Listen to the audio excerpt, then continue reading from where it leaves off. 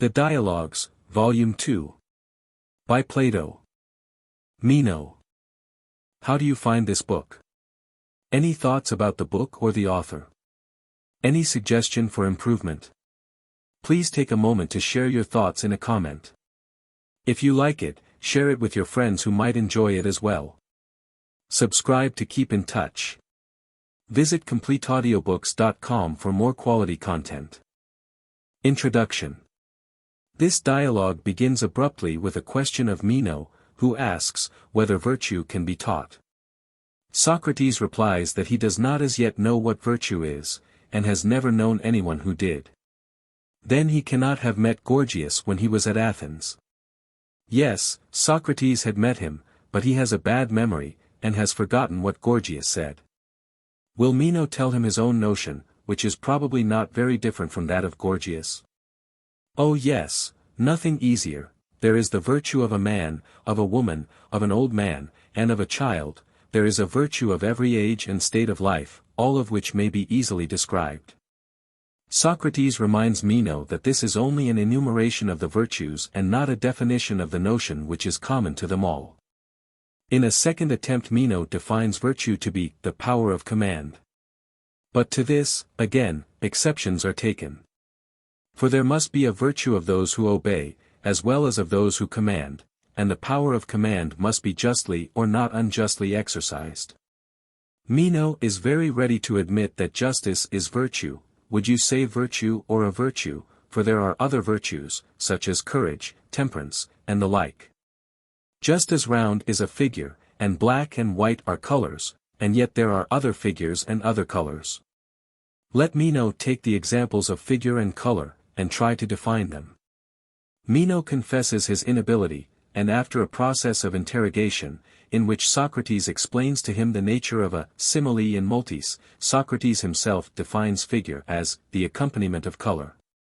But someone may object that he does not know the meaning of the word color.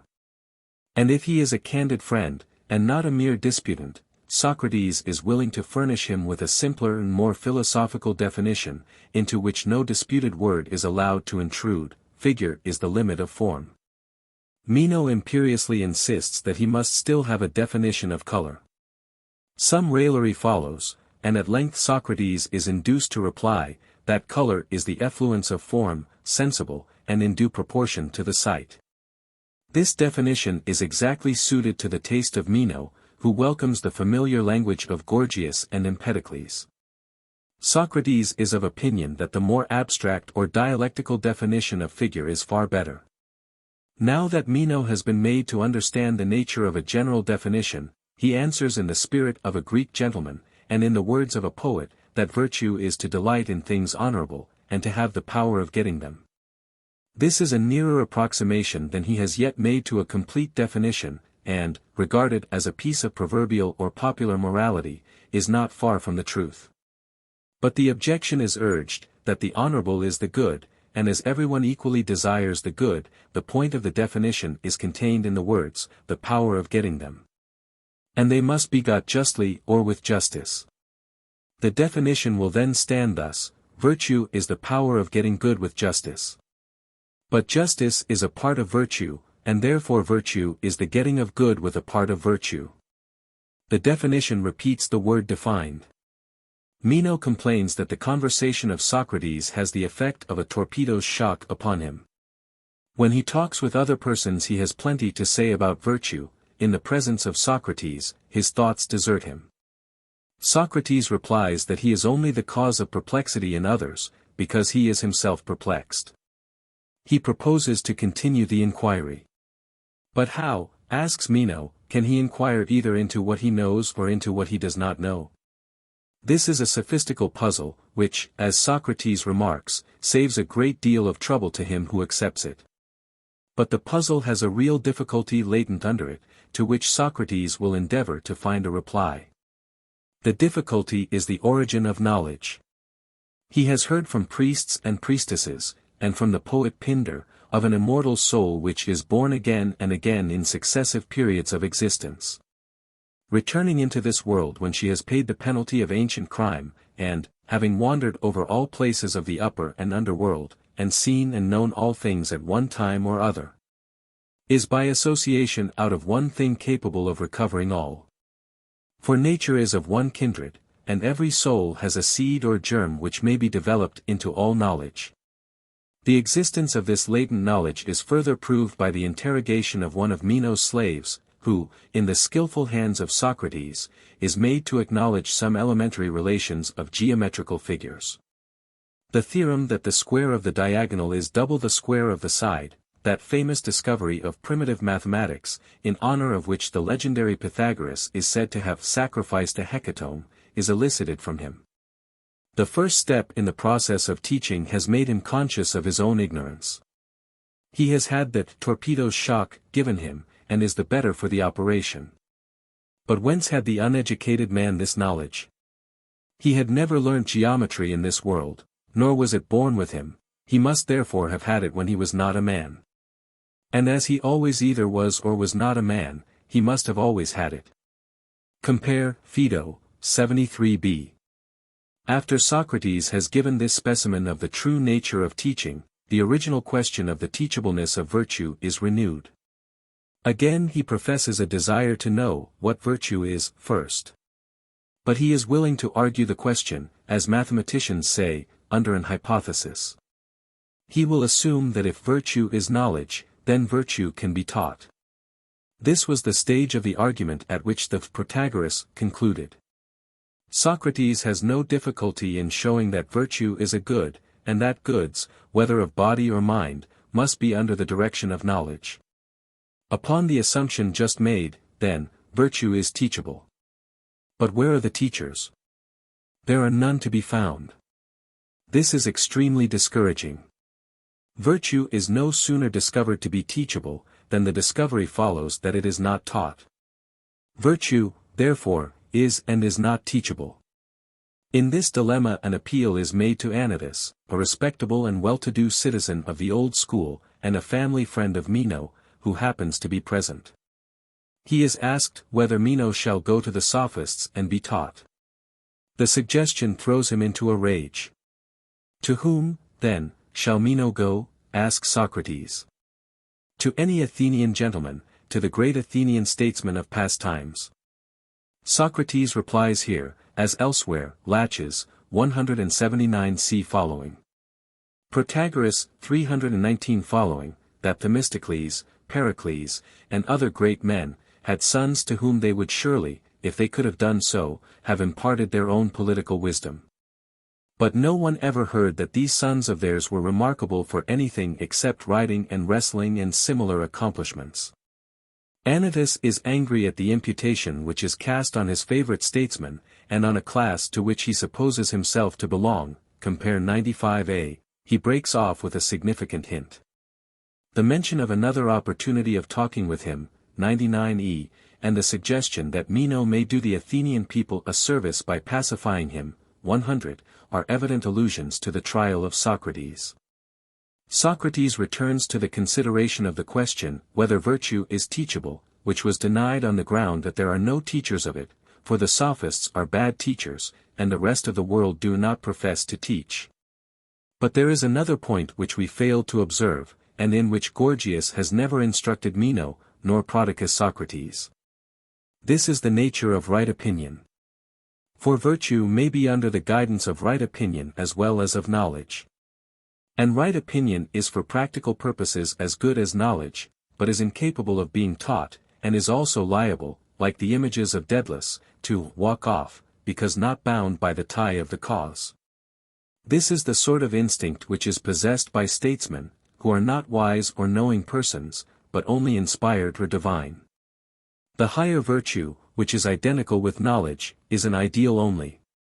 If the statesman had this knowledge, and could teach what he knew, he would be like Tiresias in the world below, he alone has wisdom, but the rest flit like shadows. This dialogue is an attempt to answer the question, can virtue be taught? No one would either ask or answer such a question in modern times. But in the age of Socrates it was only by an effort that the mind could rise to a general notion of virtue as distinct from the particular virtues of courage, liberality, and the like. And when a hazy conception of this ideal was attained, it was only by a further effort that the question of the teachableness of virtue could be resolved. The answer which is given by Plato is paradoxical enough, and seems rather intended to stimulate than to satisfy inquiry. Virtue is knowledge, and therefore virtue can be taught. But virtue is not taught, and therefore in this higher and ideal sense there is no virtue and no knowledge. The teaching of the Sophists is confessedly inadequate, and Meno, who is their pupil, is ignorant of the very nature of general terms. He can only produce out of their armory the sophism, that you can neither inquire into what you know nor into what you do not know, to which Socrates replies by his theory of reminiscence. To the doctrine that virtue is knowledge, Plato has been constantly tending in the previous dialogues. But the new truth is no sooner found than it vanishes away. If there is knowledge, there must be teachers, and where are the teachers? There is no knowledge in the higher sense of systematic, connected, reasoned knowledge, such as may one day be attained, and such as Plato himself seems to see in some far-off vision of a single science. And there are no teachers in the higher sense of the word. That is to say, no real teachers who will arouse the spirit of inquiry in their pupils, and not merely instruct them in rhetoric or impart to them ready-made information for a fee of 1 or of 50 drams. Plato is desirous of deepening the notion of education, and therefore he asserts the paradox that there are no educators. This paradox, though different in form, is not really different from the remark which is often made in modern times by those who would depreciate either the methods of education commonly employed, or the standard attained, that there is no true education among us. There remains still a possibility which must not be overlooked. Even if there be no true knowledge, as is proved by the wretched state of education, there may be right opinion, which is a sort of guessing or divination resting on no knowledge of causes, and incommunicable to others. This is the gift which our statesmen have, as is proved by the circumstance that they are unable to impart their knowledge to their sons. Those who are possessed of it cannot be said to be men of science or philosophers, but they are inspired and divine. There may be some trace of irony in this curious passage, which forms the concluding portion of the dialogue. But Plato certainly does not mean to intimate that the supernatural or divine is the true basis of human life. To him knowledge, if only attainable in this world, is of all things the most divine. Yet, like other philosophers, he is willing to admit that probability is the guide of life, and he is at the same time desirous of contrasting the wisdom which governs the world with a higher wisdom. There are many instincts, judgments, and anticipations of the human mind which cannot be reduced to rule, and of which the grounds cannot always be given in words. A person may have some skill or latent experience which he is able to use himself and is yet unable to teach others, because he has no principles, and is incapable of collecting or arranging his ideas. He has practice, but not theory. Art, but not science. This is a true fact of psychology, which is recognized by Plato in this passage. But he is far from saying, as some have imagined, that inspiration or divine grace is to be regarded as higher than knowledge. He would not have preferred the poet or man of action to the philosopher, or the virtue of custom to the virtue based upon ideas. Also here, as in the Ion and Phaedrus, Plato appears to acknowledge an unreasoning element in the higher nature of man. The philosopher only has knowledge, and yet the statesman and the poet are inspired. There may be a sort of irony in regarding in this way the gifts of genius. But there is no reason to suppose that he is deriding them, any more than he is deriding the phenomena of love or of enthusiasm in the Symposium, or of oracles in the Apology, or of divine intimations when he is speaking of the daemonium of Socrates. He recognizes the lower form of right opinion, as well as the higher one of science, in the spirit of one who desires to include in his philosophy every aspect of human life. Just as he recognizes the existence of popular opinion as a fact, and the Sophists as the expression of it. This dialogue contains the first intimation of the doctrine of reminiscence and of the immortality of the soul. The proof is very slight, even slighter than in the Phaedo and Republic. Because men had abstract ideas in a previous state, they must have always had them, and their souls therefore must have always existed. 86a. For they must always have been either men or not men. The fallacy of the latter words is transparent. And Socrates himself appears to be conscious of their weakness. For he adds immediately afterwards, I have said some things of which I am not altogether confident. Compare Phaedo 114d, 115d. It may be observed, however, that the fanciful notion of pre-existence is combined with a true but partial view of the origin and unity of knowledge and of the association of ideas. Knowledge is prior to any particular knowledge, and exists not in the previous state of the individual, but of the race. It is potential, not actual, and can only be appropriated by strenuous exertion. The idealism of Plato is here presented in a less developed form than in the Phaedo and Phaedrus. Nothing is said of the pre-existence of ideas of justice, temperance, and the like. Nor is Socrates positive of anything but the duty of inquiry, 86b. The doctrine of reminiscence too is explained more in accordance with fact and experience as arising out of the affinities of nature, tau epsilon tau eta sigma epsilon omega lambda eta sigma upsilon gamma gamma epsilon nu omicron sigma eta. Modern philosophy says that all things in nature are dependent on one another. The ancient philosopher had the same truth latent in his mind when he affirmed that out of one thing all the rest may be recovered. The subjective was converted by him into an objective, the mental phenomenon of the association of ideas, compare Phaedo 73 following, became a real chain of existences. The germs of two valuable principles of education may also be gathered from the words of priests and priestesses. 1. That true knowledge is a knowledge of causes, compare Aristotle's theory of pi iota sigma tau mu eta. And 2. That the process of learning consists not in what is brought to the learner, but in what is drawn out of him. Some lesser points of the dialogue may be noted, such as, 1. The acute observation that Meno prefers the familiar definition, which is embellished with poetical language, to the better and truer one, 76d. Or, 2. The shrewd reflection, which may admit of an application to modern as well as to ancient teachers, that the Sophists having made large fortunes. This must surely be a criterion of their powers of teaching, for that no man could get a living by shoemaking who was not a good shoemaker, 91c. Or, 3. The remark conveyed, almost in a word, that the verbal skeptic is saved the labor of thought and inquiry, omicron delta nu delta epsilon tau tau omicron iota omicron tau zeta eta tau sigma epsilon omega, ade. Characteristic also of the temper of the Socratic inquiry is, 4. The proposal to discuss the teachableness of virtue under an hypothesis, after the manner of the mathematicians. And, 5. The repetition of the favorite doctrine which occurs so frequently in the earlier and more Socratic dialogues, and gives a color to all of them, that mankind only desire evil through ignorance, 77, 78 following.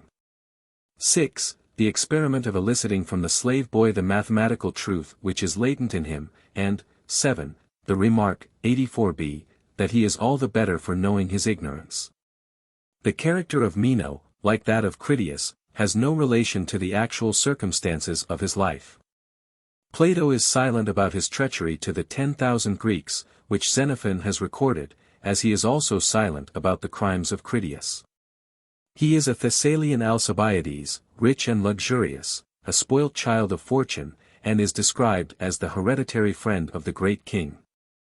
Like Alcibiades, he is inspired with an ardent desire of knowledge, and is equally willing to learn of Socrates and of the Sophists. He may be regarded as standing in the same relation to Gorgias as Hippocrates in the Protagoras, to the other great sophist. He is the sophisticated youth on whom Socrates tries his cross-examining powers, just as in the Charmides, the Lysis, and the Euthydemus, ingenuous boyhood is made the subject of a similar experiment. He is treated by Socrates in a half-playful manner suited to his character.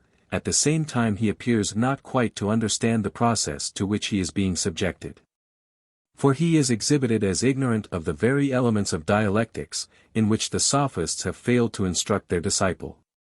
His definition of virtue as the power and desire of attaining things honorable, like the first definition of justice in the Republic, is taken from a poet.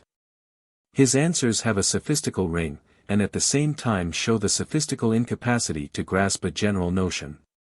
Anythus is the type of the narrow-minded man of the world, who is indignant at innovation, and equally detests the popular teacher and the true philosopher.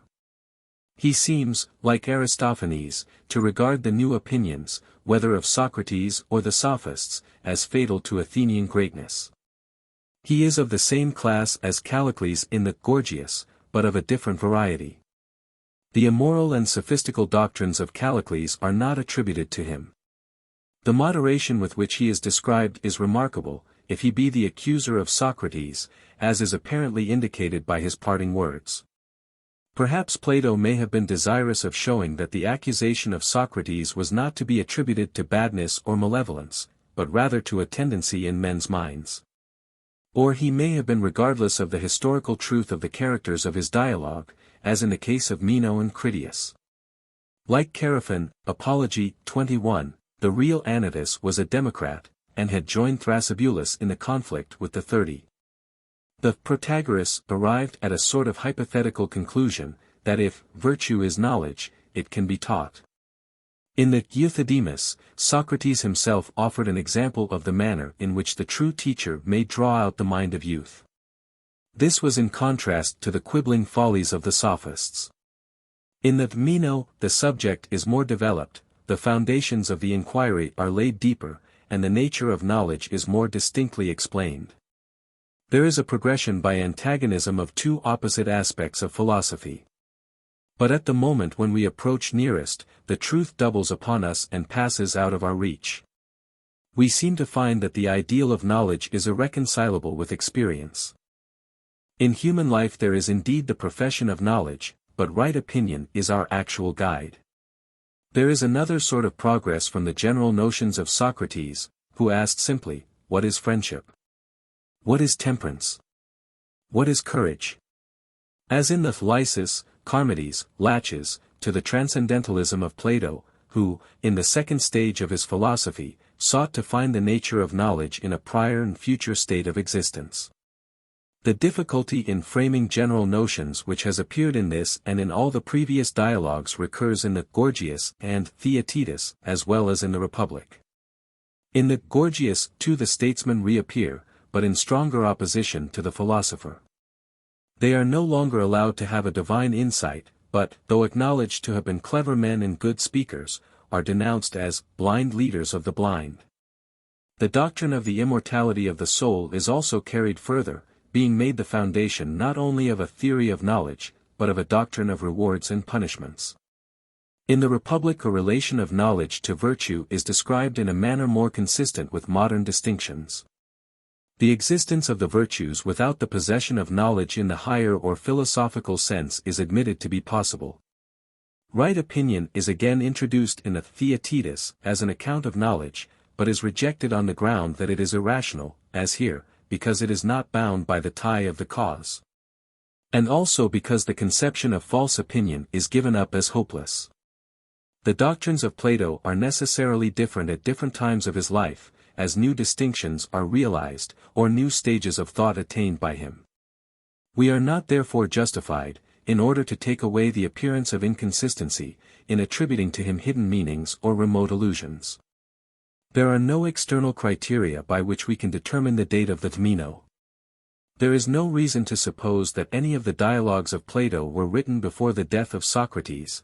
The Meno, which appears to be one of the earliest of them, is proved to have been of a later date by the allusion of Anytus, 94e, 95a. Compare also 80b, 100b. We cannot argue that Plato was more likely to have written, as he has done, of Meno before than after his miserable death. For we have already seen, in the examples of Charmides and Critias, that the characters in Plato are very far from resembling the same characters in history. The repulsive picture which is given of him in the Anabasis of Xenophon, 2:6, where he also appears as the friend of Aristippus and a fair youth having lovers, has no other trait of likeness to the Meno of Plato. The place of the Meno in the series is doubtfully indicated by internal evidence. The main character of the dialogue is Socrates, but to the general definitions of Socrates is added the Platonic doctrine of reminiscence. The problems of virtue and knowledge have been discussed in the Lysis, Laches, Charmides, and Protagoras. The puzzle about knowing and learning has already appeared in the Euthydemus. The doctrines of immortality and pre-existence are carried further in the Phaedrus and Phaedo. The distinction between opinion and knowledge is more fully developed in the Theaetetus. The lessons of Prodicus, whom he facetiously calls his master, are still running in the mind of Socrates. Unlike the later Platonic dialogues, the Meno arrives at no conclusion. Hence we are led to place the dialogue at some point of time later than the Protagoras, and earlier than the Phaedrus and Gorgias. The place which is assigned to it in this work is due mainly to the desire to bring together in a single volume all the dialogues which contain allusions to the trial and death of Socrates. On the ideas of Plato. Plato's doctrine of ideas has attained an imaginary clearness and definiteness which is not to be found in his own writings. The popular account of them is partly derived from one or two passages in his dialogues interpreted without regard to their poetical environment. It is due also to the misunderstanding of him by the Aristotelian school. And the erroneous notion has been further narrowed and has become fixed by the realism of the schoolmen. This popular view of the Platonic ideas may be summed up in some such formula as the following: truth consists not in particulars, but in universals, which have a place in the mind of God, or in some far-off heaven. These were revealed to men in a former state of existence, and are recovered by reminiscence, nummunueta sigma iota, or association from sensible things. The sensible things are not realities, but shadows only, in relation to the truth. These unmeaning propositions are hardly suspected to be a caricature of a great theory of knowledge, which Plato in various ways and under many figures of speech is seeking to unfold. Poetry has been converted into dogma. And it is not remarked that the Platonic ideas are to be found only in about a third of Plato's writings and are not confined to him. The forms which they assume are numerous, and if taken literally, inconsistent with one another. At one time we are in the clouds of mythology, at another among the abstractions of mathematics or metaphysics. We pass imperceptibly from one to the other. Reason and fancy are mingled in the same passage. The ideas are sometimes described as many, coextensive with the universals of sense and also with the first principles of ethics, or again they are absorbed into the single idea of good, and subordinated to it. They are not more certain than facts, but they are equally certain. Phaedo, 100a. They are both personal and impersonal. They are abstract terms, they are also the causes of things. And they are even transformed into the demons or spirits by whose help God made the world. And the idea of good, Republic 6505 and following, may without violence be converted into the Supreme Being, who, because he was good, created all things, Timaeus, 29e. It would be a mistake to try and reconcile these differing modes of thought. They are not to be regarded seriously as having a distinct meaning. They are parables, prophecies, myths, symbols, revelations, aspirations after an unknown world. They derive their origin from a deep religious and contemplative feeling, and also from an observation of curious mental phenomena. They gather up the elements of the previous philosophies, which they put together in a new form. Their great diversity shows the tentative character of early endeavors to think. They have not yet settled down into a single system. Plato uses them, though he also criticizes them. He acknowledges that both he and others are always talking about them, especially about the idea of good, and that they are not peculiar to himself. Phaedo, 100b, Republic 6505, Sophist, 248 and following. But in his later writings he seems to have laid aside the old forms of them. As he proceeds he makes for himself new modes of expression more akin to the Aristotelian logic. Yet amid all these varieties and incongruities, there is a common meaning or spirit which pervades his writings, both those in which he treats of the ideas and those in which he is silent about them. This is the spirit of idealism, which in the history of philosophy has had many names and taken many forms, and has in a measure influenced those who seem to be most averse to it. It has often been charged with inconsistency and fancifulness, and yet has had an elevating effect on human nature, and has exercised a wonderful charm and interest over a few spirits who have been lost in the thought of it. It has been banished again and again, but has always returned. It has attempted to leave the earth and soar heavenwards, but soon has found that only in experience could any solid foundation of knowledge be laid. It has degenerated into pantheism, but has again emerged. No other knowledge has given an equal stimulus to the mind. It is the science of sciences, which are also ideas, and under either aspect require to be defined. They can only be thought of in due proportion when conceived in relation to one another. They are the glasses through which the kingdoms of science are seen, but at a distance. All the greatest minds, except when living in an age of reaction against them, have unconsciously fallen under their power. The account of the Platonic ideas in the Meno is the simplest and clearest, and we shall best illustrate their nature by giving this first and then comparing the manner in which they are described elsewhere, e.g. in the Phaedo, Republic. To which may be added the criticism of them in the Parmenides, the personal form which is attributed to them in the Timaeus, the logical character which they assume in the Sophist, and Philebus, and the allusion to them in the Laws, 12:9-64. In the Critias, they dawn upon him with the freshness of a newly discovered thought, 439. The Meno, 81 and following, goes back to a former state of existence, in which men did and suffered good and evil, and received the reward or punishment of them until their sin was purged away and they were allowed to return to earth.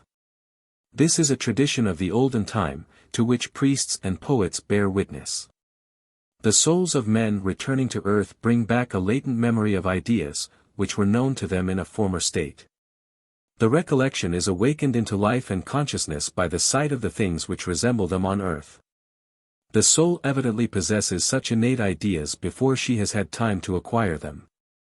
This is proved by an experiment tried on one of Meno's slaves, from whom Socrates elicits truths of arithmetic and geometry, which he had never learned in this world. He must therefore have brought them with him from another. The notion of a previous state of existence is found in the verses of Empedocles and in the fragments of Heraclitus.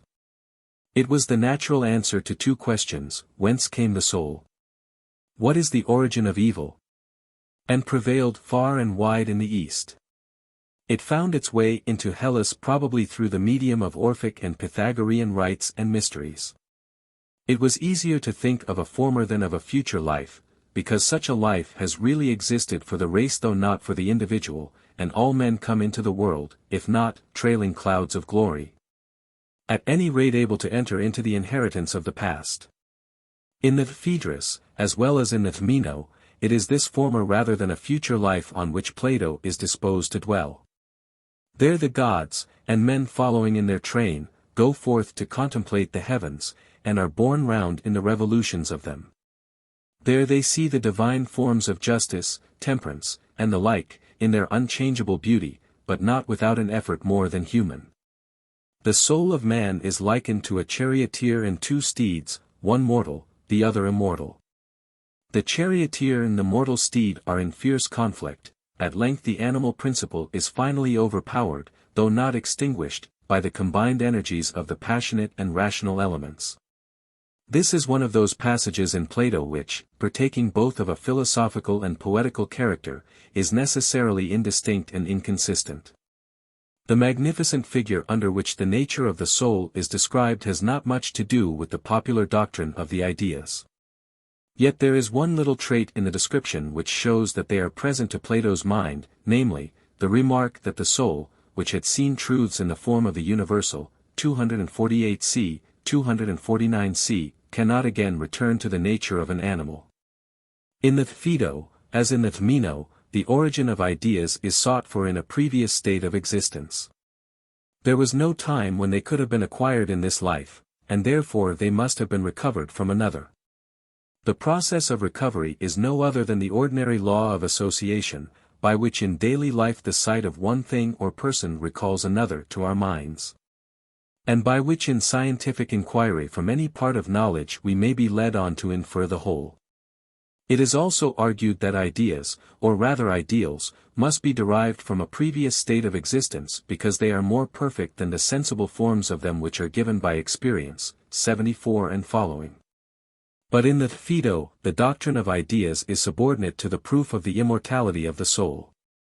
If the soul existed in a previous state, then it will exist in a future state, for a law of alternation pervades all things.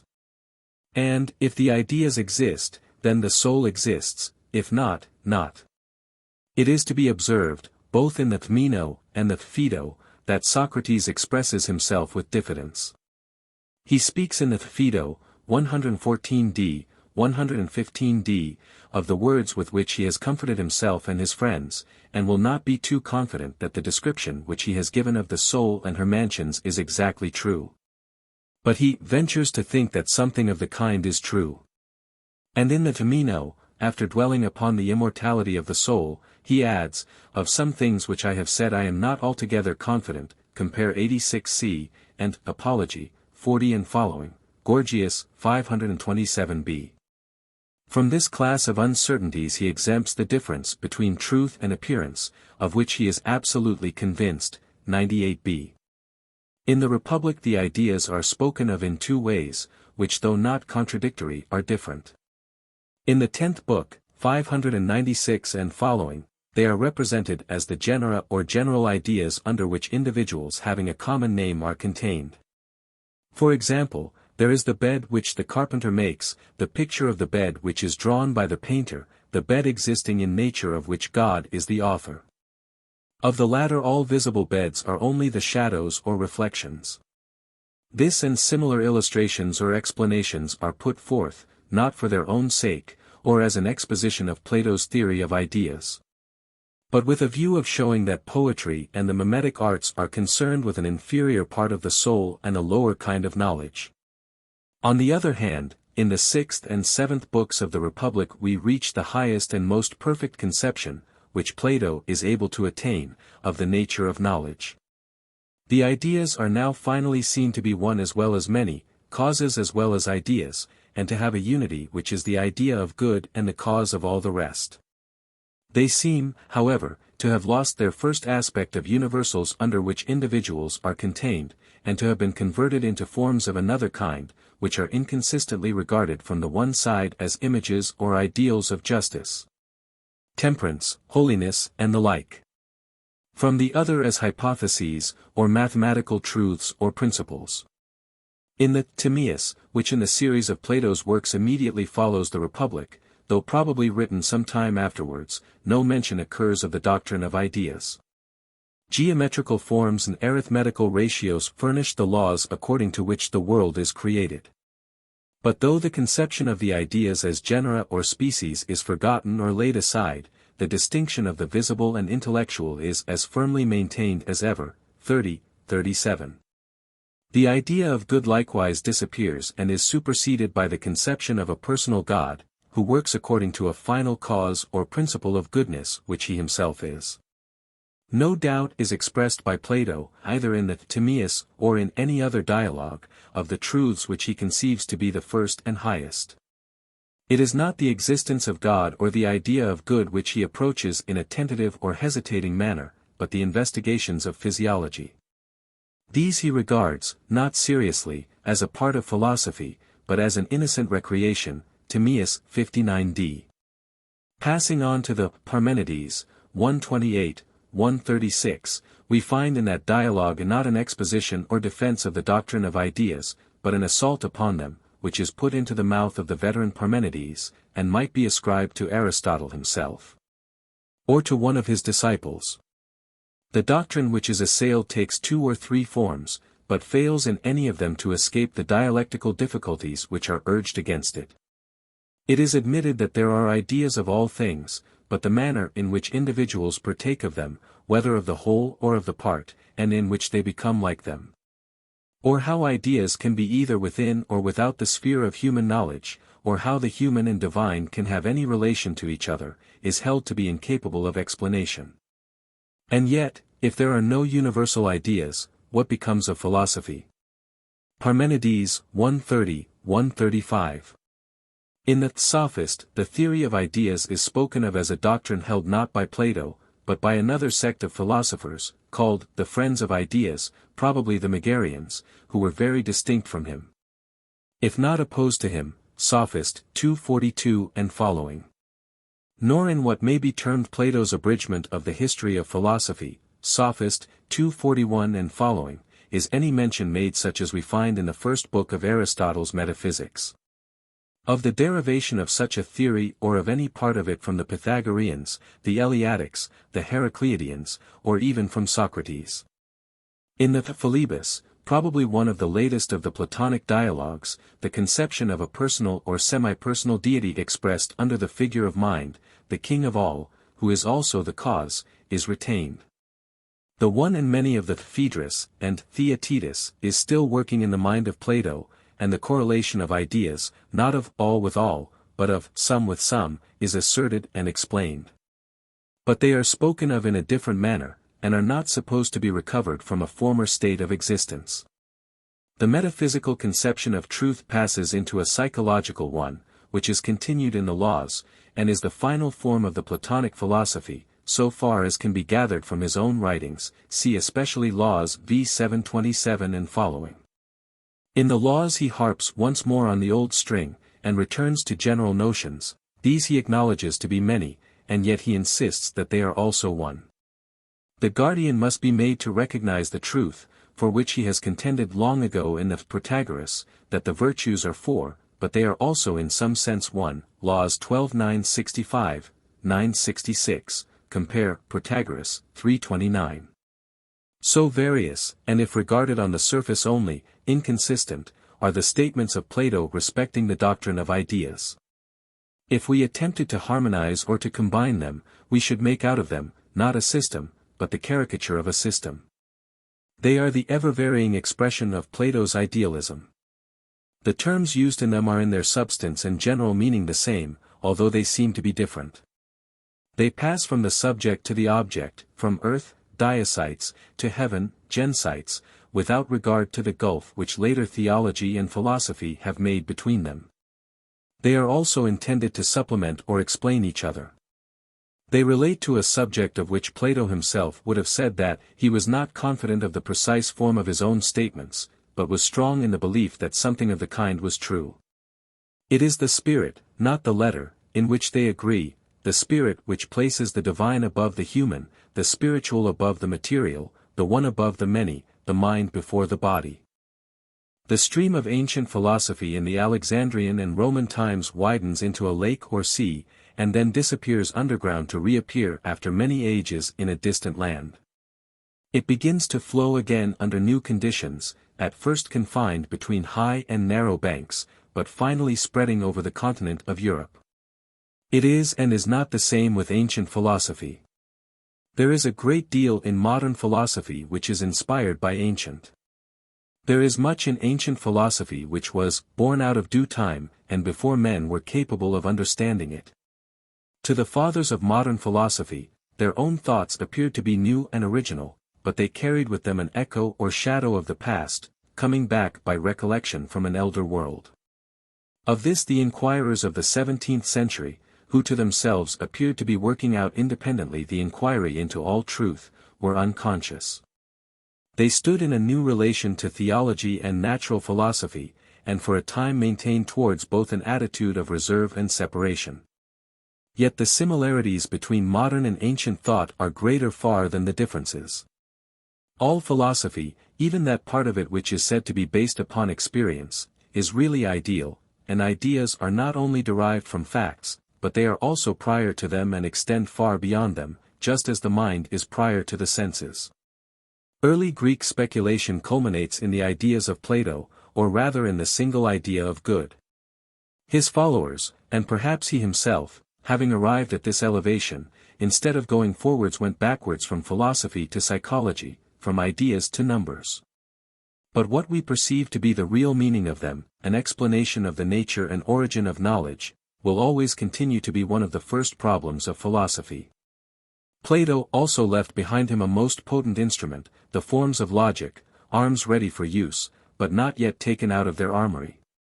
They were the late birth of the early Greek philosophy, and were the only part of it which has had an uninterrupted hold on the mind of Europe. Philosophies come and go. But the detection of fallacies, the framing of definitions, the invention of methods still continue to be the main elements of the reasoning process. Modern philosophy, like ancient, begins with very simple conceptions. It is almost wholly a reflection on self. It might be described as a quickening into life of old words and notions latent in the semi-barbarous Latin, and putting a new meaning into them.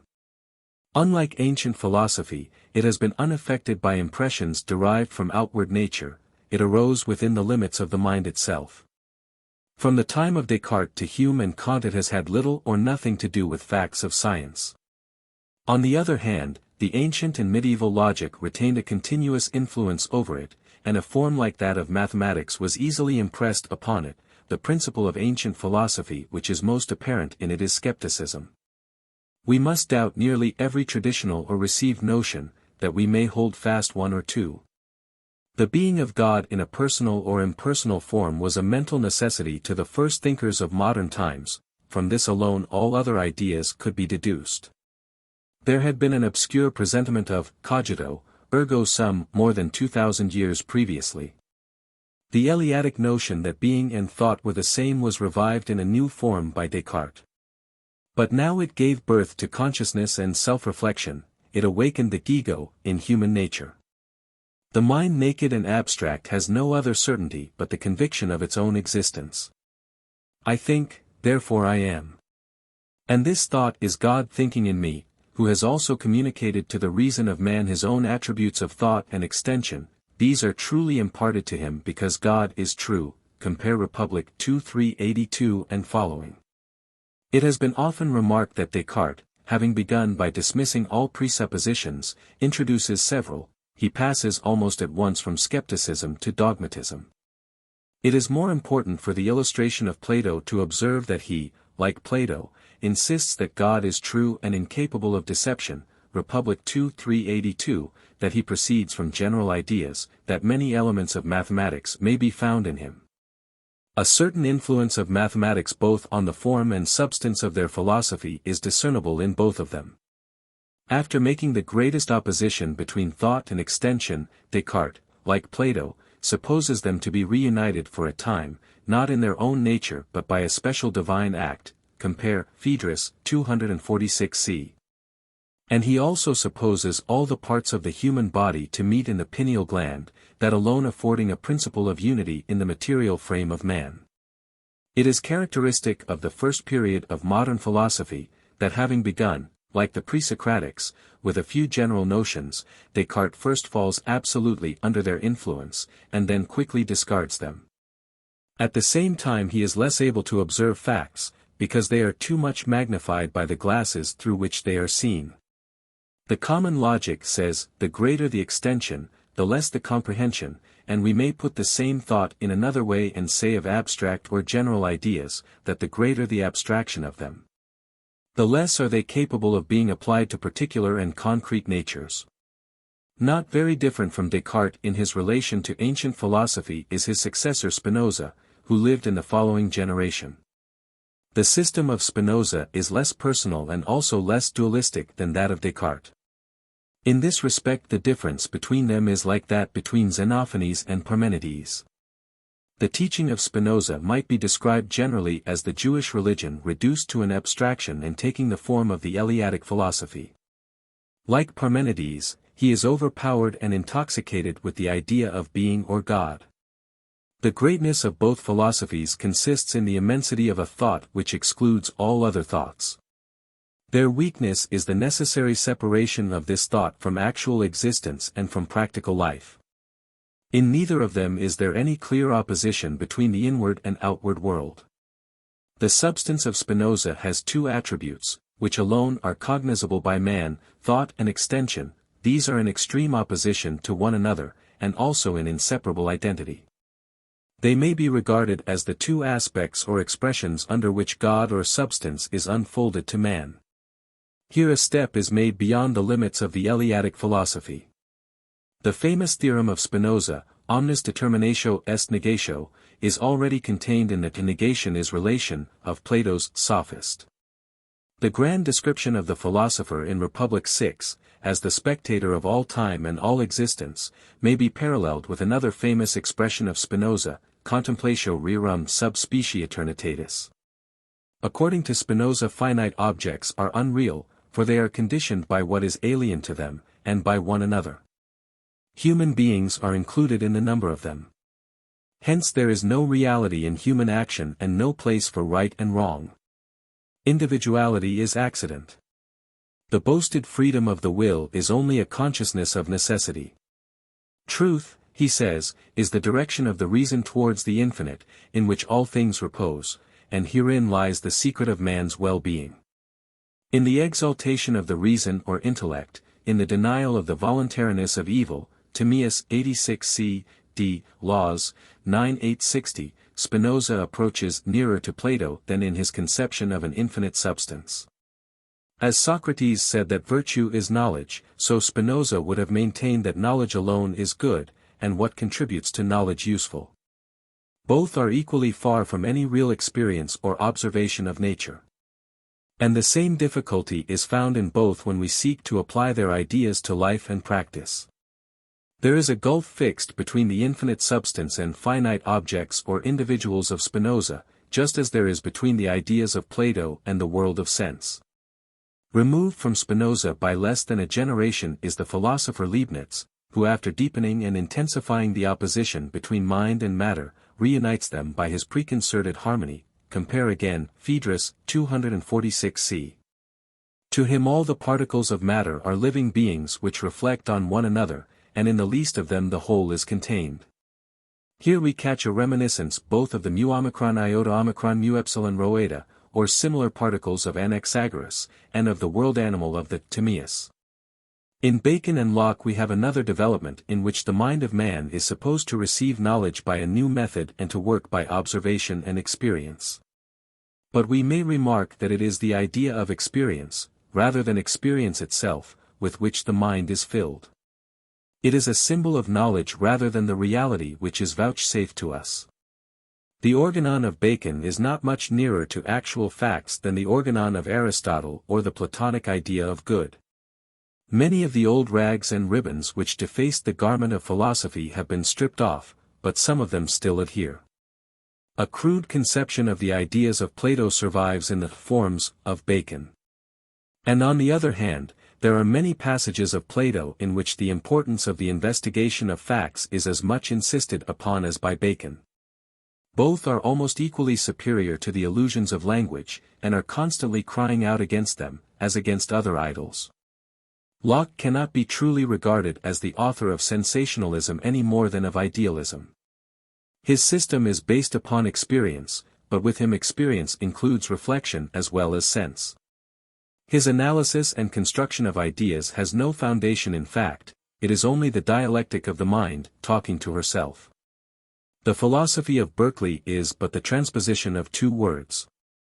For objects of sense he would substitute sensations. He imagines himself to have changed the relation of the human mind towards God and nature.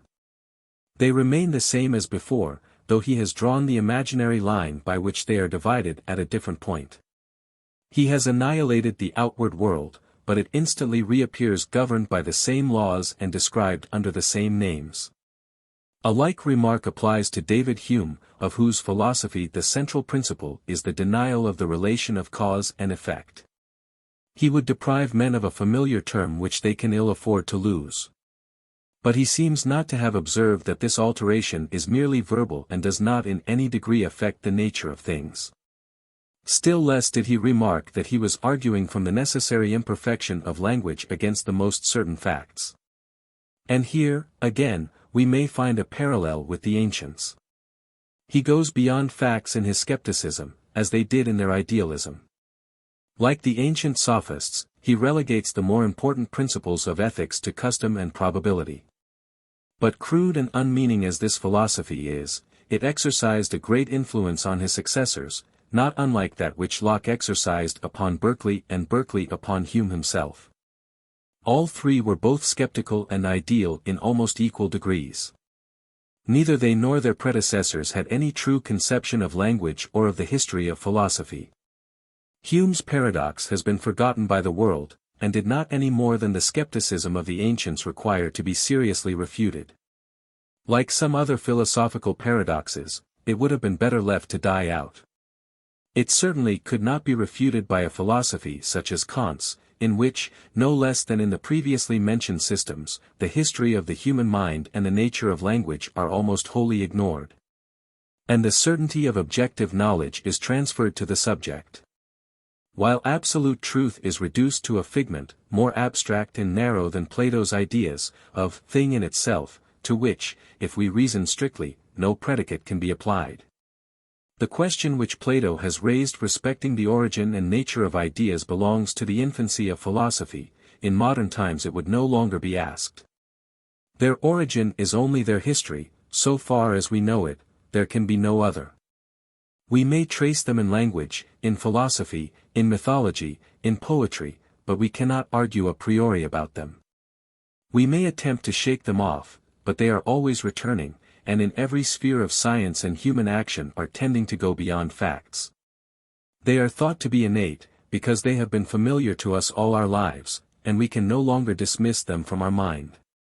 Many of them express relations of terms to which nothing exactly or nothing at all in rerum natura corresponds. We are not such free agents in the use of them as we sometimes imagine. Fixed ideas have taken the most complete possession of some thinkers who have been most determined to renounce them, and have been vehemently affirmed when they could be least explained and were incapable of proof. The world has often been led away by a word to which no distinct meaning could be attached.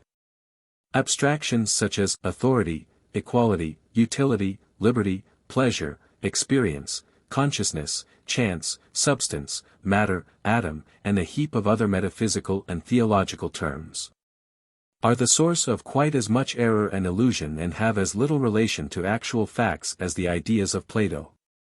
Few students of theology or philosophy have sufficiently reflected how quickly the bloom of a philosophy passes away, or how hard it is for one age to understand the writings of another.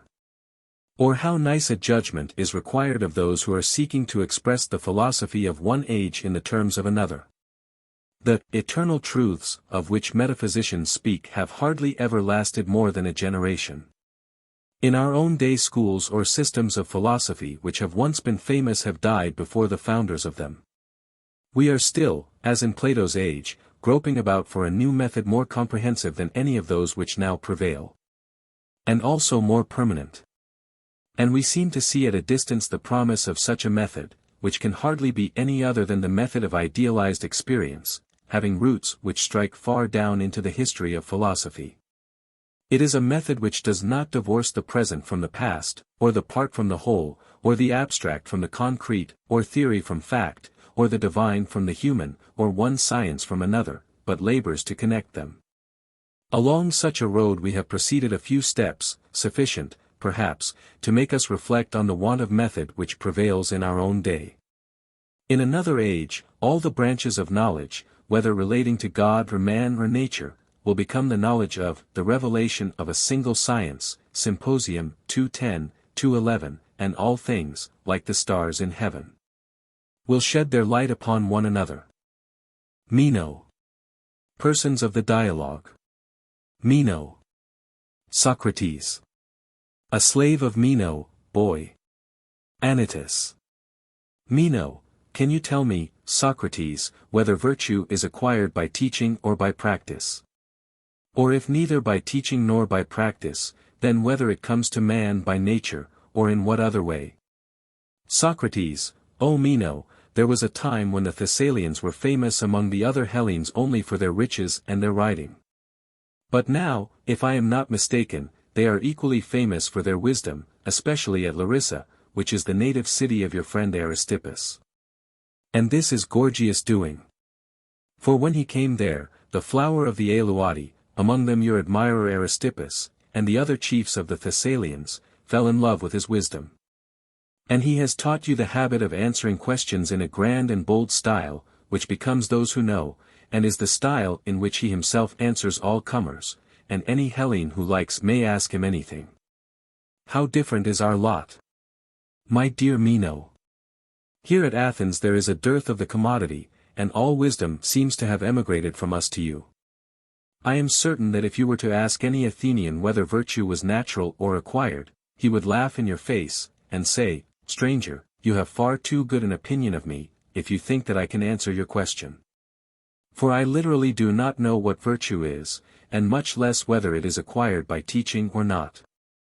And I myself, Meno, living as I do in this region of poverty, am as poor as the rest of the world. And I confess with shame that I know literally nothing about virtue, and when I do not know the quid of anything, how can I know the quale? How, if I knew nothing at all of Meno, could I tell if he was fair, or the opposite of fair? Rich and noble, or the reverse of rich and noble? Do you think that I could?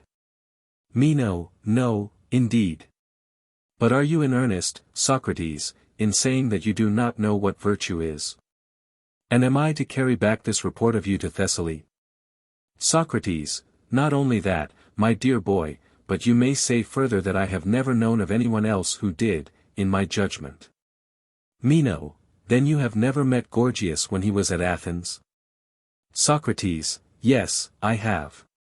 Meno, and did you not think that he knew? Socrates, I have not a good memory, Meno, and therefore I cannot now tell what I thought of him at the time. And I dare say that he did know, and that you know what he said. Please, therefore, to remind me of what he said, or, if you would rather, tell me your own view, for I suspect that you and he think much alike. Meno, very true. Socrates, then as he is not here, never mind him, and do you tell me, by the gods, Meno, be generous, and tell me what you say that virtue is. For I shall be truly delighted to find that I have been mistaken, and that you and Gorgias do really have this knowledge, although I have been just saying that I have never found anybody who had.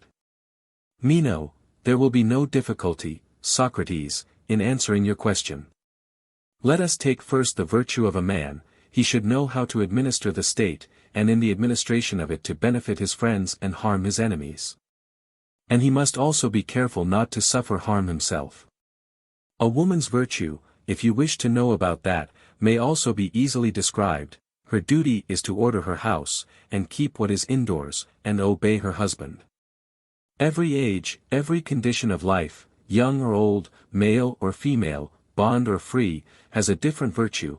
There are virtues numberless, and no lack of definitions of them, for virtue is relative to the actions and ages of each of us in all that we do. And the same may be said of vice, Socrates. Socrates, how fortunate I am, Meno. When I ask you for one virtue, you present me with a swarm of them, which are in your keeping. Suppose that I carry on the figure of the swarm, and ask of you, what is the nature of the bee? And you answer that there are many kinds of bees, and I reply, but do bees differ as bees, because there are many and different kinds of them? Or are they not rather to be distinguished by some other quality, as for example beauty, size, or shape? How would you answer me? Meno, I should answer that bees do not differ from one another, as bees.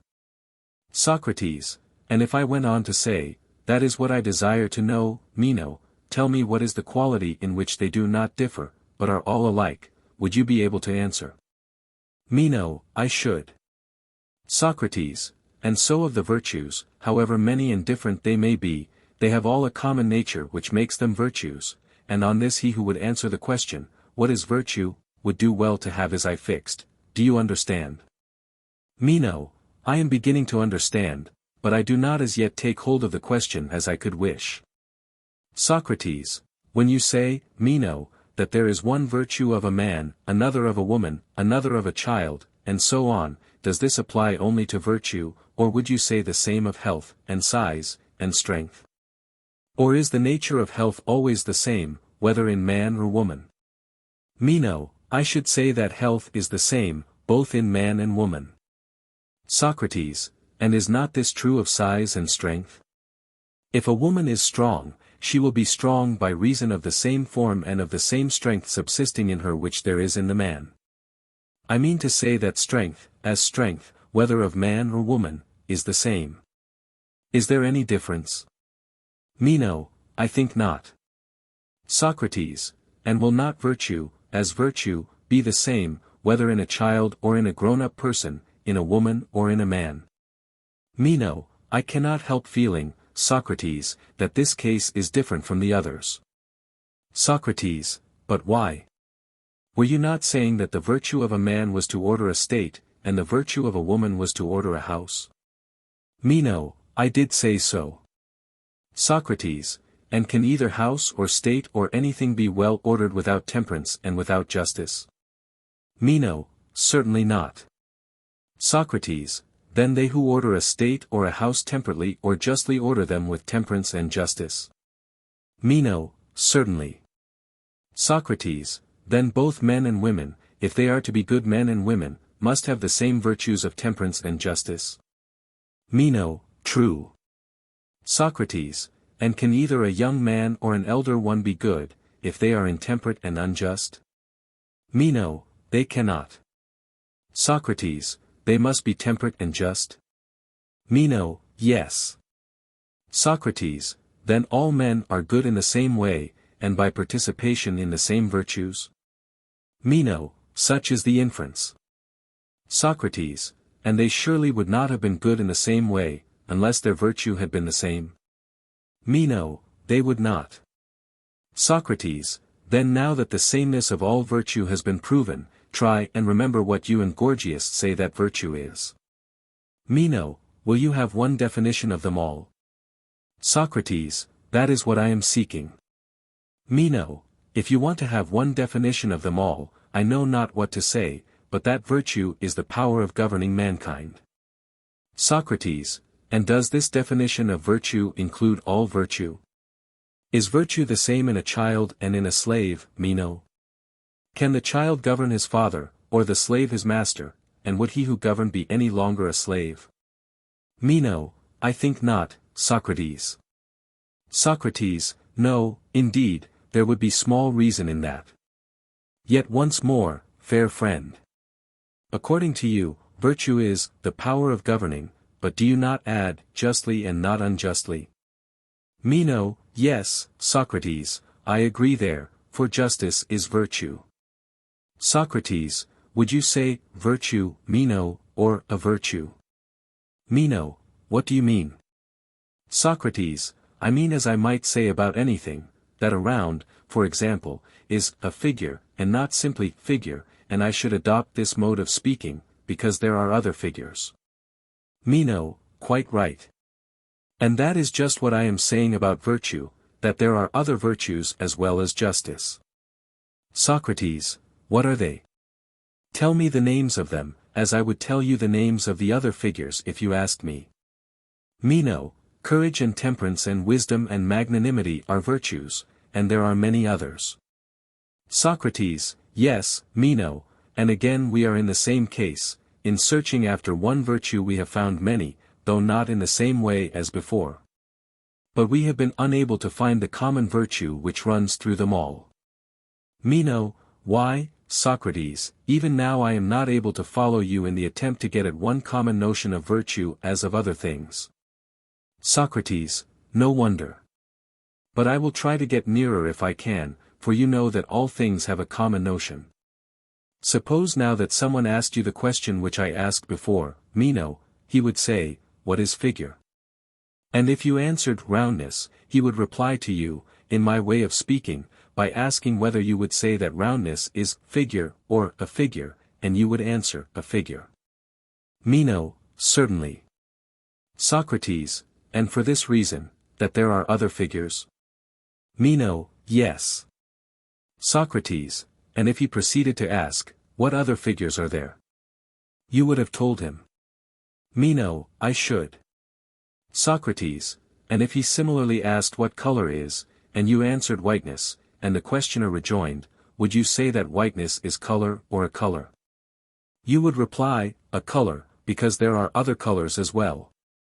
Meno, I should. Socrates, and if he had said, tell me what they are. You would have told him of other colors which are colors just as much as whiteness. Meno, yes. Socrates, and suppose that he were to pursue the matter in my way, he would say, ever and anon we are landed in particulars, but this is not what I want. Tell me then, since you call them by a common name, and say that they are all figures, even when opposed to one another, what is that common nature which you designate as figure, which contains straight as well as round? And is no more one than the other, that would be your mode of speaking? Meno, yes. Socrates, and in speaking thus, you do not mean to say that the round is round any more than straight, or the straight any more straight than round? Meno, certainly not. Socrates, you only assert that the round figure is not more a figure than the straight, or the straight than the round. Meno, very true. Socrates, to what then do we give the name of figure? Try and answer. Suppose that when a person asked you this question either about figure or color, you were to reply, "Man, I do not understand what you want, or know what you are saying."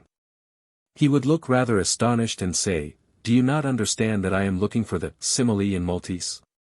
And then he might put the question in another form, Meno, he might say, "What is that simile in multis, which you call figure, and which includes not only round and straight figures, but all?" Could you not answer that question, Meno? I wish that you would try. The attempt will be good practice with a view to the answer about virtue. Meno, I would rather that you should answer, Socrates.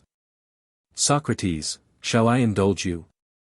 Meno, by all means. Socrates, and then you will tell me about virtue? Meno, I will. Socrates, then I must do my best, for there is a prize to be won. Meno, certainly. Socrates, well, I will try and explain to you what figure is. What do you say to this answer?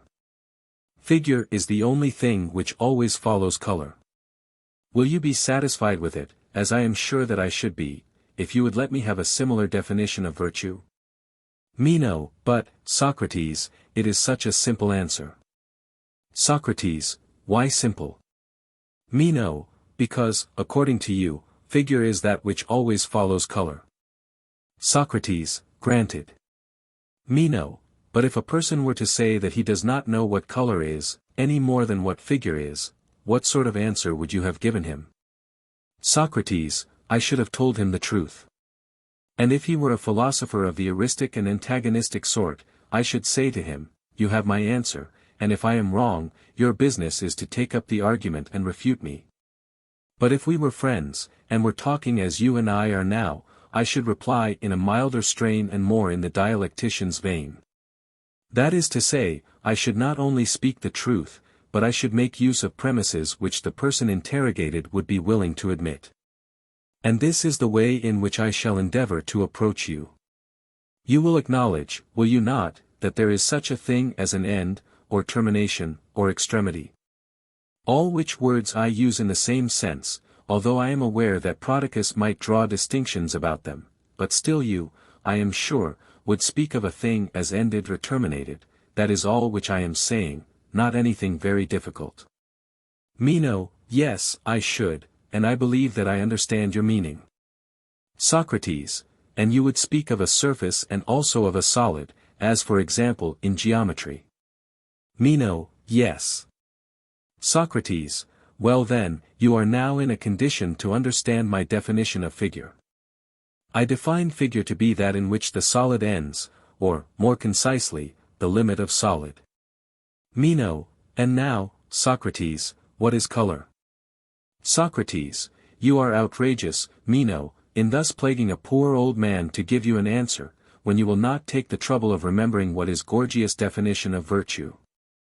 Meno, when you have told me what I ask, I will tell you, Socrates. Socrates, a man who was blindfolded has only to hear you talking, and he would know that you are a fair creature and have still many lovers. Meno, why do you think so? Socrates, why, because you always speak in imperatives, like all beauties when they are in their prime, you are tyrannical, and also, as I suspect, you have found out that I have weakness for the fair, and therefore to humor you I must answer. Meno, please do. Socrates, would you like me to answer you after the manner of Gorgias, which is familiar to you? Meno, I should like nothing better. Socrates, Do not he and you and Empedocles say that there are certain effluences of existence? Meno, certainly. Socrates, and passages into which and through which the effluences pass. Meno, exactly. Socrates, and some of the effluences fit into the passages, and some of them are too small or too large. Meno, true. Socrates, and there is such a thing as sight. Meno, yes. Socrates, and now, as Pindar says, read my meaning, color is an effluence of form, commensurate with sight, and palpable to sense. Meno, that, Socrates, appears to me to be an admirable answer. Socrates, why, yes, because it happens to be one which you have been in the habit of hearing, and your wit will have discovered, I suspect, that you may explain in the same way the nature of sound and smell, and of many other similar phenomena. Meno, quite true. Socrates, the answer, Meno, was in the orthodox solemn vein, and therefore was more acceptable to you than the other answer about figure. Meno, yes. Socrates, and yet, O son of Alexidemus, I cannot help thinking that the other was the better. And I am sure that you would be of the same opinion, if you would only stay and be initiated, and were not compelled, as you said yesterday, to go away before the mysteries. Meno, but I will stay, Socrates, if you will give me many such answers.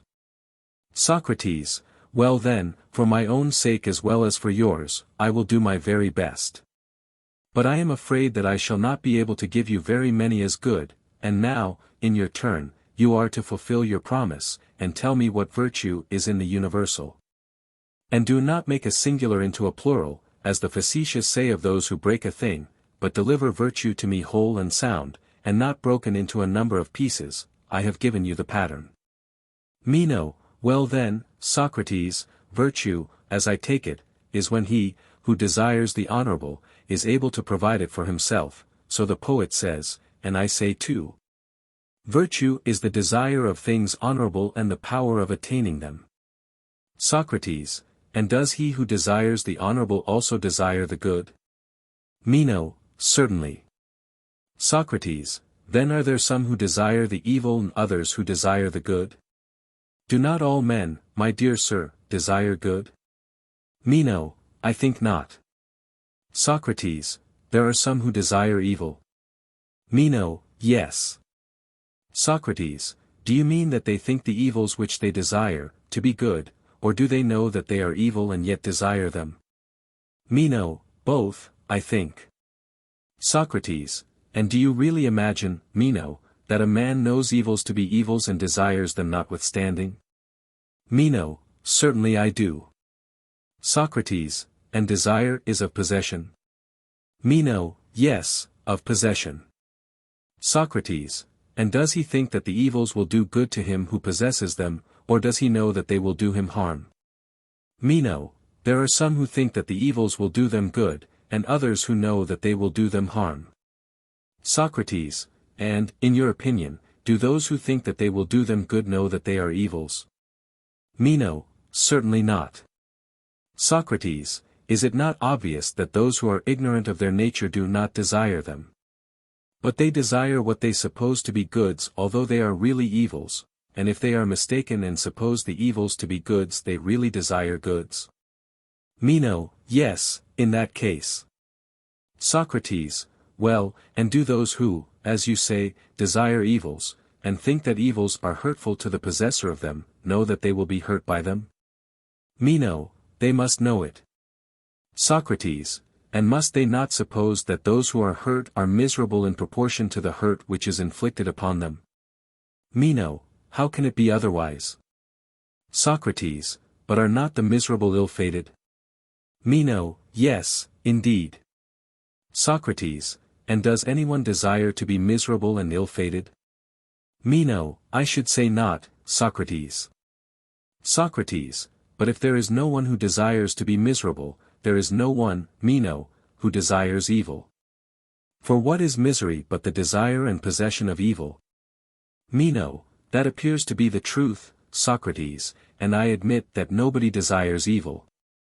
Socrates, and yet, were you not saying just now that virtue is the desire and power of attaining good?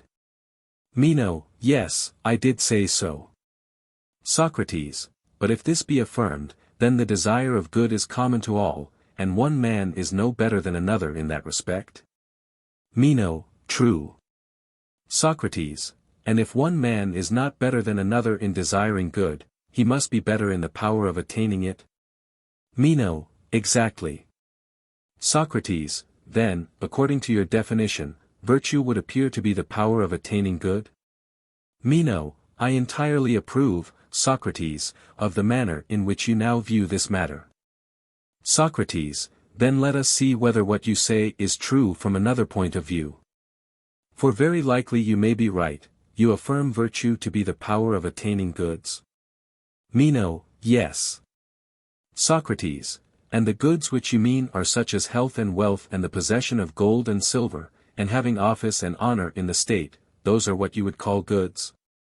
Meno, yes, I should include all those. Socrates, then, according to Meno, who is the hereditary friend of the great king, virtue is the power of getting silver and gold, and would you add that they must be gained piously, justly, or do you deem this to be of no consequence? And is any mode of acquisition, even if unjust and dishonest, equally to be deemed virtue? Meno, not virtue, Socrates, but vice. Socrates, then justice or temperance or holiness or some other part of virtue, as would appear, must accompany the acquisition, and without them the mere acquisition of good will not be virtue. Meno, why, how can there be virtue without these? Socrates, and the non-acquisition of gold and silver in a dishonest manner for oneself or another, or in other words the want of them, may be equally virtue. Meno, true. Socrates, then the acquisition of such goods is no more virtue than the non-acquisition and want of them, but whatever is accompanied by justice or honesty is virtue, and whatever is devoid of justice is vice. Meno, it cannot be otherwise, in my judgment. Socrates, and were we not saying just now that justice, temperance, and the like, were each of them a part of virtue? Meno, yes. Socrates, and so, Meno, this is the way in which you mock me. Meno, why do you say that, Socrates? Socrates, why, because I asked you to deliver virtue into my hands whole and unbroken, and I gave you a pattern according to which you were to frame your answer. And you have forgotten already, and tell me that virtue is the power of attaining good justly, or with justice, and justice you acknowledge to be a part of virtue. Meno, yes. Socrates, then it follows from your own admissions, that virtue is doing what you do with a part of virtue, for justice and the like are said by you to be parts of virtue. Meno, what of that? Socrates, what of that? Why, did not I ask you to tell me the nature of virtue as a whole? And you are very far from telling me this, but declare every action to be virtue which is done with a part of virtue. As though you had told me and I must already know the whole of virtue, and this too when frittered away into little pieces. And, therefore, my dear Meno, I fear that I must begin again and repeat the same question, what is virtue? For otherwise, I can only say, that every action done with a part of virtue is virtue. What else is the meaning of saying that every action done with justice is virtue? Ought I not to ask the question over again? For can anyone who does not know virtue know a part of virtue? Meno, no, I do not say that he can. Socrates, do you remember how, in the example of figure, we rejected any answer given in terms which were as yet unexplained or unadmitted? Meno, yes, Socrates, and we were quite right in doing so. Socrates, but then, my friend, do not suppose that we can explain to anyone the nature of virtue as a whole through some unexplained portion of virtue, or anything at all in that fashion. We should only have to ask over again the old question, what is virtue? Am I not right? Meno, I believe that you are. Socrates, then begin again, and answer me, what, according to you and your friend Gorgias, is the definition of virtue? Meno, O Socrates, I used to be told, before I knew you, that you were always doubting yourself and making others doubt, and now you are casting your spells over me, and I am simply getting bewitched and enchanted, and am at my wit's end. And if I may venture to make a jest upon you, you seem to me both in your appearance and in your power over others to be very like the flat torpedo fish, who torpifies those who come near him and touch him, as you have now torpified me, I think. For my soul and my tongue are really torpid, and I do not know how to answer you. And though I have been delivered of an infinite variety of speeches about virtue before now, and to many persons, and very good ones they were, as I thought, at this moment I cannot even say what virtue is. And I think that you are very wise in not voyaging and going away from home, for if you did in other places as you do in Athens, you would be cast into prison as a magician. Socrates, you are a rogue, Meno, and had all but caught me. Meno, what do you mean, Socrates? Socrates, I can tell why you made a simile about me. Meno, why? Socrates, in order that I might make another simile about you. For I know that all pretty young gentlemen like to have pretty similes made about them, as well they may, but I shall not return the compliment.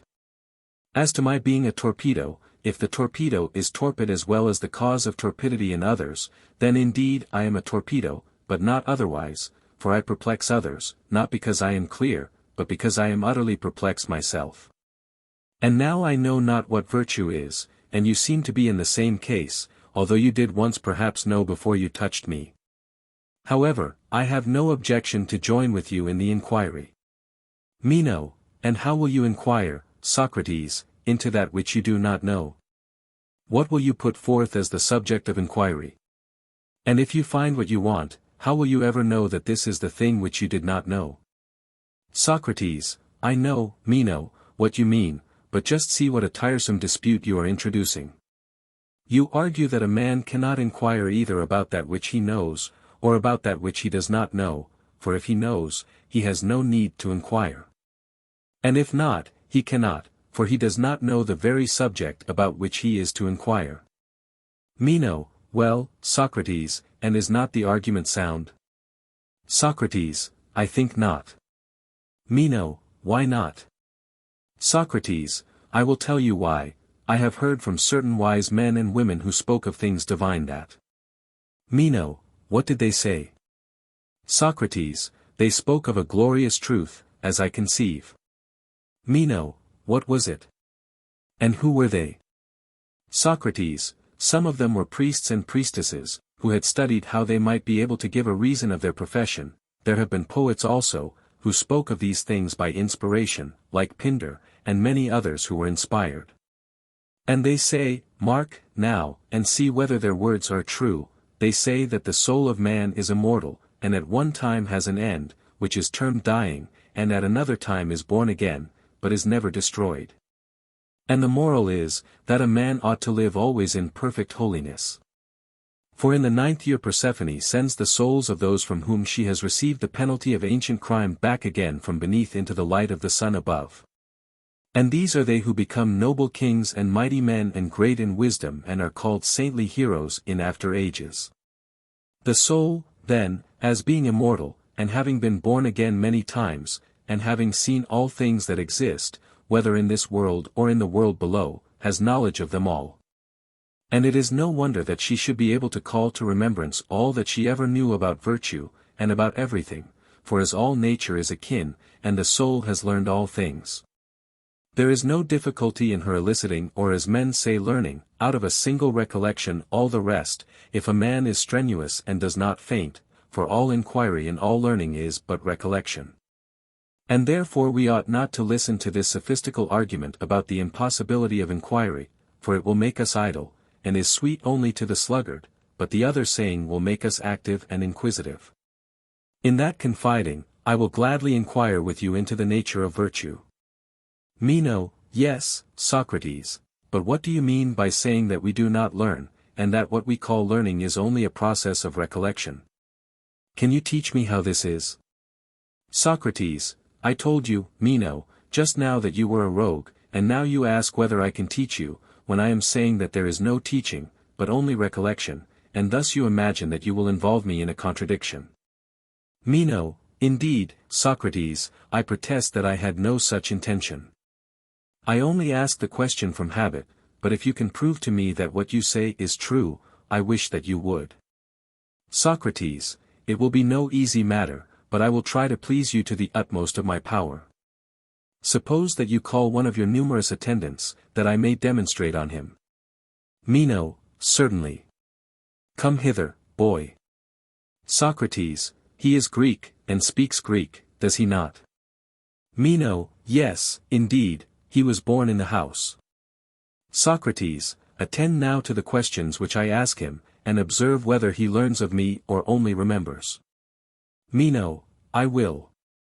Socrates, tell me, boy, do you know that a figure like this is a square?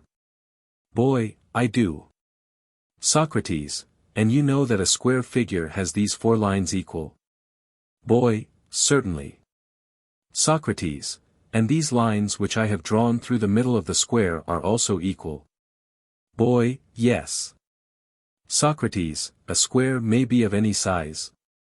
Boy, certainly. Socrates, and if one side of the figure be of 2 feet, and the other side be of 2 feet, how much will the whole be? Let me explain. If in one direction the space was of 2 feet, and in the other direction of 1 foot, the whole would be of 2 feet taken once. Boy, yes. Socrates, but since this side is also of 2 feet, there are twice 2 feet? Boy, there are. Socrates, then the square is of twice 2 feet? Boy, yes.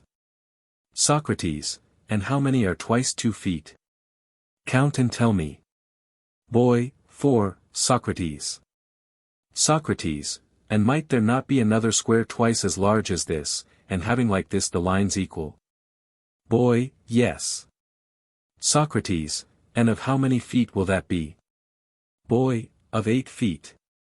Socrates, and now try and tell me the length of the line which forms the side of that double square. This is 2 feet, what will that be? Boy, clearly, Socrates, it will be double. Socrates, do you observe, Meno, that I am not teaching the boy anything, but only asking him questions, and now he fancies that he knows how long a line is necessary in order to produce a figure of 8 square feet, does he not? Meno, yes. Socrates, and does he really know? Meno, certainly not. Socrates, he only guesses that because the square is double, the line is double. Meno, true. Socrates, observe him while he recalls the steps in regular order. To the boy. Tell me, boy, do you assert that a double space comes from a double line? Remember that I am not speaking of an oblong, but of a figure equal every way, and twice the size of this, that is to say of 8 feet. And I want to know whether you still say that a double square comes from double line. Boy, yes. Socrates, but does not this line become doubled if we add another such line here? Boy, certainly.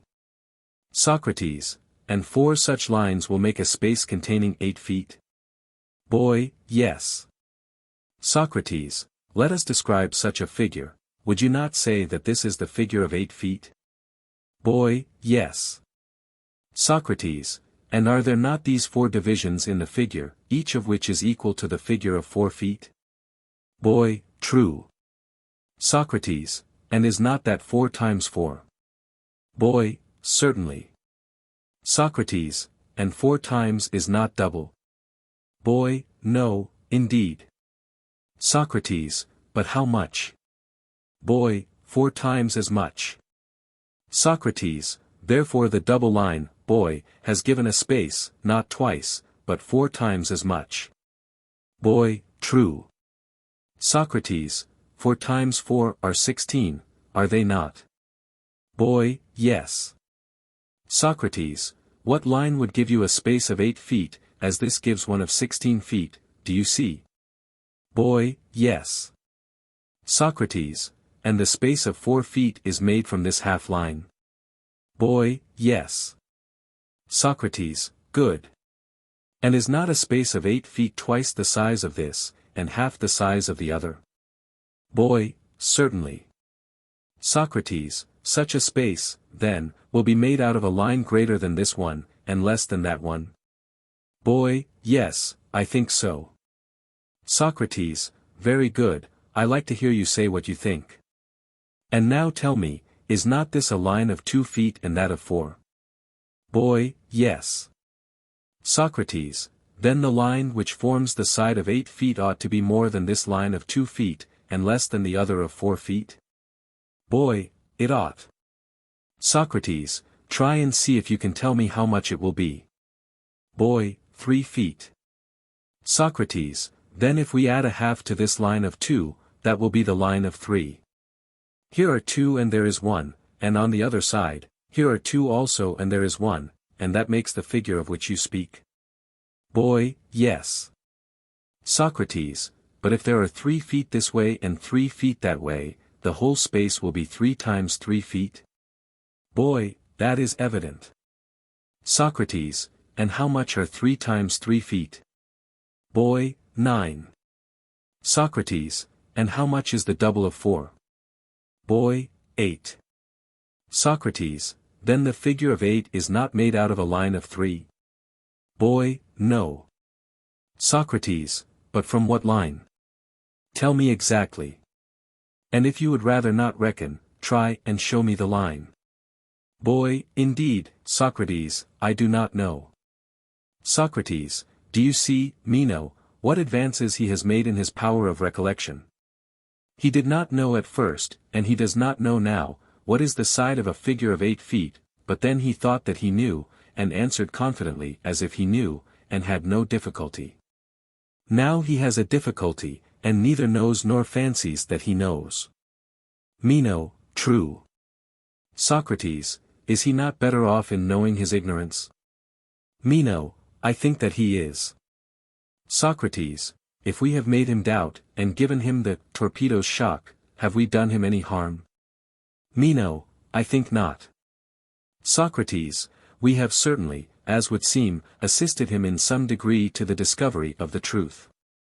And now he will wish to remedy his ignorance, but then he would have been ready to tell all the world again and again that the double space should have a double side. Meno, true. Socrates, but do you suppose that he would ever have inquired into or learned what he fancied that he knew, though he was really ignorant of it, until he had fallen into perplexity under the idea that he did not know, and had desired to know? Meno, I think not, Socrates. Socrates, then he was the better for the torpedo's touch. Meno, I think so. Socrates, mark now the farther development. I shall only ask him, and not teach him, and he shall share the inquiry with me, and do you watch and see if you find me telling or explaining anything to him, instead of eliciting his opinion. Tell me, boy, is not this a square of 4 feet which I have drawn? Boy, yes.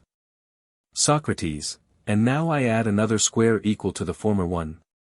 Boy, yes. Socrates, and a third, which is equal to either of them. Boy, yes. Socrates, suppose that we fill up the vacant corner. Boy, very good. Socrates, here, then, there are 4 equal spaces. Boy, yes. Socrates, and how many times larger is this space than this other? Boy, 4 times. Socrates, but it ought to have been twice only, as you will remember. Boy, true. Socrates, and does not this line, reaching from corner to corner, bisect each of these spaces? Boy, yes. Socrates, and are there not here 4 equal lines which contain this space? Boy, there are. Socrates, look and see how much this space is. Boy, I do not understand. Socrates, has not each interior line cut off half of the 4 spaces? Boy, yes. Socrates, and how many spaces are there in this section? Boy, 4. Socrates, and how many in this? Boy, 2. Socrates, and 4 is how many times 2? Boy, twice. Socrates, and this space is of how many feet? Boy, of 8 feet. Socrates, and from what line do you get this figure? Boy, from this. Socrates, that is, from the line which extends from corner to corner of the figure of 4 feet? Boy, yes. Socrates, and that is the line which the learned call the diagonal. And if this is the proper name, then you, Meno's slave, are prepared to affirm that the double space is the square of the diagonal? Boy, certainly, Socrates. Socrates, what do you say of him, Meno? Were not all these answers given out of his own head? Meno, yes, they were all his own. Socrates, and yet, as we were just now saying, he did not know. Meno, true. Socrates, but still he had in him those notions of his, had he not? Meno, yes. Socrates, then he who does not know may still have true notions of that which he does not know. Meno, he has. Socrates, and at present these notions have just been stirred up in him, as in a dream. But if he were frequently asked the same questions, in different forms, he would know as well as anyone at last. Meno, I dare say. Socrates, without anyone teaching him he will recover his knowledge for himself, if he is only asked questions. Meno, yes. Socrates, and this spontaneous recovery of knowledge in him is recollection? Meno, true. Socrates, and this knowledge which he now has must he not either have acquired or always possessed? Meno, yes. Socrates, but if he always possessed this knowledge he would always have known, or if he has acquired the knowledge he could not have acquired it in this life, unless he has been taught geometry. For he may be made to do the same with all geometry and every other branch of knowledge. Now, has anyone ever taught him all this? You must know about him, if, as you say, he was born and bred in your house. Meno, and I am certain that no one ever did teach him. Socrates, and yet he has the knowledge. Meno, the fact, Socrates, is undeniable. Socrates, but if he did not acquire the knowledge in this life, then he must have had and learned it at some other time. Meno, clearly he must. Socrates, which must have been the time when he was not a man. Meno, yes. Socrates, and if there have been always true thoughts in him, both at the time when he was and was not a man, which only need to be awakened into knowledge by putting questions to him, his soul must have always possessed this knowledge. For he always either was or was not a man. Meno, obviously. Socrates, and if the truth of all things always existed in the soul, then the soul is immortal. Wherefore be of good cheer, and try to recollect what you do not know, or rather what you do not remember. Meno, I feel, somehow, that I like what you are saying. Socrates, and I, Meno, like what I am saying. Some things I have said of which I am not altogether confident. But that we shall be better and braver and less helpless if we think that we ought to inquire, than we should have been if we indulged in the idle fancy that there was no knowing and no use in seeking to know what we do not know. That is a theme upon which I am ready to fight, in word and deed, to the utmost of my power. Meno, there again, Socrates, your words seem to me excellent. Socrates, then, as we are agreed that a man should inquire about that which he does not know, shall you and I make an effort to inquire together into the nature of virtue? Meno, by all means, Socrates.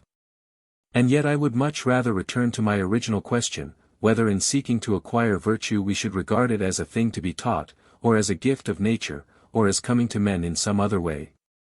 Socrates, had I the command of you as well as of myself, Meno, I would not have inquired whether virtue is given by instruction or not, until we had first ascertained what it is.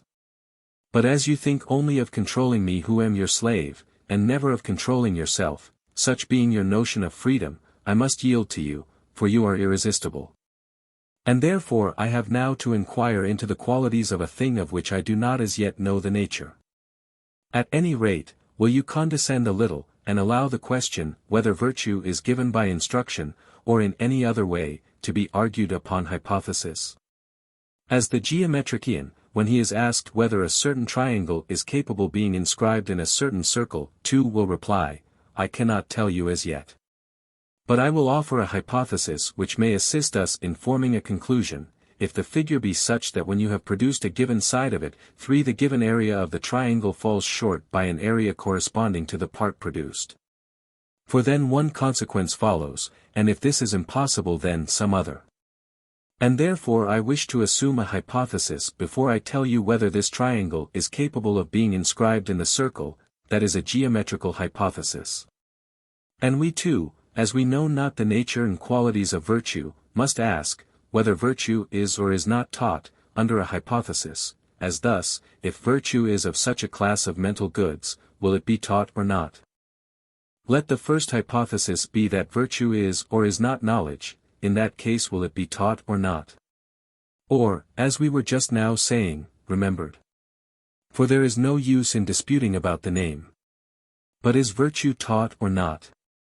Or rather, does not everyone see that knowledge alone is taught? Meno, I agree.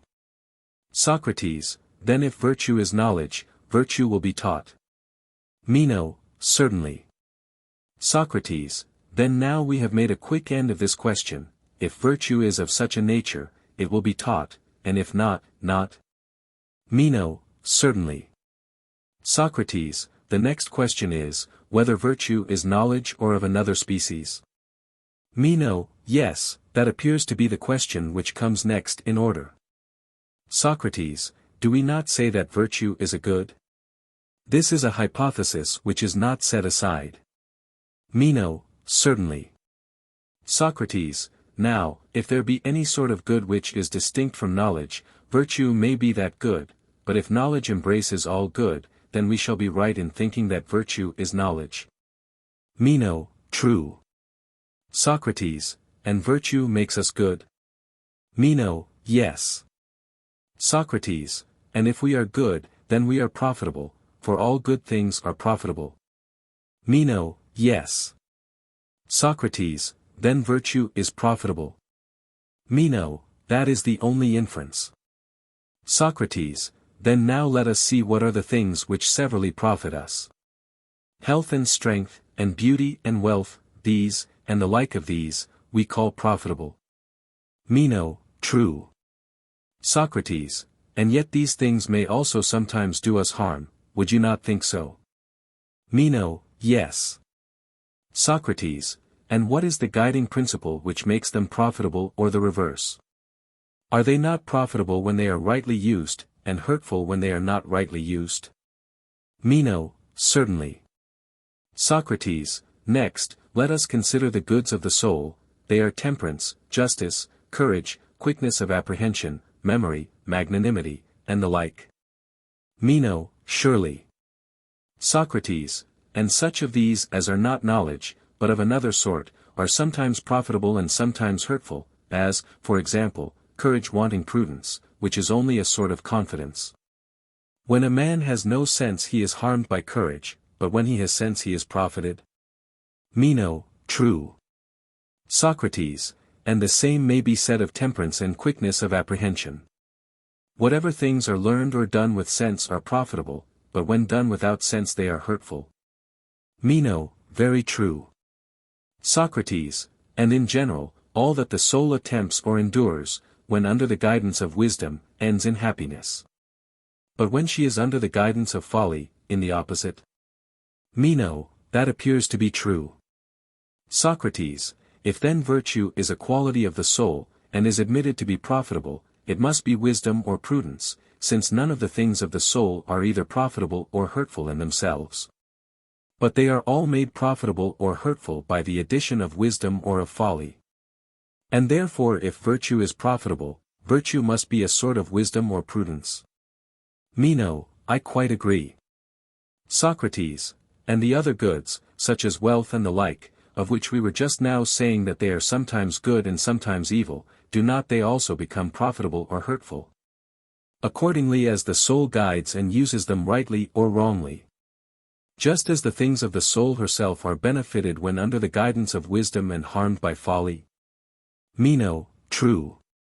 Socrates, and the wise soul guides them rightly, and the foolish soul wrongly. Meno, yes. Socrates, And is not this universally true of human nature? All other things hang upon the soul, and the things of the soul herself hang upon wisdom, if they are to be good. And so wisdom is inferred to be that which profits, and virtue, as we say, is profitable. Meno, certainly.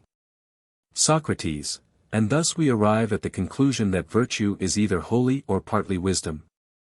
Meno, I think that what you are saying, Socrates, is very true. Socrates, but if this is true, then the good are not by nature good? Meno, I think not. Socrates, if they had been, there would assuredly have been discerners of characters among us who would have known our future great men. And on their showing we should have adopted them, and when we had got them, we should have kept them in the citadel out of the way of harm, and set a stamp upon them far rather than upon a piece of gold, in order that no one might tamper with them. And when they grew up they would have been useful to the state. Meno, yes, Socrates, that would have been the right way.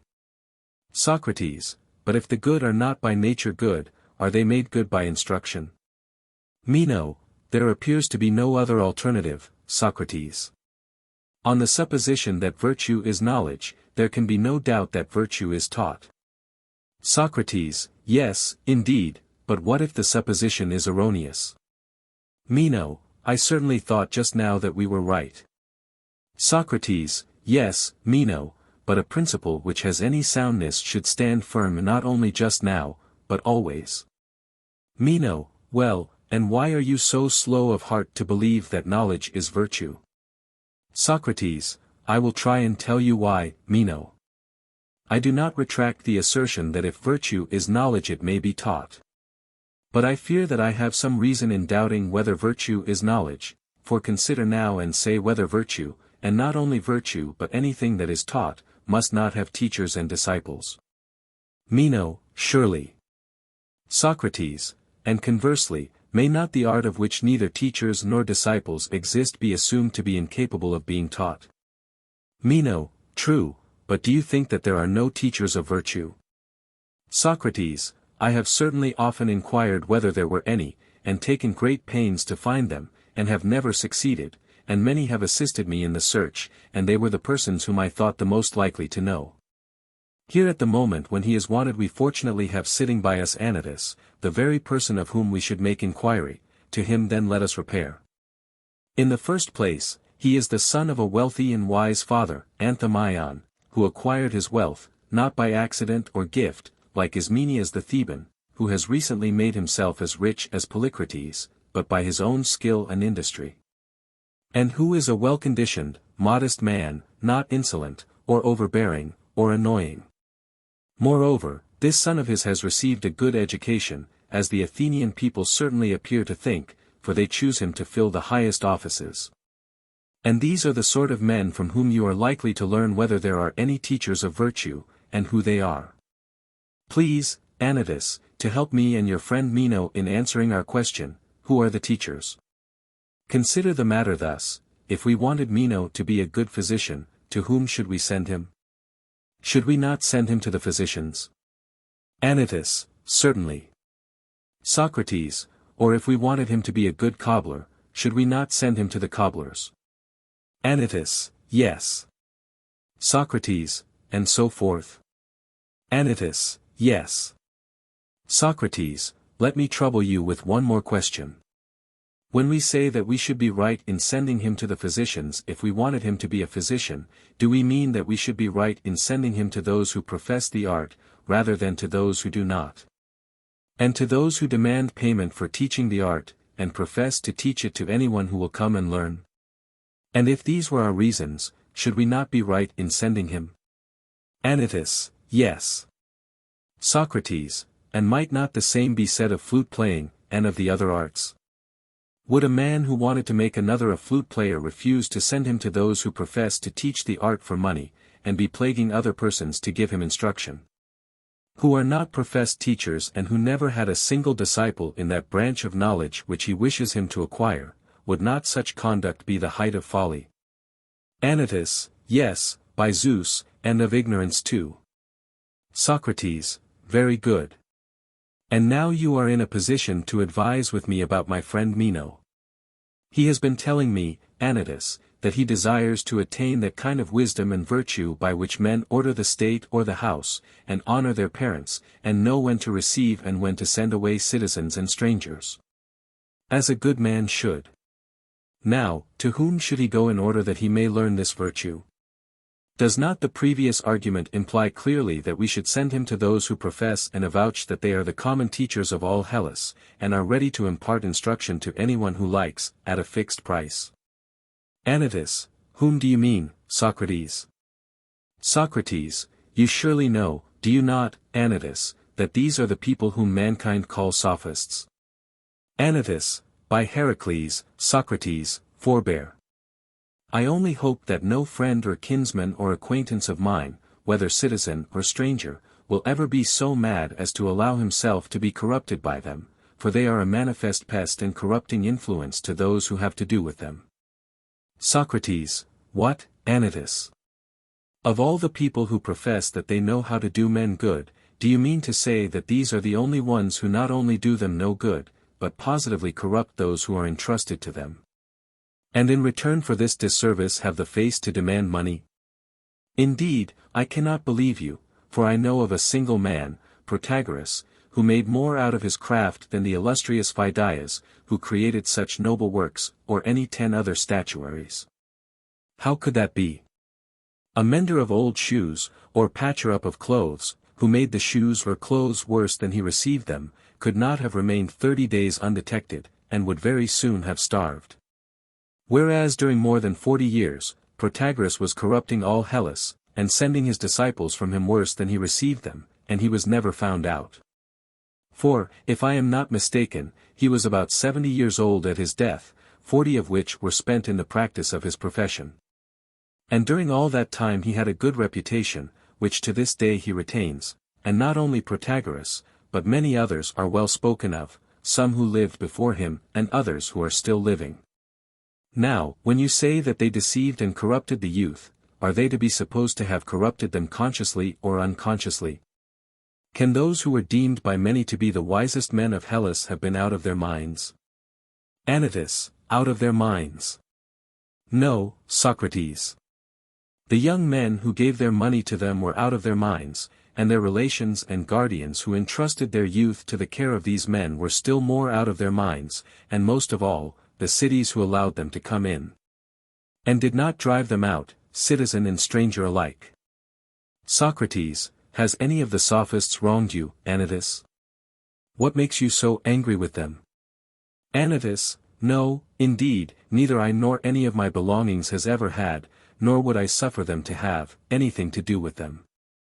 Socrates, then you are entirely unacquainted with them? Anytus, and I have no wish to be acquainted. Socrates, then, my dear friend, how can you know whether a thing is good or bad of which you are wholly ignorant? Anytus, quite well. I am sure that I know what manner of men these are, whether I am acquainted with them or not. Socrates, you must be a diviner, Anytus, for I really cannot make out, judging from your own words, how, if you are not acquainted with them, you know about them. But I am not inquiring of you who are the teachers who will corrupt Meno, let them be, if you please, the Sophists. I only ask you to tell him who there is in this great city who will teach him how to become eminent in the virtues which I was just now describing. He is the friend of your family, and you will oblige him. Anytus, why do you not tell him yourself? Socrates, I have told him whom I suppose to be the teachers of these things, but I learn from you that I am utterly at fault, and I dare say that you are right. And now I wish that you, on your part, would tell me to whom among the Athenians he should go. Whom would you name? Anytus, why single out individuals? Any Athenian gentleman, taken at random, if he will mind him, will do far more good to him than the Sophists. Socrates, and did those gentlemen grow of themselves? And without having been taught by anyone, were they nevertheless able to teach others that which they had never learned themselves? Anytus, I imagine that they learned of the previous generation of gentlemen. Have there not been many good men in this city? Socrates, yes, certainly, Anytus, and many good statesmen also there always have been and there are still, in the city of Athens. But the question is whether they were also good teachers of their own virtue, not whether there are, or have been, good men in this part of the world, but whether virtue can be taught, is the question which we have been discussing. Now, do we mean to say that the good men of our own and of other times knew how to impart to others that virtue which they had themselves, or is virtue a thing incapable of being communicated or imparted by one man to another? That is the question which I and Meno have been arguing. Look at the matter in your own way. Would you not admit that Themistocles was a good man? Anytus, certainly, no man better. Socrates, and must not he then have been a good teacher, if any man ever was a good teacher, of his own virtue? Anytus, yes certainly, if he wanted to be so. Socrates, but would he not have wanted? He would, at any rate, have desired to make his own son a good man and a gentleman. He could not have been jealous of him, or have intentionally abstained from imparting to him his own virtue. Did you never hear that he made his son Cleophantus a famous horseman, and had him taught to stand upright on horseback and hurl a javelin, and to do many other marvelous things? And in anything which could be learned from a master he was well trained. Have you not heard from our elders of him? Anytus, I have. Socrates, then no one could say that his son showed any want of capacity? Anytus, very likely not. Socrates, but did anyone, old or young, ever say in your hearing that Cleophantus, son of Themistocles, was a wise or good man, as his father was? Anytus, I have certainly never heard anyone say so. Socrates, and if virtue could have been taught, would his father Themistocles have sought to train him in these minor accomplishments, and allowed him who, as you must remember, was his own son, to be no better than his neighbors in those qualities in which he himself excelled? Anytus, indeed, I think not. Socrates, here was a teacher of virtue whom you admit to be among the best men of the past. Let us take another, Aristides, the son of Lysimachus. Would you not acknowledge that he was a good man? Anytus, to be sure I should. Socrates, and did not he train his son Lysimachus better than any other Athenian in all that could be done for him by the help of masters? But what has been the result? Is he a bit better than any other mortal? He is an acquaintance of yours, and you see what he is like. There is Pericles, again, magnificent in his wisdom, and he, as you are aware, had 2 sons, Paralus and Xanthippus. Anytus, I know. Socrates, and you know, also, that he taught them to be unrivaled horsemen, and had them trained in music and gymnastics and all sorts of arts. In these respects they were on a level with the best, and had he no wish to make good men of them? Nay, he must have wished it. But virtue, as I suspect, could not be taught. And that you may not suppose the incompetent teachers to be only the meaner sort of Athenians and few in number, remember again that Thucydides had 2 sons, Milesius and Stephanus, whom, besides giving them a good education in other things, he trained in wrestling, and they were the best wrestlers in Athens.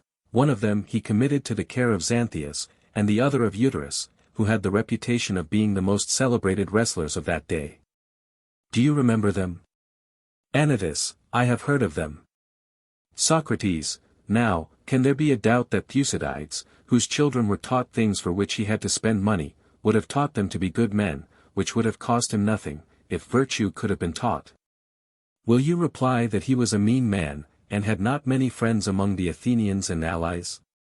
Nay, but he was of a great family, and a man of influence at Athens and in all Hellas, and, if virtue could have been taught, he would have found out some Athenian or foreigner who would have made good men of his sons, if he could not himself spare the time from cares of state. Once more, I suspect, friend Anytus, that virtue is not a thing which can be taught. Anytus, Socrates, I think that you are too ready to speak evil of men, and, if you will take my advice, I would recommend you to be careful. Perhaps there is no city in which it is not easier to do men harm than to do them good, and this is certainly the case at Athens, as I believe that you know.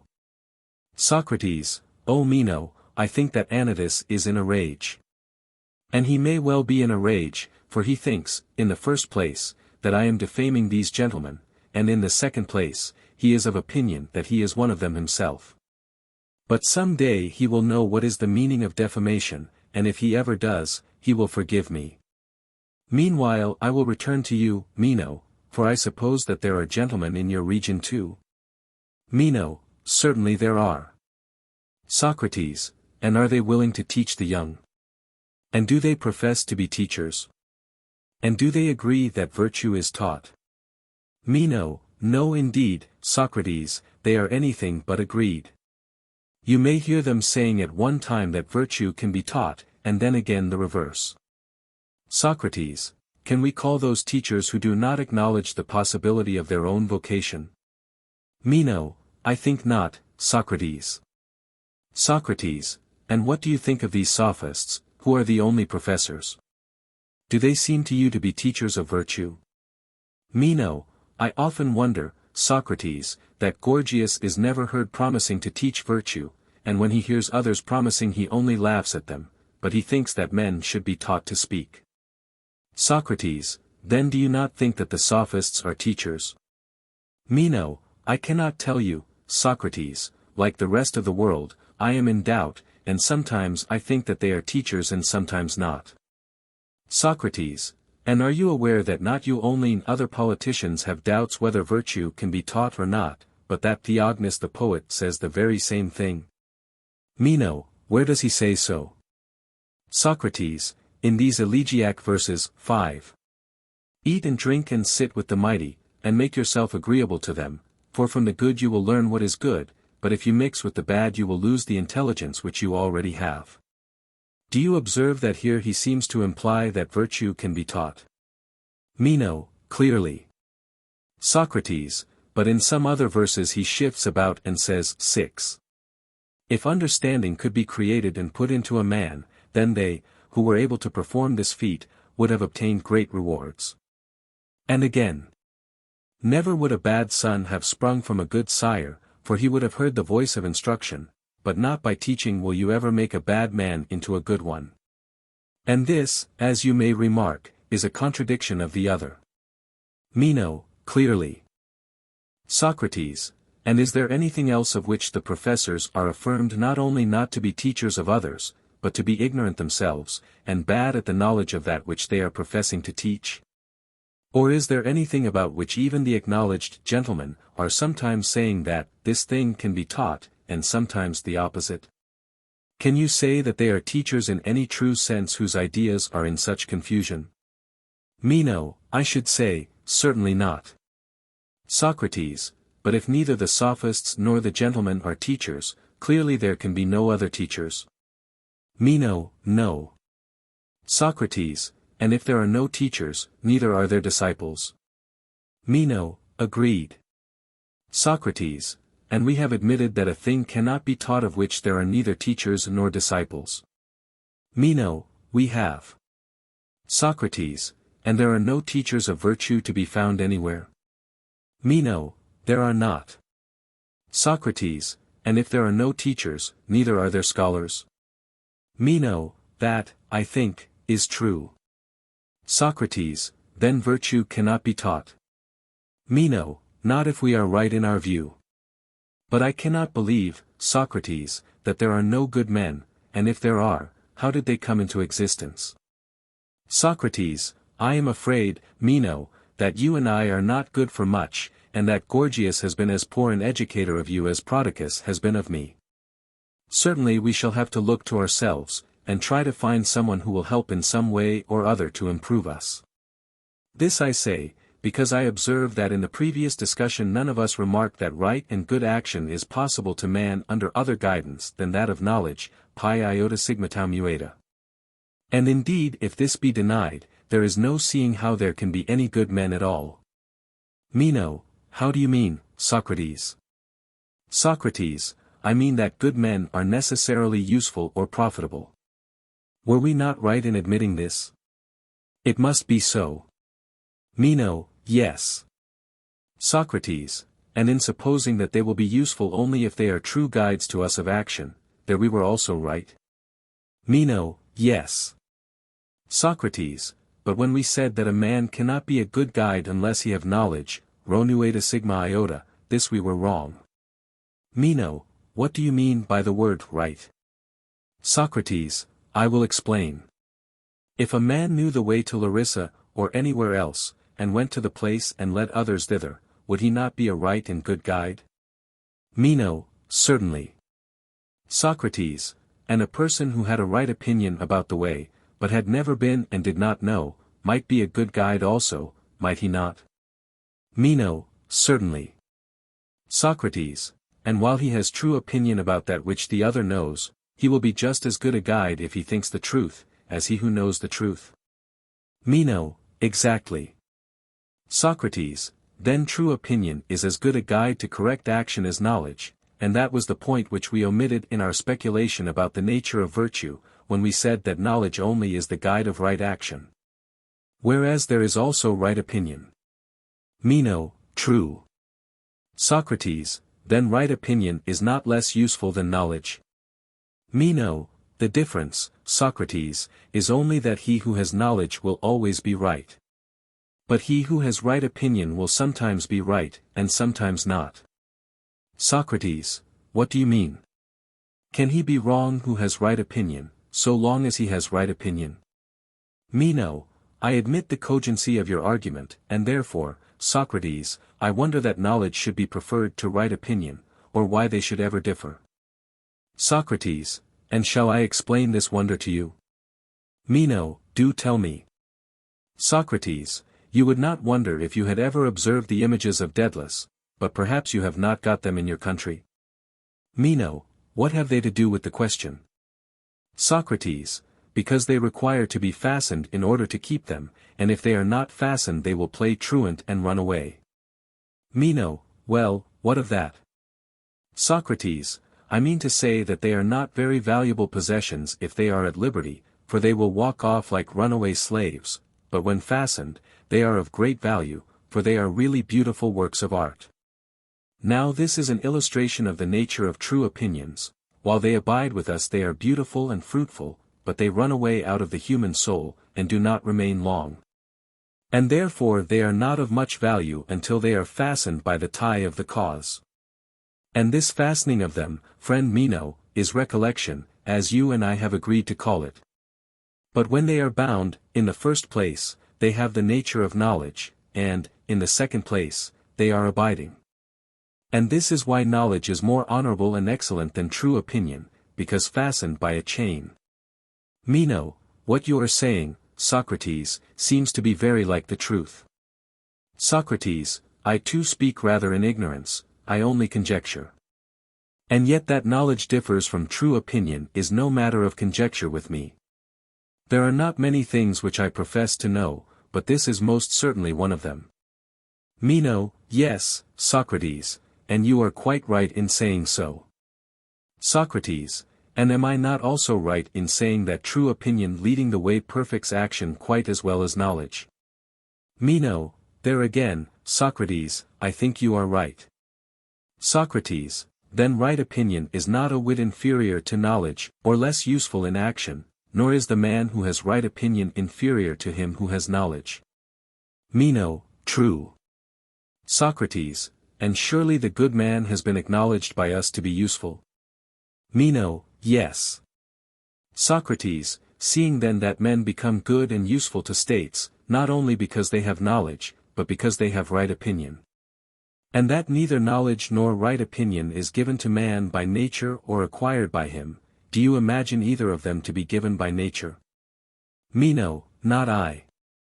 Socrates, then if they are not given by nature, neither are the good by nature good? Meno, certainly not. Socrates, and nature being excluded, then came the question whether virtue is acquired by teaching? Meno, yes. Socrates, if virtue was wisdom, or knowledge, then, as we thought, it was taught. Meno, yes. Socrates, and if it was taught it was wisdom? Meno, certainly. Socrates, and if there were teachers, it might be taught. And if there were no teachers, not? Meno, true. Socrates, but surely we acknowledged that there were no teachers of virtue? Meno, yes. Socrates, then we acknowledged that it was not taught, and was not wisdom? Meno, certainly. Socrates, and yet we admitted that it was a good? Meno, yes. Socrates, and the right guide is useful and good? Meno, certainly. Socrates, and the only right guides are knowledge and true opinion, these are the guides of man. For things which happen by chance are not under the guidance of man, but the guides of man are true opinion and knowledge. Meno, I think so too. Socrates, but if virtue is not taught, neither is virtue knowledge. Meno, clearly not. Socrates, then of two good and useful things, one, which is knowledge, has been set aside, and cannot be supposed to be our guide in political life. Meno, I think not. Socrates, and therefore not by any wisdom, and not because they were wise, did Themistocles and those others of whom Anytus spoke govern states. This was the reason why they were unable to make others like themselves, because their virtue was not grounded on knowledge. Meno, that is probably true, Socrates. Socrates, but if not by knowledge, the only alternative which remains is that statesmen must have guided states by right opinion, which is in politics what divination is in religion. For diviners and also prophets say many things truly, but they know not what they say. Meno, so I believe. Socrates, and may we not, Meno, truly call those men divine, who, having no understanding, yet succeed in many a grand deed and word? Meno, certainly. Socrates, then we shall also be right in calling divine those whom we were just now speaking of as diviners and prophets, including the whole tribe of poets. Yes, and statesmen above all may be said to be divine and illumined, being inspired and possessed of God, in which condition they say many grand things, not knowing what they say. Meno, yes. Socrates, and the women too, Meno, call good men divine, do they not? And the Spartans, when they praise a good man, say, that he is a divine man. Meno, and I think, Socrates, that they are right. Although very likely our friend Anytus may take offense at the word. Socrates, I do not care, as for Anytus, there will be another opportunity of talking with him. To sum up our inquiry, the result seems to be, if we are at all right in our view, that virtue is neither natural nor acquired, but an instinct given by God to the virtuous. Nor is the instinct accompanied by reason, unless there may be supposed to be among statesmen someone who is capable of educating statesmen. And if there be such an one, he may be said to be among the living what Homer says that Tiresias was among the dead, he alone has understanding, but the rest are flitting shades. And he and his virtue in like manner will be a reality among shadows. Meno, that is excellent, Socrates. Socrates, then, Meno, the conclusion is that virtue comes to the virtuous by the gift of God. But we shall never know the certain truth until, before asking how virtue is given, we inquire into the actual nature of virtue. I fear that I must go away, but do you, now that you are persuaded yourself, persuade our friend Anytus. And do not let him be so exasperated, if you can conciliate him, you will have done good service to the Athenian people. Euthyphro. Introduction. In the Meno, Anytus had parted from Socrates with the significant words, that in any city, and particularly in the city of Athens, it is easier to do men harm than to do them good, 94e. And Socrates was anticipating another opportunity of talking with him, 99e. In the Euthyphro, Socrates is awaiting his trial for impiety. But before the trial begins, Plato would like to put the world on their trial, and convince them of ignorance in that very matter touching which Socrates is accused. An incident which may perhaps really have occurred in the family of Euthyphro, a learned Athenian diviner and soothsayer, furnishes the occasion of the discussion. This Euthyphro and Socrates are represented as meeting in the porch of the king Archon. Compare, Theaetetus sub fin. Both have legal business in hand. Socrates is defendant in a suit for impiety which Miletus has brought against him. It is remarked by the way that he is not a likely man himself to have brought a suit against another. And Euthyphro too is plaintiff in an action for murder, which he has brought against his own father. The latter has originated in the following manner: a poor dependent of the family had slain one of their domestic slaves in Naxos. The guilty person was bound and thrown into a ditch by the command of Euthyphro's father, who sent to the interpreters of religion at Athens to ask what should be done with him. Before the messenger came back, the criminal had died from hunger and exposure. This is the origin of the charge of murder which Euthyphro brings against his father. Socrates is confident that before he could have undertaken the responsibility of such a prosecution, he must have been perfectly informed of the nature of piety and impiety. And as he is going to be tried for impiety himself, he thinks that he cannot do better than learn of Euthyphro, who will be admitted by everybody, including the judges, to be an unimpeachable authority, what piety is, and what is impiety. What then is piety?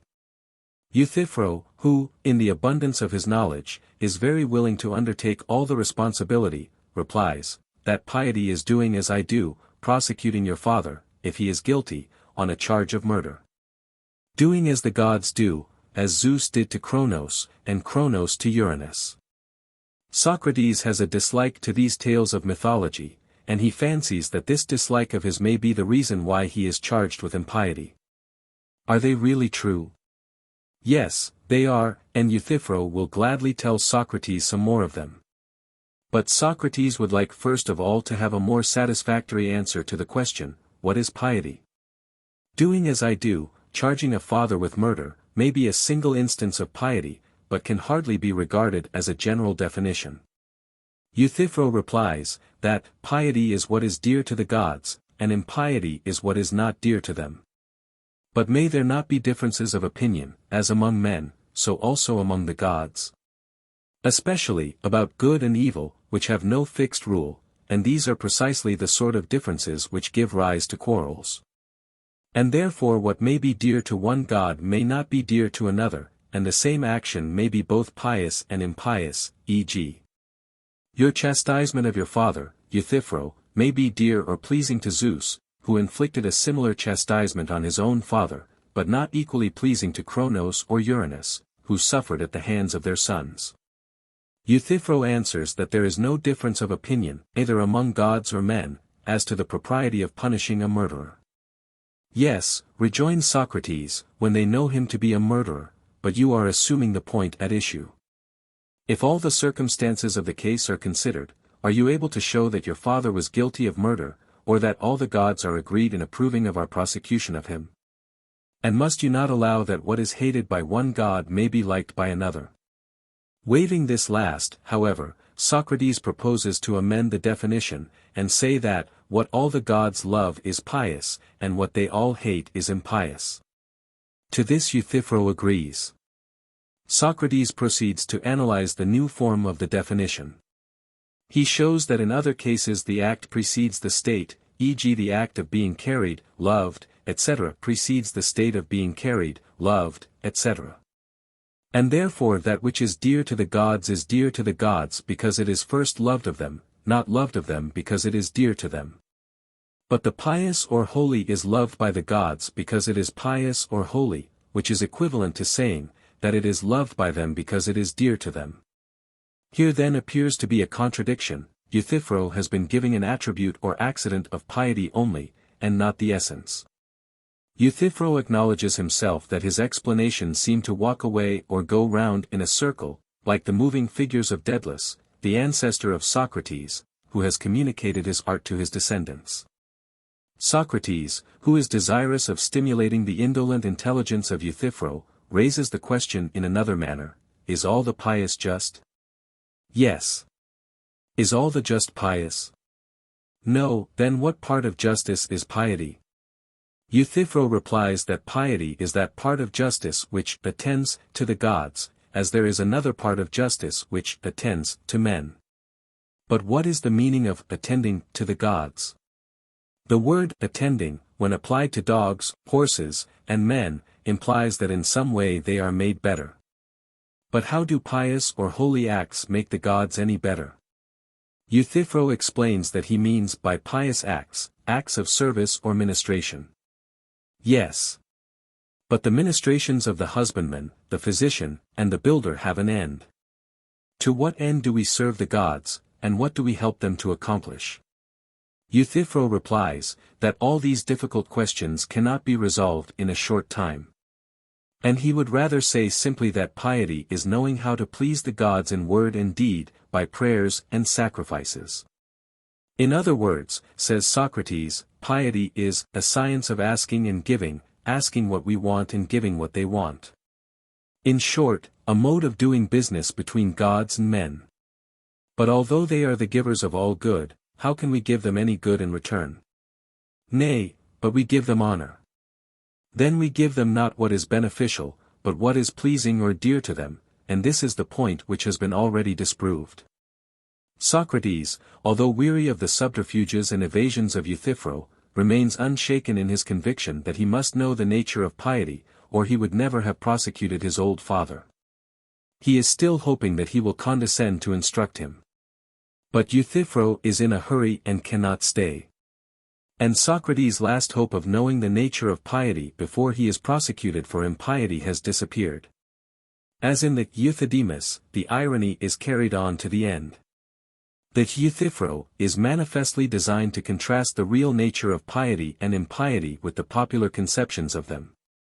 But when the popular conceptions of them have been overthrown, Socrates does not offer any definition of his own, as in the Laches and Lysis, he prepares the way for an answer to the question which he has raised. But true to his own character, refuses to answer himself. Euthyphro is a religionist, and is elsewhere spoken of, if he be the same person, as the author of a philosophy of names, by whose prancing steeds Socrates in the Critias is carried away, 396. He has the conceit and self-confidence of a sophist. No doubt that he is right in prosecuting his father has ever entered into his mind. Like a sophist too, he is incapable either of framing a general definition or of following the course of an argument. His wrong-headedness, one-sidedness, narrowness, positiveness, are characteristic of his priestly office. His failure to apprehend an argument may be compared to a similar defect which is observable in the rhapsode Ion. But he is not a bad man, and he is friendly to Socrates, whose familiar sign he recognizes with interest. Though unable to follow him, he is very willing to be led by him, and eagerly catches at any suggestion which saves him from the trouble of thinking. Moreover, he is the enemy of Meletus, who, as he says, is availing himself of the popular dislike to innovations in religion in order to injure Socrates. At the same time he is amusingly confident that he has weapons in his own armory which would be more than a match for him. He is quite sincere in his prosecution of his father, who has accidentally been guilty of homicide, and is not wholly free from blame. To purge away the crime appears to him in the light of a duty, whoever may be the criminal. Thus begins the contrast between the religion of the letter, or of the narrow and unenlightened conscience, and the higher notion of religion which Socrates vainly endeavors to elicit from him. Piety is doing as I do, is the idea of religion which first occurs to him, and to many others who do not say what they think with equal frankness. For men are not easily persuaded that any other religion is better than their own. Or that other nations, e.g. the Greeks in the time of Socrates, were equally serious in their religious beliefs and difficulties. The chief difference between us and them is, that they were slowly learning what we are in process of forgetting. Greek mythology hardly admitted of the distinction between accidental homicide and murder. That the pollution of blood was the same in both cases is also the feeling of the Athenian diviner. He had not as yet learned the lesson, which philosophy was teaching, that Homer and Hesiod, if not banished from the state, or whipped out of the assembly, as Heraclitus more rudely proposed, at any rate were not to be appealed to as authorities in religion. And he is ready to defend his conduct by the examples of the gods. These are the very tales which Socrates cannot abide, and his dislike of them, as he suspects, has branded him with the reputation of impiety. Here is one answer to the question, why Socrates was put to death, suggested by the way. Another is conveyed in the words, the Athenians do not care about any man being thought wise until he begins to make other men wise. And then for some reason or other they are angry, which may be said to be the rule of popular toleration in most other countries, and not at Athens only. In the course of the argument, 7a, b. Socrates remarks that the controversial nature of morals and religion arises out of the difficulty of verifying them. There is no measure or standard to which they can be referred. The next definition, piety is that which is loved of the gods, is shipwrecked on a refined distinction between the state and the act, corresponding respectively to the adjective, lambda omicron nu, and the participle, iota lambda omicron mu epsilon nu omicron nu. Or rather perhaps to the participle and the verb, iota lambda omicron mu epsilon nu omicron nu and iota lambda epsilon tau alpha iota. The act is prior to the state, as in Aristotle the neuro gamma epsilon iota alpha precedes the delta nu alpha mu iota, and the state of being loved is preceded by the act of being loved. But piety or holiness is preceded by the act of being pious, not by the act of being loved. And therefore piety and the state of being loved are different. Through such subtleties of dialectic Socrates is working his way into a deeper region of thought and feeling. He means to say that the words, loved of the gods, express an attribute only, and not the essence of piety. Then follows the third and last definition, piety is a part of justice. Thus far Socrates has proceeded in placing religion on a moral foundation. He is seeking to realize the harmony of religion and morality, which the great poets Aeschylus, Sophocles, and Pindar had unconsciously anticipated, and which is the universal want of all men. To this the soothsayer adds the ceremonial element, attending upon the gods. When further interrogated by Socrates as to the nature of this attention to the gods, he replies, that piety is an affair of business, a science of giving and asking, and the like. Socrates points out the anthropomorphism of these notions, compare Symposium, 202e, Republic 2-365e, Politicus, 290c, d. But when we expect him to go on and show that the true service of the gods is the service of the Spirit and the cooperation with them in all things true and good, he stops short. This was a lesson which the soothsayer could not have been made to understand, and which everyone must learn for himself. There seem to be altogether three aims or interests in this little dialogue: 1. The dialectical development of the idea of piety; 2. The antithesis of true and false religion, which is carried to a certain extent only; 3. The defense of Socrates.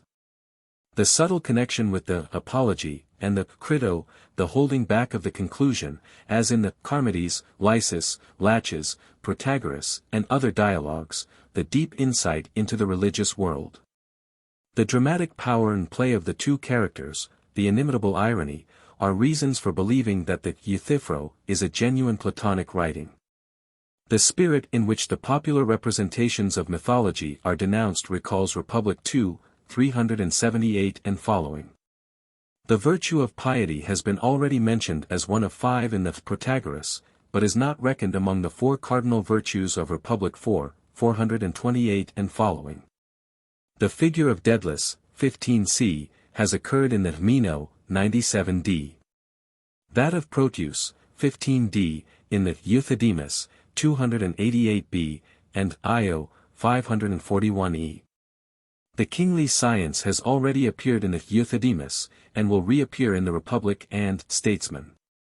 But neither from these nor any other indications of similarity or difference, and still less from arguments respecting the suitableness of this little work to aid Socrates at the time of his trial or the reverse, can any evidence of the date be obtained. Euthyphro. Persons of the dialogue. Socrates. Euthyphro. Scene, the porch of the king Archon. Euthyphro, why have you left the Lyceum, Socrates? And what are you doing in the porch of the king Archon? Surely you cannot be concerned in a suit before the king, like myself. Socrates, not in a suit, Euthyphro, impeachment is the word which the Athenians use. Euthyphro, what? I suppose that someone has been prosecuting you, for I cannot believe that you are the prosecutor of another. Socrates, certainly not. Euthyphro, then someone else has been prosecuting you? Socrates, yes. Euthyphro, and who is he? Socrates, a young man who is little known, Euthyphro, and I hardly know him. His name is Miletus, and he is of the demi of Pitys. Perhaps you may remember his appearance. He has a beak, and long straight hair, and a beard which is ill-grown. Euthyphro: No, I do not remember him, Socrates. But what is the charge which he brings against you? Socrates: What is the charge? Well, a very serious charge, which shows a good deal of character in the young man, and for which he is certainly not to be despised. He says he knows how the youth are corrupted and who are their corruptors. I fancy that he must be a wise man, and seeing that I am the reverse of a wise man, he has found me out, and is going to accuse me of corrupting his young friends. And of this our mother the state is to be the judge. Of all our political men he is the only one who seems to me to begin in the right way, with the cultivation of virtue in youth. Like a good husbandman, he makes the young shoots his first care, and clears away us who are the destroyers of them. This is only the first step. He will afterwards attend to the elder branches, and if he goes on as he has begun, he will be a very great public benefactor. Euthyphro: I hope that he may. But I rather fear, Socrates, that the opposite will turn out to be the truth. My opinion is that in attacking you he is simply aiming a blow at the foundation of the state. But in what way does he say that you corrupt the young? Socrates: He brings a wonderful accusation against me, which at first hearing excites surprise. He says that I am a poet or maker of gods, and that I invent new gods and deny the existence of old ones. This is the ground of his indictment. Euthyphro: I understand, Socrates, he means to attack you about the familiar sign which occasionally, as you say, comes to you. He thinks that you are a neologian, and he is going to have you up before the court for this. He knows that such a charge is readily received by the world, as I myself know too well, for when I speak in the assembly about divine things, and foretell the future to them, they laugh at me and think me a madman. Yet every word that I say is true. But they are jealous of us all, and we must be brave and go at them. Socrates: Their laughter, friend Euthyphro, is not a matter of much consequence. For a man may be thought wise. But the Athenians, I suspect, do not much trouble themselves about him until he begins to impart his wisdom to others, and then for some reason or other, perhaps, as you say, from jealousy, they are angry. Euthyphro: I am never likely to try their temper in this way. Socrates: I dare say not, for you are reserved in your behavior, and seldom impart your wisdom. But I have a benevolent habit of pouring out myself to everybody, and would even pay for a listener, and I am afraid that the Athenians may think me too talkative. Now if, as I was saying, they would only laugh at me, as you say that they laugh at you, the time might pass gaily enough in the court, but perhaps they may be in earnest, and then what the end will be you soothsayers only can predict. Euthyphro: I dare say that the affair will end in nothing, Socrates, and that you will win your cause, and I think that I shall win my own. Socrates: And what is your suit, Euthyphro? Are you the pursuer or the defendant? Euthyphro: I am the pursuer. Socrates: Of whom? Euthyphro: You will think me mad when I tell you. Socrates: Why, has the fugitive wings? Euthyphro: Nay, he is not very volatile at his time of life. Socrates: Who is he? Euthyphro: My father. Socrates: Your father? My good man. Euthyphro: Yes. Socrates: And of what is he accused? Euthyphro: Of murder, Socrates. Socrates: By the powers, Euthyphro. How little does the common herd know of the nature of right and truth. A man must be an extraordinary man, and have made great strides in wisdom, before he could have seen his way to bring such an action. Euthyphro: Indeed, Socrates, he must. Socrates: I suppose that the man whom your father murdered was one of your relatives. Clearly he was, for if he had been a stranger you would never have thought of prosecuting him. Euthyphro: I am amused, Socrates, at your making a distinction between one who is a relation and one who is not a relation. For surely the pollution is the same in either case, if you knowingly associate with the murderer when you ought to clear yourself and him by proceeding against him.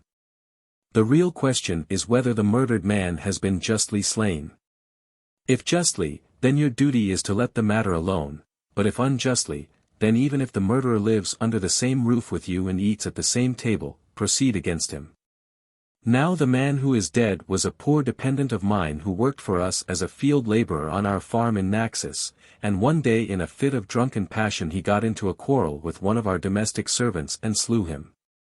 My father bound him hand and foot and threw him into a ditch, and then sent to Athens to ask of a diviner what he should do with him. Meanwhile he never attended to him and took no care about him, for he regarded him as a murderer, and thought that no great harm would be done even if he did die. Now this was just what happened. For such was the effect of cold and hunger and chains upon him, that before the messenger returned from the diviner, he was dead. And my father and family are angry with me for taking the part of the murderer and prosecuting my father. They say that he did not kill him, and that if he did, the dead man was but a murderer, and I ought not to take any notice, for that a son is impious who prosecutes a father. Which shows, Socrates, how little they know what the gods think about piety and impiety. Socrates, good heavens, Euthyphro! And is your knowledge of religion and of things pious and impious so very exact, that, supposing the circumstances to be as you state them, you are not afraid lest you too may be doing an impious thing in bringing an action against your father? Euthyphro, the best of Euthyphro, and that which distinguishes him, Socrates, from other men, is his exact knowledge of all such matters. What should I be good for without it? Socrates, rare friend. I think that I cannot do better than be your disciple. Then before the trial with Meletus comes on I shall challenge him, and say that I have always had a great interest in religious questions, and now, as he charges me with rash imaginations and innovations in religion, I have become your disciple. You, Meletus, as I shall say to him, acknowledge Euthyphro to be a great theologian, and sound in his opinions, and if you approve of him you ought to approve of me, and not have me into court.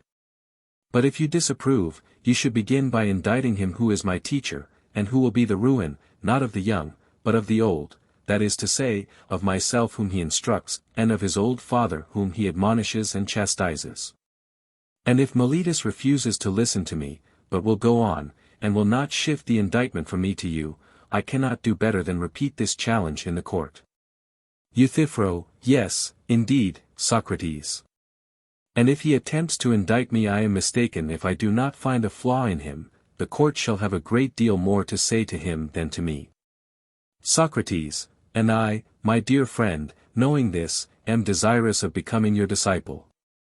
For I observe that no one appears to notice you, not even this Meletus, but his sharp eyes have found me out at once, and he has indicted me for impiety. And therefore, I adjure you to tell me the nature of piety and impiety, which you said that you knew so well, and of murder, and of other offenses against the gods. What are they? Is not piety in every action always the same? And impiety, again, is it not always the opposite of piety, and also the same with itself, having, as impiety, one notion which includes whatever is impious? Euthyphro, to be sure, Socrates. Socrates, and what is piety, and what is impiety? Euthyphro, piety is doing as I am doing, that is to say, prosecuting anyone who is guilty of murder, sacrilege or of any similar crime, whether he be your father or mother, or whoever he may be, that makes no difference. And not to prosecute them is impiety. And please to consider, Socrates, what a notable proof I will give you of the truth of my words, a proof which I have already given to others, of the principle, I mean, that the impious, whoever he may be, ought not to go unpunished. For do not men regard Zeus as the best and most righteous of the gods? And yet they admit that he bound his father, Cronos, because he wickedly devoured his sons, and that he too had punished his own father, Uranus, for a similar reason, in a nameless manner. And yet when I proceed against my father, they are angry with me. So inconsistent are they in their way of talking when the gods are concerned, and when I am concerned. Socrates, may not this be the reason, Euthyphro, why I am charged with impiety, that I cannot away with these stories about the gods? And therefore I suppose that people think me wrong. But, as you who are well informed about them approve of them, I cannot do better than assent to your superior wisdom. What else can I say, confessing as I do, that I know nothing about them? Tell me, for the love of Zeus, whether you really believe that they are true. Euthyphro, yes, Socrates, and things more wonderful still, of which the world is in ignorance. Socrates, and do you really believe that the gods fought with one another, and had dire quarrels, battles, and the like, as the poets say, and as you may see represented in the works of great artists? The temples are full of them. And notably the robe of Athene, which is carried up to the Acropolis at the great Panathenea, is embroidered with them. Are all these tales of the gods true, Euthyphro? Euthyphro, yes, Socrates. And, as I was saying, I can tell you, if you would like to hear them, many other things about the gods which would quite amaze you. Socrates, I dare say, and you shall tell me them at some other time when I have leisure. But just at present I would rather hear from you a more precise answer, which you have not as yet given, my friend, to the question, what is piety?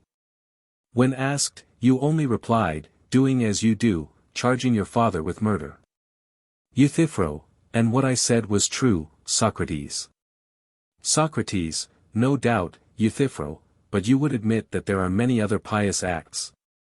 Euthyphro, there are. Socrates, remember that I did not ask you to give me 2 or 3 examples of piety, but to explain the general idea which makes all pious things to be pious.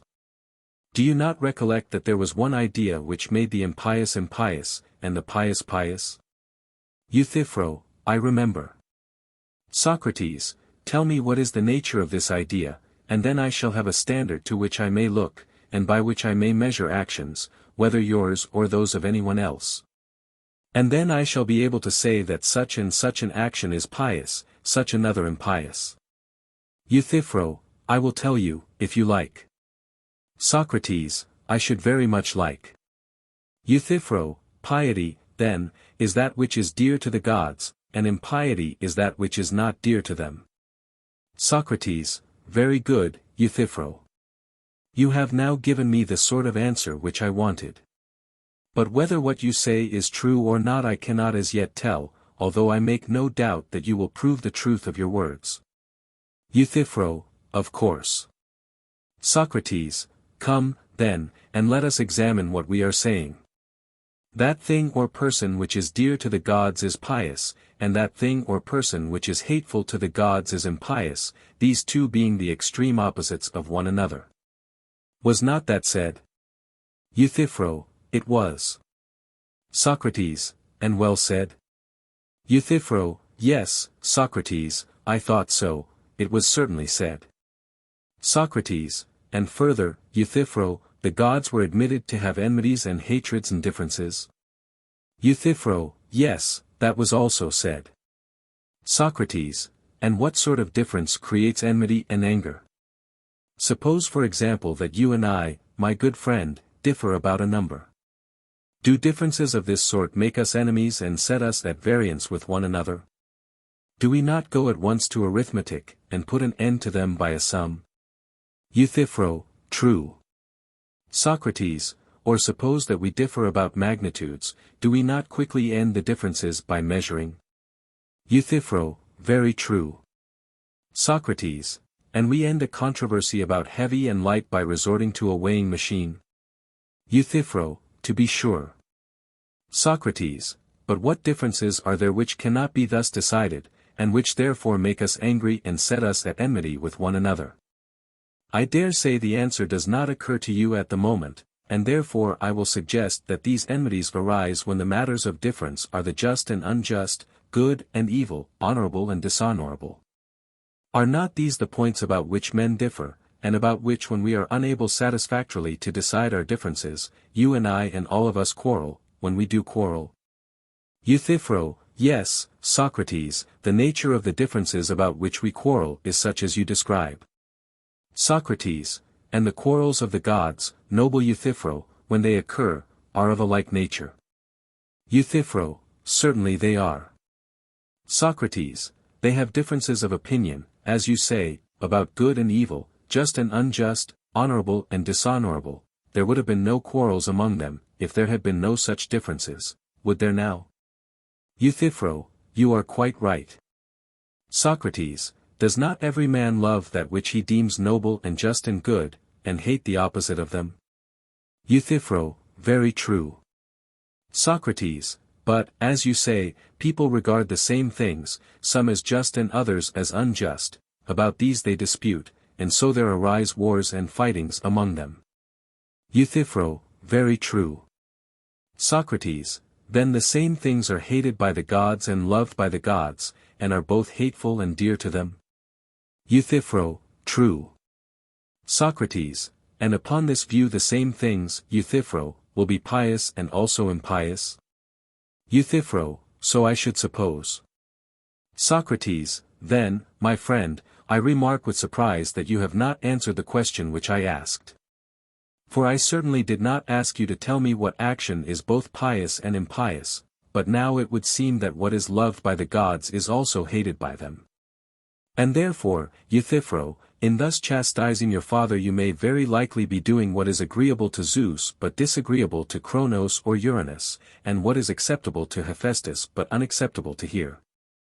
And there may be other gods who have similar differences of opinion. Euthyphro, but I believe, Socrates, that all the gods would be agreed as to the propriety of punishing a murderer, there would be no difference of opinion about that. Socrates, well, but speaking of men, Euthyphro, did you ever hear anyone arguing that a murderer or any sort of evildoer ought to be let off? Euthyphro, I should rather say that these are the questions which they are always arguing, especially in courts of law. They commit all sorts of crimes, and there is nothing which they will not do or say in their own defense. Socrates, but do they admit their guilt, Euthyphro, and yet say that they ought not to be punished? Euthyphro, no, they do not. Socrates, then there are some things which they do not venture to say and do, for they do not venture to argue that the guilty are to be unpunished, but they deny their guilt, do they not? Euthyphro, yes. Socrates, then they do not argue that the evildoer should not be punished, but they argue about the fact of who the evildoer is, and what he did and when. Euthyphro, true. Socrates, and the gods are in the same case, if as you assert they quarrel about just and unjust, and some of them say while others deny that injustice is done among them. For surely neither God nor man will ever venture to say that the doer of injustice is not to be punished. Euthyphro, that is true, Socrates, in the main. Socrates, but they join issue about the particulars, gods and men alike. And, if they dispute at all, they dispute about some act which is called in question, and which by some is affirmed to be just, by others to be unjust. Is not that true? Euthyphro, quite true. Socrates, well then, my dear friend Euthyphro, do tell me, for my better instruction and information, what proof have you that in the opinion of all the gods a servant who is guilty of murder, and is put in chains by the master of the dead man, and dies because he is put in chains before he who bound him can learn from the interpreters of the gods what he ought to do with him, dies unjustly? And that on behalf of such an one a son ought to proceed against his father and accuse him of murder? How would you show that all the gods absolutely agree in approving of his act? Prove to me that they do, and I will applaud your wisdom as long as I live. Euthyphro, it will be a difficult task, but I could make the matter very clear indeed to you. Socrates, I understand. You mean to say that I am not so quick of apprehension as the judges, for to them you will be sure to prove that the act is unjust and hateful to the gods. Euthyphro, yes indeed, Socrates, at least if they will listen to me. Socrates, but they will be sure to listen if they find that you are a good speaker. There was a notion that came into my mind while you were speaking. I said to myself, well, and what if Euthyphro does prove to me that all the gods regarded the death of the serf as unjust, how do I know anything more of the nature of piety and impiety? For granting that this action may be hateful to the gods, still piety and impiety are not adequately defined by these distinctions, for that which is hateful to the gods has been shown to be also pleasing and dear to them. And therefore, Euthyphro, I do not ask you to prove this, I will suppose, if you like, that all the gods condemn and abominate such an action. But I will amend the definition so far as to say that what all the gods hate is impious, and what they love pious or holy, and what some of them love and others hate is both or neither. Shall this be our definition of piety and impiety? Euthyphro, why not, Socrates? Socrates, why not? Certainly, as far as I am concerned, Euthyphro, there is no reason why not. But whether this admission will greatly assist you in the task of instructing me as you promised, is a matter for you to consider. Euthyphro, yes, I should say that what all the gods love is pious and holy, and the opposite which they all hate, impious. Socrates, ought we to inquire into the truth of this, Euthyphro, or simply to accept the mere statement on our own authority and that of others? What do you say? Euthyphro, we should inquire. And I believe that the statement will stand the test of inquiry. Socrates, we shall know better, my good friend, in a little while. The point which I should first wish to understand is whether the pious or holy is beloved by the gods because it is holy, or holy because it is beloved of the gods. Euthyphro, I do not understand your meaning, Socrates. Socrates, I will endeavor to explain. We speak of carrying and we speak of being carried, of leading and being led, seeing and being seen. You know that in all such cases there is a difference, and you know also in what the difference lies. Euthyphro, I think that I understand. Socrates, and is not that which is beloved distinct from that which loves? Euthyphro, certainly. Socrates, well. And now tell me, is that which is carried in this state of carrying because it is carried, or for some other reason? Euthyphro, no, that is the reason. Socrates, and the same is true of what is led and of what is seen. Euthyphro, true. Socrates, and a thing is not seen because it is visible, but conversely, visible because it is seen, nor is a thing led because it is in the state of being led, or carried because it is in the state of being carried, but the converse of this. And now I think, Euthyphro, that my meaning will be intelligible, and my meaning is, that any state of action or passion implies previous action or passion. It does not become because it is becoming, but it is in a state of becoming because it becomes, neither does it suffer because it is in a state of suffering, but it is in a state of suffering because it suffers. Do you not agree? Euthyphro, yes. Socrates, is not that which is loved in some state either of becoming or suffering? Euthyphro, yes. Socrates, and the same holds as in the previous instances, the state of being loved follows the act of being loved, and not the act the state. Euthyphro, certainly. Socrates, and what do you say of piety, Euthyphro, is not piety, according to your definition, loved by all the gods? Euthyphro, yes.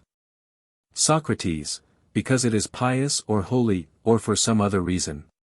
Euthyphro, no, that is the reason. Socrates, it is loved because it is holy, not holy because it is loved? Euthyphro, yes. Socrates, and that which is dear to the gods is loved by them, and is in a state to be loved of them because it is loved of them? Euthyphro, certainly. Socrates, then that which is dear to the gods, Euthyphro, is not holy, nor is that which is holy loved of God, as you affirm, but they are two different things. Euthyphro, how do you mean, Socrates? Socrates, I mean to say that the holy has been acknowledged by us to be loved of God because it is holy, not to be holy because it is loved. Euthyphro, yes. Socrates, but that which is dear to the gods is dear to them because it is loved by them, not loved by them because it is dear to them. Euthyphro, true. Socrates, but, friend Euthyphro, if that which is holy is the same with that which is dear to God, and is loved because it is holy, then that which is dear to God would have been loved as being dear to God. But if that which is dear to God is dear to him because loved by him, then that which is holy would have been holy because loved by him. But now you see that the reverse is the case, and that they are quite different from one another. For one, theta epsilon omicron iota lambda, is of a kind to be loved because it is loved, and the other, sigma iota omicron nu, is loved because it is of a kind to be loved. Thus you appear to me, Euthyphro, when I ask you what is the essence of holiness, to offer an attribute only, and not the essence, the attribute of being loved by all the gods. But you still refuse to explain to me the nature of holiness.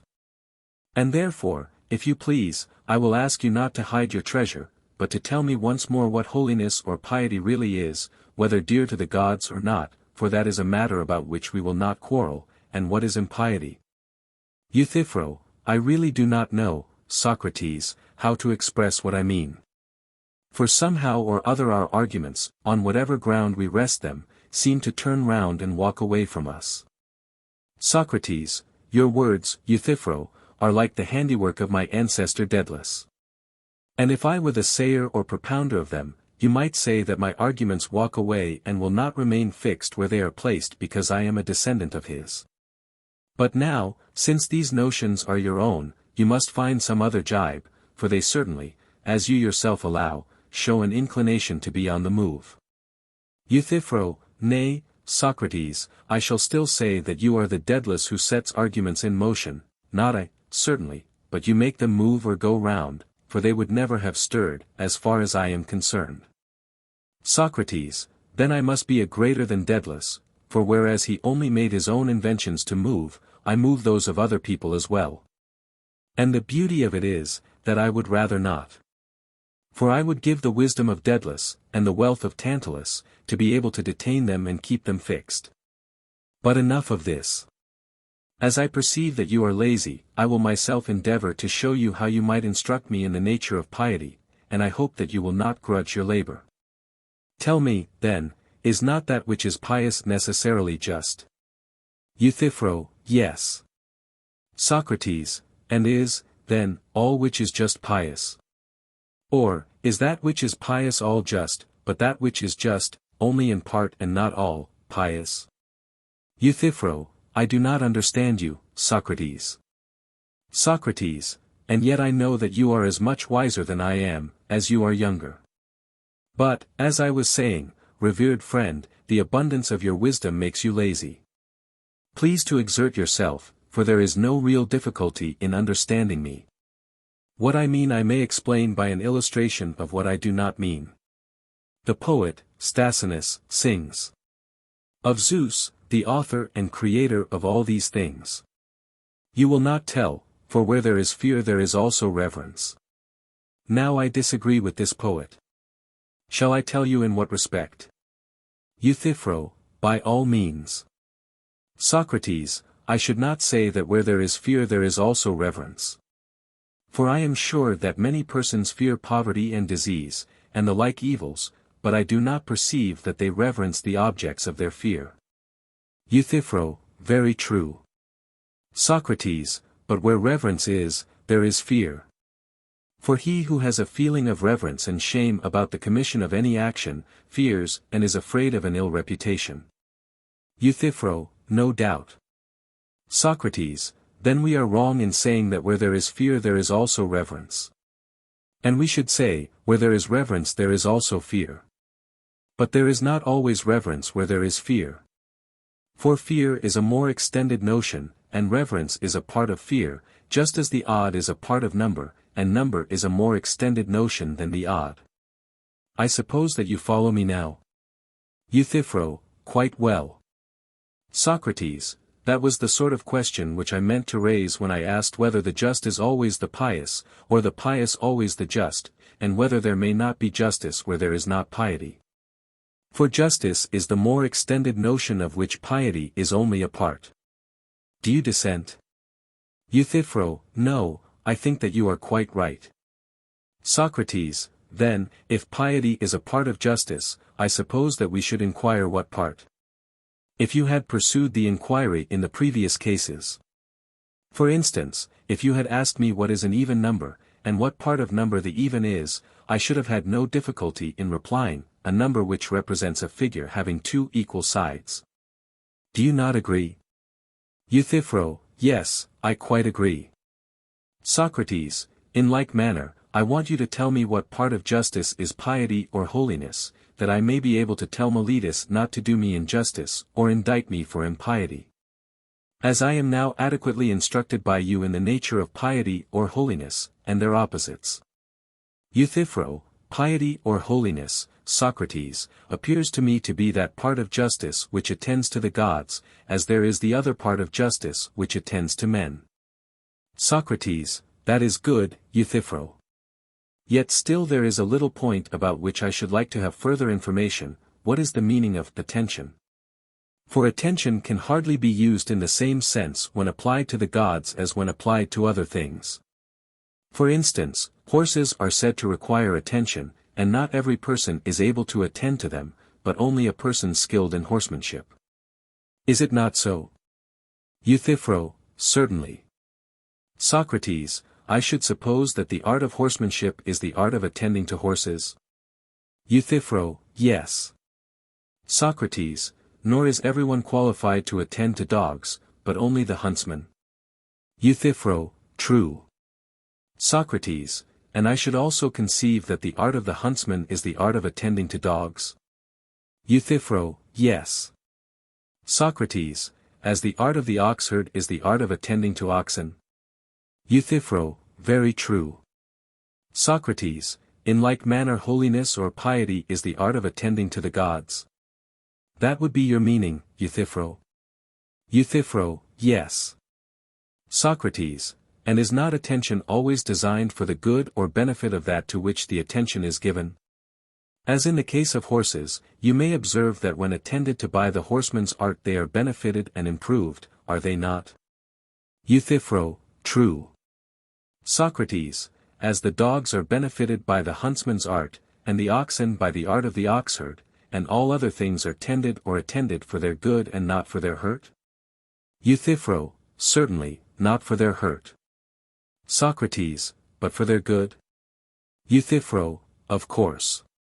Socrates, and does piety or holiness, which has been defined to be the art of attending to the gods, benefit or improve them? Would you say that when you do a holy act you make any of the gods better? Euthyphro, no, that was certainly not what I meant. Socrates, and I, Euthyphro, never supposed that you did. I asked you the question about the nature of the attention, because I thought that you did not. Euthyphro, you do me justice, Socrates, that is not the sort of attention which I mean. Socrates, good, but I must still ask what is this attention to the gods which is called piety? Euthyphro, it is such, Socrates, as servants show to their masters. Socrates, I understand, a sort of ministration to the gods. Euthyphro, exactly. Socrates, medicine is also a sort of ministration or service, having in view the attainment of some object, would you not say of health? Euthyphro, I should. Socrates, again, there is an art which ministers to the shipbuilder with a view to the attainment of some result. Euthyphro, yes, Socrates, with a view to the building of a ship. Socrates, as there is an art which ministers to the house builder with a view to the building of a house. Euthyphro, yes. Socrates, and now tell me, my good friend, about the art which ministers to the gods, what work does that help to accomplish? For you must surely know if, as you say, you are of all men living the one who is best instructed in religion. Euthyphro, and I speak the truth, Socrates. Socrates, tell me then, oh tell me, what is that fair work which the gods do by the help of our ministrations?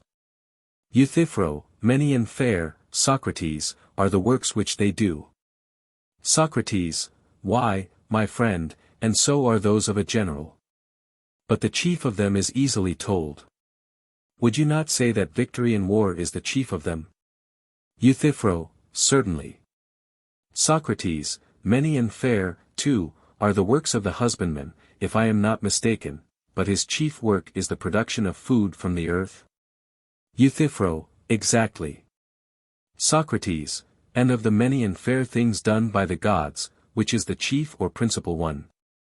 Euthyphro, I have told you already, Socrates, that to learn all these things accurately will be very tiresome. Let me simply say that piety or holiness is learning how to please the gods in word and deed, by prayers and sacrifices. Such piety is the salvation of families and states, just as the impious, which is unpleasing to the gods, is their ruin and destruction. Socrates, I think that you could have answered in much fewer words the chief question which I asked, Euthyphro, if you had chosen. But I see plainly that you are not disposed to instruct me, clearly not, else why, when we reached the point, did you turn aside? Had you only answered me I should have truly learned of you by this time the nature of piety. Now, as the asker of a question is necessarily dependent on the answerer, whither he leads I must follow, and can only ask again, what is the pious, and what is piety? Do you mean that they are a sort of science of praying and sacrificing? Euthyphro, yes, I do. Socrates, and sacrificing is giving to the gods, and prayer is asking of the gods. Euthyphro, yes, Socrates. Socrates, upon this view, then, piety is a science of asking and giving? Euthyphro, you understand me capitally, Socrates. Socrates, yes, my friend, the reason is that I am a votary of your science, and give my mind to it, and therefore nothing which you say will be thrown away upon me. Please then to tell me, what is the nature of this service to the gods? Do you mean that we prefer requests and give gifts to them? Euthyphro, yes, I do. Socrates, is not the right way of asking to ask of them what we want? Euthyphro, certainly. Socrates, and the right way of giving is to give to them in return what they want of us. There would be no meaning in an art which gives to anyone that which he does not want. Euthyphro, very true, Socrates. Socrates, then piety, Euthyphro, is an art which gods and men have of doing business with one another. Euthyphro, that is an expression which you may use, if you like. Socrates, but I have no particular liking for anything but the truth.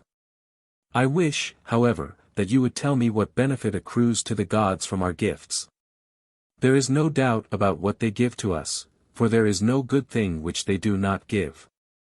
But how we can give any good thing to them in return is far from being equally clear. If they give everything and we give nothing, that must be an affair of business in which we have very greatly the advantage of them. Euthyphro, and do you imagine, Socrates, that any benefit accrues to the gods from our gifts? Socrates, but if not, Euthyphro, what is the meaning of gifts which are conferred by us upon the gods? Euthyphro, what else, but tributes of honor? And, as I was just now saying, what pleases them? Socrates, piety, then, is pleasing to the gods, but not beneficial or dear to them. Euthyphro, I should say that nothing could be dearer. Socrates, then once more the assertion is repeated that piety is dear to the gods. Euthyphro, certainly. Socrates, and when you say this, can you wonder at your words not standing firm, but walking away?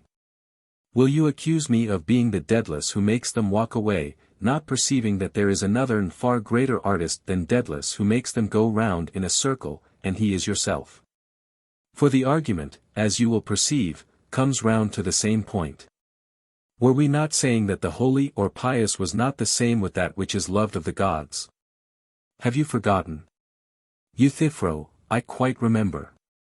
Socrates, and are you not saying that what is loved of the gods is holy, and is not this the same as what is dear to them, do you see? Euthyphro, true. Socrates, then either we were wrong in our former assertion. Or, if we were right then, we are wrong now. Euthyphro, one of the two must be true. Socrates, then we must begin again and ask, what is piety? That is an inquiry which I shall never be weary of pursuing as far as in me lies. And I entreat you not to scorn me, but to apply your mind to the utmost, and tell me the truth.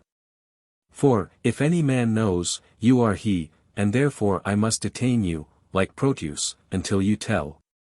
If you had not certainly known the nature of piety and impiety, I am confident that you would never, on behalf of a serf, have charged your aged father with murder. You would not have run such a risk of doing wrong in the sight of the gods, and you would have had too much respect for the opinions of men. I am sure, therefore, that you know the nature of piety and impiety. Speak out then, my dear Euthyphro, and do not hide your knowledge. Euthyphro, another time, Socrates, for I am in a hurry, and must go now. Socrates, alas! My companion, and will you leave me in despair? I was hoping that you would instruct me in the nature of piety and impiety, and then I might have cleared myself of Meletus and his indictment. I would have told him that I had been enlightened by Euthyphro, and had given up rash innovations and speculations, in which I indulged only through ignorance, and that now I am about to lead a better life. Apology. Introduction. In what relation the Apology of Plato stands to the real defense of Socrates, there are no means of determining. It certainly agrees in tone and character with the description of Xenophon, who says in the Memorabilia, 4:4, that Socrates might have been acquitted, if in any moderate degree he would have conciliated the favor of the dicasts. And who informs us in another passage, 4:8, on the testimony of Hermogenes, the friend of Socrates, that he had no wish to live. And that the divine sign refused to allow him to prepare a defense, and also that Socrates himself declared this to be unnecessary, on the ground that all his life long he had been preparing against that hour. For the speech breathes throughout a spirit of defiance, ut non supplex aut reis sed magister aut dominus videretur esse judicum, Cicero de Orator I 54. And the loose and desultory style is an imitation of the accustomed manner, in which Socrates spoke in the agora and among the tables of the money changers. The allusion in the Crito, 45b, may, perhaps, be adduced as a further evidence of the literal accuracy of some parts, 37c, d. But in the main it must be regarded as the ideal of Socrates, according to Plato's conception of him, appearing in the greatest and most public scene of his life, and in the height of his triumph, when he is weakest. And yet his mastery over mankind is greatest, and his habitual irony acquires a new meaning and a sort of tragic pathos in the face of death. The facts of his life are summed up, and the features of his character are brought out as if by accident in the course of the defense. The conversational manner, the seeming want of arrangement, the ironical simplicity, are found to result in a perfect work of art, which is the portrait of Socrates. Yet some of the topics may have been actually used by Socrates. And the recollection of his very words may have rung in the ears of his disciple. The Apology of Plato may be compared generally with those speeches of Thucydides in which he has embodied his conception of the lofty character and policy of the great Pericles, and which at the same time furnish a commentary on the situation of affairs from the point of view of the historian.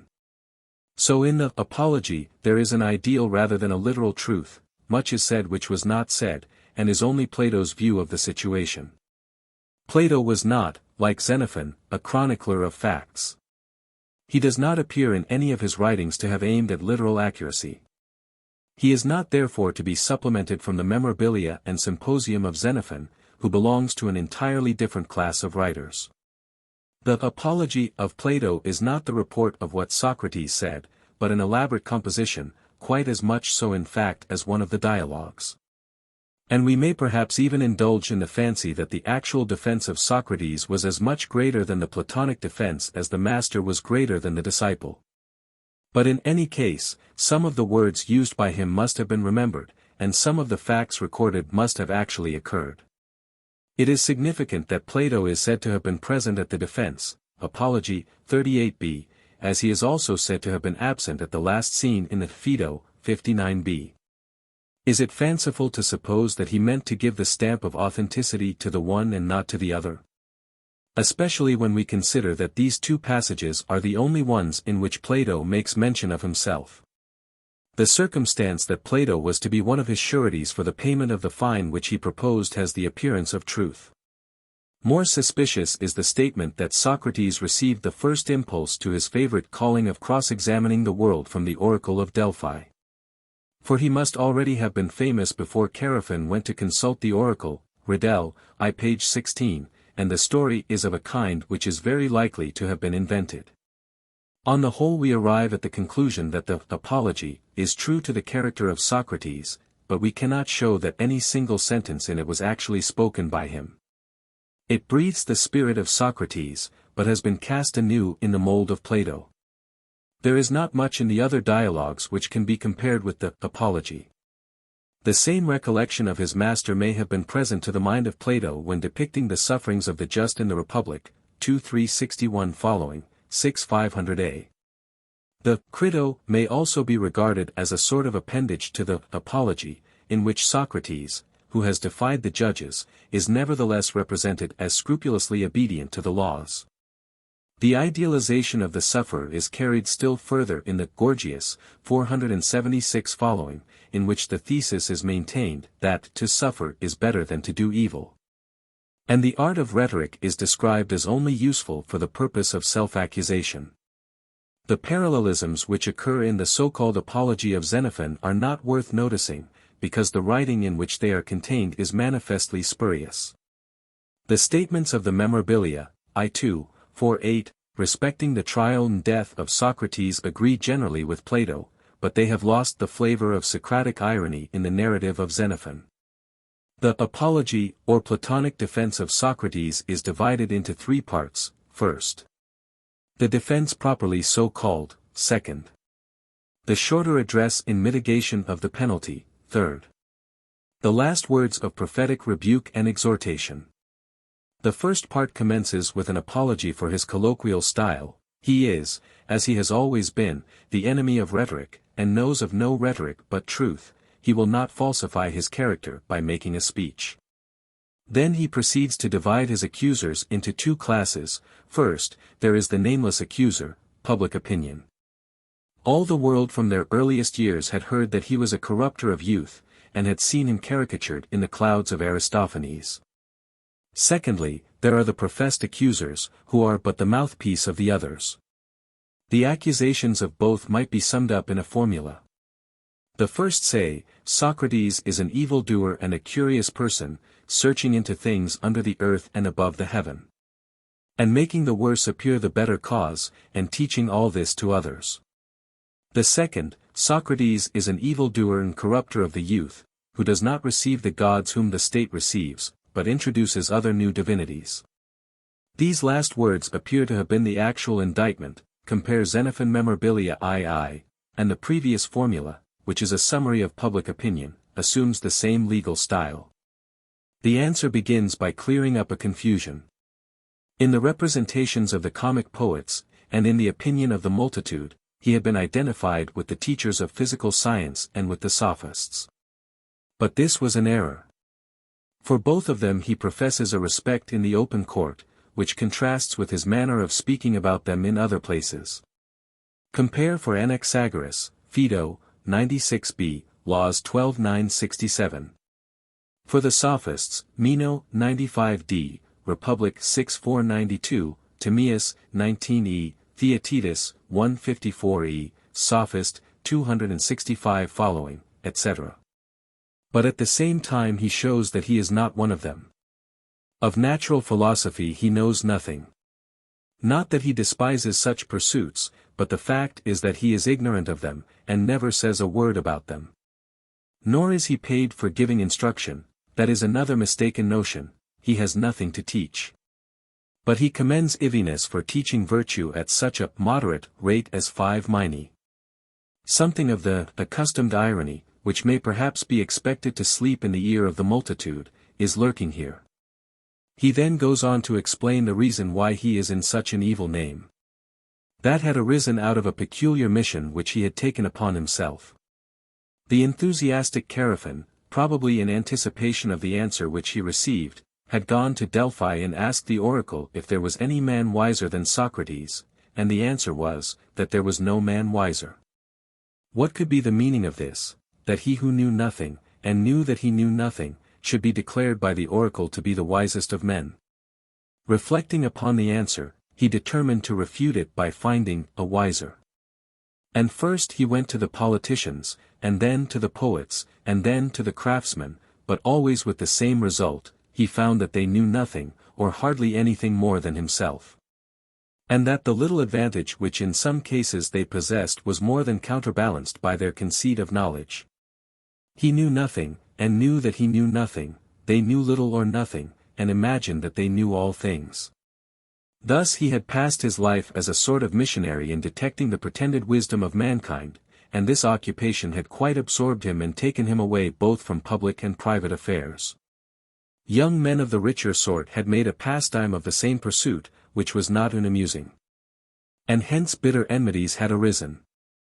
The professors of knowledge had revenged themselves by calling him a villainous corrupter of youth, and by repeating the commonplaces about atheism and materialism and sophistry. Which are the stock accusations against all philosophers when there is nothing else to be said of them. The second accusation he meets by interrogating Meletus, who is present and can be interrogated. If he is the corrupter, who is the improver of the citizens? Compare Meno 91c. All men everywhere. But how absurd, how contrary to analogy is this? How inconceivable too, that he should make the citizens worse when he has to live with them. This surely cannot be intentional. And if unintentional, he ought to have been instructed by Meletus, and not accused in the court. But there is another part of the indictment which says that he teaches men not to receive the gods whom the city receives, and has other new gods. Is that the way in which he is supposed to corrupt the youth? Yes, it is. Has he only new gods, or none at all? None at all. What, not even the sun and moon? No, why, he says that the sun is a stone, and the moon earth. That, replies Socrates, is the old confusion about Anaxagoras. The Athenian people are not so ignorant as to attribute to the influence of Socrates notions which have found their way into the drama, and may be learned at the theatre. Socrates undertakes to show that Meletus, rather unjustifiably, has been compounding a riddle in this part of the indictment. There are no gods, but Socrates believes in the existence of the sons of gods, which is absurd. Leaving Meletus, who has had enough words spent upon him, he returns to the original accusation. The question may be asked, why will he persist in following a profession which leads him to death? Why?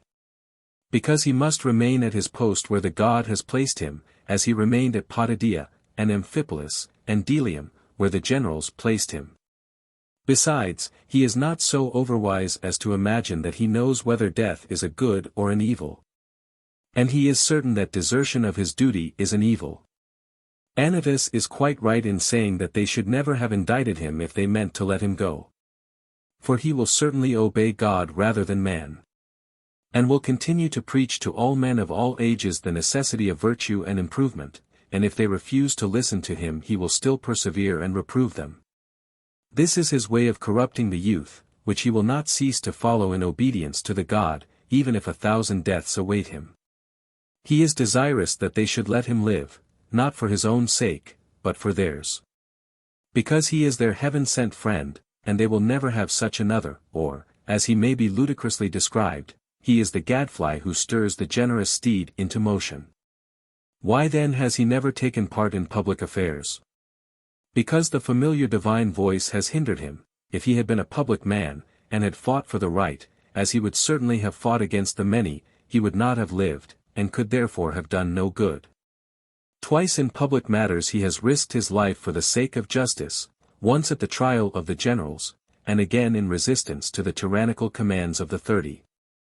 But, though not a public man, he has passed his days in instructing the citizens without fee or reward. This was his mission. Whether his disciples have turned out well or ill, he cannot justly be charged with the result, for he never promised to teach them anything. They might come if they liked, and they might stay away if they liked, and they did come, because they found an amusement in hearing the pretenders to wisdom detected.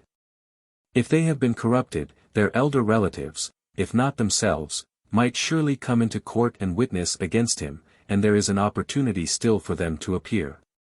But their fathers and brothers all appear in court, including this Plato, to witness on his behalf, and if their relatives are corrupted, at least they are uncorrupted, and they are my witnesses.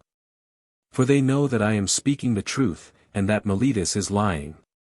This is about all that he has to say. He will not entreat the judges to spare his life. Neither will he present a spectacle of weeping children, although he, too, is not made of rock or oak. Some of the judges themselves may have complied with this practice on similar occasions, and he trusts that they will not be angry with him for not following their example.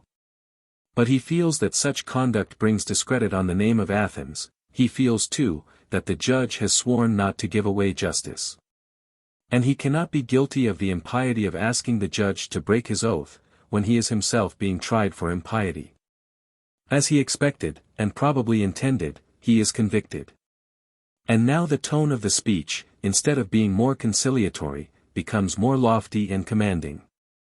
Anytus proposes death as the penalty, and what counterproposition shall he make? He, the benefactor of the Athenian people, whose whole life has been spent in doing them good, should at least have the Olympic victor's reward of maintenance in the Prytaneum. Or why should he propose any counterpenalty when he does not know whether death, which Anytus proposes, is a good or an evil? And he is certain that imprisonment is an evil, exile is an evil. Loss of money might be an evil, but then he has none to give, perhaps he can make up a mina. Let that be the penalty, or, if his friends wish, 30 minae, for which they will be excellent securities. He is condemned to death. He is an old man already, and the Athenians will gain nothing but disgrace by depriving him of a few years of life. Perhaps he could have escaped, if he had chosen to throw down his arms and entreat for his life. But he does not at all repent of the manner of his defense, he would rather die in his own fashion than live in theirs. For the penalty of unrighteousness is swifter than death. That penalty has already overtaken his accusers as death will soon overtake him. And now, as one who is about to die, he will prophesy to them. They have put him to death in order to escape the necessity of giving an account of their lives. But his death will be the seed of many disciples who will convince them of their evil ways, and will come forth to reprove them in harsher terms, because they are younger and more inconsiderate.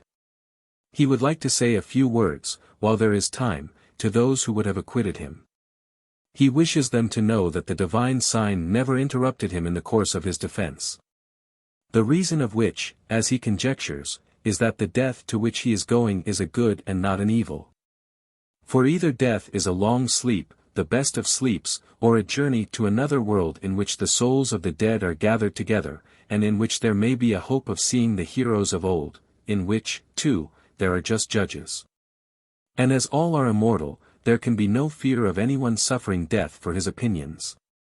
Nothing evil can happen to the good man either in life or death, and his own death has been permitted by the gods, because it was better for him to depart. And therefore he forgives his judges because they have done him no harm, although they never meant to do him any good. He has a last request to make to them, that they will trouble his sons as he has troubled them, if they appear to prefer riches to virtue, or to think themselves something when they are nothing. Few persons will be found to wish that Socrates should have defended himself otherwise, if, as we must add, his defense was that with which Plato has provided him.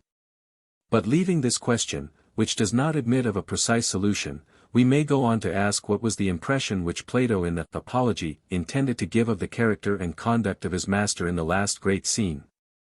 Did he intend to represent him, 1, as employing sophistries, 2, as designedly irritating the judges? Or are these sophistries to be regarded as belonging to the age in which he lived and to his personal character, and this apparent haughtiness as flowing from the natural elevation of his position? For example, when he says that it is absurd to suppose that one man is the corrupter and all the rest of the world the improvers of the youth, or, when he argues that he never could have corrupted the men with whom he had to live.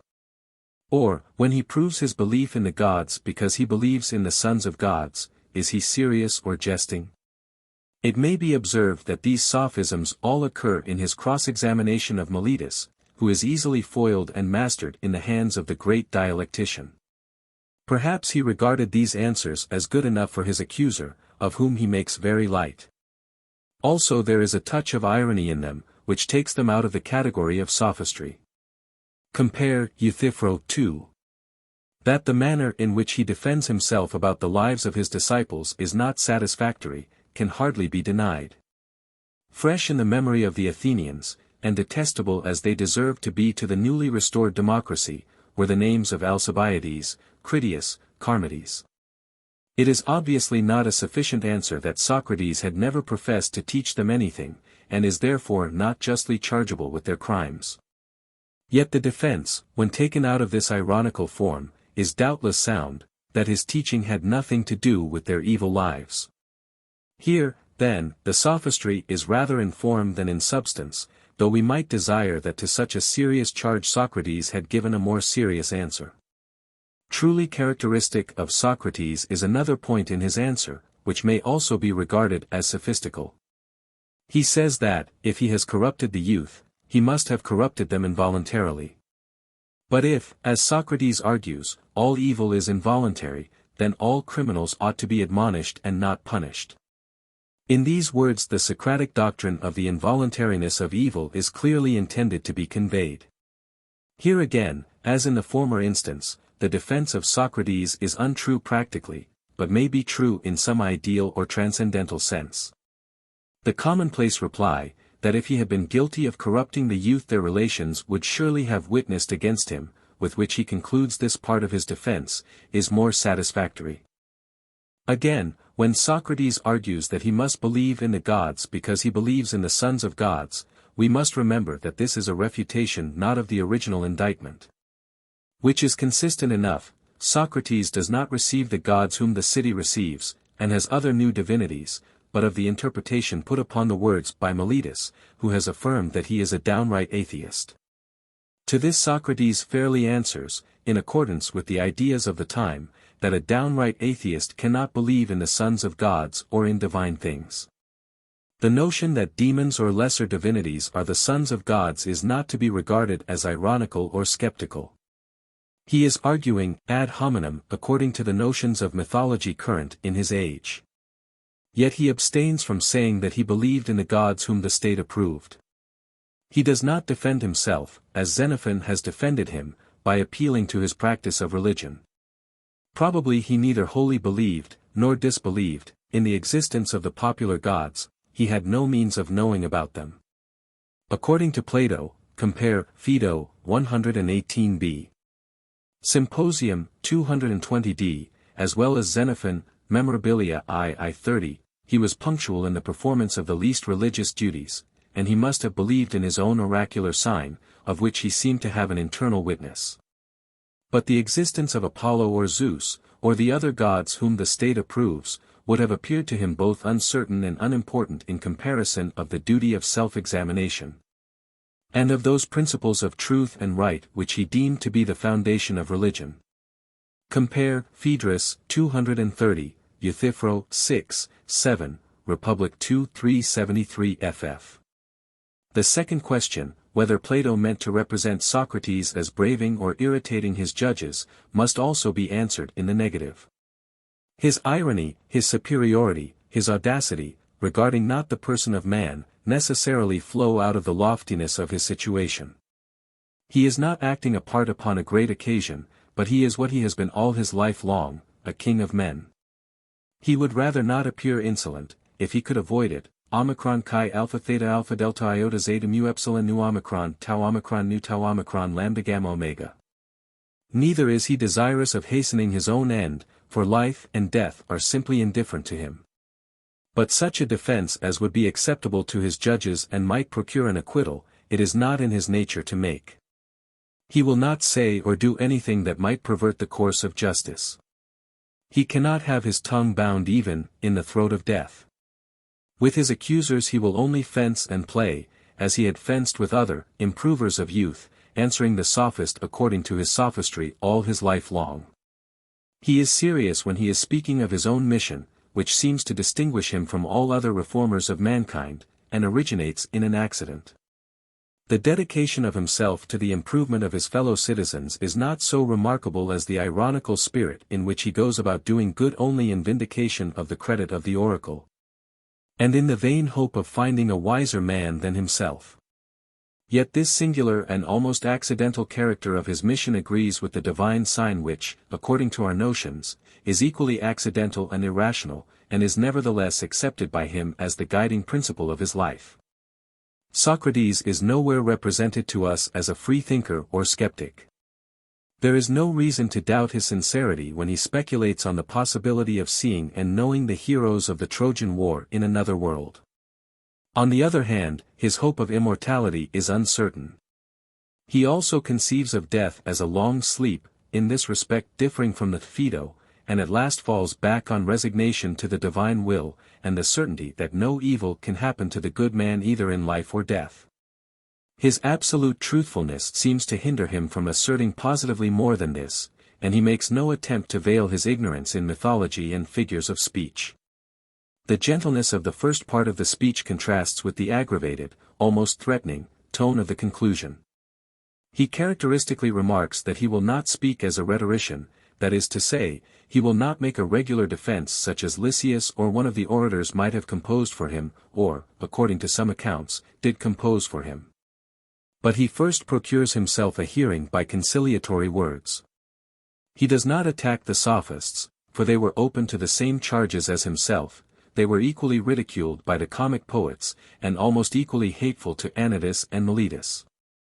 Yet incidentally the antagonism between Socrates and the Sophists is allowed to appear. He is poor and they are rich, his profession that he teaches nothing is opposed to their readiness to teach all things. His talking in the marketplace to their private instructions, his tarry at home life to their wandering from city to city. The tone which he assumes towards them is one of real friendliness, but also of concealed irony. Towards Anaxagoras, who had disappointed him in his hopes of learning about mind and nature, he shows a less kindly feeling, which is also the feeling of Plato in other passages, Laws 12:9-67b. But Anaxagoras had been dead 30 years, and was beyond the reach of persecution. It has been remarked that the prophecy of a new generation of teachers who would rebuke and exhort the Athenian people in harsher and more violent terms was, as far as we know, never fulfilled. No inference can be drawn from this circumstance as to the probability of the words attributed to him having been actually uttered. They express the aspiration of the first martyr of philosophy, that he would leave behind him many followers, accompanied by the not unnatural feeling that they would be fiercer and more inconsiderate in their words when emancipated from his control. The above remarks must be understood as applying with any degree of certainty to the Platonic Socrates only. For, although these or similar words may have been spoken by Socrates himself, we cannot exclude the possibility, that like so much else, e.g. the wisdom of Critias, the poem of Solon, the virtues of Charmides, they may have been due only to the imagination of Plato. The arguments of those who maintain that the Apology was composed during the process, resting on no evidence, do not require a serious refutation. Nor are the reasonings of Schleiermacher, who argues that the Platonic defense is an exact or nearly exact reproduction of the words of Socrates, partly because Plato would not have been guilty of the impiety of altering them, and also because many points of the defense might have been improved and strengthened, at all more conclusive. See English translation page 137. What effect the death of Socrates produced on the mind of Plato, we cannot certainly determine, nor can we say how he would or must have written under the circumstances.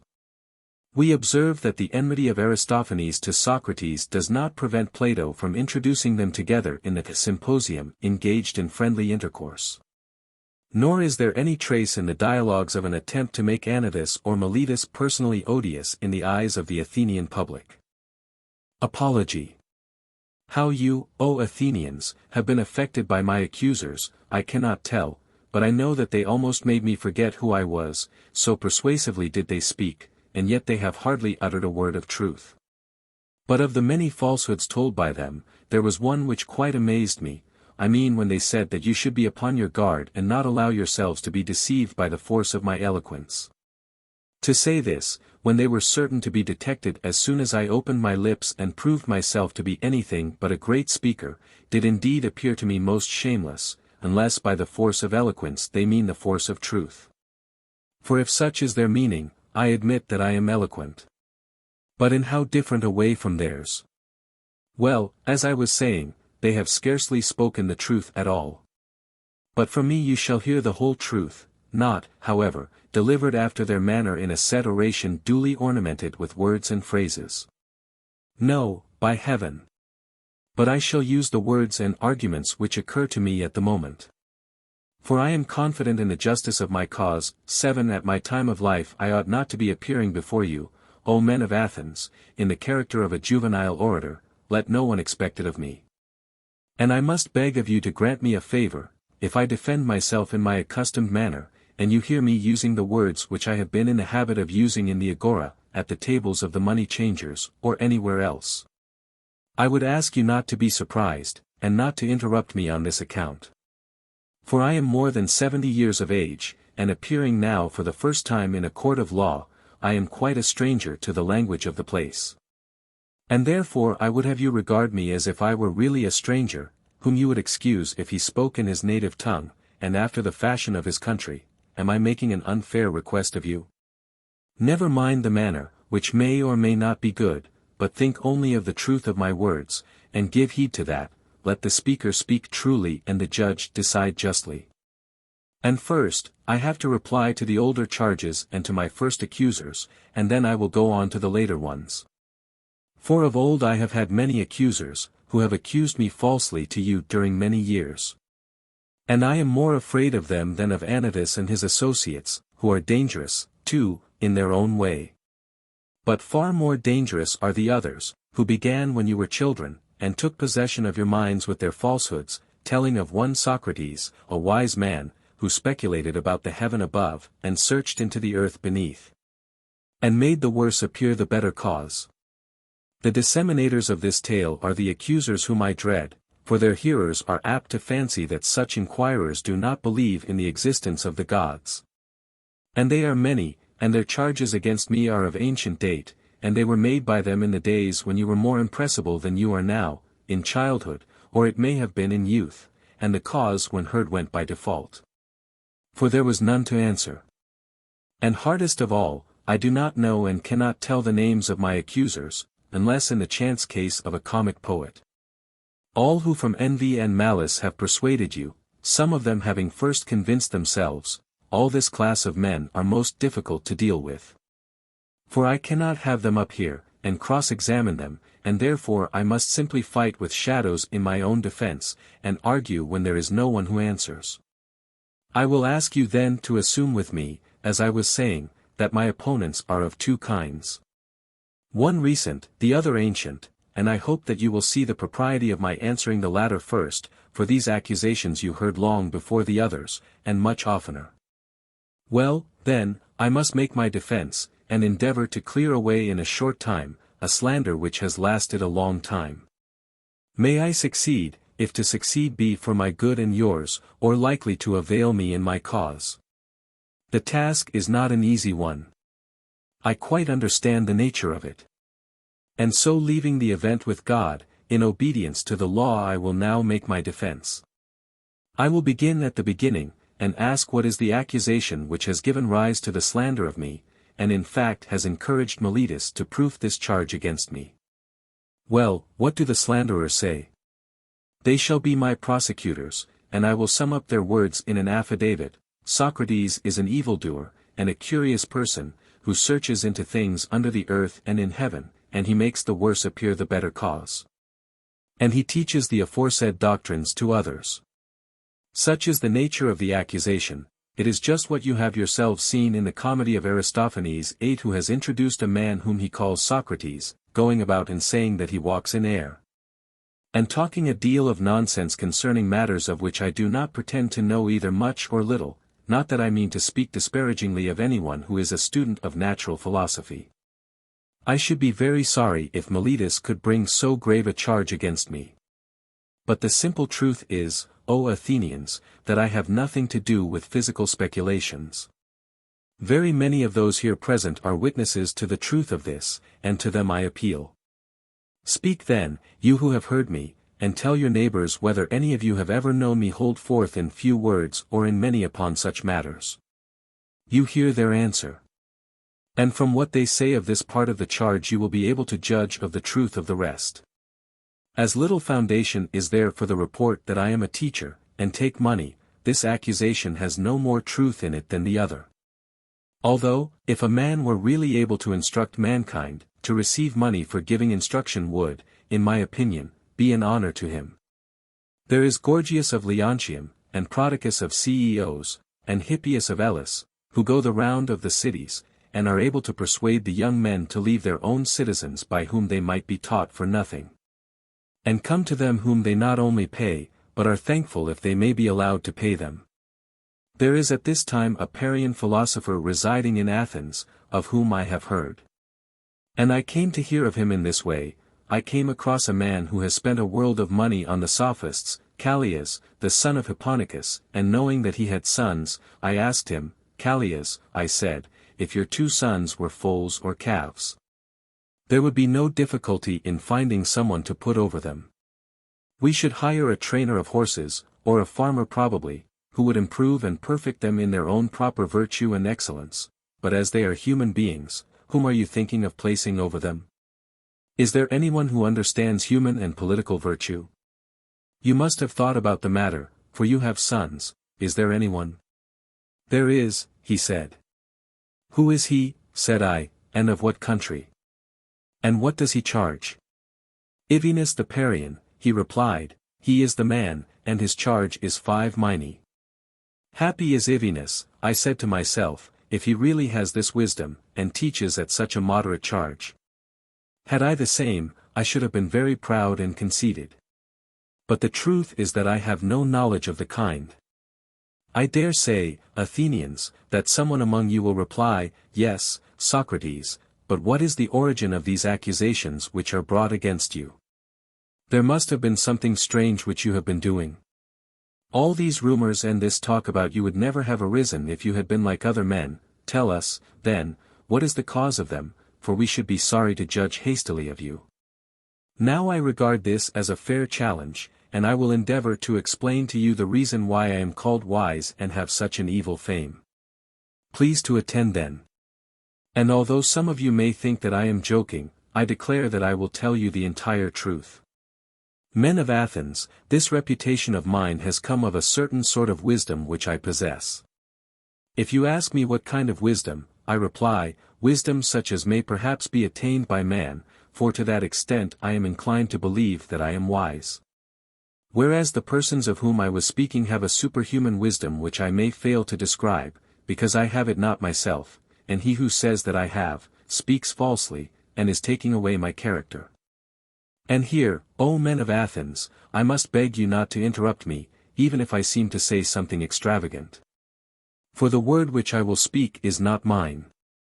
I will refer you to a witness who is worthy of credit. That witness shall be the god of Delphi. He will tell you about my wisdom, if I have any, and of what sort it is. You must have known Chaerephon.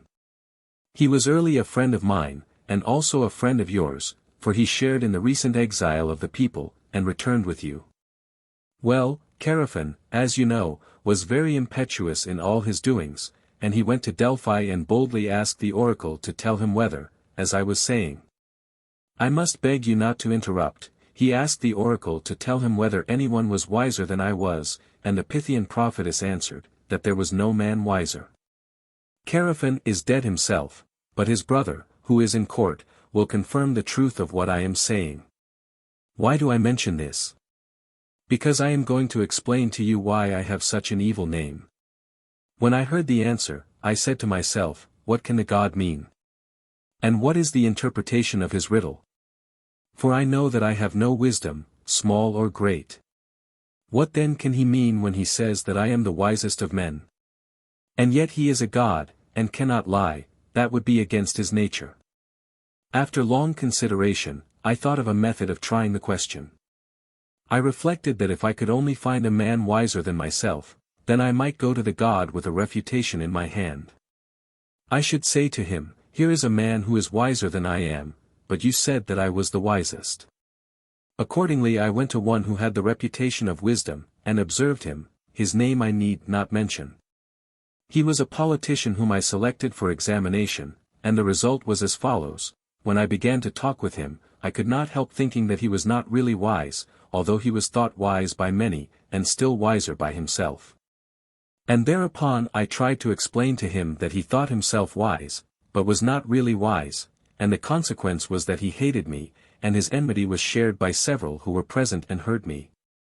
So I left him, saying to myself, as I went away, well, although I do not suppose that either of us knows anything really beautiful and good, I am better off than he is, for he knows nothing, and thinks that he knows.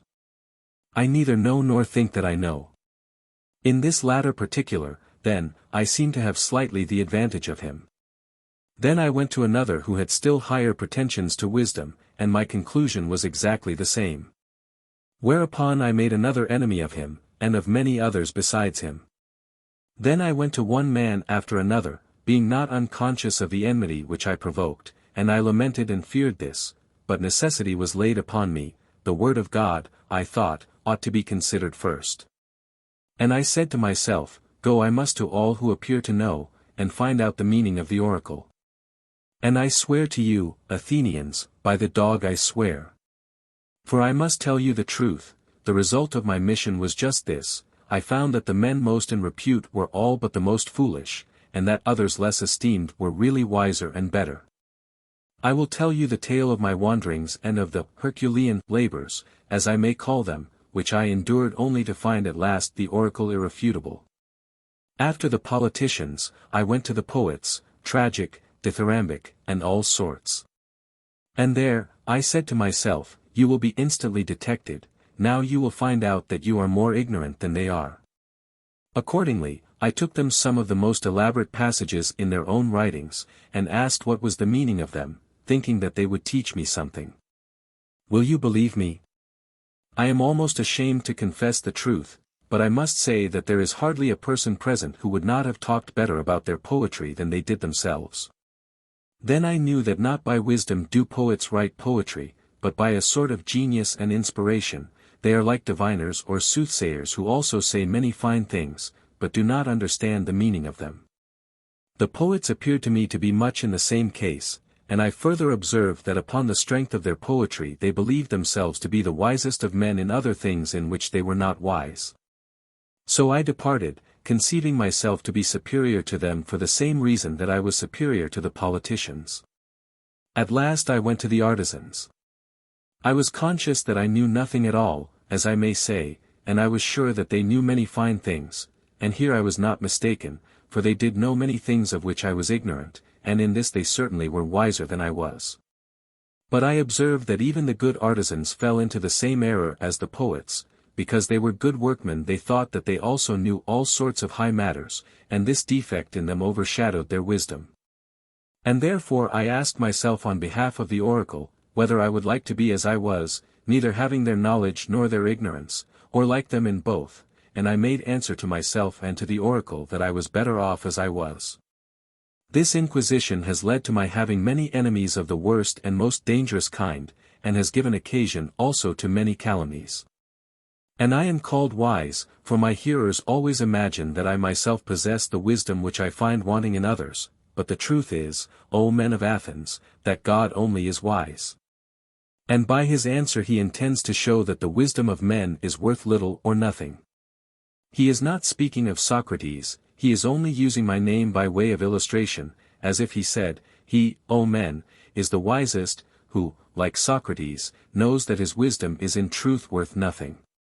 And so I go about the world, obedient to the God, and search and make inquiry into the wisdom of anyone, whether citizen or stranger, who appears to be wise, and if he is not wise, then in vindication of the oracle I show him that he is not wise. And my occupation quite absorbs me, and I have no time to give either to any public matter of interest or to any concern of my own, but I am in utter poverty by reason of my devotion to the God. There is another thing, young men of the richer classes, who have not much to do, come about me of their own accord, they like to hear the pretenders examined, and they often imitate me, and proceed to examine others. There are plenty of persons, as they quickly discover, who think that they know something, but really know little or nothing. And then those who are examined by them instead of being angry with themselves are angry with me, this confounded Socrates, they say, this villainous misleader of youth. And then if somebody asks them, why, what evil does he practice or teach? They do not know, and cannot tell. But in order that they may not appear to be at a loss, they repeat the ready-made charges which are used against all philosophers about teaching things up in the clouds and under the earth, and having no gods. And making the worse appear the better cause. For they do not like to confess that their pretense of knowledge has been detected, which is the truth. And as they are numerous and ambitious and energetic, and are drawn up in battle array and have persuasive tongues, they have filled your ears with their loud and inveterate calumnies. And this is the reason why my three accusers, Meletus and Anytus and Lyco, have set upon me, Meletus, who has a quarrel with me on behalf of the poets, Anytus, on behalf of the craftsmen and politicians. Lyco, on behalf of the rhetoricians, and as I said at the beginning, I cannot expect to get rid of such a mass of calumny all in a moment. And this, O men of Athens, is the truth and the whole truth. I have concealed nothing, I have dissembled nothing. And yet, I know that my plainness of speech makes them hate me, and what is their hatred but a proof that I am speaking the truth? Hence has arisen the prejudice against me. And this is the reason of it, as you will find out either in this or in any future inquiry. I have said enough in my defense against the first class of my accusers, I turn to the second class. They are headed by Meletus, that good man and true lover of his country, as he calls himself. Against these, too, I must try to make a defense. Let their affidavit be read. It contains something of this kind. It says that Socrates is a doer of evil, who corrupts the youth. And who does not believe in the gods of the state, but has other new divinities of his own. Such is the charge, and now let us examine the particular counts. He says that I am a doer of evil, and corrupt the youth. But I say, O men of Athens, that Meletus is a doer of evil, in that he pretends to be in earnest when he is only in jest. And is so eager to bring men to trial from a pretended zeal and interest about matters in which he really never had the smallest interest. And the truth of this I will endeavor to prove to you. Come hither, Meletus, and let me ask a question of you. You think a great deal about the improvement of youth? Yes, I do. Tell the judges, then, who is their improver. For you must know, as you have taken the pains to discover their corrupter, and are citing and accusing me before them. Speak, then, and tell the judges who their improver is. Observe, Meletus, that you are silent, and have nothing to say. But is not this rather disgraceful, and a very considerable proof of what I was saying, that you have no interest in the matter? Speak up, friend, and tell us who their improver is. The laws. But that, my good sir, is not my meaning. I want to know who the person is, who, in the first place, knows the laws. The judges, Socrates, who are present in court. What, do you mean to say, Meletus, that they are able to instruct and improve youth? Certainly they are. What, all of them, or some only and not others? All of them. By the goddess here, that is good news. There are plenty of improvers, then. And what do you say of the audience, do they improve them? Yes, they do. And the senators? Yes, the senators improve them. But perhaps the members of the assembly corrupt them? Or do they too improve them? They improve them. Then every Athenian improves and elevates them, all with the exception of myself. And I alone am their corrupter. Is that what you affirm? That is what I stoutly affirm. I am very unfortunate if you are right. But suppose I ask you a question, how about horses? Does one man do them harm and all the world good? Is not the exact opposite the truth? One man is able to do them good, or at least not many, the trainer of horses, that is to say, does them good, and others who have to do with them rather injure them.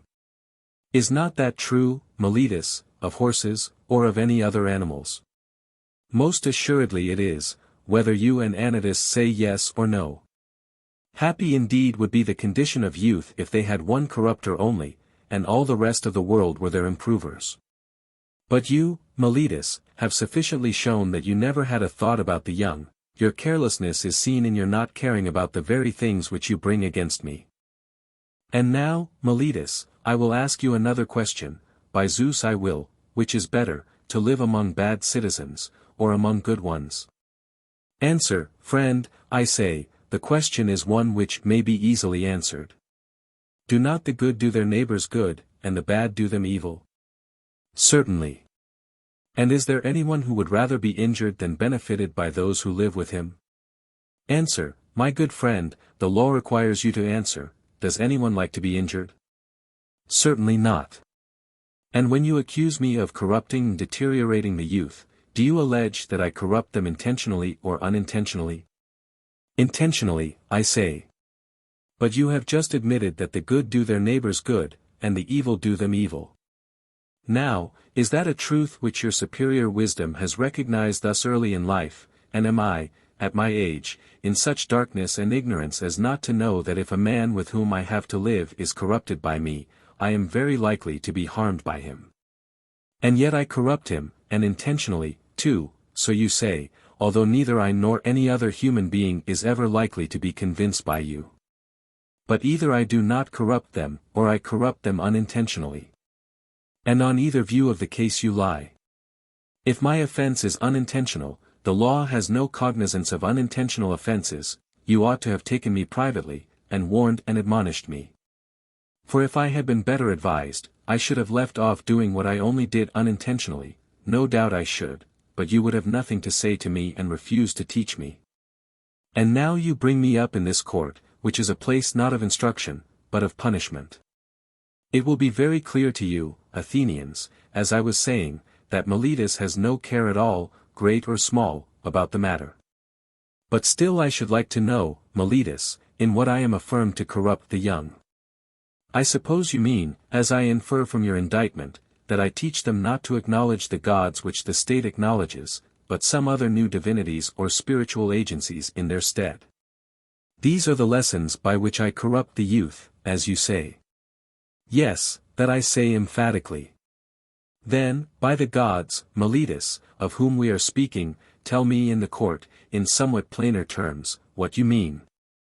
For I do not as yet understand whether you affirm that I teach other men to acknowledge some gods, and therefore that I do believe in gods. And am not an entire atheist, this you do not lay to my charge, but only you say that they are not the same gods which the city recognizes, the charge is that they are different gods.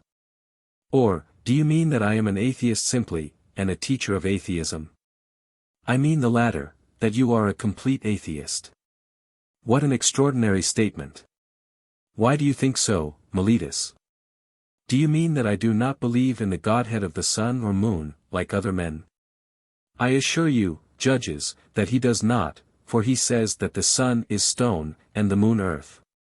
Friend Meletus, you think that you are accusing Anaxagoras, and you have but a bad opinion of the judges, if you fancy them illiterate to such a degree as not to know that these doctrines are found in the books of Anaxagoras the Clazomenian, which are full of them. And so, forsooth, the youth are said to be taught them by Socrates, when there are not unfrequently exhibitions of them at the theatre 9, price of admission 1 drachma at the most. And they might pay their money, and laugh at Socrates if he pretends to father these extraordinary views. And so, Meletus, you really think that I do not believe in any god? I swear by Zeus that you believe absolutely in none at all.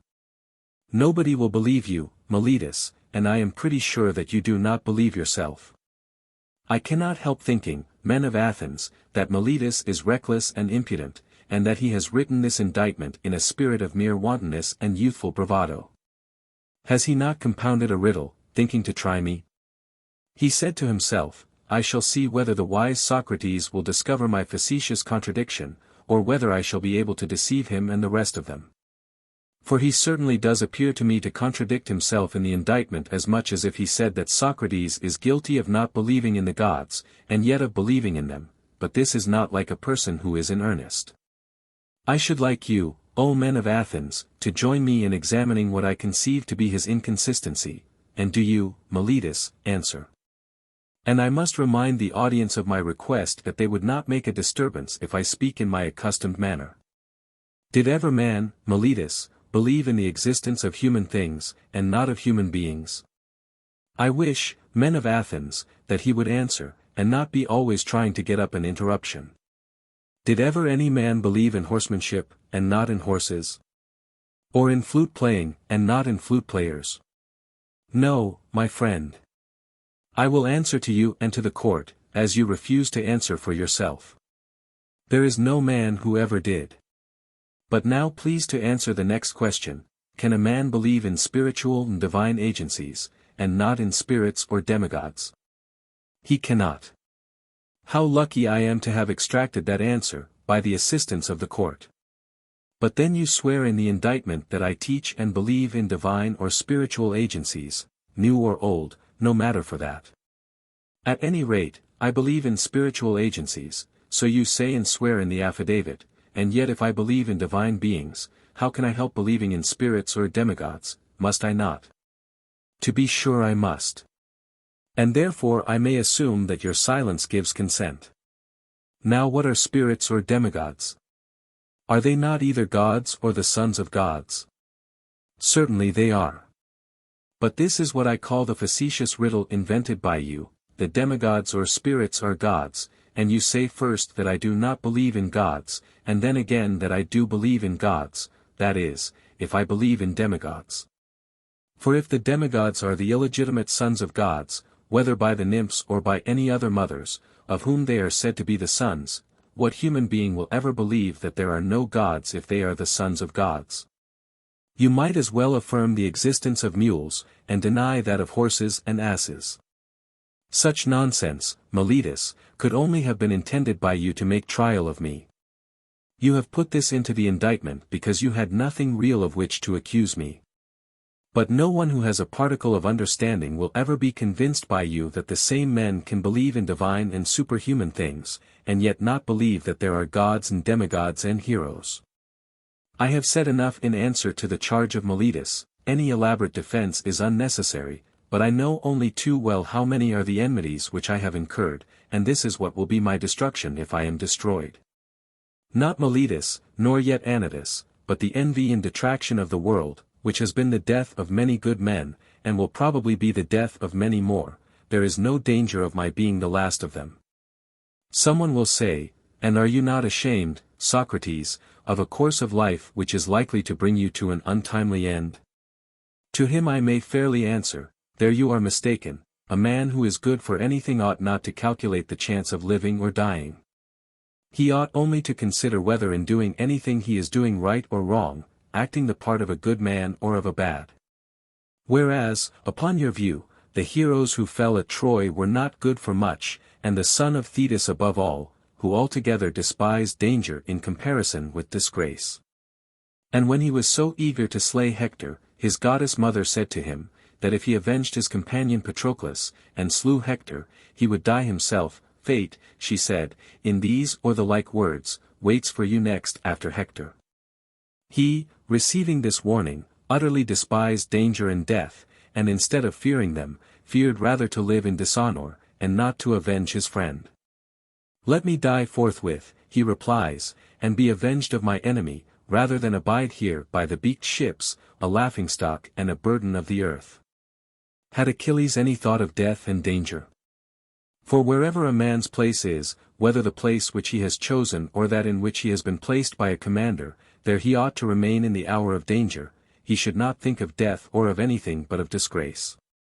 And this, O men of Athens, is a true saying. Strange, indeed, would be my conduct, O men of Athens, if I who, when I was ordered by the generals whom you chose to command me at Potidaea and Amphipolis and Delium, remained where they placed me, like any other man, facing death, if now, when, as I conceive and imagine, God orders me to fulfill the philosopher's mission of searching into myself and other men, I were to desert my post through fear of death, or any other fear. That would indeed be strange, and I might justly be arraigned in court for denying the existence of the gods, if I disobeyed the oracle because I was afraid of death, fancying that I was wise when I was not wise. For the fear of death is indeed the pretense of wisdom, and not real wisdom, being a pretense of knowing the unknown, and no one knows whether death, which men in their fear apprehend to be the greatest evil, may not be the greatest good. Is not this ignorance of a disgraceful sort, the ignorance which is the conceit that a man knows what he does not know? And in this respect only I believe myself to differ from men in general, and may perhaps claim to be wiser than they are, that whereas I know but little of the world below, I do not suppose that I know, but I do know that injustice and disobedience to a better, whether God or man, is evil and dishonorable, and I will never fear or avoid a possible good rather than a certain evil.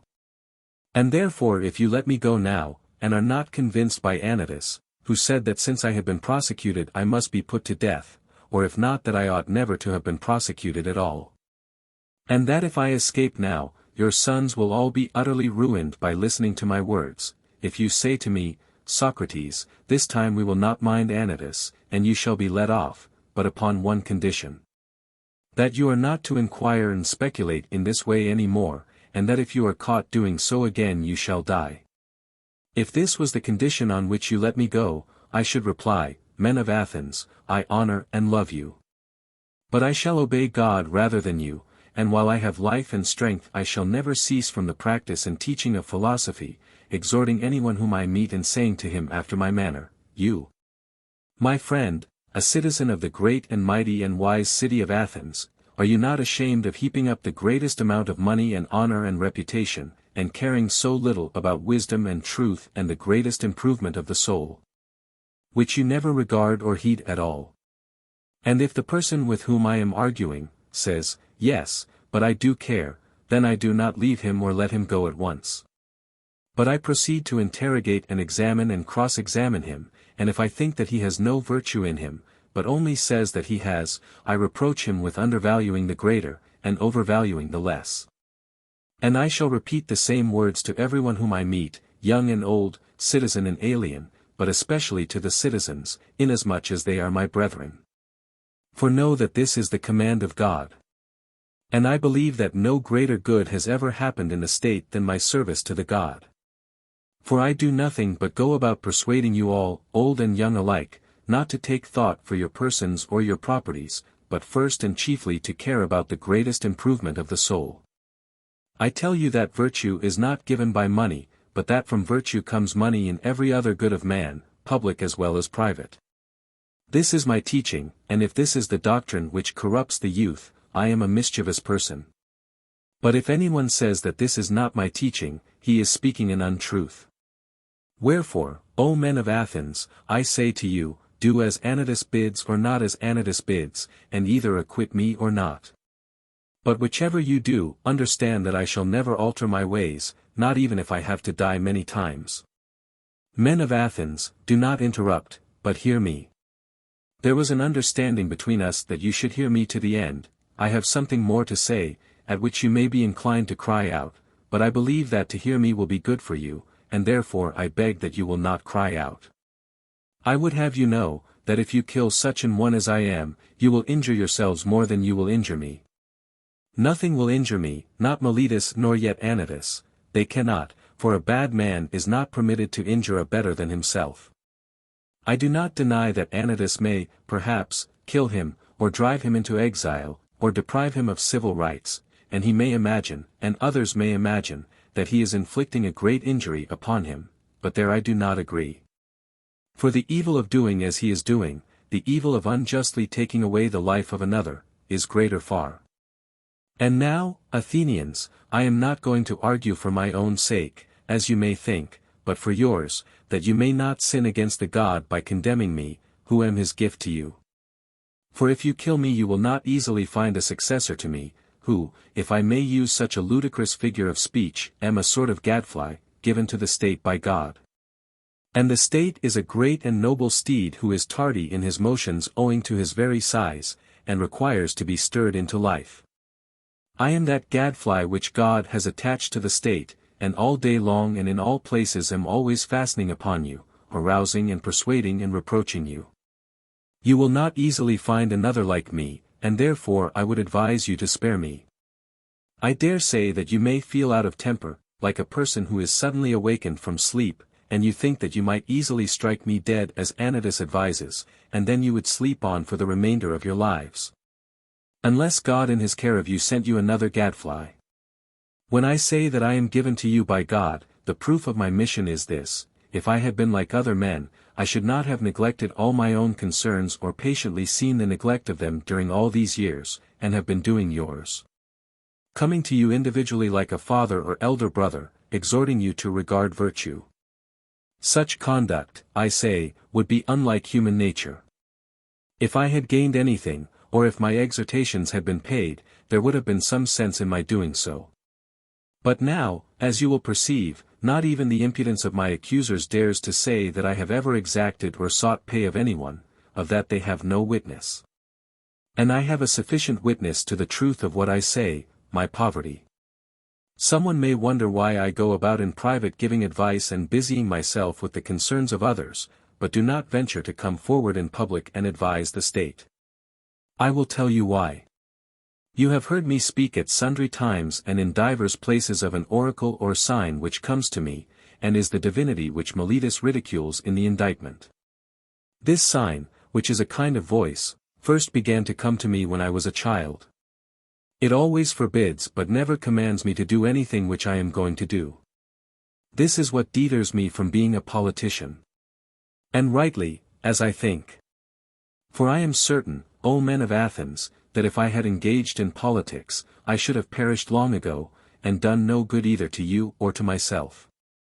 And do not be offended at my telling you the truth, for the truth is, that no man who goes to war with you or any other multitude, honestly striving against the many lawless and unrighteous deeds which are done in a state, will save his life. He who will fight for the right, if he would live even for a brief space, must have a private station and not a public one. I can give you convincing evidence of what I say, not words only, but what you value far more, actions. Let me relate to you a passage of my own life which will prove to you that I should never have yielded to injustice from any fear of death, and that, as I should have refused to yield, I must have died at once. I will tell you a tale of the courts, not very interesting perhaps, but nevertheless true. The only office of state which I ever held, O men of Athens, was that of senator. The tribe Antiochus, which is my tribe, had the presidency at the trial of the generals who had not taken up the bodies of the slain after the battle of Arginusi. And you proposed to try them in a body, contrary to law, as you all thought afterwards, but at the time I was the only one of the Prytanes who was opposed to the illegality, and I gave my vote against you. And when the orators threatened to impeach and arrest me, and you called and shouted, I made up my mind that I would run the risk, having law and justice with me, rather than take part in your injustice because I feared imprisonment and death. This happened in the days of the democracy.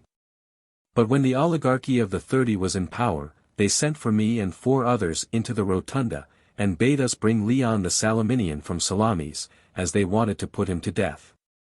This was a specimen of the sort of commands which they were always giving with the view of implicating as many as possible in their crimes. And then I showed, not in word only but in deed, that, if I may be allowed to use such an expression, I cared not a straw for death, and that my great and only care was lest I should do an unrighteous or unholy thing. For the strong arm of that oppressive power did not frighten me into doing wrong, and when we came out of the rotunda the other 4 went to Salamis and fetched Leon, but I went quietly home. For which I might have lost my life, had not the power of the 30 shortly afterwards come to an end. And many will witness to my words. Now do you really imagine that I could have survived all these years, if I had led a public life, supposing that like a good man I had always maintained the right and had made justice, as I ought, the first thing? No indeed, men of Athens, neither I nor any other man. But I have been always the same in all my actions, public as well as private, and never have I yielded any base compliance to those who are slanderously termed my disciples, or to any other. Not that I have any regular disciples. But if anyone likes to come and hear me while I am pursuing my mission, whether he be young or old, he is not excluded. Nor do I converse only with those who pay. But anyone, whether he be rich or poor, may ask and answer me and listen to my words, and whether he turns out to be a bad man or a good one, neither result can be justly imputed to me, for I never taught or professed to teach him anything.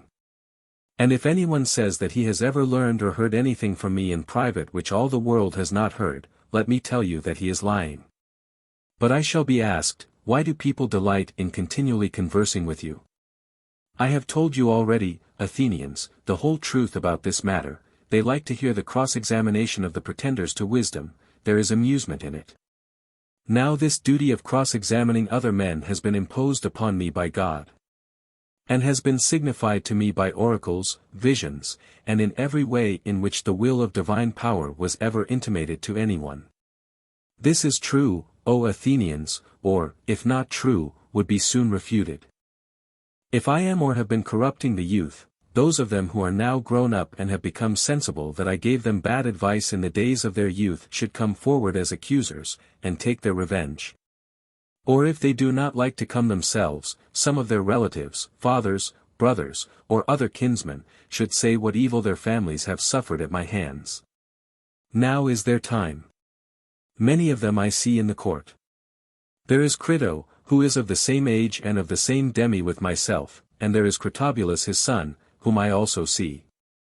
Then again there is Lysanias of Sophist, who is the father of Aeschines, he is present. And also there is Antiphon of Cephisus, who is the father of Epigenes, and there are the brothers of several who have associated with me. There is Nicostratus the son of Theostotides, and the brother of Theodotus. Now Theodotus himself is dead, and therefore he, at any rate, will not seek to stop him, and there is Perillus the son of Demodocus, who had a brother Thales. And Adimantus the son of Ariston, whose brother Plato is present, and Antidorus, who is the brother of Apollodorus, whom I also see. I might mention a great many others, some of whom Meletus should have produced as witnesses in the course of his speech, and let him still produce them. If he has forgotten, I will make way for him. And let him say, if he has any testimony of the sort which he can produce. Nay, Athenians, the very opposite is the truth. For all these are ready to witness on behalf of the corrupter, of the injurer of their kindred, as Meletus and Anytus call me. Not the corrupted youth only, there might have been a motive for that, but their uncorrupted elder relatives. Why should they too support me with their testimony? Why, indeed, except for the sake of truth and justice, and because they know that I am speaking the truth, and that Meletus is a liar. Well, Athenians, this and the like of this is all the defense which I have to offer. Yet a word more. Perhaps there may be someone who is offended at me, when he calls to mind how he himself on a similar, or even a less serious occasion, prayed and entreated the judges with many tears, and how he produced his children in court.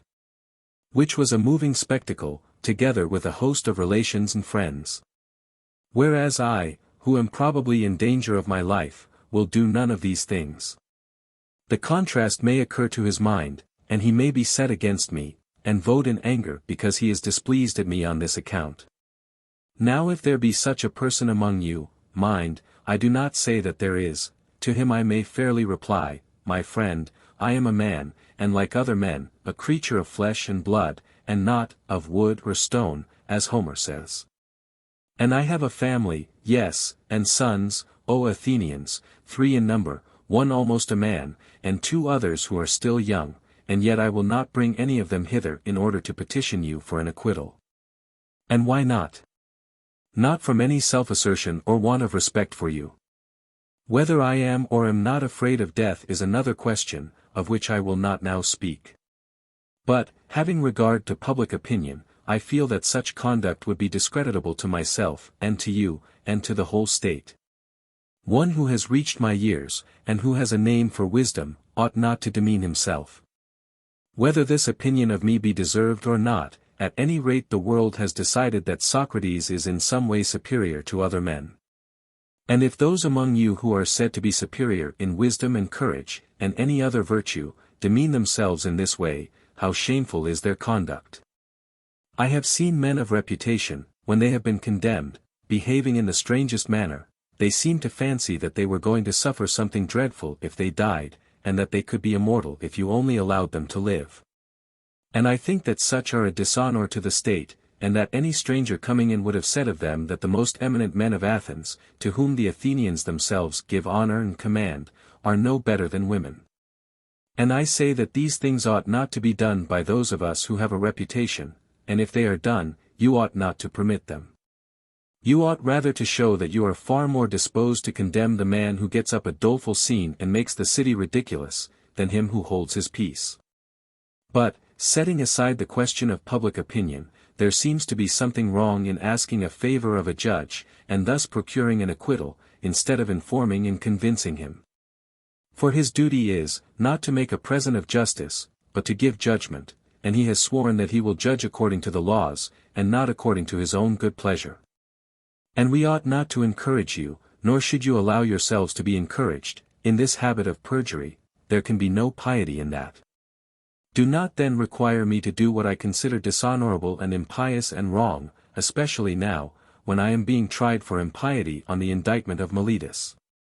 For if, O men of Athens, by force of persuasion and entreaty I could overpower your oaths, then I should be teaching you to believe that there are no gods, and in defending should simply convict myself of the charge of not believing in them.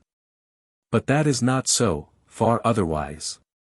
For I do believe that there are gods, and in a sense higher than that in which any of my accusers believe in them. And to you and to God I commit my cause, to be determined by you as is best for you and me. There are many reasons why I am not grieved, O men of Athens, at the vote of condemnation. I expected it, and am only surprised that the votes are so nearly equal, for I had thought that the majority against me would have been far larger. But now, had 30 votes gone over to the other side, I should have been acquitted. And I may say, I think, that I have escaped Miletus. I may say more. For without the assistance of Anytus and Lyco, anyone may see that he would not have had a fifth part of the votes, as the law requires, in which case he would have incurred a fine of 1,000 drachmae. And so he proposes death as the penalty. And what shall I propose on my part, O men of Athens? Clearly that which is my due. And what is my due? What return shall be made to the man who has never had the wit to be idle during his whole life, but has been careless of what the many care for, wealth, and family interests, and military offices, and speaking in the assembly, and magistracies, and plots, and parties? Reflecting that I was really too honest a man to be a politician and live, I did not go where I could do no good to you or to myself. But where I could do the greatest good privately to every one of you, thither I went, and sought to persuade every man among you that he must look to himself, and seek virtue and wisdom before he looks to his private interests. And look to the state before he looks to the interests of the state. And that this should be the order which he observes in all his actions. What shall be done to such an one? Doubtless some good thing, O men of Athens, if he has his reward, and the good should be of a kind suitable to him. What would be a reward suitable to a poor man who is your benefactor, and who desires leisure that he may instruct you? There can be no reward so fitting as maintenance in the Prytaneum, O men of Athens, a reward which he deserves far more than the citizen who has won the prize at Olympia in the horse or chariot race. Whether the chariots were drawn by 2 horses or by many. For I am in want, and he has enough, and he only gives you the appearance of happiness, and I give you the reality. And if I am to estimate the penalty fairly, I should say that maintenance in the Prytaneum is the just return. Perhaps you think that I am braving you in what I am saying now, as in what I said before about the tears and prayers. But this is not so. I speak rather because I am convinced that I never intentionally wronged anyone, although I cannot convince you, the time has been too short. If there were a law at Athens, as there is in other cities, that a capital cause should not be decided in one day, then I believe that I should have convinced you. But I cannot in a moment refute great slanders. And, as I am convinced that I never wronged another, I will assuredly not wrong myself. I will not say of myself that I deserve any evil, or propose any penalty. Why should I? Because I am afraid of the penalty of death which Miletus proposes? When I do not know whether death is a good or an evil, why should I propose a penalty which would certainly be an evil? Shall I say imprisonment? And why should I live in prison, and be the slave of the magistrates of the year, of the 11? Or shall the penalty be a fine, and imprisonment until the fine is paid? There is the same objection. I should have to lie in prison, for money I have none, and cannot pay. And if I say exile, and this may possibly be the penalty which you will affix, I must indeed be blinded by the love of life, if I am so irrational as to expect that when you, who are my own citizens, cannot endure my discourses and words, and have found them so grievous and odious that you will have no more of them, others are likely to endure me. No indeed, men of Athens, that is not very likely. And what a life should I lead, at my age, wandering from city to city, ever changing my place of exile, and always being driven out. For I am quite sure that wherever I go, there, as here, the young men will flock to me, and if I drive them away, their elders will drive me out at their request, and if I let them come, their fathers and friends will drive me out for their sakes. Someone will say, "Yes, Socrates, but cannot you hold your tongue, and then you may go into a foreign city, and no one will interfere with you?" Now I have great difficulty in making you understand my answer to this. For if I tell you that to do as you say would be a disobedience to the God, and therefore that I cannot hold my tongue, you will not believe that I am serious.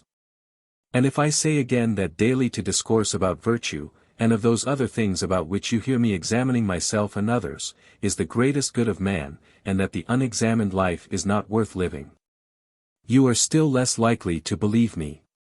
Yet I say what is true, although a thing of which it is hard for me to persuade you. Also, I have never been accustomed to think that I deserve to suffer any harm. Had I money I might have estimated the offense at what I was able to pay, and not have been much the worse. But I have none, and therefore I must ask you to proportion the fine to my means. Well, perhaps I could afford a mina, and therefore I propose that penalty. Plato, Crito, Critobulus, and Apollodorus, my friends here, bid me say 30 minae, and they will be the sureties. Let 30 minae be the penalty. For which sum they will be ample security to you. Not much time will be gained, O Athenians, in return for the evil name which you will get from the detractors of the city, who will say that you killed Socrates, a wise man. For they will call me wise, even although I am not wise, when they want to reproach you. If you had waited a little while, your desire would have been fulfilled in the course of nature. For I am far advanced in years, as you may perceive, and not far from death. I am speaking now not to all of you, but only to those who have condemned me to death. And I have another thing to say to them. You think that I was convicted because I had no words of the sort which would have procured my acquittal, I mean, if I had thought fit to leave nothing undone or unsaid. Not so. The deficiency which led to my conviction was not of words, certainly not. But I had not the boldness or impudence or inclination to address you as you would have liked me to do, weeping and wailing and lamenting, and saying and doing many things which you have been accustomed to hear from others, and which, as I maintain, are unworthy of me. I thought at the time that I ought not to do anything common or mean when in danger, nor do I now repent of the style of my defense. I would rather die having spoken after my manner, than speak in your manner and live. For neither in war nor yet at law ought I or any man to use every way of escaping death. Often in battle there can be no doubt that if a man will throw away his arms, and fall on his knees before his pursuers, he may escape death. And in other dangers there are other ways of escaping death, if a man is willing to say and do anything. The difficulty, my friends, is not to avoid death, but to avoid unrighteousness, for that runs faster than death. I am old and move slowly, and the slower runner has overtaken me, and my accusers are keen and quick, and the faster runner, who is unrighteousness, has overtaken them. And now I depart hence condemned by you to suffer the penalty of death, they too go their ways condemned by the truth to suffer the penalty of villainy and wrong, and I must abide by my award. Let them abide by theirs. I suppose that these things may be regarded as fated, and I think that they are well. And now, O men who have condemned me, I would fain prophesy to you, for I am about to die, and in the hour of death men are gifted with prophetic power. And I prophesy to you who are my murderers, that immediately after my departure punishment far heavier than you have inflicted on me will surely await you. Me you have killed because you wanted to escape the accuser, and not to give an account of your lives. But that will not be as you suppose, far otherwise. For I say that there will be more accusers of you than there are now. Accusers whom hitherto I have restrained, and as they are younger they will be more inconsiderate with you, and you will be more offended at them. If you think that by killing men you can prevent someone from censuring your evil lives, you are mistaken. That is not a way of escape which is either possible or honorable. The easiest and the noblest way is not to be disabling others, but to be improving yourselves. This is the prophecy which I utter before my departure to the judges who have condemned me. Friends, who would have acquitted me, I would like also to talk with you about the thing which has come to pass, while the magistrates are busy, and before I go to the place at which I must die. Stay then a little, for we may as well talk with one another while there is time. You are my friends, and I should like to show you the meaning of this event which has happened to me.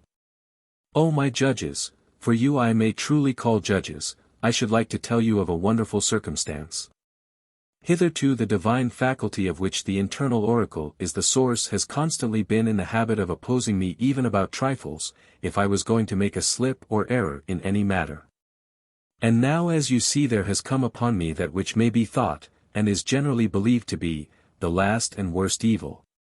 But the oracle made no sign of opposition, either when I was leaving my house in the morning, or when I was on my way to the court, or while I was speaking, at anything which I was going to say.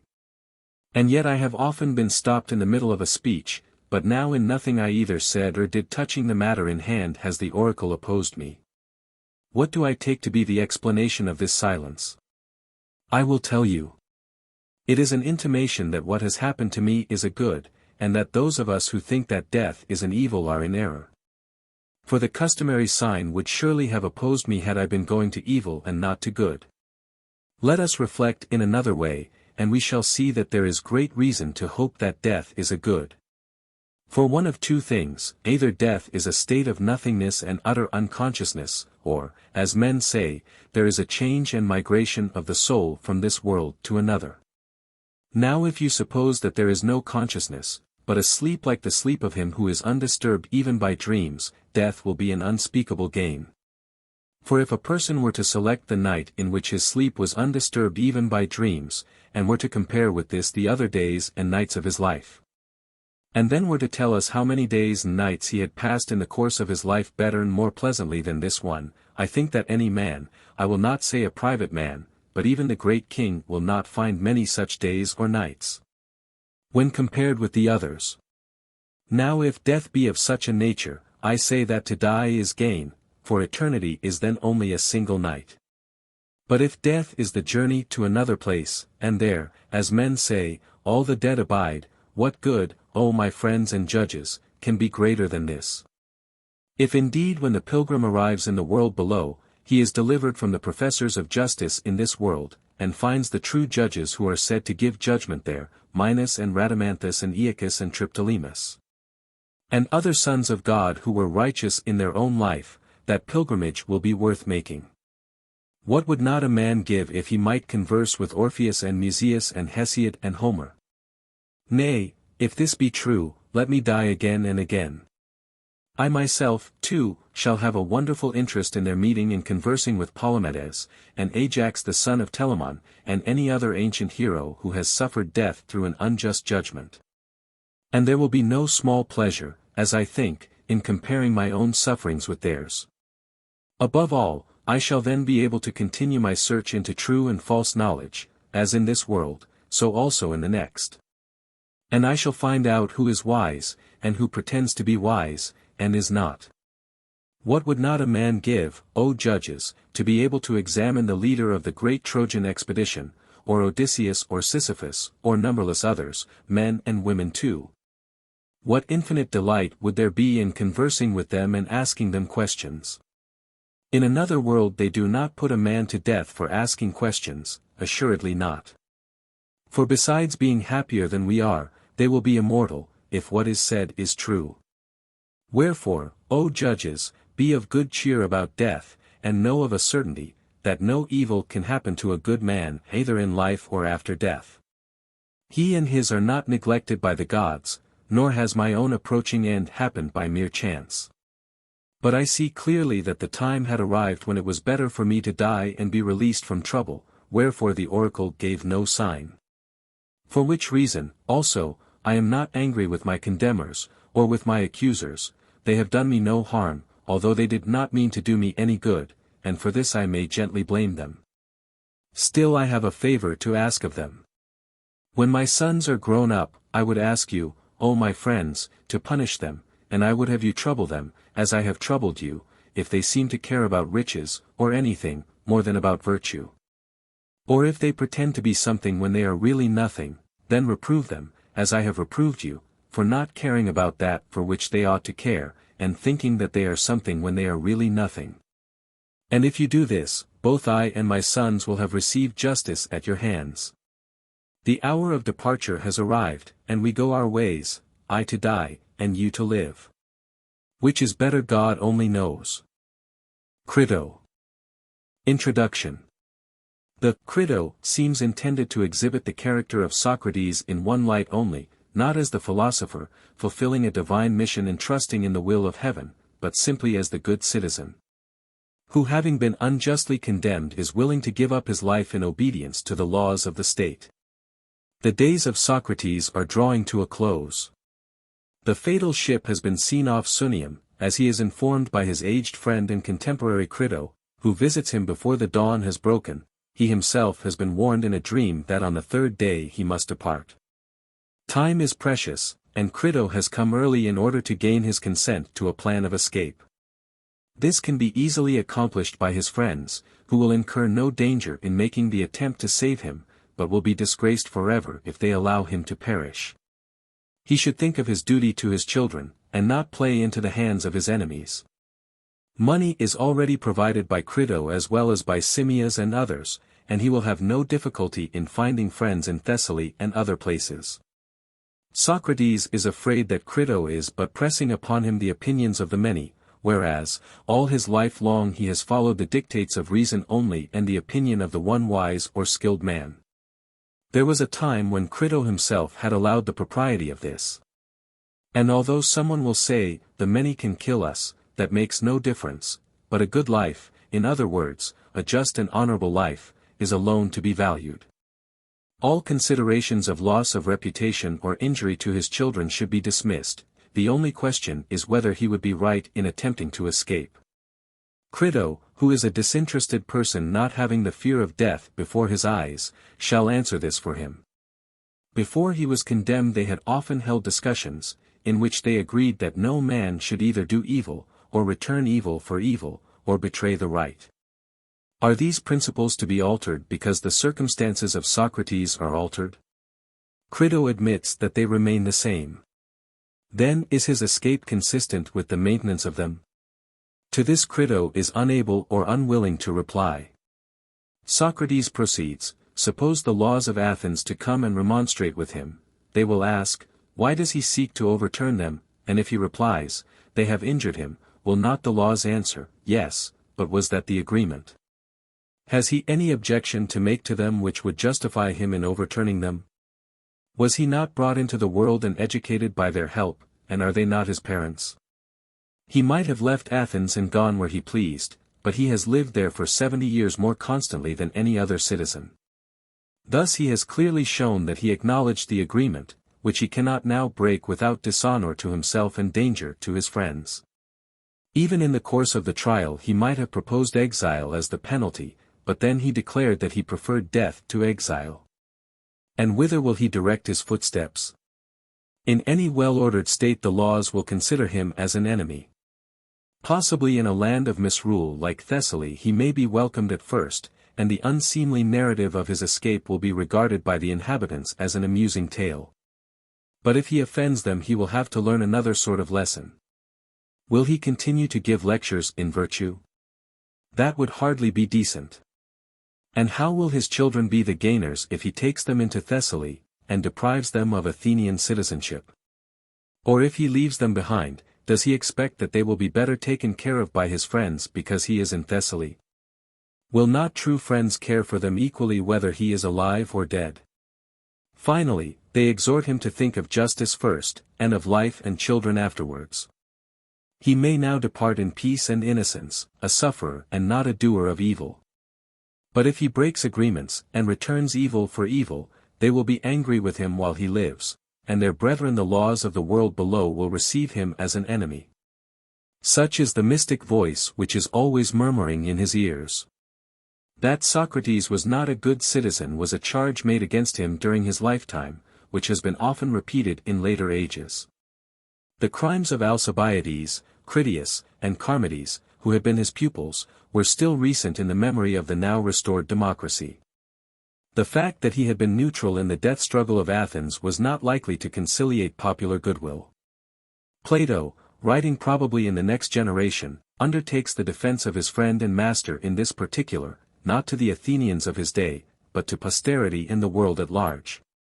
Whether such an incident ever really occurred as the visit of Crito and the proposal of escape is uncertain. Plato could easily have invented far more than that. Phaedrus, 275b.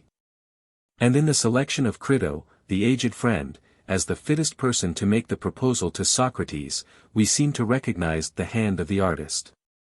Whether anyone who has been subjected by the laws of his country to an unjust judgment is right in attempting to escape, is a thesis about which casuists might disagree. Shelley, Prose Works, p. 78, is of opinion that Socrates did well to die, but not for the sophistical reasons which Plato has put into his mouth. And there would be no difficulty in arguing that Socrates should have lived and preferred to a glorious death the good which he might still be able to perform. A rhetorician would have had much to say upon that point. 50b. It may be observed however that Plato never intended to answer the question of casuistry, but only to exhibit the ideal of patient virtue which refuses to do the least evil in order to avoid the greatest. And to show his master maintaining in death the opinions which he had professed in his life. Not the world, but the one wise man, is still the paradox of Socrates in his last hours. He must be guided by reason, although her conclusions may be fatal to him. The remarkable sentiment that the wicked can do neither good nor evil is true, if taken in the sense, which he means, of moral evil. In his own words, they cannot make a man wise or foolish. This little dialogue is a perfect piece of dialectic, in which granting the common principle, 49d, there is no escaping from the conclusion. It is anticipated at the beginning by the dream of Socrates and the parody of Homer. The personification of the laws, and of their brethren the laws in the world below, is one of the noblest and boldest figures of speech which occur in Plato. Crito. Persons of the dialogue. Socrates. Crito. Scene, the prison of Socrates. Socrates, why have you come at this hour, Crito? It must be quite early. Crito, yes, certainly. Socrates, what is the exact time? Crito, the dawn is breaking. Socrates, I wonder that the keeper of the prison would let you in. Crito, he knows me, because I often come. Socrates, moreover, I have done him a kindness. Socrates, and are you only just arrived? Crito, no, I came some time ago. Socrates, then why did you sit and say nothing, instead of at once awakening me? Crito, I should not have liked myself, Socrates, to be in such great trouble and unrest as you are. Indeed I should not. I have been watching with amazement your peaceful slumbers. And for that reason I did not awake you, because I wished to minimize the pain. I have always thought you to be of a happy disposition, but never did I see anything like the easy, tranquil manner in which you bear this calamity. Socrates, why, Crito, when a man has reached my age he ought not to be repining at the approach of death. Crito, and yet other old men find themselves in similar misfortunes, and age does not prevent them from repining. Socrates, that is true. But you have not told me why you come at this early hour. Crito, I come to bring you a message which is sad and painful, not, as I believe, to yourself, but to all of us who are your friends, and saddest of all to me. Socrates, what? Has the ship come from Delos, on the arrival of which I am to die? Crito, no, the ship has not actually arrived, but she will probably be here today, as persons who have come from Sunium tell me that they have left her there. And therefore tomorrow, Socrates, will be the last day of your life. Socrates, very well, Crito, if such is the will of God, I am willing, but my belief is that there will be a delay of a day. Crito, why do you think so? Socrates, I will tell you. I am to die on the day after the arrival of the ship. Crito, yes, that is what the authorities say. Socrates, but I do not think that the ship will be here until tomorrow. This I infer from a vision which I had last night, or rather only just now, when you fortunately allowed me to sleep. Crito, and what was the nature of the vision? Socrates, there appeared to me the likeness of a woman, fair and comely, clothed in bright raiment, who called to me and said, O Socrates! The third day hence to fertile Phthia shalt thou go. 10. Crito, what a singular dream, Socrates! Socrates, there can be no doubt about the meaning, Crito, I think. Crito, yes, the meaning is only too clear. But, oh! My beloved Socrates, let me entreat you once more to take my advice and escape. For if you die I shall not only lose a friend who can never be replaced, but there is another evil, people who do not know you and me will believe that I might have saved you if I had been willing to give money, but that I did not care. Now, can there be a worse disgrace than this, that I should be thought to value money more than the life of a friend? For the many will not be persuaded that I wanted you to escape, and that you refused. Socrates, but why, my dear Crito, should we care about the opinion of the many? Good men, and they are the only persons who are worth considering, will think of these things truly as they occurred. Crito, but you see, Socrates, that the opinion of the many must be regarded, for what is now happening shows that they can do the greatest evil to anyone who has lost their good opinion. Socrates, I only wish it were so, Crito. And that the many could do the greatest evil, for then they would also be able to do the greatest good, and what a fine thing this would be. But in reality they can do neither, for they cannot make a man either wise or foolish. And whatever they do is the result of chance. Crito, well, I will not dispute with you. But please to tell me, Socrates, whether you are not acting out of regard to me and your other friends. Are you not afraid that if you escape from prison we may get into trouble with the informers for having stolen you away? And lose either the whole or a great part of our property? Or that even a worse evil may happen to us? Now, if you fear on our account, be at ease, for in order to save you, we ought surely to run this, or even a greater risk. Be persuaded, then, and do as I say. Socrates, yes, Crito, that is one fear which you mention, but by no means the only one. Crito, fear not, there are persons who are willing to get you out of prison at no great cost. And as for the informers, they are far from being exorbitant in their demands, a little money will satisfy them. My means, which are certainly ample, are at your service, and if you have a scruple about spending all mine, here are strangers who will give you the use of theirs. And one of them, Timaeus the Theban, has brought a large sum of money for this very purpose, and Cebes and many others are prepared to spend their money in helping you to escape. I say, therefore, do not hesitate on our account, and do not say, as you did in the court, that you will have a difficulty in knowing what to do with yourself anywhere else. For men will love you in other places to which you may go, and not in Athens only. There are friends of mine in Thessaly, if you like to go to them, who will value and protect you, and no Thessalian will give you any trouble. Nor can I think that you are at all justified, Socrates, in betraying your own life when you might be saved. In acting thus you are playing into the hands of your enemies, who are hurrying on your destruction. And further I should say that you are deserting your own children, for you might bring them up and educate them, instead of which you go away and leave them, and they will have to take their chance. And if they do not meet with the usual fate of orphans, there will be small thanks to you. No man should bring children into the world who is unwilling to persevere to the end in their nurture and education. But you appear to be choosing the easier part, not the better and manlier, which would have been more becoming in one who professes to care for virtue in all his actions, like yourself. And indeed, I am ashamed not only of you, but of us who are your friends, when I reflect that the whole business will be attributed entirely to our want of courage. The trial need never have come on, or might have been managed differently.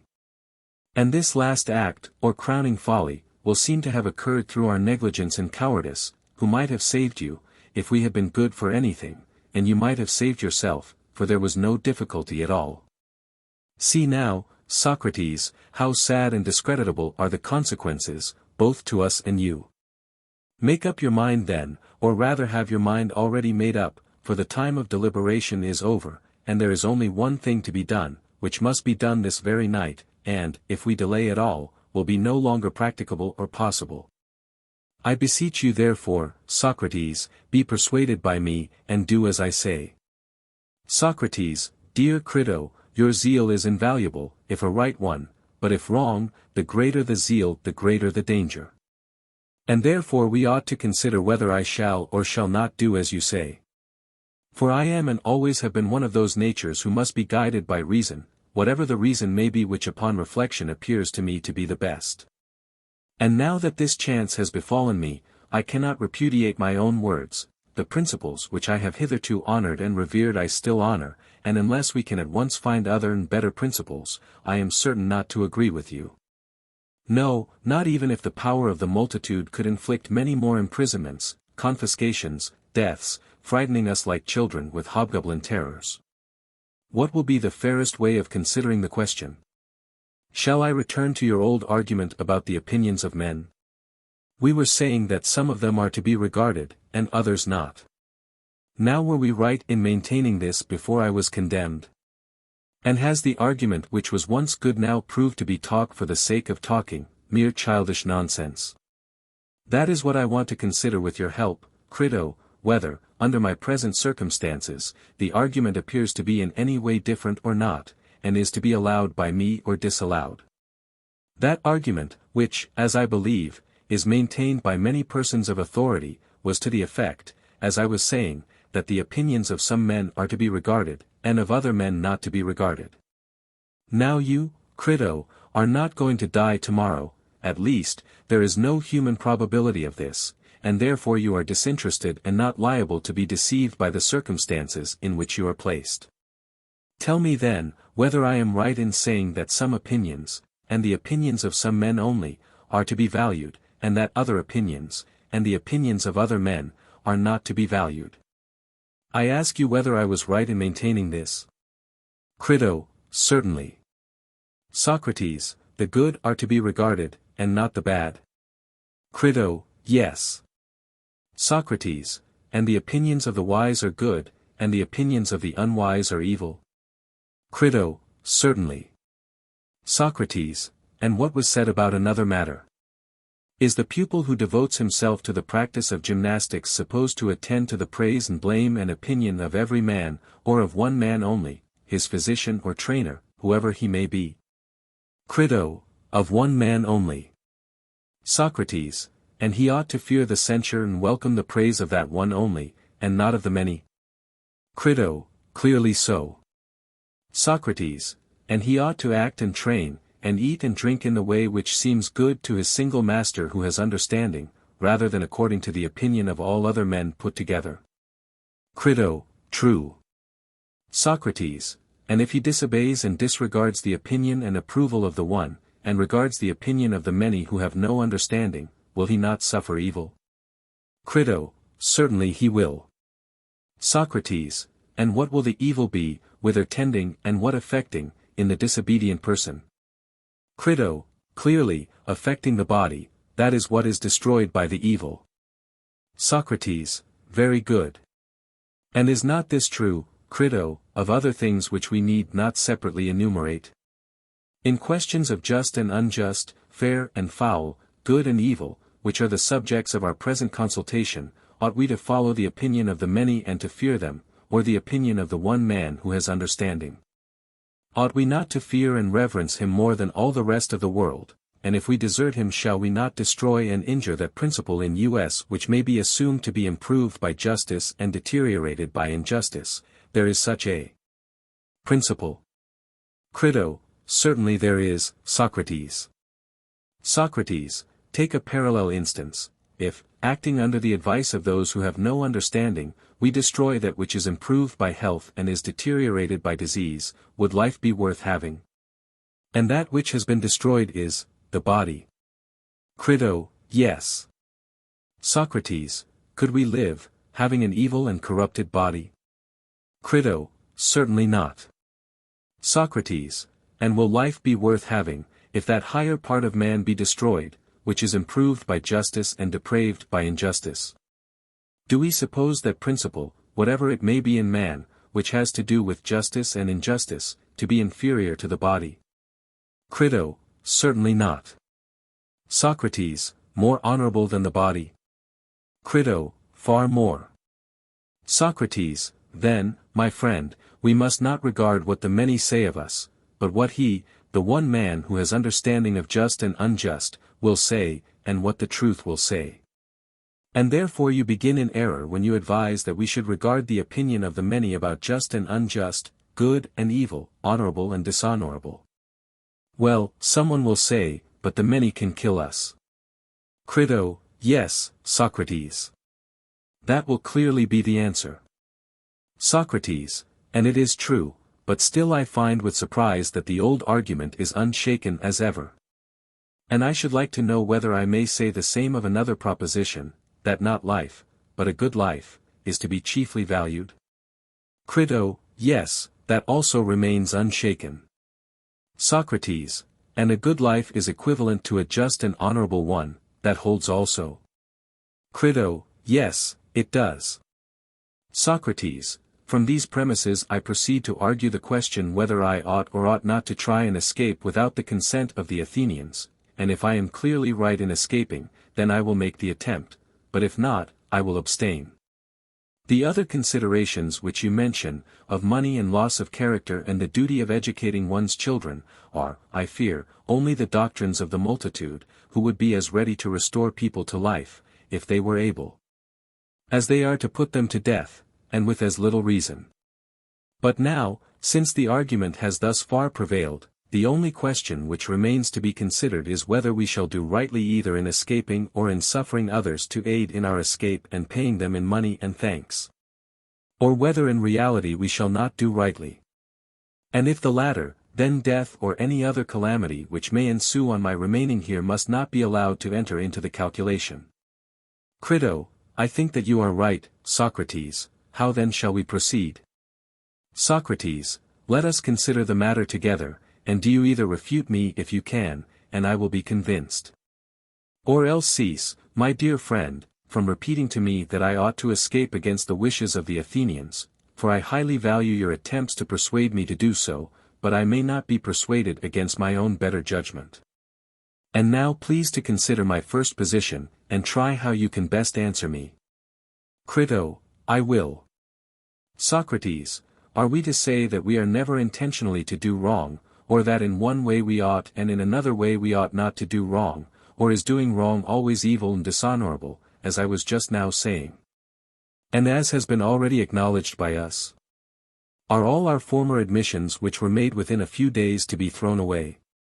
And have we, at our age, been earnestly discoursing with one another all our life long only to discover that we are no better than children? Or, in spite of the opinion of the many, and in spite of consequences whether better or worse, shall we insist on the truth of what was then said, that injustice is always an evil and dishonor to him who acts unjustly? Shall we say so or not? Crito, yes. Socrates, then we must do no wrong. Crito, certainly not. Socrates, nor, when injured, injure in return, as the many imagine, for we must injure no one at all. Crito, clearly not. Socrates, again, Crito, may we do evil? Crito, surely not, Socrates. Socrates, and what of doing evil in return for evil, which is the morality of the many, is that just or not? Crito, not just. Socrates, for doing evil to another is the same as injuring him. Crito, very true. Socrates, then we ought not to retaliate or render evil for evil to anyone, whatever evil we may have suffered from him. But I would have you consider, Crito, whether you really mean what you are saying. For this opinion has never been held, and never will be held, by any considerable number of persons. And those who are agreed and those who are not agreed upon this point have no common ground, and can only despise one another when they see how widely they differ. Tell me, then, whether you agree with and assent to my first principle, that neither injury nor retaliation nor warding off evil by evil is ever right. And shall that be the premise of our argument? Or do you decline and dissent from this? For so I have ever thought, and continue to think, but, if you are of another opinion, let me hear what you have to say. If, however, you remain of the same mind as formerly, I will proceed to the next step. Crito, you may proceed, for I have not changed my mind. Socrates, then I will go on to the next point, which may be put in the form of a question: ought a man to do what he admits to be right, or ought he to betray the right? Crito, he ought to do what he thinks right. Socrates, but if this is true, what is the application? In leaving the prison against the will of the Athenians, do I wrong any? Or rather do I not wrong those whom I ought least to wrong? Do I not desert the principles which were acknowledged by us to be just? What do you say? Crito, I cannot tell, Socrates, for I do not know. Socrates, then consider the matter in this way: imagine that I am about to play truant, you may call the proceeding by any name which you like, and the laws and the government come and interrogate me. Tell us, Socrates, they say. What are you about? Are you not going by an act of yours to overturn us, the laws, and the whole state, as far as in you lies? Do you imagine that a state can subsist and not be overthrown, in which the decisions of law have no power, but are set aside and trampled upon by individuals? What will be our answer, Crito, to these and the like words? Anyone, and especially a rhetorician, will have a good deal to say on behalf of the law which requires a sentence to be carried out. He will argue that this law should not be set aside, and shall we reply, yes. But the state has injured us and given an unjust sentence. Suppose I say that? Crito, very good, Socrates. Socrates, and was that our agreement with you? The law would answer, or were you to abide by the sentence of the state? And if I were to express my astonishment at their words, the law would probably add, answer, Socrates, instead of opening your eyes, you are in the habit of asking and answering questions. Tell us, what complaint have you to make against us which justifies you in attempting to destroy us and the state? In the first place, did we not bring you into existence? Your father married your mother by our aid and begot you. Say whether you have any objection to urge against those of us who regulate marriage. None, I should reply. Or against those of us who after birth regulate the nurture and education of children, in which you also were trained. Were not the laws, which have the charge of education, right in commanding your father to train you in music and gymnastic? Right, I should reply. Well then, since you were brought into the world and nurtured and educated by us, can you deny in the first place that you are our child and slave, as your fathers were before you? And if this is true, you are not on equal terms with us. Nor can you think that you have a right to do to us what we are doing to you. Would you have any right to strike or revile or do any other evil to your father or your master, if you had one, because you have been struck or reviled by him, or received some other evil at his hands? You would not say this. And because we think right to destroy you, do you think that you have any right to destroy us in return, and your country as far as in you lies? Will you, O professor of true virtue, pretend that you are justified in this? Has a philosopher like you failed to discover that our country is more to be valued and higher and holier far than mother or father or any ancestor, and more to be regarded in the eyes of the gods and of men of understanding? Also to be soothed, and gently and reverently entreated when angry, even more than a father, and either to be persuaded, or if not persuaded, to be obeyed. And when we are punished by her, whether with imprisonment or stripes, the punishment is to be endured in silence. And if she lead us to wounds or death in battle, thither we follow as is right. Neither may anyone yield or retreat or leave his rank, but whether in battle or in a court of law, or in any other place, he must do what his city and his country order him. Or he must change their view of what is just, and if he may do no violence to his father or mother, much less may he do violence to his country. What answer shall we make to this, Crito? Do the laws speak truly, or do they not? Crito, I think that they do. Socrates, then the laws will say, consider, Socrates, if we are speaking truly that in your present attempt you are going to do us an injury. For, having brought you into the world, and nurtured and educated you, and given you and every other citizen a share in every good which we had to give, we further proclaim to any Athenian by the liberty which we allow him, that if he does not like us when he has become of age and has seen the ways of the city, and made our acquaintance, he may go where he pleases and take his goods with him. None of us laws will forbid him or interfere with him. Anyone who does not like us and the city, and who wants to emigrate to a colony or to any other city, may go where he likes, retaining his property. But he who has experience of the manner in which we order justice and administer the state, and still remains, has entered into an implied contract that he will do as we command him. And he who disobeys us is, as we maintain, thrice wrong. First, because in disobeying us he is disobeying his parents; secondly, because we are the authors of his education; thirdly, because he has made an agreement with us that he will duly obey our commands. And he neither obeys them nor convinces us that our commands are unjust, and we do not rudely impose them, but give him the alternative of obeying or convincing us; that is what we offer, and he does neither.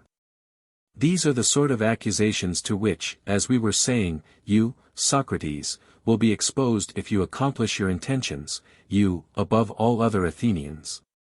Suppose now I ask, why I rather than anybody else? They will justly retort upon me that I above all other men have acknowledged the agreement. There is clear proof, they will say, Socrates, that we and the city were not displeasing to you. Of all Athenians you have been the most constant resident in the city, which, as you never leave, you may be supposed to love. For you never went out of the city either to see the games, except once when you went to the Isthmus, or to any other place unless when you were on military service, nor did you travel as other men do. Nor had you any curiosity to know other states or their laws; your affections did not go beyond us and our state, we were your especial favorites, and you acquiesced in our government of you. And here in this city you begot your children, which is a proof of your satisfaction. Moreover, you might in the course of the trial, if you had liked, have fixed the penalty at banishment. The state which refuses to let you go now would have let you go then. But you pretended that you preferred death to exile, and that you were not unwilling to die. And now you have forgotten these fine sentiments, and pay no respect to us the laws, of whom you are the destroyer. And are doing what only a miserable slave would do, running away and turning your back upon the compacts and agreements which you made as a citizen. And first of all answer this very question, are we right in saying that you agreed to be governed according to us in deed, and not in word only? Is that true or not? How shall we answer, Crito? Must we not assent? Crito, we cannot help it, Socrates. Socrates, then will they not say, you, Socrates, are breaking the covenants and agreements which you made with us at your leisure, not in any haste or under any compulsion or deception, but after you have had 70 years to think of them? During which time you were at liberty to leave the city, if we were not to your mind, or if our covenants appeared to you to be unfair. You had your choice, and might have gone either to Lacedaemon or Crete, both which states are often praised by you for their good government, or to some other Hellenic or foreign state. Whereas you, above all other Athenians, seem to be so fond of the state, or, in other words, of us, her laws, and who would care about a state which has no laws, that you never stirred out of her. The halt, the blind, the maimed were not more stationary in her than you were. And now you run away and forsake your agreements.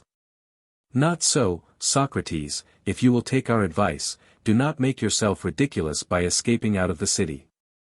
For just consider, if you transgress and err in this sort of way, what good will you do either to yourself or to your friends? That your friends will be driven into exile and deprived of citizenship, or will lose their property, is tolerably certain. And you yourself, if you fly to one of the neighboring cities, as, for example, Thebes or Megara, both of which are well governed, will come to them as an enemy, Socrates, and their government will be against you. And all patriotic citizens will cast an evil eye upon you as a subverter of the laws, and you will confirm in the minds of the judges the justice of their own condemnation of you. For he who is a corrupter of the laws is more than likely to be a corrupter of the young and foolish portion of mankind. Will you then flee from well-ordered cities and virtuous men? And is existence worth having on these terms? Or will you go to them without shame, and talk to them, Socrates? And what will you say to them? What you say here about virtue and justice and institutions and laws being the best things among men. Would that be decent of you? Surely not. But if you go away from well-governed states to Crito's friends in Thessaly, where there is great disorder and license, they will be charmed to hear the tale of your escape from prison. Set off with ludicrous particulars of the manner in which you were wrapped in a goatskin or some other disguise, and metamorphosed as the manner is of runaways. But will there be no one to remind you that in your old age you were not ashamed to violate the most sacred laws from a miserable desire of a little more life? Perhaps not, if you keep them in a good temper. But if they are out of temper you will hear many degrading things. You will live, but how? As the flatterer of all men, and the servant of all men, and doing what? Eating and drinking in Thessaly, having gone abroad in order that you may get a dinner. And where will be your fine sentiments about justice and virtue? Say that you wish to live for the sake of your children, you want to bring them up and educate them. Will you take them into Thessaly and deprive them of Athenian citizenship? Is this the benefit which you will confer upon them? Or are you under the impression that they will be better cared for and educated here if you are still alive, although absent from them, for your friends will take care of them? Do you fancy that if you are an inhabitant of Thessaly they will take care of them, and if you are an inhabitant of the other world that they will not take care of them? Nay. But if they who call themselves friends are good for anything, they will, to be sure they will. Listen, then, Socrates, to us who have brought you up. Think not of life and children first, and of justice afterwards, but of justice first, that you may be justified before the princes of the world below. For neither will you nor any that belong to you be happier or holier or juster in this life, or happier in another, if you do as Crito bids. Now you depart in innocence, a sufferer and not a doer of evil, a victim, not of the laws, but of men. But if you go forth, returning evil for evil, and injury for injury, breaking the covenants and agreements which you have made with us, and wronging those whom you ought least of all to wrong, that is to say, yourself, your friends, your country, and us, we shall be angry with you while you live, and our brethren, the laws in the world below, will receive you as an enemy. For they will know that you have done your best to destroy us. Listen, then, to us and not to Crito. This, dear Crito, is the voice which I seem to hear murmuring in my ears, like the sound of the flute in the ears of the mystic. That voice, I say, is humming in my ears, and prevents me from hearing any other. And I know that anything more which you may say will be vain. Yet speak, if you have anything to say. Crito, I have nothing to say, Socrates. Socrates, leave me then, Crito, to fulfill the will of God, and to follow whither he leads. Phaedo. Introduction. After an interval of some months or years, and at Phlius, a town of Peloponnesus, the tale of the last hours of Socrates is narrated to Echecrates and other Phliasians by Phaedo the beloved disciple. The dialogue necessarily takes the form of a narrative, because Socrates has to be described acting as well as speaking. The minutest particulars of the event are interesting to distant friends, and the narrator has an equal interest in them. During the voyage of the sacred ship to and from Delos, which has occupied 30 days, the execution of Socrates has been deferred. Compare Xenophon Memorabilia 4:8. 2. The time has been passed by him in conversation with a select company of disciples. But now the holy season is over, and the disciples meet earlier than usual in order that they may converse with Socrates for the last time. Those who were present, and those who might have been expected to be present, are mentioned by name. There are Timaeus and Cebes, Crito 45b, 2 disciples of Philolaus whom Socrates, by his enchantments has attracted from Thebes, Memorabilia 3:2-17, Crito the aged friend, the attendant of the prison. Who is as good as a friend, these take part in the conversation.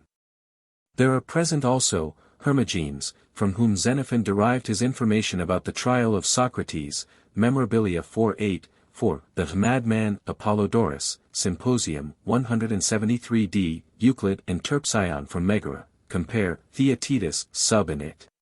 Ctesippus, Antisthenes, Menexenus, and some other less-known members of the Socratic circle, all of whom are silent auditors. Aristippus, Cleombrotus, and Plato are noted as absent. Almost as soon as the friends of Socrates enter the prison, Xanthippe and her children are sent home in the care of one of Crito's servants. Socrates himself has just been released from chains, and is led by this circumstance to make the natural remark that pleasure follows pain. Observe that Plato is preparing the way for his doctrine of the alternation of opposites. Aesop would have represented them in a fable as a two-headed creature of the gods. The mention of Aesop reminds Cebes of a question which had been asked by Ivinus the poet, compare, Apology, 20a, why Socrates, who was not a poet, while in prison had been putting Aesop into verse. Because several times in his life he had been warned in dreams that he should practice music. And as he was about to die and was not certain of what was meant, he wished to fulfill the admonition in the letter as well as in the spirit, by writing verses as well as by cultivating philosophy. Tell this to Ivinus. And say that I would have him follow me in death. He is not at all the sort of man to comply with your request, Socrates. Why, is he not a philosopher? Yes. Then he will be willing to die, although he will not take his own life, for that is held to be unlawful. Cebes asks why suicide is thought not to be right, if death is to be accounted a good. Well, according to one explanation, because man is a prisoner, who must not open the door of his prison and run away, this is the truth in a mystery. Or, 2, rather, because he is not his own property, but a possession of the gods, and has no right to make away with that which does not belong to him. But why, asks Cebes, if he is a possession of the gods, should he wish to die and leave them?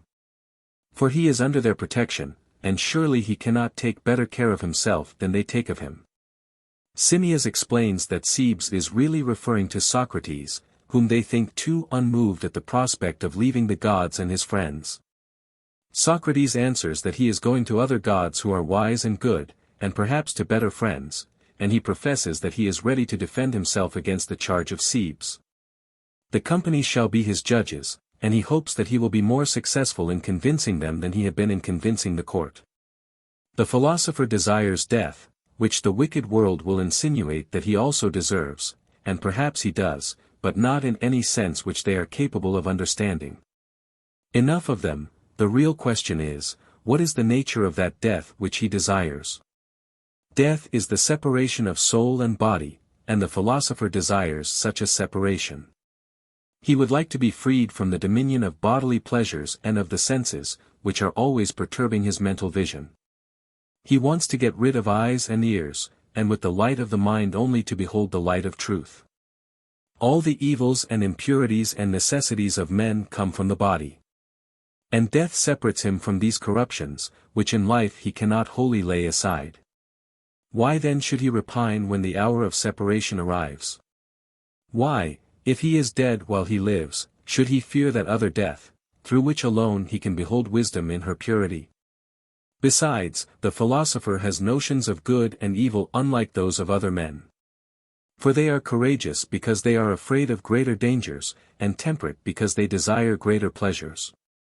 But he disdains this balancing of pleasures and pains, which is the exchange of commerce and not of virtue. All the virtues, including wisdom, are regarded by him only as purifications of the soul. And this was the meaning of the founders of the mysteries when they said, "Many are the wand-bearers but few are the mystics." Compare Matthew 22 verse 14, "Many are called but few are chosen." And in the hope that he is one of these mystics, Socrates is now departing. This is his answer to anyone who charges him with indifference at the prospect of leaving the gods and his friends. Still, a fear is expressed that the soul upon leaving the body may vanish away like smoke or air. Socrates in answer appeals first of all to the old Orphic tradition that the souls of the dead are in the world below, and that the living come from them. This he attempts to found on a philosophical assumption that all opposites, e.g.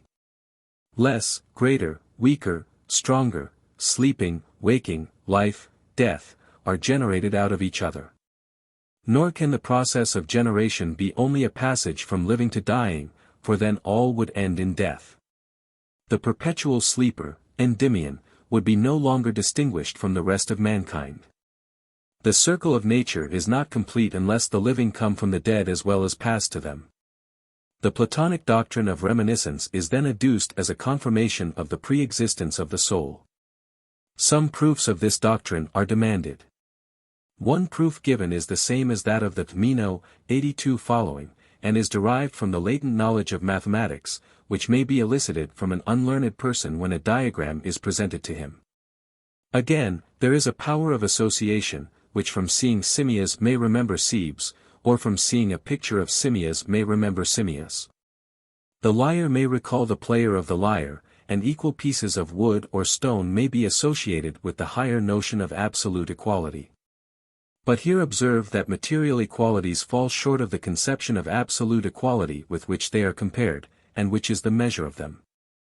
And the measure or standard must be prior to that which is measured, the idea of equality prior to the visible equals. And if prior to them, then prior also to the perceptions of the senses which recall them, and therefore either given before birth or at birth. But all men have not this knowledge, nor have any without a process of reminiscence. Which is a proof that it is not innate or given at birth, unless indeed it was given and taken away at the same instant. But if not given to men in birth, it must have been given before birth. This is the only alternative which remains.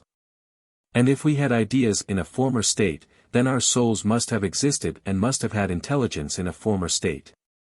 The pre-existence of the soul stands or falls with the doctrine of ideas. It is objected by Timaeus and Thebes that these arguments only prove a former and not a future existence. Socrates answers this objection by recalling the previous argument, in which he had shown that the living come from the dead. But the fear that the soul at departing may vanish into air, especially if there is a wind blowing at the time, has not yet been charmed away. He proceeds, when we fear that the soul will vanish away, let us ask ourselves what is that which we suppose to be liable to dissolution. Is it the simple or the compound, the unchanging or the changing, the invisible idea or the visible object of sense? Clearly the latter and not the former. And therefore not the soul, which in her own pure thought is unchangeable, and only when using the senses descends into the region of change. Again, the soul commands, the body serves. In this respect too the soul is akin to the divine, and the body to the mortal. And in every point of view the soul is the image of divinity and immortality, and the body of the human and mortal. And whereas the body is liable to speedy dissolution, the soul is almost if not quite indissoluble. Compare, Timaeus, 41a, yet even the body may be preserved for ages by the embalmer's art. How unlikely, then, that the soul will perish and be dissipated into air while on her way to the good and wise God. She has been gathered into herself, holding aloof from the body, and practicing death all her life long, and she is now finally released from the errors and follies and passions of men, and forever dwells in the company of the gods. But the soul which is polluted and engrossed by the corporeal, and has no eye except that of the senses, and is weighed down by the bodily appetites, cannot attain to this abstraction. In her fear of the world below she lingers about the sepulchre, loath to leave the body which she loved, a ghostly apparition, saturated with sense, and therefore visible. At length entering into some animal of a nature congenial to her former life of sensuality or violence, she takes the form of an ass, a wolf or a kite. And of these earthly souls the happiest are those who have practiced virtue without philosophy. They are allowed to pass into gentle and social natures, such as bees and ants. Compare Republic X 619c, Meno, 100a. But only the philosopher who departs pure is permitted to enter the company of the gods. Compare, Phaedo, 249. This is the reason why he abstains from fleshly lusts, and not because he fears loss or disgrace, which is the motive of other men. He too has been a captive, and the willing agent of his own captivity. But philosophy has spoken to him, and he has heard her voice. She has gently entreated him, and brought him out of the miry clay, and purged away the mists of passion and the illusions of sense which envelope him. His soul has escaped from the influence of pleasures and pains, which are like nails fastening her to the body. To that prison house she will not return. And therefore she abstains from bodily pleasures, not from a desire of having more or greater ones, but because she knows that only when calm and free from the dominion of the body can she behold the light of truth. Timaeus and Cebes remain in doubt, but they are unwilling to raise objections at such a time. Socrates wonders at their reluctance. Let them regard him rather as the swan, who, having sung the praises of Apollo all his life long, sings at his death more lustily than ever. Compare 60d.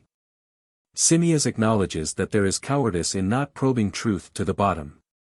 And if truth divine and inspired is not to be had, then let a man take the best of human notions, and upon this frail bark let him sail through life. He proceeds to state his difficulty. It has been argued that the soul is invisible and incorporeal, and therefore immortal, and prior to the body. But is not the soul acknowledged to be a harmony, and has she not the same relation to the body, as the harmony, which like her is invisible, has to the lyre? And yet the harmony does not survive the lyre. Cebes has also an objection, which like Timaeus he expresses in a figure. He is willing to admit that the soul is more lasting than the body. But the more lasting nature of the soul does not prove her immortality. For after having worn out many bodies in a single life, and many more in successive births and deaths, she may at last perish, or, as Socrates afterwards restates the objection, the very act of birth may be the beginning of her death. And her last body may survive her, just as the coat of an old weaver is left behind him after he is dead, although a man is more lasting than his coat. And he who would prove the immortality of the soul, must prove not only that the soul outlives one or many bodies, but that she outlives them all. The audience, like the chorus in a play, for a moment interpret the feelings of the actors. There is a temporary depression, and then the inquiry is resumed. It is a melancholy reflection that arguments, like men, are apt to be deceivers, and those who have been often deceived become distrustful both of arguments and of friends. But this unfortunate experience should not make us either haters of men or haters of arguments. The want of health and truth is not in the argument, but in ourselves. Socrates, who is about to die, is sensible of his own weakness. He desires to be impartial, but he cannot help feeling that he has too great an interest in the truth of the argument. And therefore he would have his friends examine and refute him, if they think that he is in error. At his request Timaeus and Cebes repeat their objections. They do not go to the length of denying the pre-existence of ideas. Timaeus is of opinion that the soul is a harmony of the body. But the admission of the pre-existence of ideas, and therefore of the soul, is at variance with this. Compare a parallel difficulty in Theaetetus 203-204. For a harmony is an effect, whereas the soul is not an effect, but a cause. A harmony follows, but the soul leads. A harmony admits of degrees, and the soul has no degrees. Again, upon the supposition that the soul is a harmony, why is one soul better than another? Are they more or less harmonized, or is there one harmony within another? But the soul does not admit of degrees, and cannot therefore be more or less harmonized. Further, the soul is often engaged in resisting the affections of the body, as Homer describes Odysseus rebuking his heart. Could he have written this under the idea that the soul is a harmony of the body? Nay rather, are we not contradicting Homer and ourselves in affirming anything of the sort? The goddess Harmonia, as Socrates playfully terms the argument of Timaeus, has been happily disposed of. And now an answer has to be given to the Theban Cadmus. Socrates recapitulates the argument of Cebes, which, as he remarks, involves the whole question of natural growth or causation. About this he proposes to narrate his own mental experience. When he was young he had puzzled himself with physics, he had inquired into the growth and decay of animals, and the origin of thought, until at last he began to doubt the self-evident fact that growth is the result of eating and drinking. And so he arrived at the conclusion that he was not meant for such inquiries. Nor was he less perplexed with notions of comparison and number. At first he had imagined himself to understand differences of greater and less, and to know that 10 is 2 more than 8, and the like. But now those very notions appeared to him to contain a contradiction. For how can 1 be divided into 2? Or 2 be compounded into 1? These are difficulties which Socrates cannot answer. Of generation and destruction he knows nothing. But he has a confused notion of another method in which matters of this sort are to be investigated. Compare Republic 4435d, 7533a, Charmides, 170 following. Then he heard someone reading out of a book of Anaxagoras, that mind is the cause of all things. And he said to himself, if mind is the cause of all things, surely mind must dispose them all for the best. The new teacher will show me this order of the best, in man and nature. How great had been his hopes and how great his disappointment. For he found that his new friend was anything but consistent in his use of mind as a cause, and that he soon introduced winds, waters, and other eccentric notions. Compare Aristotle Metaphysics I-4, 5. It was as if a person had said that Socrates is sitting here because he is made up of bones and muscles, instead of telling the true reason, that he is here because the Athenians have thought good to sentence him to death. And he has thought good to await his sentence. Had his bones and muscles been left by him to their own ideas of right, they would long ago have taken themselves off. But surely there is a great confusion of the cause and condition in all this. And this confusion also leads people into all sorts of erroneous theories about the position and motions of the earth. None of them know how much stronger than any atlas is the power of the best. But this best is still undiscovered. And in inquiring after the cause, we can only hope to attain the second best. Now there is a danger in the contemplation of the nature of things, as there is a danger in looking at the sun during an eclipse, unless the precaution is taken of looking only at the image reflected in the water, or in a glass. Compare Laws X 897d, Republic 7516 following. I was afraid, says Socrates, that I might injure the eye of the soul. I thought that I had better return to the old and safe method of ideas. Though I do not mean to say that he who contemplates existence through the medium of ideas sees only through a glass darkly, any more than he who contemplates actual effects. If the existence of ideas is granted to him, Socrates is of opinion that he will then have no difficulty in proving the immortality of the soul. He will only ask for a further admission, that beauty is the cause of the beautiful, greatness the cause of the great, smallness of the small, and so on of other things. This is a safe and simple answer, which escapes the contradictions of greater and less, greater by reason of that which is smaller, of addition and subtraction, and the other difficulties of relation. These subtleties he is for leaving to wiser heads than his own. He prefers to test ideas by the consistency of their consequences, and, if asked to give an account of them, goes back to some higher idea or hypothesis which appears to him to be the best, until at last he arrives at a resting place. Republic 6:5-10 following, Philebus 16 following.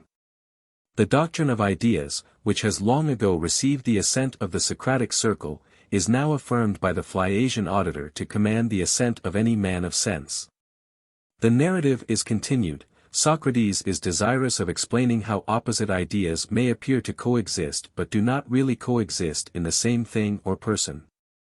For example, Timaeus may be said to have greatness and also smallness, because he is greater than Socrates and less than Phaedo. And yet Timaeus is not really great and also small, but only when compared to Phaedo and Socrates. I use the illustration, says Socrates, because I want to show you not only that ideal opposites exclude one another, but also the opposites in us. I, for example, having the attribute of smallness remain small, and cannot become great, the smallness which is in me drives out greatness. One of the company here remarked that this was inconsistent with the old assertion that opposites generated opposites.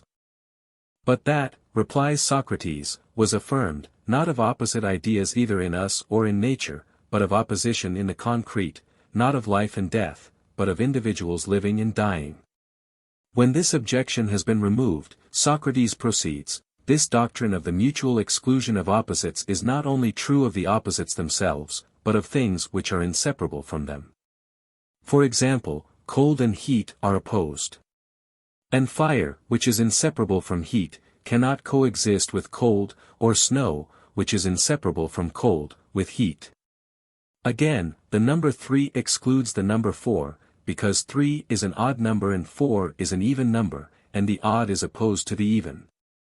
Thus we are able to proceed a step beyond the safe and simple answer. We may say, not only that the odd excludes the even, but that the number 3, which participates in oddness, excludes the even. And in like manner, not only does life exclude death, but the soul, of which life is the inseparable attribute, also excludes death. And that of which life is the inseparable attribute is by the force of the terms imperishable. If the odd principle were imperishable, then the number 3 would not perish but remove, on the approach of the even principle. But the immortal is imperishable, and therefore the soul on the approach of death does not perish but removes. Thus all objections appear to be finally silenced.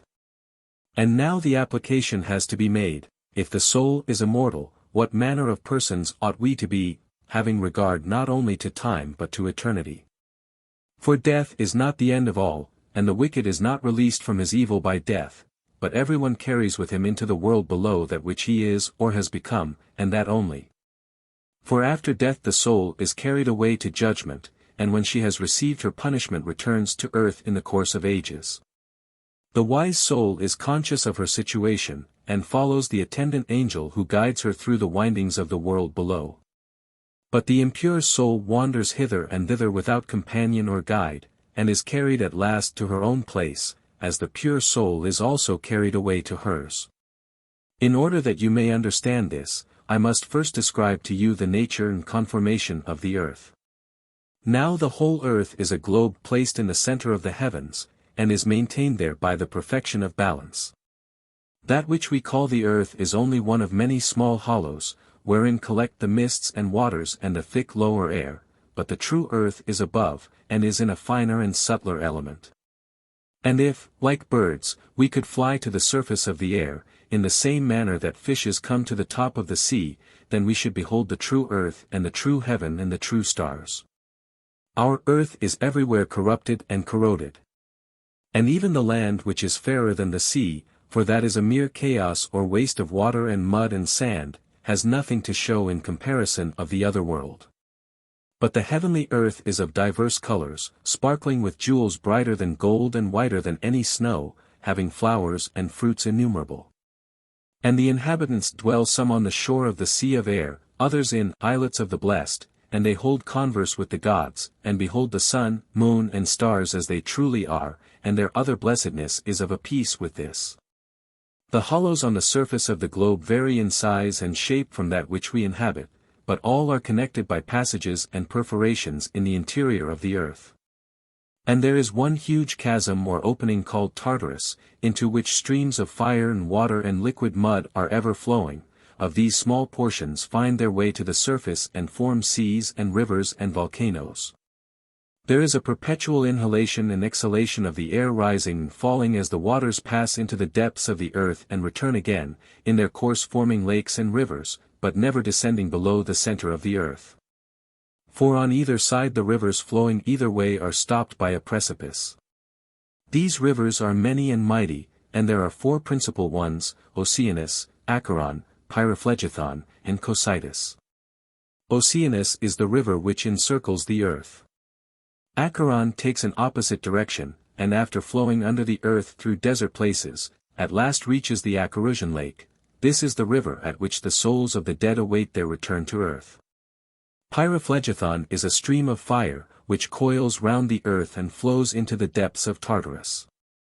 The 4th river, Cocytus, is that which is called by the poets the Stygian river, and passes into and forms the lake Styx, from the waters of which it gains new and strange powers.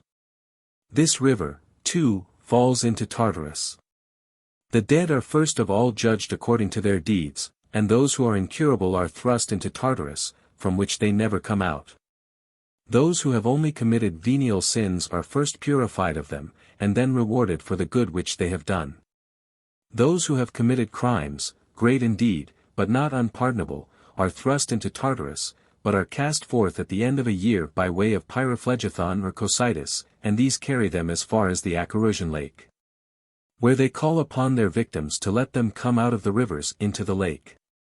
And if they prevail, then they are let out and their sufferings cease; if not, they are borne unceasingly into Tartarus and back again, until they at last obtain mercy.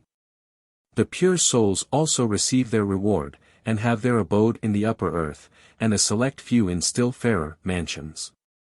Socrates is not prepared to insist on the literal accuracy of this description, but he is confident that something of the kind is true.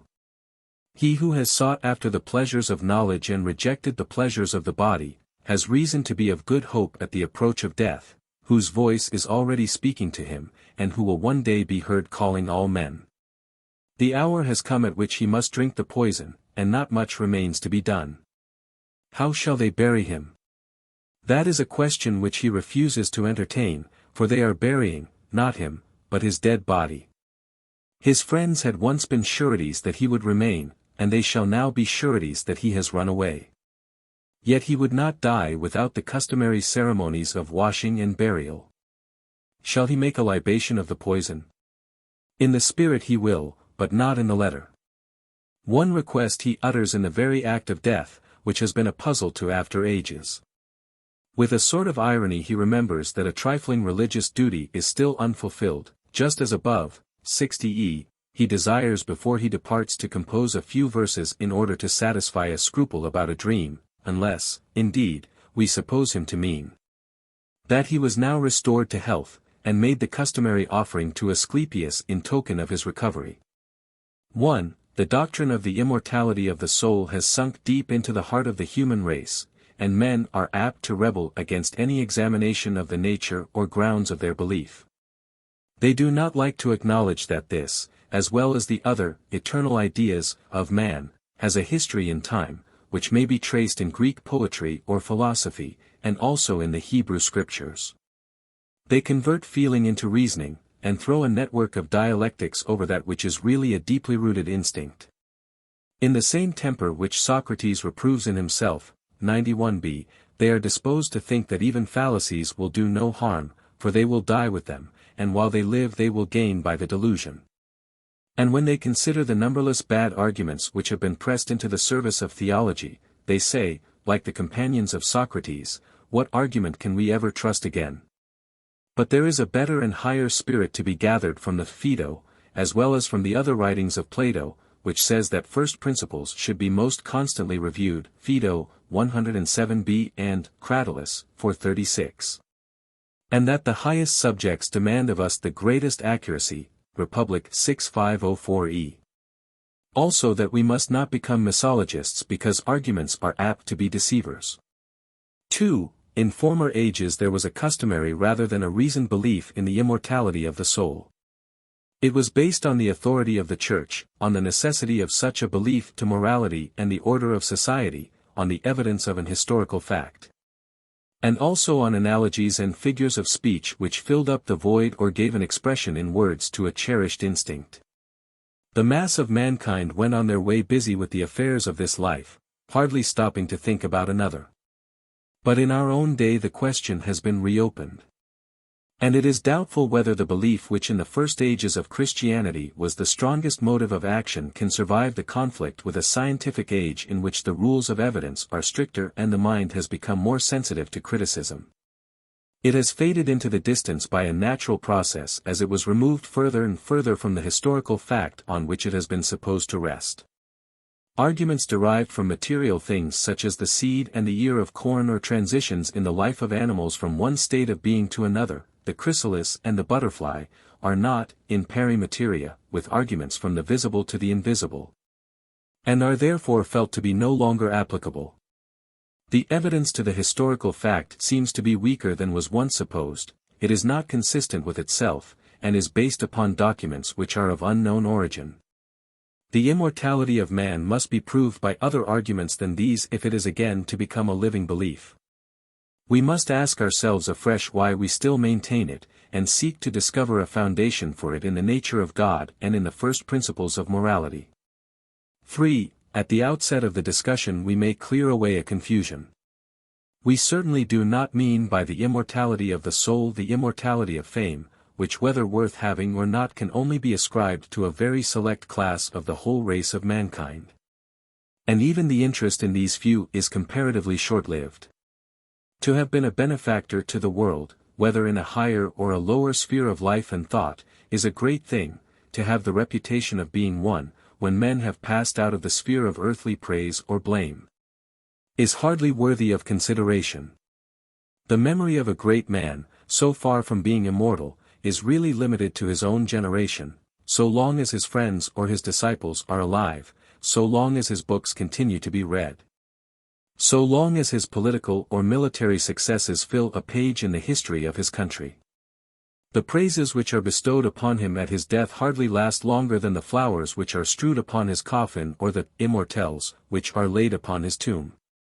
Literature makes the most of its heroes, but the true man is well aware that far from enjoying an immortality of fame, in a generation or two, or even in a much shorter time, he will be forgotten and the world will get on without him.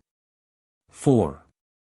Modern philosophy is perplexed at this whole question, which is sometimes fairly given up and handed over to the realm of faith. The perplexity should not be forgotten by us when we attempt to submit the Phaedo of Plato to the requirements of logic. For what idea can we form of the soul when separated from the body? Or how can the soul be united with the body and still be independent? Is the soul related to the body as the ideal to the real, or as the whole to the parts, or as the subject to the object, or as the cause to the effect, or as the end to the means? Shall we say with Aristotle, that the soul is the entelechy or form of an organized living body? Or with Plato, that she has a life of her own? Is the Pythagorean image of the harmony, or that of the monad, the truer expression? Is the soul related to the body as sight to the eye, or as the boatman to his boat? Aristotle de Anima 2:1, 11, 12, and in another state of being is the soul to be conceived of as vanishing into infinity, hardly possessing an existence which she can call her own. As in the pantheistic system of Spinoza, or as an individual informing another body and entering into new relations, but retaining her own character. Compare Gorgias 5:24b, c. Or is the opposition of soul and body a mere illusion, and the true self neither soul nor body, but the union of the two in the I which is above them? And is death the assertion of this individuality in the higher nature, and the falling away into nothingness of the lower? Or are we vainly attempting to pass the boundaries of human thought? The body and the soul seem to be inseparable, not only in fact, but in our conceptions of them, and any philosophy which too closely unites them, or too widely separates them, either in this life or in another, disturbs the balance of human nature. No thinker has perfectly adjusted them, or been entirely consistent with himself in describing their relation to one another. Nor can we wonder that Plato in the infancy of human thought should have confused mythology and philosophy, or have mistaken verbal arguments for real ones. 5. Again, believing in the immortality of the soul, we must still ask the question of Socrates, what is that which we suppose to be immortal? Is it the personal and individual element in us, or the spiritual and universal? Is it the principle of knowledge or of goodness, or the union of the two? Is it the mere force of life which is determined to be, or the consciousness of self which cannot be got rid of, or the fire of genius which refuses to be extinguished? Or is there a hidden being which is allied to the author of all existence, who is because he is perfect, and to whom our ideas of perfection give us a title to belong? Whatever answer is given by us to these questions, there still remains the necessity of allowing the permanence of evil, if not forever, at any rate for a time, in order that the wicked may not have too good a bargain. For the annihilation of evil at death, or the eternal duration of it, seem to involve equal difficulties in the moral government of the universe. Sometimes we are led by our feelings, rather than by our reason, to think of the good and wise only as existing in another life. Why should the mean, the weak, the idiot, the infant, the herd of men who have never in any proper sense the use of reason, reappear with blinking eyes in the light of another world. But our second thought is that the hope of humanity is a common one, and that all or none will be partakers of immortality. Reason does not allow us to suppose that we have any greater claims than others, and experience may often reveal to us unexpected flashes of the higher nature in those whom we had despised. Why should the wicked suffer any more than ourselves? Had we been placed in their circumstances, should we have been any better than they? The worst of men are objects of pity rather than of anger to the philanthropist, must they not be equally such to divine benevolence? Even more than the good they have need of another life, not that they may be punished, but that they may be educated. These are a few of the reflections which arise in our minds when we attempt to assign any form to our conceptions of a future state. There are some other questions which are disturbing to us because we have no answer to them. What is to become of the animals in a future state? Have we not seen dogs more faithful and intelligent than men, and men who are more stupid and brutal than any animals? Does their life cease at death, or is there some better thing reserved also for them? They may be said to have a shadow or imitation of morality, and imperfect moral claims upon the benevolence of man and upon the justice of God. We cannot think of the least or lowest of them, the insect, the bird, the inhabitants of the sea or the desert, as having any place in a future world, and if not all. Why should those who are specially attached to man be deemed worthy of any exceptional privilege? When we reason about such a subject, almost at once we degenerate into nonsense. It is a passing thought which has no real hold on the mind. We may argue for the existence of animals in a future state from the attributes of God, or from texts of Scripture, are not 2 sparrows sold for 1 farthing, etc. But the truth is that we are only filling up the void of another world with our own fancies. Again, we often talk about the origin of evil, that great bugbear of theologians, by which they frighten us into believing any superstition. What answer can be made to the old commonplace? Is not God the author of evil, if he knowingly permitted, but could have prevented it? Even if we assume that the inequalities of this life are rectified by some transposition of human beings in another, still the existence of the very least evil, if it could have been avoided, seems to be at variance with the love and justice of God. And so we arrive at the conclusion that we are carrying logic too far, and that the attempt to frame the world according to a rule of divine perfection is opposed to experience and had better be given up. The case of the animals is our own. We must admit that the divine being, although perfect himself, has placed us in a state of life in which we may work together with him for good, but we are very far from having attained to it. 6. Again, ideas must be given through something. And we are always prone to argue about the soul from analogies of outward things which may serve to embody our thoughts, but are also partly delusive. For we cannot reason from the natural to the spiritual, or from the outward to the inward. The progress of physiological science, without bringing us nearer to the great secret, has tended to remove some erroneous notions respecting the relations of body and mind, and in this we have the advantage of the ancients. But no one imagines that any seed of immortality is to be discerned in our mortal frames. Most people have been content to rest their belief in another life on the agreement of the more enlightened part of mankind, and on the inseparable connection of such a doctrine with the existence of a God, also in a less degree on the impossibility of doubting about the continued existence of those whom we love and reverence in this world. And after all has been said, the figure, the analogy, the argument, are felt to be only approximations in different forms to an expression of the common sentiment of the human heart. That we shall live again is far more certain than that we shall take any particular form of life. 7. When we speak of the immortality of the soul, we must ask further what we mean by the word immortality. For of the duration of a living being in countless ages we can form no conception, far less than a 3-year-old child of the whole of life. The naked eye might as well try to see the furthest star in the infinity of heaven. Whether time and space really exist when we take away the limits of them may be doubted, at any rate the thought of them when unlimited is so overwhelming to us as to lose all distinctness. Philosophers have spoken of them as forms of the human mind, but what is the mind without them? As then infinite time, or an existence out of time, which are the only possible explanations of eternal duration, are equally inconceivable to us, let us substitute for them 100 or 1,000 years after death. And ask not what will be our employment in eternity, but what will happen to us in that definite portion of time. Or what is now happening to those who passed out of life 100 or 1,000 years ago? Do we imagine that the wicked are suffering torments, or that the good are singing the praises of God, during a period longer than that of a whole life, or of 10 lives of men? Is the suffering physical or mental? And does the worship of God consist only of praise, or of many forms of service? Who are the wicked, and who are the good, whom we venture to divide by a hard and fast line, and in which of the two classes should we place ourselves and our friends? May we not suspect that we are making differences of kind, because we are unable to imagine differences of degree? Putting the whole human race into heaven or hell for the greater convenience of logical division? Are we not at the same time describing them both in superlatives, only that we may satisfy the demands of rhetoric? What is that pain which does not become deadened after 1,000 years? Or what is the nature of that pleasure or happiness which never wearies by monotony?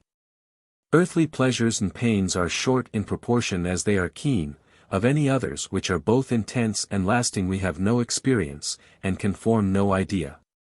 The words or figures of speech which we use are not consistent with themselves. For are we not imagining heaven under the similitude of a church, and hell as a prison, or perhaps a madhouse or chamber of horrors? And yet to beings constituted as we are, the monotony of singing psalms would be as great an infliction as the pains of hell, and might be even pleasantly interrupted by them. Where are the actions worthy of rewards greater than those which are conferred on the greatest benefactors of mankind? And where are the crimes which according to Plato's merciful reckoning, more merciful, at any rate, than the eternal damnation of so-called Christian teachers, for every 10 years in this life deserve 100 of punishment in the life to come?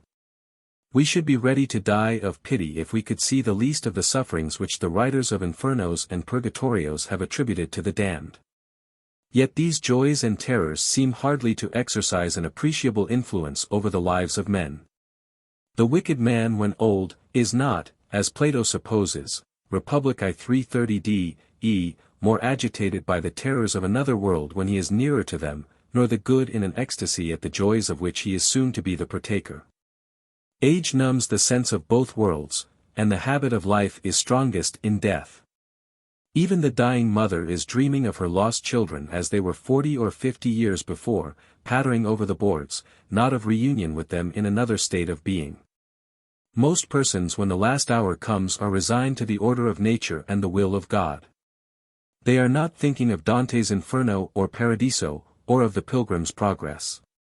Heaven and hell are not realities to them, but words or ideas. The outward symbols of some great mystery, they hardly know what. Many noble poems and pictures have been suggested by the traditional representations of them, which have been fixed in forms of art and can no longer be altered.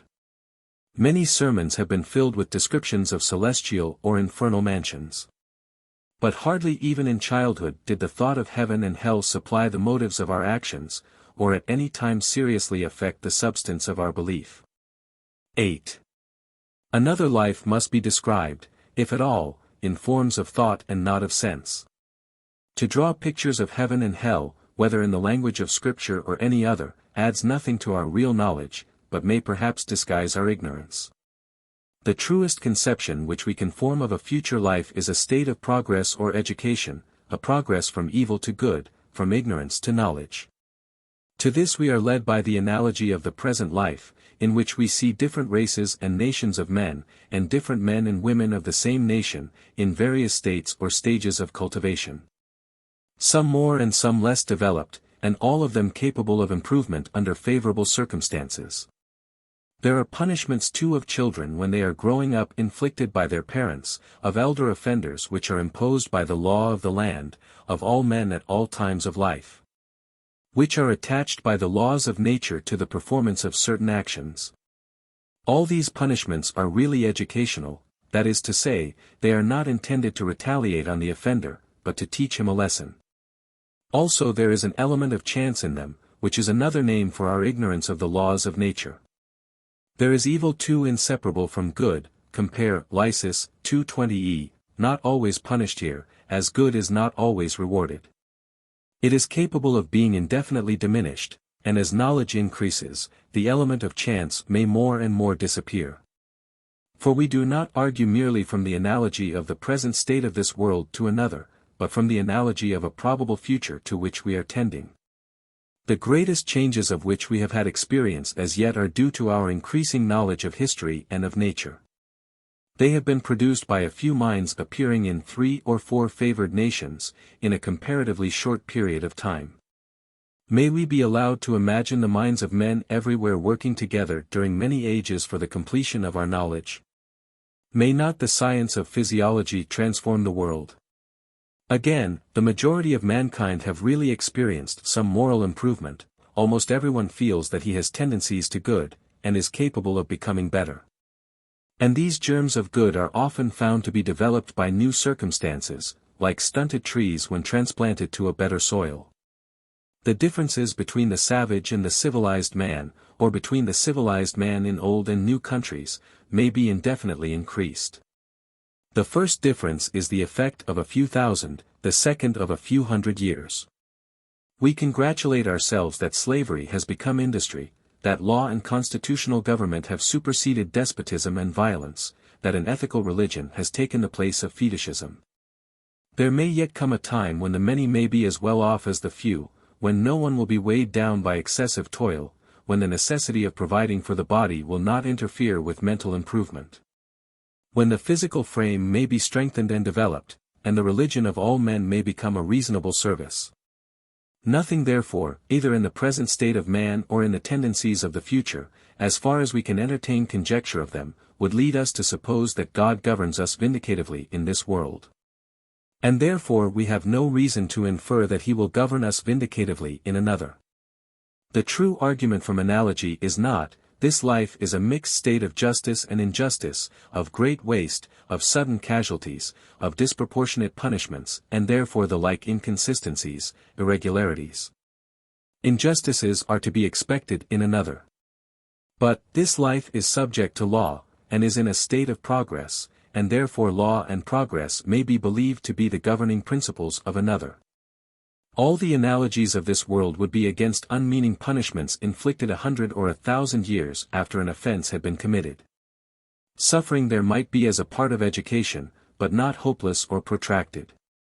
As there might be a retrogression of individuals or of bodies of men, yet not such as to interfere with a plan for the improvement of the whole, compare Laws, X 903. 9. But someone will say, that we cannot reason from the seen to the unseen, and that we are creating another world after the image of this, just as men in former ages have created gods in their own likeness. And we, like the companions of Socrates, may feel discouraged at hearing our favorite argument from analogy thus summarily disposed of. Like himself, too, we may adduce other arguments in which he seems to have anticipated us, though he expresses them in different language. For we feel that the soul partakes of the ideal and invisible, and can never fall into the error of confusing the external circumstances of man with his higher self, or his origin with his nature. It is as repugnant to us as it was to him to imagine that our moral ideas are to be attributed only to cerebral forces. The value of a human soul, like the value of a man's life to himself, is inestimable, and cannot be reckoned in earthly or material things. The human being alone has the consciousness of truth and justice and love, which is the consciousness of God. And the soul becoming more conscious of these, becomes more conscious of her own immortality. 10. The last ground of our belief in immortality, and the strongest, is the perfection of the divine nature. The mere fact of the existence of God does not tend to show the continued existence of man. An evil God or an indifferent God might have had the power, but not the will, to preserve us. He might have regarded us as fitted to minister to his service by a succession of existences, like the animals, without attributing to each soul an incomparable value. But if he is perfect, he must will that all rational beings should partake of that perfection which he himself is. In the words of the Timaeus, he is good, and therefore he desires that all other things should be as like himself as possible. And the manner in which he accomplishes this is by permitting evil, or rather degrees of good, which are otherwise called evil. For all progress is good relatively to the past, and yet may be comparatively evil when regarded in the light of the future. Good and evil are relative terms, and degrees of evil are merely the negative aspect of degrees of good. Of the absolute goodness of any finite nature we can form no conception. We are all of us in process of transition from one degree of good or evil to another. The difficulties which are urged about the origin or existence of evil are mere dialectical puzzles, standing in the same relation to Christian philosophy as the puzzles of the Cynics and Megarians to the philosophy of Plato. They arise out of the tendency of the human mind to regard good and evil both as relative and absolute. Just as the riddles about motion are to be explained by the double conception of space or matter, which the human mind has the power of regarding either as continuous or discrete. In speaking of divine perfection, we mean to say that God is just and true and loving, the author of order and not of disorder, of good and not of evil. Or rather, that he is justice, that he is truth, that he is love, that he is order, that he is the very progress of which we were speaking. And that wherever these qualities are present, whether in the human soul or in the order of nature, there is God. We might still see him everywhere, if we had not been mistakenly seeking for him apart from us, instead of in us. Away from the laws of nature, instead of in them. And we become united to him not by mystical absorption, but by partaking, whether consciously or unconsciously, of that truth and justice and love which he himself is. Thus the belief in the immortality of the soul rests at last on the belief in God. If there is a good and wise God, then there is a progress of mankind towards perfection. And if there is no progress of men towards perfection, then there is no good and wise God. We cannot suppose that the moral government of God of which we see the beginnings in the world and in ourselves will cease when we pass out of life. 11. Considering the feebleness of the human faculties and the uncertainty of the subject, we are inclined to believe that the fewer our words the better. At the approach of death there is not much said. Good men are too honest to go out of the world professing more than they know. There is perhaps no important subject about which, at any time, even religious people speak so little to one another. In the fullness of life the thought of death is mostly awakened by the sight or recollection of the death of others rather than by the prospect of our own. We must also acknowledge that there are degrees of the belief in immortality, and many forms in which it presents itself to the mind. Some persons will say no more than that they trust in God, and that they leave all to him. It is a great part of true religion not to pretend to know more than we do. Others when they quit this world are comforted with the hope that they will see and know their friends in heaven. But it is better to leave them in the hands of God and to be assured that no evil shall touch them. There are others again to whom the belief in a divine personality has ceased to have any longer a meaning. Yet they are satisfied that the end of all is not here, but that something still remains to us, and some better thing for the good than for the evil. They are persuaded, in spite of their theological nihilism, that the ideas of justice and truth and holiness and love are realities. They cherish an enthusiastic devotion to the first principles of morality. Through these they see, or seem to see, darkly, and in a figure, that the soul is immortal. But besides differences of theological opinion which must ever prevail about things unseen, the hope of immortality is weaker or stronger in men at one time of life than at another. It even varies from day to day. It comes and goes. The mind, like the sky, is apt to be overclouded. Other generations of men may have sometimes lived under an eclipse of faith. To us the total disappearance of it might be compared to the sun falling from heaven. And we may sometimes have to begin again and acquire the belief for ourselves, or to win it back again when it is lost. It is really weakest in the hour of death. For nature, like a kind mother or nurse, lays us to sleep without frightening us. Physicians, who are the witnesses of such scenes, say that under ordinary circumstances there is no fear of the future. Often, as Plato tells us, death is accompanied with pleasure. Timaeus 81d. When the end is still uncertain, the cry of many a one has been, "Pray, that I may be taken." The last thoughts even of the best men depend chiefly on the accidents of their bodily state. Pain soon overpowers the desire of life. Old age, like the child, is laid to sleep almost in a moment. The long experience of life will often destroy the interest which mankind have in it. So various are the feelings with which different persons draw near to death. And still more various the forms in which imagination clothes it.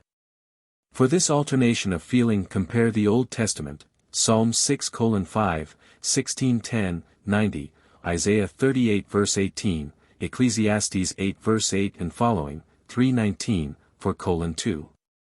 12. When we think of God and of man in his relation to God, of the imperfection of our present state and yet of the progress which is observable in the history of the world and of the human mind.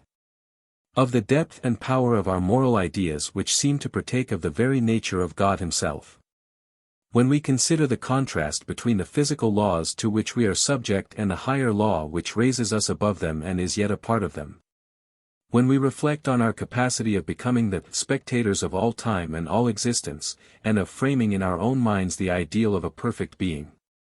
When we see how the human mind in all the higher religions of the world, including Buddhism, notwithstanding some aberrations, has tended towards such a belief, we have reason to think that our destiny is different from that of animals. And though we cannot altogether shut out the childish fear that the soul upon leaving the body may vanish into thin air, we have still, so far as the nature of the subject admits, a hope of immortality with which we comfort ourselves on sufficient grounds. The denial of the belief takes the heart out of human life, it lowers men to the level of the material. As Goethe also says, he is dead even in this world who has no belief in another. 13. It is well also that we should sometimes think of the forms of thought under which the idea of immortality is most naturally presented to us. It is clear that to our minds the risen soul can no longer be described, as in a picture, by the symbol of a creature half bird, half human, nor in any other form of sense. The multitude of angels, as in Milton, singing the Almighty's praises, are a noble image, and may furnish a theme for the poet or the painter, but they are no longer an adequate expression of the kingdom of God which is within us. Neither is there any mansion, in this world or another, in which the departed can be imagined to dwell and carry on their occupations. When this earthly tabernacle is dissolved, no other habitation or building can take them in, it is in the language of ideas only that we speak of them. First of all there is the thought of rest and freedom from pain. They have gone home, as the common saying is, and the cares of this world touch them no more. Secondly, we may imagine them as they were at their best and brightest, humbly fulfilling their daily round of duties, selfless, childlike, unaffected by the world, when the eye was single and the whole body seemed to be full of light. When the mind was clear and saw into the purposes of God. Thirdly, we may think of them as possessed by a great love of God and man, working out his will at a further stage in the heavenly pilgrimage. And yet we acknowledge that these are the things which eye hath not seen nor ear heard, and therefore it hath not entered into the heart of man in any sensible manner to conceive them. Fourthly, there may have been some moments in our own lives when we have risen above ourselves, or been conscious of our truer selves, in which the will of God has superseded our wills, and we have entered into communion with him. And been partakers for a brief season of the divine truth and love, in which like Christ we have been inspired to utter the prayer, I in them, and thou in me, that we may be all made perfect in one. These precious moments, if we have ever known them, are the nearest approach which we can make to the idea of immortality. 14. Returning now to the earlier stage of human thought which is represented by the writings of Plato, we find that many of the same questions have already arisen, there is the same tendency to materialism. The same inconsistency in the application of the idea of mind, the same doubt whether the soul is to be regarded as a cause or as an effect, the same falling back on moral convictions. In the Phaedo, the soul is conscious of her divine nature, and the separation from the body which has been commenced in this life is perfected in another. Beginning in mystery, Socrates, in the intermediate part of the dialogue, attempts to bring the doctrine of a future life into connection with his theory of knowledge. In proportion as he succeeds in this, the individual seems to disappear in a more general notion of the soul. The contemplation of ideas, under the form of eternity, takes the place of past and future states of existence. His language may be compared to that of some modern philosophers, who speak of eternity, not in the sense of perpetual duration of time, but as an ever-present quality of the soul. Yet at the conclusion of the dialogue, having arrived at the end of the intellectual world, Republic 7:532b, he replaces the veil of mythology, and describes the soul and her attendant genius in the language of the mysteries or of a disciple of Zoroaster. Nor can we fairly demand of Plato a consistency which is wanting among ourselves, who acknowledge that another world is beyond the range of human thought, and yet are always seeking to represent the mansions of heaven or hell in the colors of the painter, or in the descriptions of the poet or rhetorician. 15. The doctrine of the immortality of the soul was not new to the Greeks in the age of Socrates, but, like the unity of God, had a foundation in the popular belief. The old Homeric notion of a gibbering ghost flitting away to Hades, or of a few illustrious heroes enjoying the Isles of the Blessed, or of an existence divided between the two, or the Hesiotic, of righteous spirits, who become guardian angels, had given place in the mysteries and the Orphic poets to representations, partly fanciful, of a future state of rewards and punishments. Laws 9:870. The reticence of the Greeks on public occasions and in some part of their literature respecting this underground religion, is not to be taken as a measure of the diffusion of such beliefs. If Pericles in the funeral oration is silent on the consolations of immortality, the poet Pindar and the tragedians on the other hand constantly assume the continued existence of the dead in an upper or underworld. Darius and Laius are still alive. Antigone will be dear to her brethren after death. The way to the palace of Cronos is found by those who have thrice departed from evil. The tragedy of the Greeks is not rounded by this life, but is deeply set in decrees of fate and mysterious workings of powers beneath the earth. In the caricature of Aristophanes there is also a witness to the common sentiment. The Ionian and Pythagorean philosophies arose, and some new elements were added to the popular belief. The individual must find an expression as well as the world. Either the soul was supposed to exist in the form of a magnet, or of a particle of fire, or of light, or air, or water, or of a number or of a harmony of number, or to be or have, like the stars, a principle of motion. Aristotle De Anima I 2, 3. At length Anaxagoras, hardly distinguishing between life and mind, or between mind human and divine, attained the pure abstraction, and this, like the other abstractions of Greek philosophy, sank deep into the human intelligence. The opposition of the intelligible and the sensible, and of God to the world, supplied an analogy which assisted in the separation of soul and body. If ideas were separable from phenomena, mind was also separable from matter. If the ideas were eternal, the mind that conceived them was eternal too. As the unity of God was more distinctly acknowledged, the conception of the human soul became more developed. The succession, or alternation of life and death, had occurred to Heraclitus. The Eleatic Parmenides had stumbled upon the modern thesis, that thought and being are the same. The Eastern belief in transmigration defined the sense of individuality. And some, like Empedocles, fancied that the blood which they had shed in another state of being was crying against them, and that for 30,000 years they were to be fugitives and vagabonds upon the earth. The desire of recognizing a lost mother or love or friend in the world below, Phaedo, 68, was a natural feeling which, in that age as well as in every other, has given distinctness to the hope of immortality. Nor were ethical considerations wanting, partly derived from the necessity of punishing the greater sort of criminals, whom no avenging power of this world could reach. The voice of conscience, too, was heard reminding the good man that he was not altogether innocent. Republic I 3:30. To these indistinct longings and fears an expression was given in the mysteries and Orphic poets. A heap of books, Republic II 364e, passing under the names of Musaeus and Orpheus in Plato's time, were filled with notions of an underworld. 16. Yet after all the belief in the individuality of the soul after death had but a feeble hold on the Greek mind. Like the personality of God, the personality of man in a future state was not inseparably bound up with the reality of his existence. For the distinction between the personal and impersonal, and also between the divine and human, was far less marked to the Greek than to ourselves. And as Plato readily passes from the notion of the good to that of God, he also passes almost imperceptibly to himself and his reader from the future life of the individual soul to the eternal being of the absolute soul. There has been a clearer statement and a clearer denial of the belief in modern times than is found in early Greek philosophy, and hence the comparative silence on the whole subject which is often remarked in ancient writers. And particularly in Aristotle.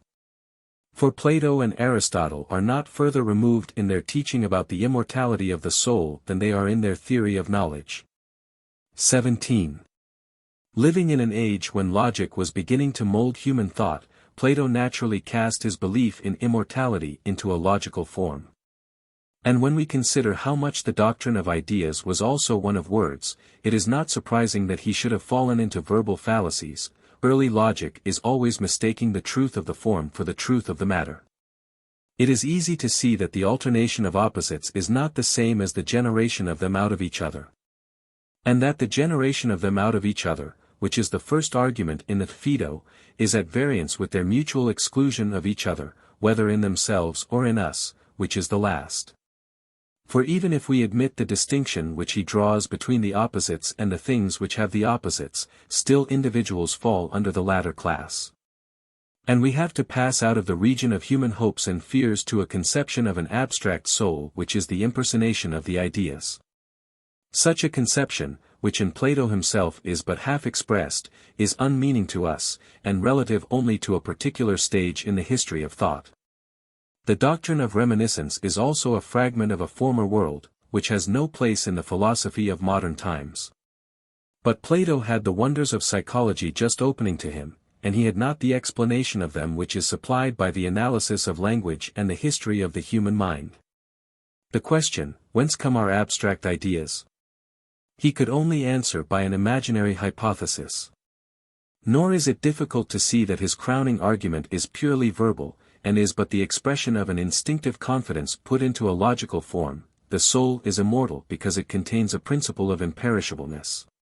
Nor does he himself seem at all to be aware that nothing is added to human knowledge by his safe and simple answer, that beauty is the cause of the beautiful. And that he is merely reasserting the Eleatic being, divided by the Pythagorean numbers, against the Heracleitian doctrine of perpetual generation. The answer to the very serious question of generation and destruction is really the denial of them. For this he would substitute, as in the Republic, a system of ideas, tested, not by experience, but by their consequences, and not explained by actual causes, but by a higher, that is, a more general notion. Consistency with themselves is the only test which is to be applied to them. Republic 6:5-10 following, and Phaedo 101 following. 18. To deal fairly with such arguments, they should be translated as far as possible into their modern equivalents. If the ideas of men are eternal, their souls are eternal, and if not the ideas, then not the souls. Such an argument stands nearly in the same relation to Plato and his age, as the argument from the existence of God to immortality among ourselves. If God exists, then the soul exists after death, and if there is no God, there is no existence of the soul after death. For the ideas are to his mind the reality, the truth, the principle of permanence, as well as of intelligence and order in the world. When Timaeus and Cebes say that they are more strongly persuaded of the existence of ideas than they are of the immortality of the soul, they represent fairly enough the order of thought in Greek philosophy. And we might say in the same way that we are more certain of the existence of God than we are of the immortality of the soul, and are led by the belief in the one to a belief in the other. The parallel, as Socrates would say, is not perfect, but agrees in as far as the mind in either case is regarded as dependent on something above and beyond herself. The analogy may even be pressed a step further. We are more certain of our ideas of truth and right than we are of the existence of God, and are led on in the order of thought from one to the other. Or more correctly, the existence of right and truth is the existence of God, and can never for a moment be separated from him. 19. The main argument of the Phaedo is derived from the existence of eternal ideas of which the soul is a partaker. The other argument of the alternation of opposites is replaced by this. And there have not been wanting philosophers of the idealist school who have imagined that the doctrine of the immortality of the soul is a theory of knowledge, and that in what has preceded Plato is accommodating himself to the popular belief. Such a view can only be elicited from the Phaedo, by what may be termed the transcendental method of interpretation, and is obviously inconsistent with the Gorgias and the Republic. Those who maintain it are immediately compelled to renounce the shadow which they have grasped, as a play of words only. But the truth is, that Plato in his argument for the immortality of the soul has collected many elements of proof or persuasion, ethical and mythological as well as dialectical, which are not easily to be reconciled with one another. And he is as much in earnest about his doctrine of retribution, which is repeated in all his more ethical writings, as about his theory of knowledge. And while we may fairly translate the dialectical into the language of Hegel, and the religious and mythological into the language of Dante or Bunyan, the ethical speaks to us still in the same voice, and appeals to a common feeling. 20. Two arguments of this ethical character occur in the Phaedo. The first may be described as the aspiration of the soul after another state of being. Like the Oriental or Christian mystic, the philosopher is seeking to withdraw from impurities of sense, to leave the world and the things of the world, and to find his higher self. Plato recognizes in these aspirations the foretaste of immortality. As Butler and Addison in modern times have argued, the one from the moral tendencies of mankind, the other from the progress of the soul towards perfection. In using this argument Plato has certainly confused the soul which has left the body, with the soul of the good and wise. Compare Republic X 611c. Such a confusion was natural, and arose partly out of the antithesis of soul and body. The soul in her own essence, and the soul, clothed upon with virtues and graces, were easily interchanged with one another, because on a subject which passes expression the distinctions of language can hardly be maintained. 21. The ethical proof of the immortality of the soul is derived from the necessity of retribution. The wicked would be too well off if their evil deeds came to an end. It is not to be supposed that an Ardiaeus, an Archelaus, an Ismenias could ever have suffered the penalty of their crimes in this world. The manner in which this retribution is accomplished Plato represents under the figures of mythology. Doubtless he felt that it was easier to improve than to invent, and that in religion especially the traditional form was required in order to give verisimilitude to the myth. The myth too is far more probable to that age than to ours, and may fairly be regarded as one guess among many about the nature of the earth, which he cleverly supports by the indications of geology. Not that he insists on the absolute truth of his own particular notions, no man of sense will be confident in such matters, but he will be confident that something of the kind is true. 114d.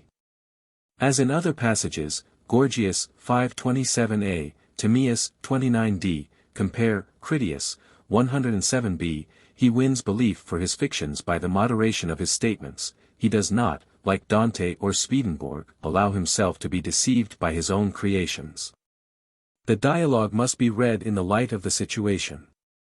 And first of all we are struck by the calmness of the scene.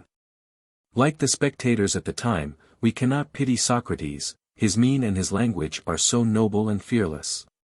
He is the same that he ever was, but milder and gentler, and he has in no degree lost his interest in dialectics. He will not forego the delight of an argument in compliance with the jailer's intimation that he should not heat himself with talking. At such a time he naturally expresses the hope of his life, that he has been a true mystic and not a mere retainer or wand-bearer, and he refers to passages of his personal history.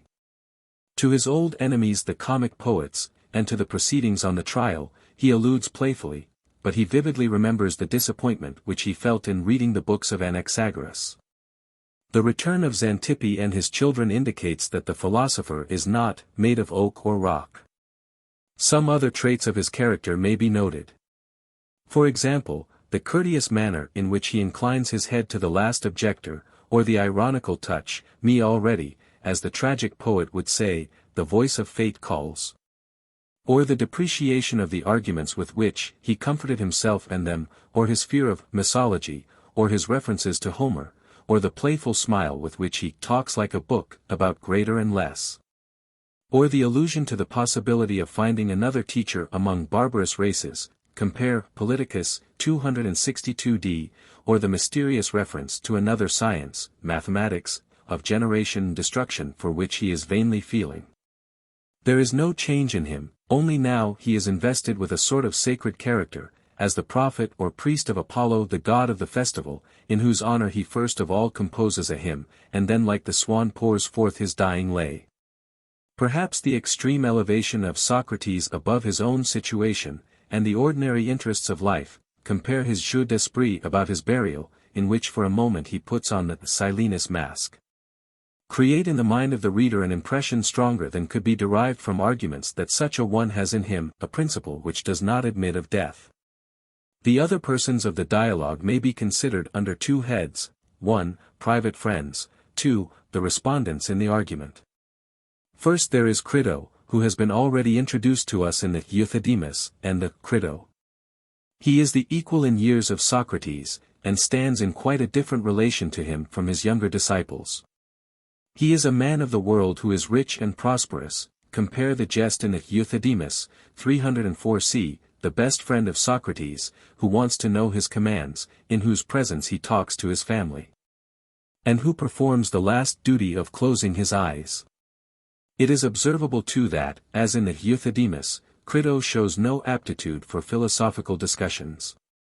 Nor among the friends of Socrates must the jailer be forgotten, who seems to have been introduced by Plato in order to show the impression made by the extraordinary man on the common. The gentle nature of the man is indicated by his weeping at the announcement of his errand and then turning away, and also by the words of Socrates to his disciples, "How charming the man is! Since I have been in prison he has been always coming to me, and is as good as could be to me." We are reminded too that he has retained this gentle nature amid scenes of death and violence by the contrasts which he draws between the behavior of Socrates and of others when about to die. Another person who takes no part in the philosophical discussion is the excitable Apollodorus, the same who, in the Symposium, of which he is the narrator, is called the madman, and who testifies his grief by the most violent emotions. Phaedo is also present, the beloved disciple, as he may be termed, who is described, if not leaning on his bosom, as seated next to Socrates, who is playing with his hair. He too, like Apollodorus, takes no part in the discussion, but he loves above all things to hear and speak of Socrates after his death. The calmness of his behavior, veiling his face when he can no longer restrain his tears, contrasts with the passionate outcries of the other. At a particular point the argument is described as falling before the attack of Timaeus. A sort of despair is introduced in the minds of the company. The effect of this is heightened by the description of Phaedo, who has been the eyewitness of the scene, and by the sympathy of his Phliasian auditors who are beginning to think that they too can never trust an argument again. And the intense interest of the company is communicated not only to the first auditors, but to us who in a distant country read the narrative of their emotions after more than 2,000 years have passed away. The two principal interlocutors are Timaeus and Cebes, the disciples of Philolaus the Pythagorean philosopher of Thebes. Timaeus is described in the Phaedrus, 242b, as fonder of an argument than any man living. And Cebes, although finally persuaded by Socrates, is said to be the most incredulous of human beings. It is Cebes who at the commencement of the dialogue asks why suicide is held to be unlawful, and who first supplies the doctrine of recollection in confirmation of the pre-existence of the soul. It is Cebes who urges that the pre-existence does not necessarily involve the future existence of the soul, as is shown by the illustration of the weaver and his coat. Timaeus, on the other hand, raises the question about harmony in the lyre, which is naturally put into the mouth of a Pythagorean disciple. It is Timaeus, too, who first remarks on the uncertainty of human knowledge, and only at last concedes to the argument such a qualified approval as is consistent with the feebleness of the human faculties.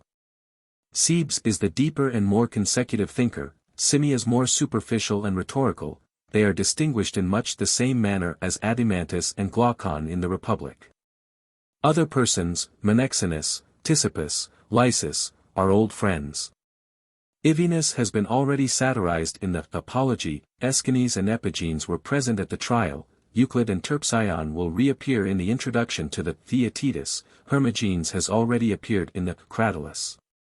No inference can fairly be drawn from the absence of Aristippus, nor from the omission of Xenophon, who at the time of Socrates' death was in Asia.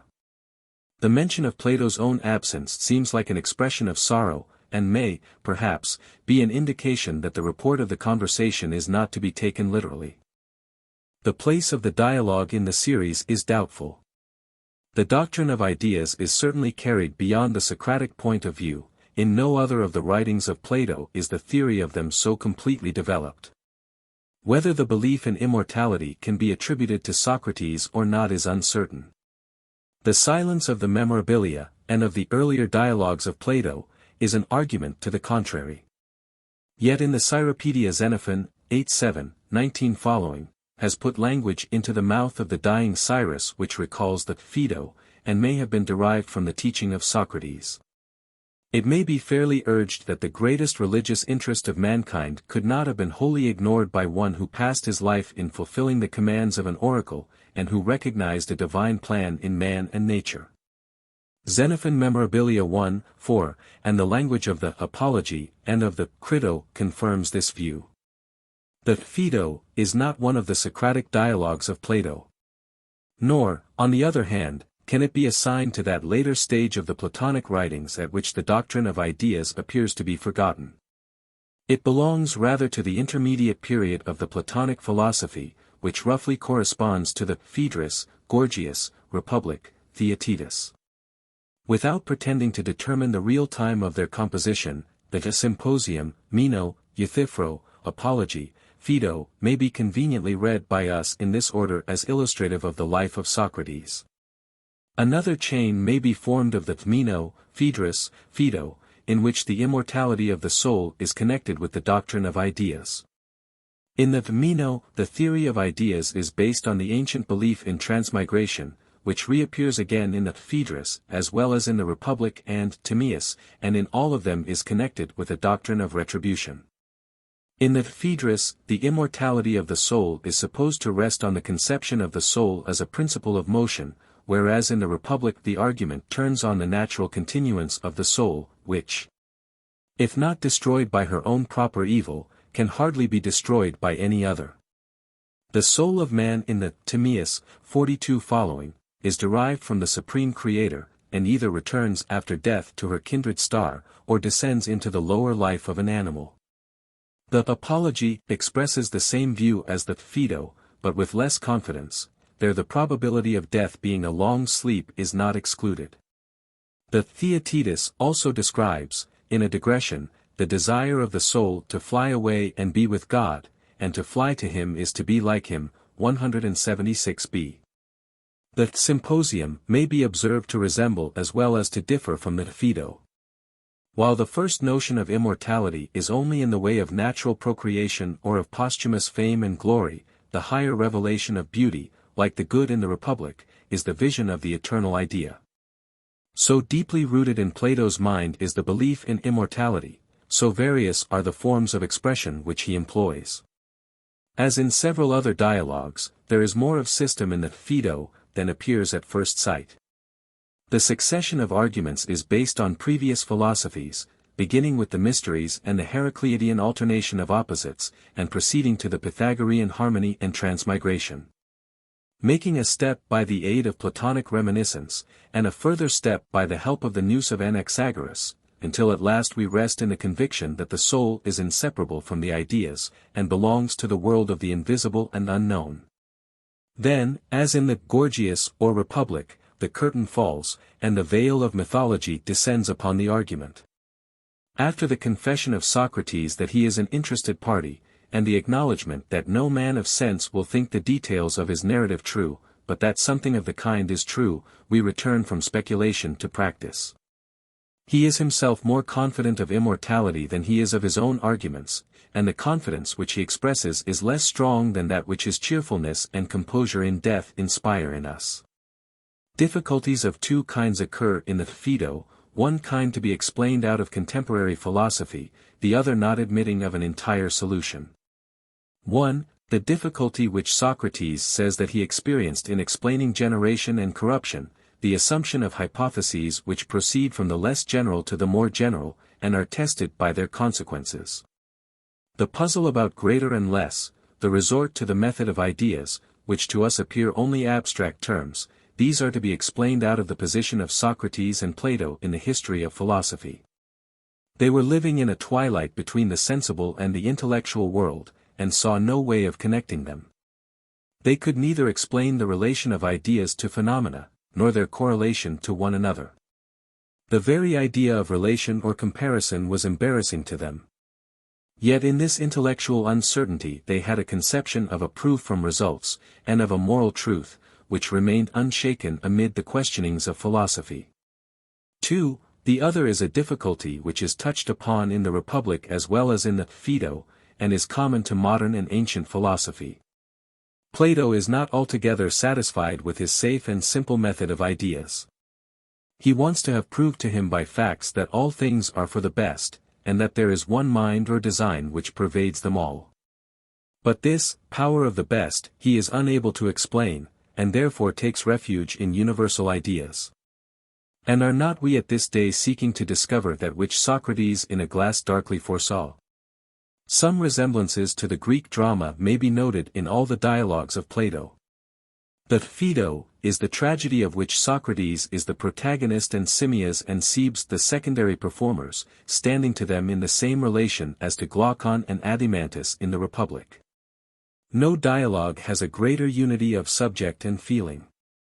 Plato has certainly fulfilled the condition of Greek, or rather of all art, which requires that scenes of death and suffering should be clothed in beauty. The gathering of the friends at the commencement of the dialogue, the dismissal of Xantippe, whose presence would have been out of place at a philosophical discussion, but who returns again with her children to take a final farewell.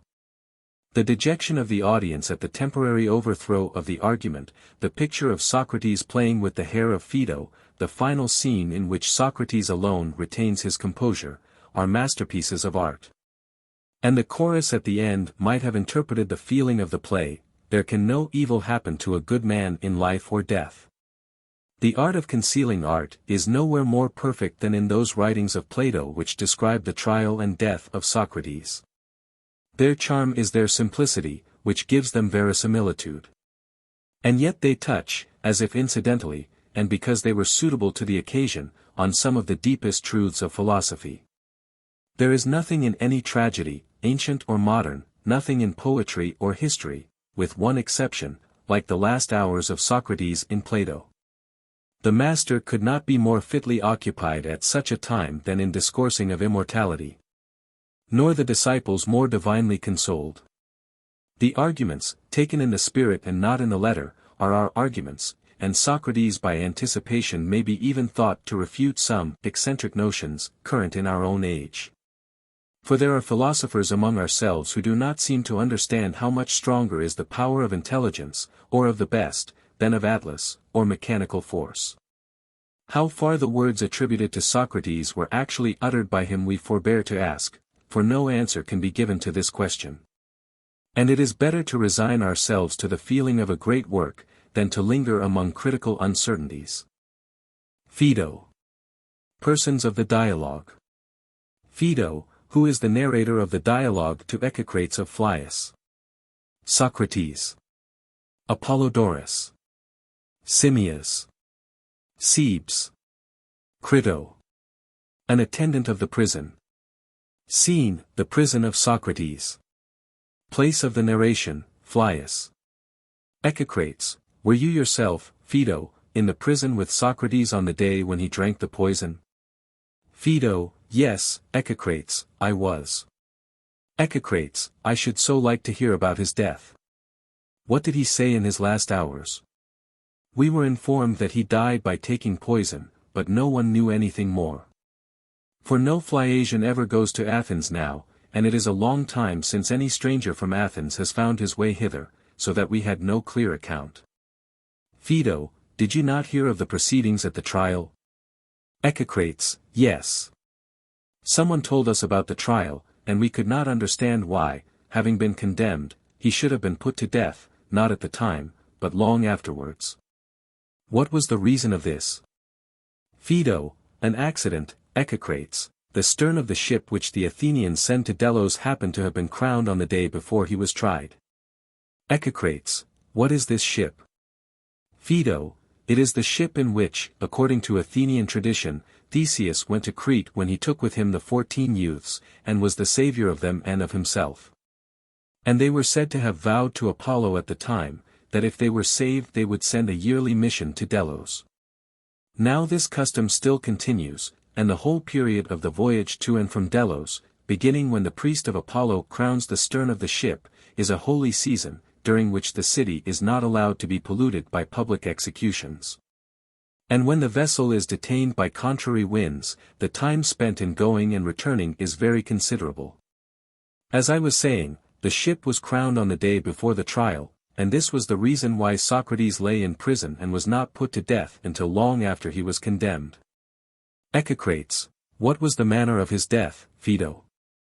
What was said or done? And which of his friends were with him?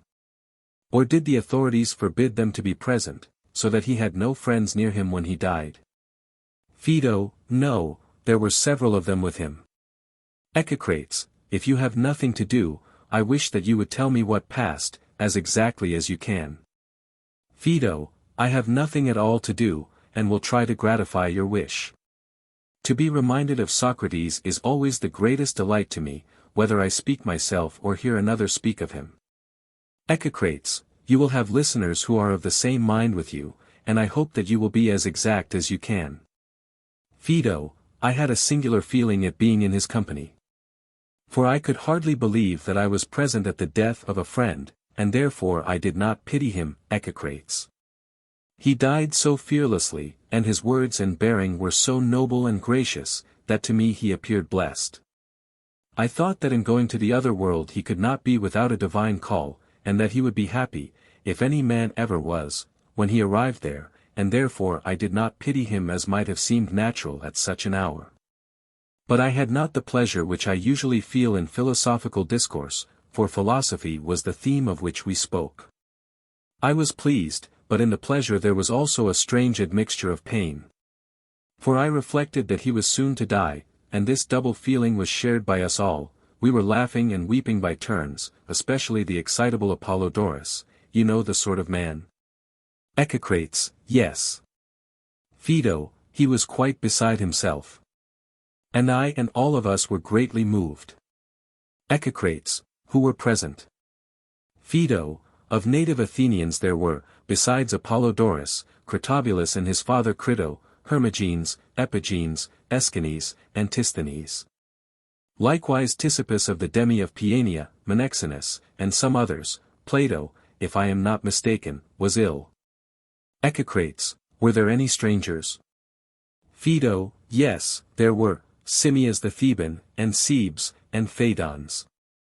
Euclid and Terpison, who came from Megara. Echecrates, and was Aristippus there, and Cleombrotus? Phaedo, no, they were said to be in Aegina. Echecrates, anyone else? Phaedo, I think that these were nearly all. Echecrates, well, and what did you talk about? Phaedo, I will begin at the beginning, and endeavor to repeat the entire conversation. On the previous days we had been in the habit of assembling early in the morning at the court in which the trial took place, and which is not far from the prison. There we used to wait talking with one another until the opening of the doors, for they were not opened very early, then we went in and generally passed the day with Socrates. On the last morning we assembled sooner than usual, having heard on the day before when we quitted the prison in the evening that the sacred ship had come from Delos, and so we arranged to meet very early at the accustomed place. On our arrival the jailer who answered the door, instead of admitting us, came out and told us to stay until he called us. For the 11, he said, are now with Socrates, they are taking off his chains, and giving orders that he is to die today. He soon returned and said that we might come in. On entering we found Socrates just released from chains, and Xanthippe, whom you know, sitting by him, and holding his child in her arms. When she saw us she uttered a cry and said, as women will, O Socrates, this is the last time that either you will converse with your friends, or they with you. Socrates turned to Crito and said, Crito, let someone take her home. Some of Crito's people accordingly led her away, crying out and beating herself. And when she was gone, Socrates, sitting up on the couch, bent and rubbed his leg, saying, as he was rubbing, how singular is the thing called pleasure, and how curiously related to pain, which might be thought to be the opposite of it. For they are never present to a man at the same instant, and yet he who pursues either is generally compelled to take the other. Their bodies are two, but they are joined by a single head. And I cannot help thinking that if Aesop had remembered them, he would have made a fable about God trying to reconcile their strife, and how, when he could not, he fastened their heads together. And this is the reason why when one comes the other follows, as I know by my own experience now, when after the pain in my leg which was caused by the chain pleasure appears to succeed. Upon this Cebes said, I am glad, Socrates, that you have mentioned the name of Aesop. For it reminds me of a question which has been asked by many, and was asked of me only the day before yesterday by Euthyphro the poet. He will be sure to ask it again, and therefore if you would like me to have an answer ready for him, you may as well tell me what I should say to him. He wanted to know why you, who never before wrote a line of poetry, now that you are in prison are turning Aesop's fables into verse, and also composing that hymn in honor of Apollo. Tell him, Cebes, he replied, what is the truth, that I had no idea of rivaling him or his poems. To do so, as I knew, would be no easy task. But I wanted to see whether I could purge away a scruple which I felt about the meaning of certain dreams.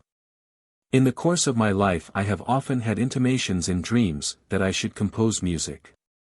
The same dream came to me sometimes in one form, and sometimes in another, but always saying the same or nearly the same words, cultivate and make music, said the dream. And hitherto I had imagined that this was only intended to exhort and encourage me in the study of philosophy, which has been the pursuit of my life, and is the noblest and best of music. The dream was bidding me do what I was already doing, in the same way that the competitor in a race is bidden by the spectators to run when he is already running. But I was not certain of this, for the dream might have meant music in the popular sense of the word, and being under sentence of death, and the festival giving me a respite, I thought that it would be safer for me to satisfy the scruple, and, in obedience to the dream, to compose a few verses before I departed. And first I made a hymn in honor of the god of the festival, and then considering that a poet, if he is really to be a poet, should not only put together words, but should invent stories, and that I have no invention, I took some fables of Aesop, which I had ready at hand and which I knew, they were the first I came upon, and turned them into verse. Tell this to Euthyphro, Cebes, and bid him be of good cheer, say that I would have him come after me if he be a wise man, and not tarry, and that today I am likely to be going, for the Athenians say that I must. Timaeus said, what a message for such a man! Having been a frequent companion of his I should say that, as far as I know him, he will never take your advice unless he is obliged. Why, said Socrates, is not Euthyphro a philosopher? I think that he is, said Timaeus. Then he, or any man who has the spirit of philosophy, will be willing to die, but he will not take his own life, for that is held to be unlawful.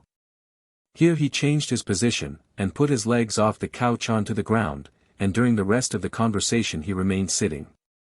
Why do you say, inquired Cebes, that a man ought not to take his own life, but that the philosopher will be ready to follow the dying? Socrates replied, and have you, Cebes and Timaeus, who are the disciples of Philolaus, never heard him speak of this? Yes, but his language was obscure, Socrates. My words, too, are only an echo. But there is no reason why I should not repeat what I have heard, and indeed, as I am going to another place, it is very meet for me to be thinking and talking of the nature of the pilgrimage which I am about to make. What can I do better in the interval between this and the setting of the sun? Then tell me, Socrates, why is suicide held to be unlawful? As I have certainly heard Philolaus, about whom you were just now asking, affirm when he was staying with us at Thebes, and there are others who say the same, although I have never understood what was meant by any of them. Do not lose heart, replied Socrates, and the day may come when you will understand.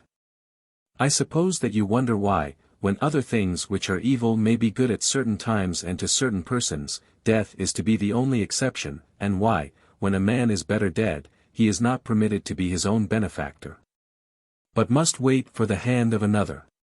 Very true, said Cebes, laughing gently and speaking in his native Boeotian. I admit the appearance of inconsistency in what I am saying, but there may not be any real inconsistency after all. There is a doctrine whispered in secret that man is a prisoner who has no right to open the door and run away. This is a great mystery which I do not quite understand. Yet I too believe that the gods are our guardians, and that we are a possession of theirs. Do you not agree? Yes, I quite agree, said Cebes. And if one of your own possessions, an ox or an ass, for example, took the liberty of putting himself out of the way when you had given no intimation of your wish that he should die, would you not be angry with him? And would you not punish him if you could? Certainly, replied Cebes. Then, if we look at the matter thus, there may be reason in saying that a man should wait, and not take his own life until God summons him, as he is now summoning me. Yes, Socrates, said Cebes, there seems to be truth in what you say. And yet how can you reconcile this seemingly true belief that God is our guardian and we his possessions, with the willingness to die which we were just now attributing to the philosopher? That the wisest of men should be willing to leave a service in which they are ruled by the gods who are the best of rulers, is not reasonable. For surely no wise man thinks that when set at liberty he can take better care of himself than the gods take of him. A fool may perhaps think so, he may argue that he had better run away from his master, not considering that his duty is to remain to the end, and not to run away from the good, and that there would be no sense in his running away. The wise man will want to be ever with him who is better than himself. Now this, Socrates, is the reverse of what was just now said, for upon this view the wise man should sorrow and the fool rejoice at passing out of life. The earnestness of Cebes seemed to please Socrates. Here, said he, turning to us, is a man who is always inquiring, and is not so easily convinced by the first thing which he hears. And certainly, added Timaeus, the objection which he is now making does appear to me to have some force. For what can be the meaning of a truly wise man wanting to fly away and lightly leave a master who is better than himself? And I rather imagine that Cebes is referring to you. He thinks that you are too ready to leave us, and too ready to leave the gods whom you acknowledge to be our good masters. Yes, replied Socrates, there is reason in what you say. And so you think that I ought to answer your indictment as if I were in a court? We should like you to do so, said Timaeus. Then I must try to make a more successful defense before you than I did when before the judges. For I am quite ready to admit, Timaeus and Cebes, that I ought to be grieved at death, if I were not persuaded in the first place that I am going to other gods who are wise and good, of which I am as certain as I can be of any such matters. And secondly, though I am not so sure of this last, to men departed, better than those whom I leave behind. And therefore I do not grieve as I might have done, for I have good hope that there is yet something remaining for the dead, and as has been said of old, some far better thing for the good than for the evil. But do you mean to take away your thoughts with you, Socrates? Said Timaeus. Will you not impart them to us? For they are a benefit in which we too are entitled to share. Moreover, if you succeed in convincing us, that will be an answer to the charge against yourself. I will do my best, replied Socrates. But you must first let me hear what Crito wants. He has long been wishing to say something to me. Only this, Socrates, replied Crito, the attendant who is to give you the poison has been telling me, and he wants me to tell you, that you are not to talk much. Talking, he says, increases heat. And this is apt to interfere with the action of the poison. Persons who excite themselves are sometimes obliged to take a second or even a third dose. Then, said Socrates, let him mind his business and be prepared to give the poison twice or even thrice if necessary, that is all. I knew quite well what you would say, replied Crito, but I was obliged to satisfy him. Never mind him, he said. And now, O my judges, I desire to prove to you that the real philosopher has reason to be of good cheer when he is about to die, and that after death he may hope to obtain the greatest good in the other world. And how this may be, Timaeus and Cebes, I will endeavor to explain. For I deem that the true votary of philosophy is likely to be misunderstood by other men, they do not perceive that he is always pursuing death and dying.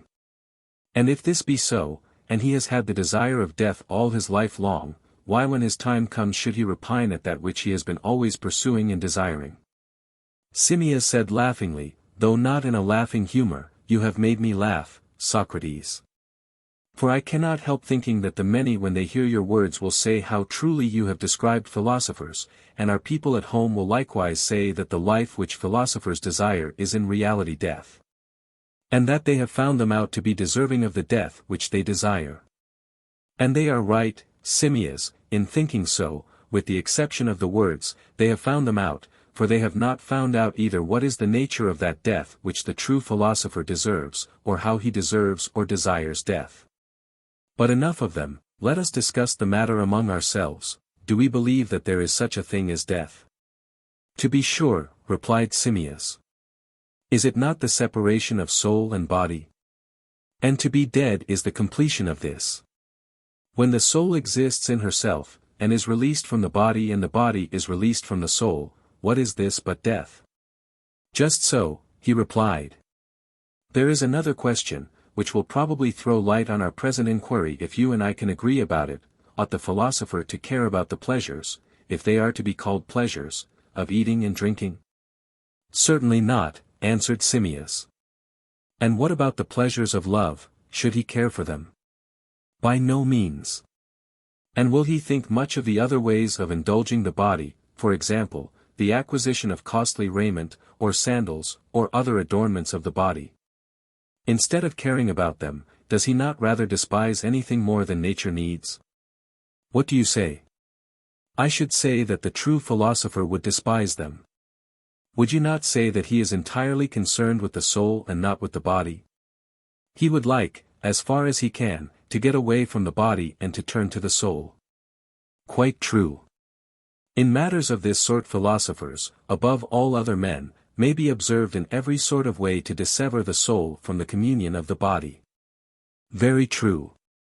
Whereas, Timaeus, the rest of the world are of opinion that to him who has no sense of pleasure and no part in bodily pleasure, life is not worth having, and that he who is indifferent about them is as good as dead. That is also true. What again shall we say of the actual acquirement of knowledge? Is the body, if invited to share in the inquiry, a hinderer or a helper? I mean to say, have sight and hearing any truth in them? Are they not, as the poets are always telling us, inaccurate witnesses? And yet, if even they are inaccurate and indistinct, what is to be said of the other senses? For you will allow that they are the best of them? Certainly, he replied. Then when does the soul attain truth? For in attempting to consider anything in company with the body she is obviously deceived. True. Then must not true existence be revealed to her in thought, if at all? Yes. And thought is best when the mind is gathered into herself and none of these things trouble her, neither sounds nor sights nor pain nor any pleasure, when she takes leave of the body, and has as little as possible to do with it. When she has no bodily sense or desire, but is aspiring after true being? Certainly. And in this the philosopher dishonors the body, his soul runs away from his body and desires to be alone and by herself? That is true. Well, but there is another thing, Timaeus, is there or is there not an absolute justice? Assuredly there is. And an absolute beauty and absolute good? Of course. But did you ever behold any of them with your eyes? Certainly not. Or did you ever reach them with any other bodily sense? And I speak not of these alone, but of absolute greatness, and health, and strength, and of the essence or true nature of everything. Has the reality of them ever been perceived by you through the bodily organs? Or rather, is not the nearest approach to the knowledge of their several natures made by him who so orders his intellectual vision as to have the most exact conception of the essence of each thing which he considers. Certainly. And he attains to the purest knowledge of them who goes to each with the mind alone, not introducing or intruding in the act of thought, sight, or any other sense together with reason.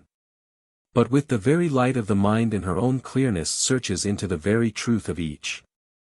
He who has got rid, as far as he can, of eyes and ears and, so to speak, of the whole body, these being in his opinion distracting elements which when they infect the soul hinder her from acquiring truth and knowledge, who, if not he, is likely to attain the knowledge of true being?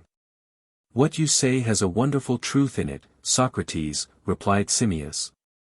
And when real philosophers consider all these things, will they not be led to make a reflection which they will express in words something like the following?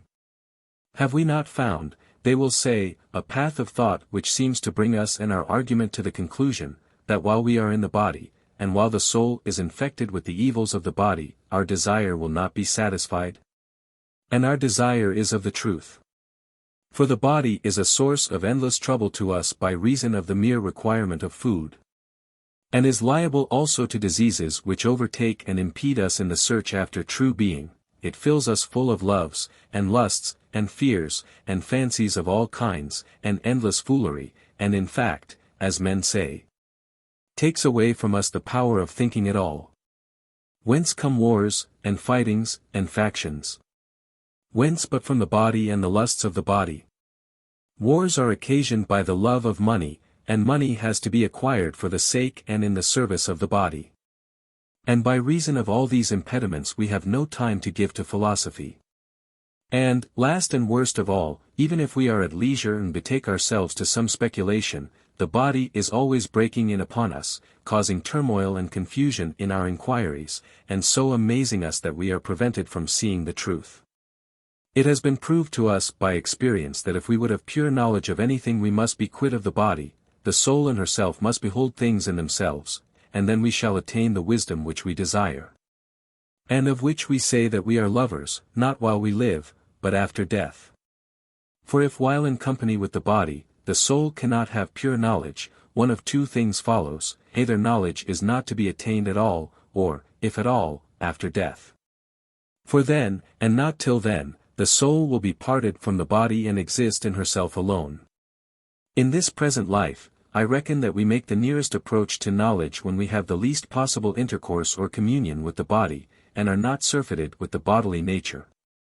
But keep ourselves pure until the hour when God himself is pleased to release us. And thus having got rid of the foolishness of the body we shall be pure and hold converse with the pure, and know of ourselves the clear light everywhere, which is no other than the light of truth. For the impure are not permitted to approach the pure. These are the sort of words, Timaeus, which the true lovers of knowledge cannot help saying to one another, and thinking. You would agree, would you not?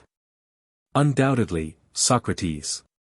But, oh my friend, if this is true, there is great reason to hope that, going whither I go, when I have come to the end of my journey, I shall attain that which has been the pursuit of my life. And therefore I go on my way rejoicing, and not I only, but every other man who believes that his mind has been made ready and that he is in a manner purified. Certainly, replied Timaeus. And what is purification but the separation of the soul from the body, as I was saying before, the habit of the soul gathering and collecting herself into herself from all sides out of the body. The dwelling in her own place alone, as in another life, so also in this, as far as she can, the release of the soul from the chains of the body. Very true, he said. And this separation and release of the soul from the body is termed death. To be sure, he said. And the true philosophers, and they only, are ever seeking to release the soul. Is not the separation and release of the soul from the body their especial study? That is true. And, as I was saying at first, there would be a ridiculous contradiction in men studying to live as nearly as they can in a state of death, and yet repining when it comes upon them. Clearly. And the true philosophers, Timaeus, are always occupied in the practice of dying, wherefore also to them least of all men is death terrible. Look at the matter thus: if they have been in every way the enemies of the body, and are wanting to be alone with the soul, when this desire of theirs is granted, how inconsistent would they be if they trembled and repined? Instead of rejoicing at their departure to that place where, when they arrive, they hope to gain that which in life they desired, and this was wisdom, and at the same time to be rid of the company of their enemy. Many a man has been willing to go to the world below animated by the hope of seeing there an earthly love, or wife, or son, and conversing with them. And will he who is a true lover of wisdom, and is strongly persuaded in like manner that only in the world below he can worthily enjoy her, still repine at death? Will he not depart with joy? Surely he will, O my friend, if he be a true philosopher. For he will have a firm conviction that there and there only, he can find wisdom in her purity. And if this be true, he would be very absurd, as I was saying, if he were afraid of death. He would, indeed, replied Timaeus. And when you see a man who is repining at the approach of death, is not his reluctance a sufficient proof that he is not a lover of wisdom, but a lover of the body, and probably at the same time a lover of either money or power, or both? Quite so, he replied. And is not courage, Timaeus, a quality which is specially characteristic of the philosopher? Certainly. There is temperance again, which even by the vulgar is supposed to consist in the control and regulation of the passions, and in the sense of superiority to them. Is not temperance a virtue belonging to those only who despise the body, and who pass their lives in philosophy? Most assuredly. For the courage and temperance of other men, if you will consider them, are really a contradiction. How so? Well, he said, you are aware that death is regarded by men in general as a great evil. Very true, he said. And do not courageous men face death because they are afraid of yet greater evils? That is quite true. Then all but the philosophers are courageous only from fear, and because they are afraid. And yet that a man should be courageous from fear, and because he is a coward, is surely a strange thing. Very true. And are not the temperate exactly in the same case? They are temperate because they are intemperate, which might seem to be a contradiction, but is nevertheless the sort of thing which happens with this foolish temperance. For there are pleasures which they are afraid of losing. And in their desire to keep them, they abstain from some pleasures, because they are overcome by others. And although to be conquered by pleasure is called by men intemperance, to them the conquest of pleasure consists in being conquered by pleasure. And that is what I mean by saying that, in a sense, they are made temperate through intemperance. Such appears to be the case. Yet the exchange of one fear or pleasure or pain for another fear or pleasure or pain, and of the greater for the less, as if they were coins, is not the exchange of virtue. O my blessed Timaeus, is there not one true coin for which all things ought to be exchanged? And that is wisdom, and only in exchange for this, and in company with this, is anything truly bought or sold, whether courage or temperance or justice. And is not all true virtue the companion of wisdom, no matter what fears or pleasures or other similar goods or evils may or may not attend her? But the virtue which is made up of these goods, when they are severed from wisdom and exchanged with one another, is a shadow of virtue only, nor is there any freedom or health or truth in her. But in the true exchange there is a purging away of all these things, and temperance, and justice, and courage, and wisdom herself are the purgation of them. The founders of the mysteries would appear to have had a real meaning, and were not talking nonsense when they intimated in a figure long ago that he who passes unsanctified and uninitiated into the world below will lie in a slough. But that he who arrives there after initiation and purification will dwell with the gods. For many, as they say in the mysteries, are the thyrsus bearers, but few are the mystics, meaning, as I interpret the words, the true philosophers. In the number of whom, during my whole life, I have been seeking, according to my ability, to find a place. Whether I have sought in a right way or not, and whether I have succeeded or not, I shall truly know in a little while, if God will, when I myself arrive in the other world, such is my belief. And therefore I maintain that I am right, Timaeus and Cebes, in not grieving or repining at parting from you and my masters in this world, for I believe that I shall equally find good masters and friends in another world. But most men do not believe this saying. If then I succeed in convincing you by my defense better than I did the Athenian judges, it will be well. Cebes answered, I agree, Socrates, in the greater part of what you say. But in what concerns the soul, men are apt to be incredulous. They fear that when she has left the body her place may be nowhere, and that on the very day of death she may perish and come to an end, immediately on her release from the body. Issuing forth dispersed like smoke or air and in her flight vanishing away into nothingness. If she could only be collected into herself after she has obtained release from the evils of which you are speaking, there would be good reason to hope, Socrates, that what you say is true. But surely it requires a great deal of argument and many proofs to show that when the man is dead his soul yet exists, and has any force or intelligence. True, Cebes, said Socrates. And shall I suggest that we converse a little of the probabilities of these things? I am sure, said Cebes, that I should greatly like to know your opinion about them. I reckon, said Socrates, that no one who heard me now, not even if he were one of my old enemies, the comic poets, could accuse me of idle talking about matters in which I have no concern. If you please, then, we will proceed with the inquiry.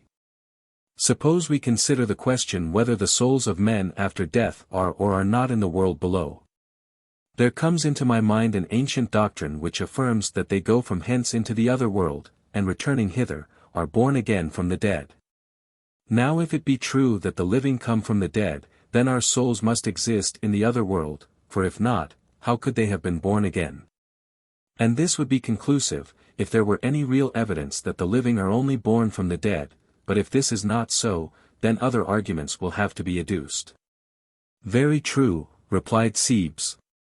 Then let us consider the whole question, not in relation to man only, but in relation to animals generally, and to plants, and to everything of which there is generation, and the proof will be easier. Are not all things which have opposites generated out of their opposites?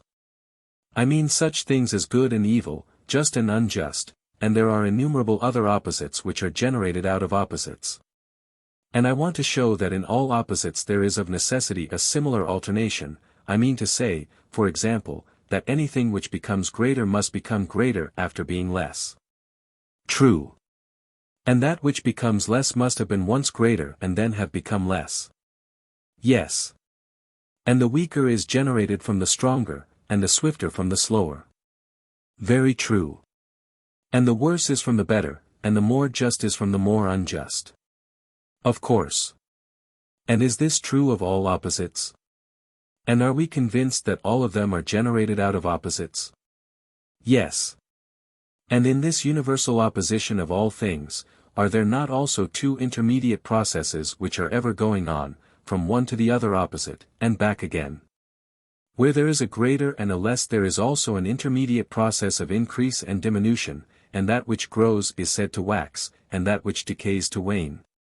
Yes, he said. And there are many other processes, such as division and composition, cooling and heating, which equally involve a passage into and out of one another. And this necessarily holds of all opposites, even though not always expressed in words, they are really generated out of one another, and there is a passing or process from one to the other of them. Very true, he replied. Well, and is there not an opposite of life, as sleep is the opposite of waking? True, he said. And what is it? Death, he answered.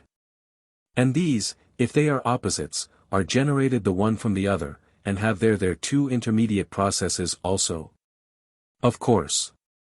Now, said Socrates, I will analyze one of the two pairs of opposites which I have mentioned to you, and also its intermediate processes, and you shall analyze the other to me. One of them I term sleep, the other waking. The state of sleep is opposed to the state of waking, and out of sleeping waking is generated, and out of waking, sleeping, and the process of generation is in the one case falling asleep, and in the other waking up. Do you agree? I entirely agree. Then, suppose that you analyze life and death to me in the same manner. Is not death opposed to life? Yes. And they are generated one from the other? Yes. What is generated from the living? The dead. And what from the dead? I can only say in answer, the living. Then the living, whether things or persons, Cebes, are generated from the dead. That is clear, he replied. Then the inference is that our souls exist in the world below. That is true. And one of the two processes or generations is visible, for surely the act of dying is visible. Surely, he said. What then is to be the result? Shall we exclude the opposite process? And shall we suppose nature to walk on one leg only? Must we not rather assign to death some corresponding process of generation? Certainly, he replied. And what is that process? Return to life. And return to life, if there be such a thing, is the birth of the dead into the world of the living? Quite true. Then here is a new way by which we arrive at the conclusion that the living come from the dead, just as the dead come from the living. And this, if true, affords a most certain proof that the souls of the dead exist in some place out of which they come again. Yes, Socrates, he said, the conclusion seems to flow necessarily out of our previous admissions. And that these admissions were not unfair, Cebes, he said, may be shown, I think, as follows: if generation were in a straight line only, and there were no compensation or circle in nature, no turn or return of elements into their opposites, then you know that all things would at last have the same form and pass into the same state, and there would be no more generation of them. What do you mean? He said. A simple thing enough, which I will illustrate by the case of sleep, he replied. You know that if there were no alternation of sleeping and waking, the tale of the sleeping Endymion would in the end have no meaning, because all other things would be asleep, too, and he would not be distinguishable from the rest. Or if there were composition only, and no division of substances, then the chaos of Anaxagoras would come again. And in like manner, my dear Cebes, if all things which partook of life were to die, and after they were dead remained in the form of death, and did not come to life again, all would at last die. And nothing would be alive, what other result could there be? For if the living spring from any other things, and they too die, must not all things at last be swallowed up in death?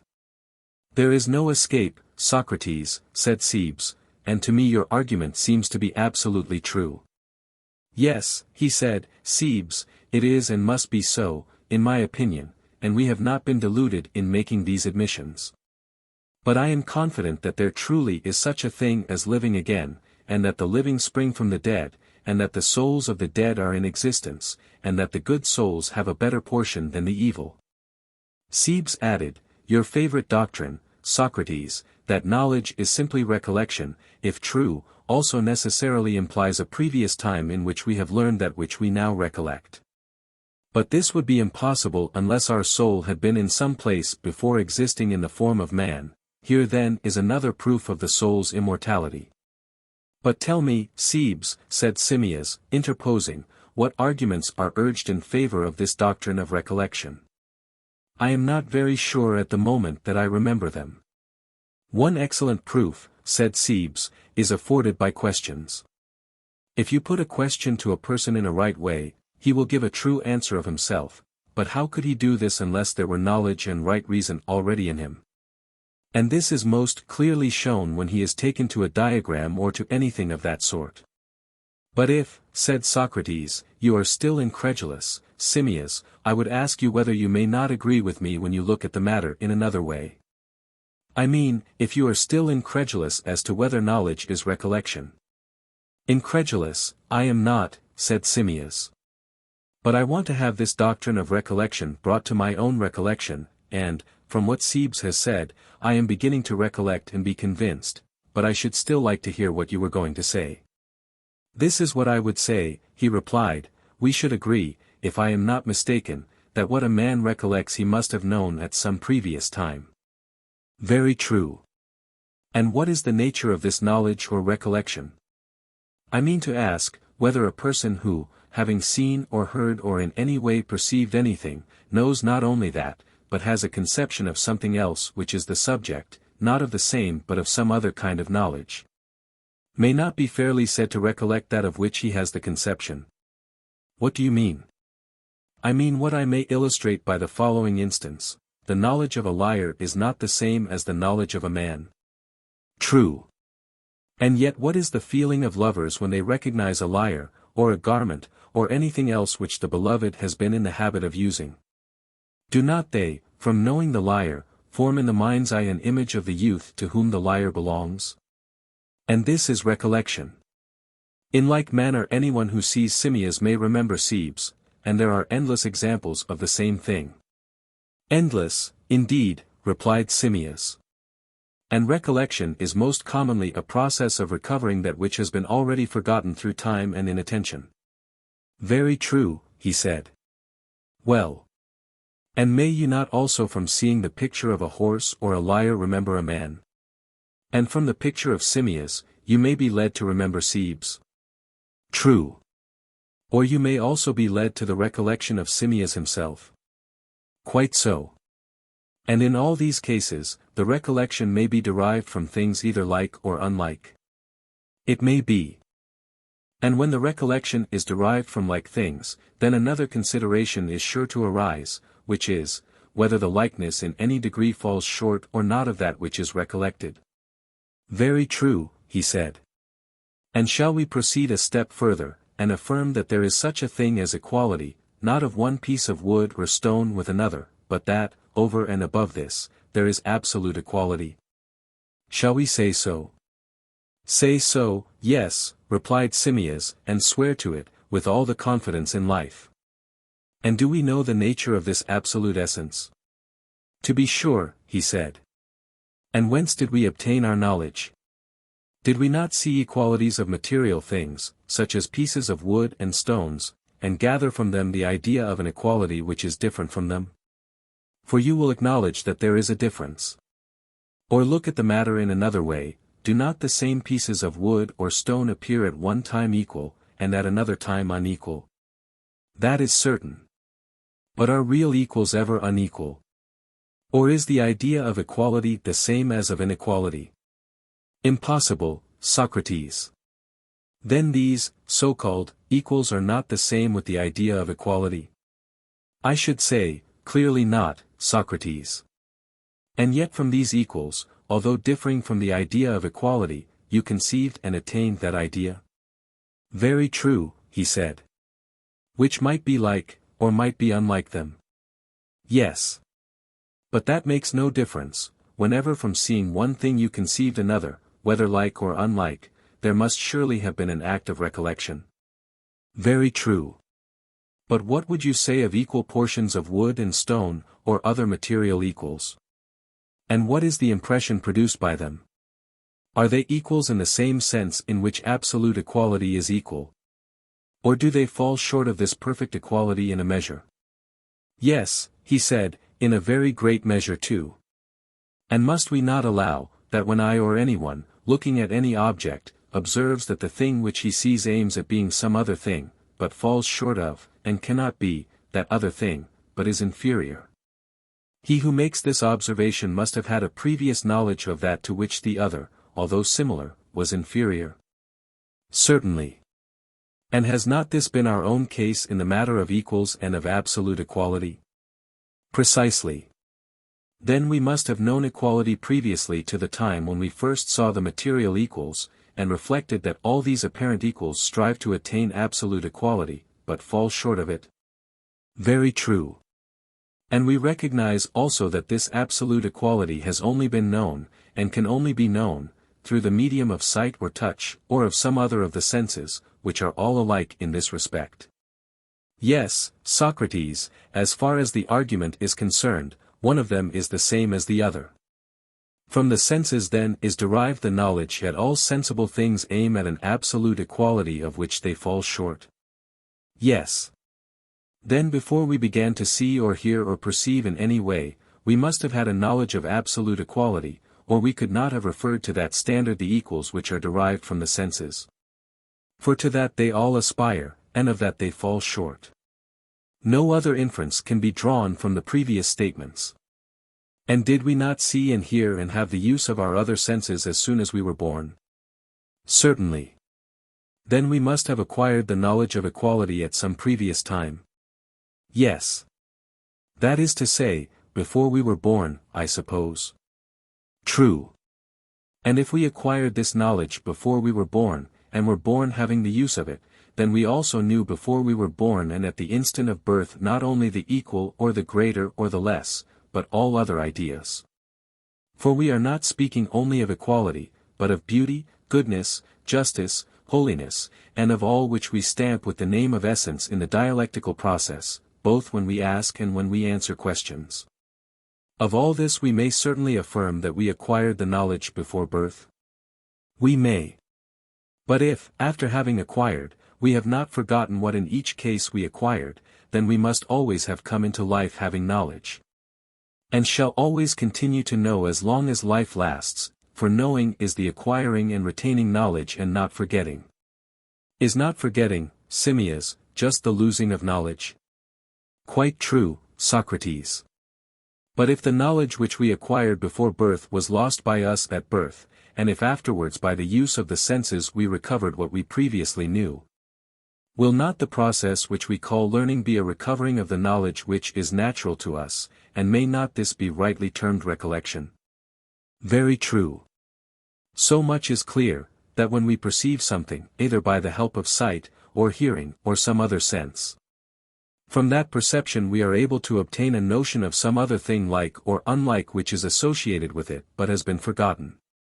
Whence, as I was saying, one of two alternatives follows: either we had this knowledge at birth, and continued to know through life, or, after birth, those who are said to learn only remember, and learning is simply recollection. Yes, that is quite true, Socrates. And which alternative, Timaeus, do you prefer? Had we the knowledge at our birth, or did we recollect the things which we knew previously to our birth? I cannot decide at the moment. At any rate you can decide whether he who has knowledge will or will not be able to render an account of his knowledge.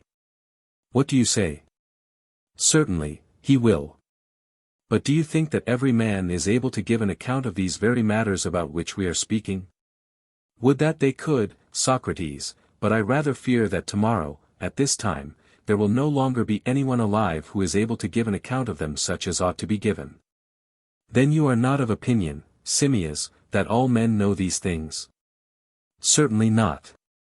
They are in process of recollecting that which they learned before. Certainly. But when did our souls acquire this knowledge? Not since we were born as men. Certainly not. And therefore, previously? Yes.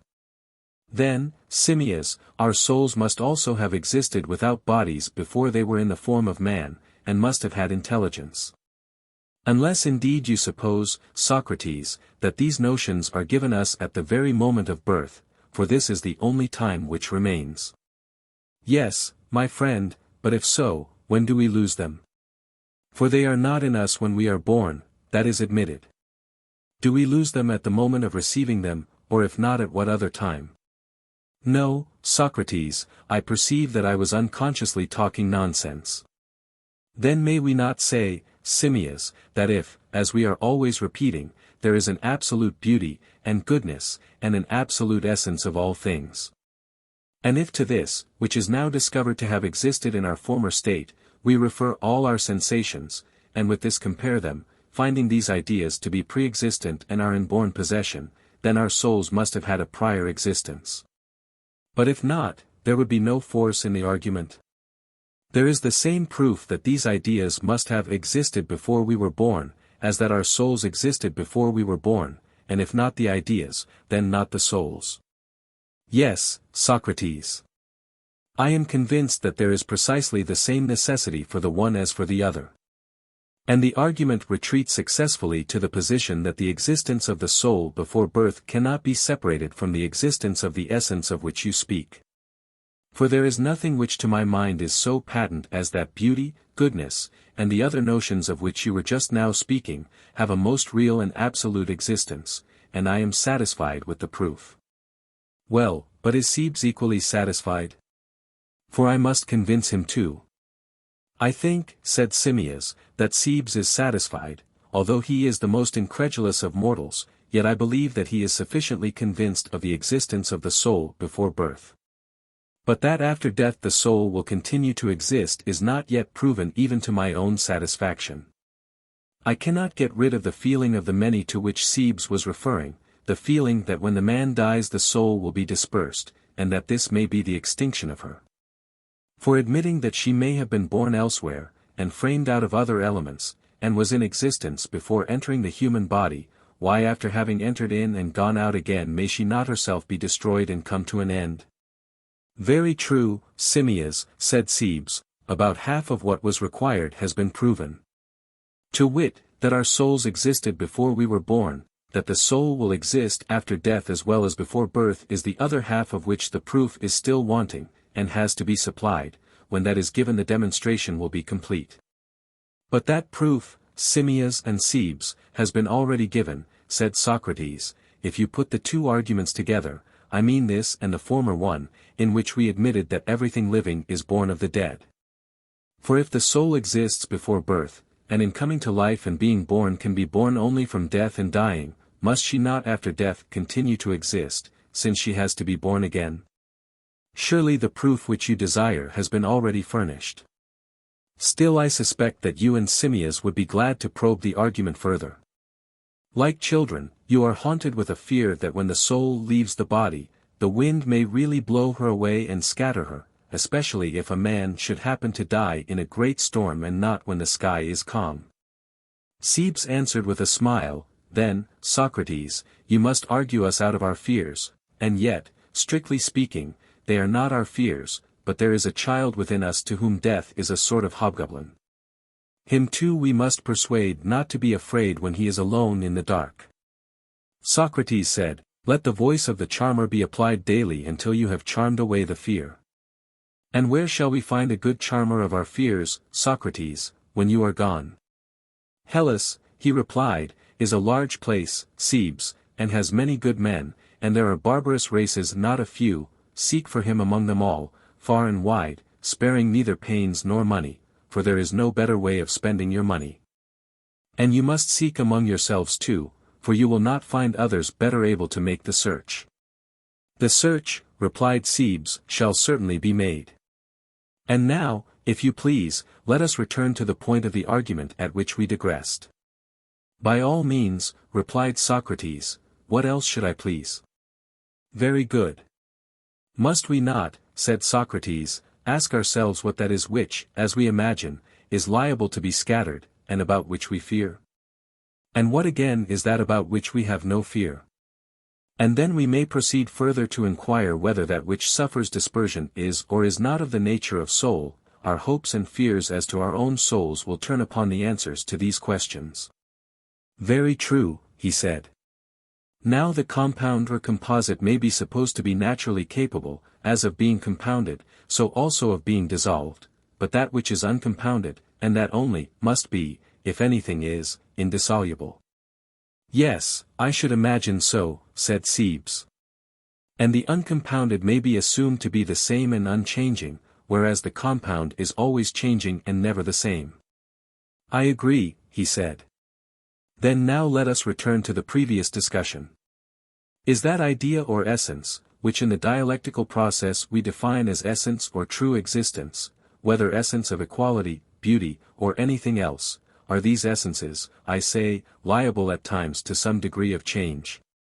Or are they each of them always what they are, having the same simple self-existent and unchanging forms, not admitting of variation at all, or in any way, or at any time? They must be always the same, Socrates, replied Cebes. And what would you say of the many beautiful, whether men or horses or garments or any other things which are named by the same names and may be called equal or beautiful, are they all unchanging and the same always, or quite the reverse? May they not rather be described as almost always changing and hardly ever the same either with themselves or with one another? The latter, replied Cebes, they are always in a state of change.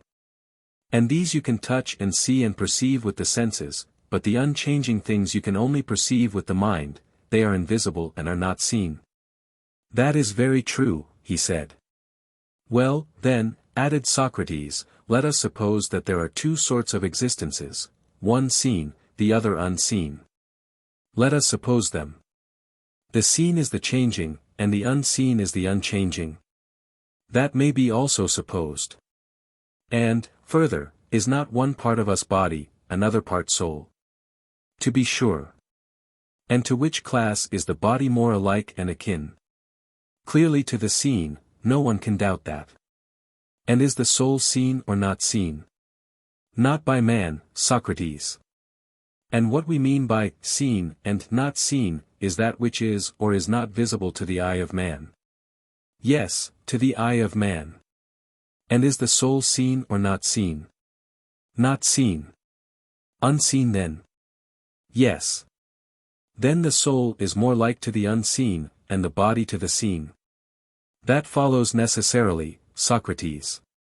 And were we not saying long ago that the soul, when using the body as an instrument of perception, that is to say, when using the sense of sight or hearing or some other sense, for the meaning of perceiving through the body is perceiving through the senses, were we not saying that the soul too is then dragged by the body into the region of the changeable, and wanders and is confused?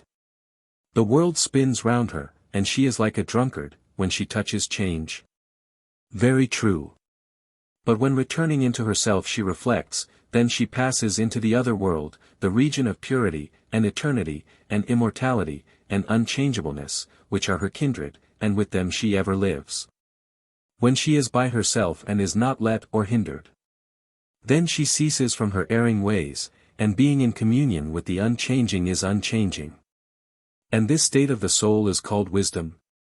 That is well and truly said, Socrates, he replied. And to which class is the soul more nearly alike and akin, as far as may be inferred from this argument, as well as from the preceding one? I think, Socrates, that, in the opinion of everyone who follows the argument, the soul will be infinitely more like the unchangeable, even the most stupid person will not deny that. And the body is more like the changing? Yes. Yet once more consider the matter in another light. When the soul and the body are united, then nature orders the soul to rule and govern, and the body to obey and serve. Now which of these two functions is akin to the divine? And which to the mortal? Does not the divine appear to you to be that which naturally orders and rules, and the mortal to be that which is subject and servant? True. And which does the soul resemble? The soul resembles the divine, and the body the mortal. There can be no doubt of that, Socrates. Then reflect, Cebes, of all which has been said, is not this the conclusion?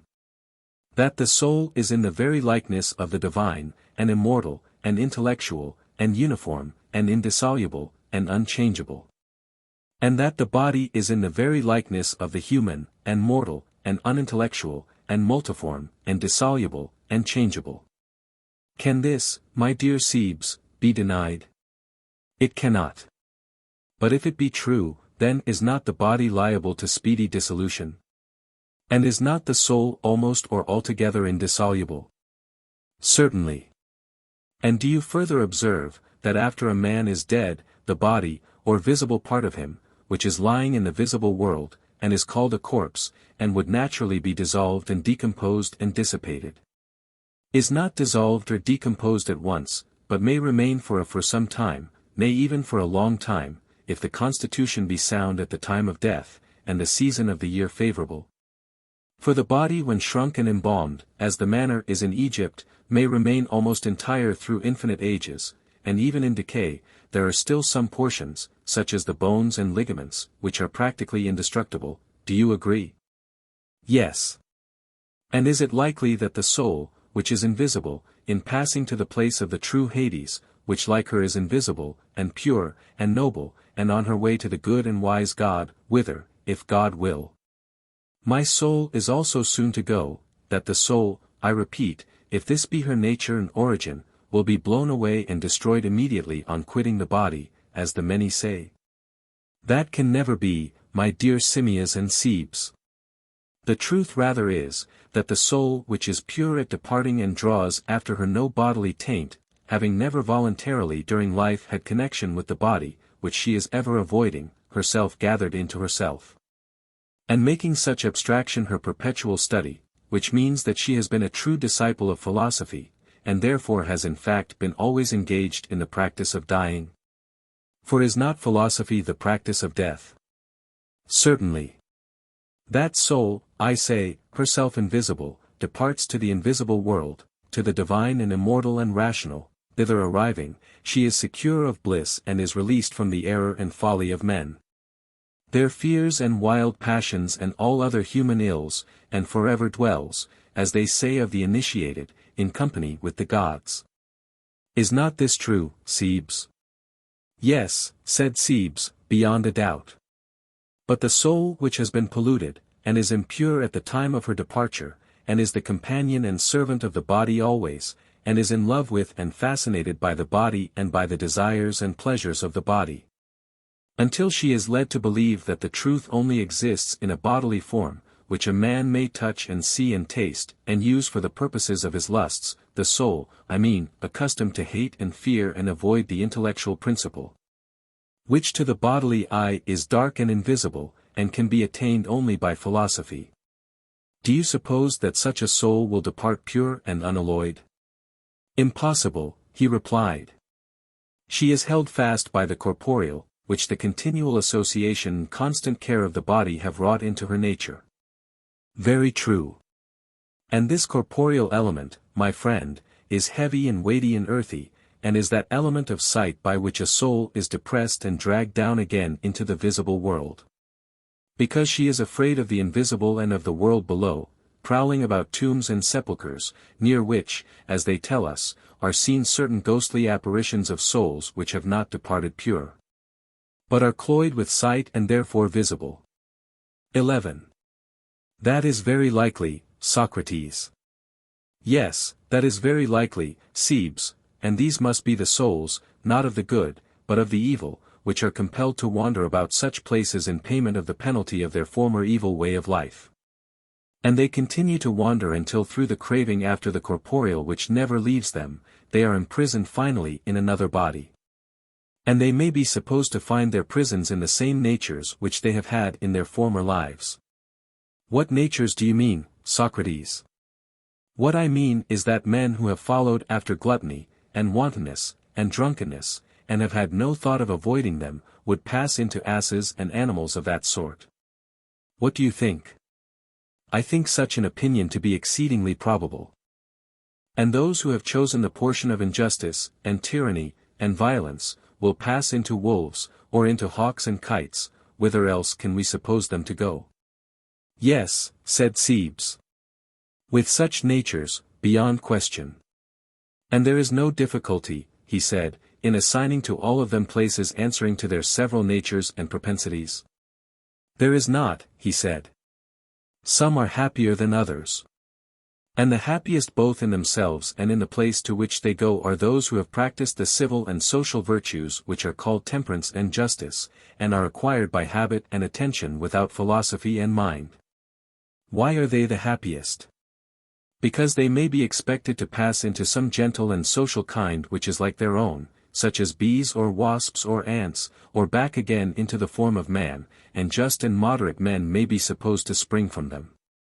Very likely. No one who has not studied philosophy and who is not entirely pure at the time of his departure is allowed to enter the company of the gods, but the lover of knowledge only.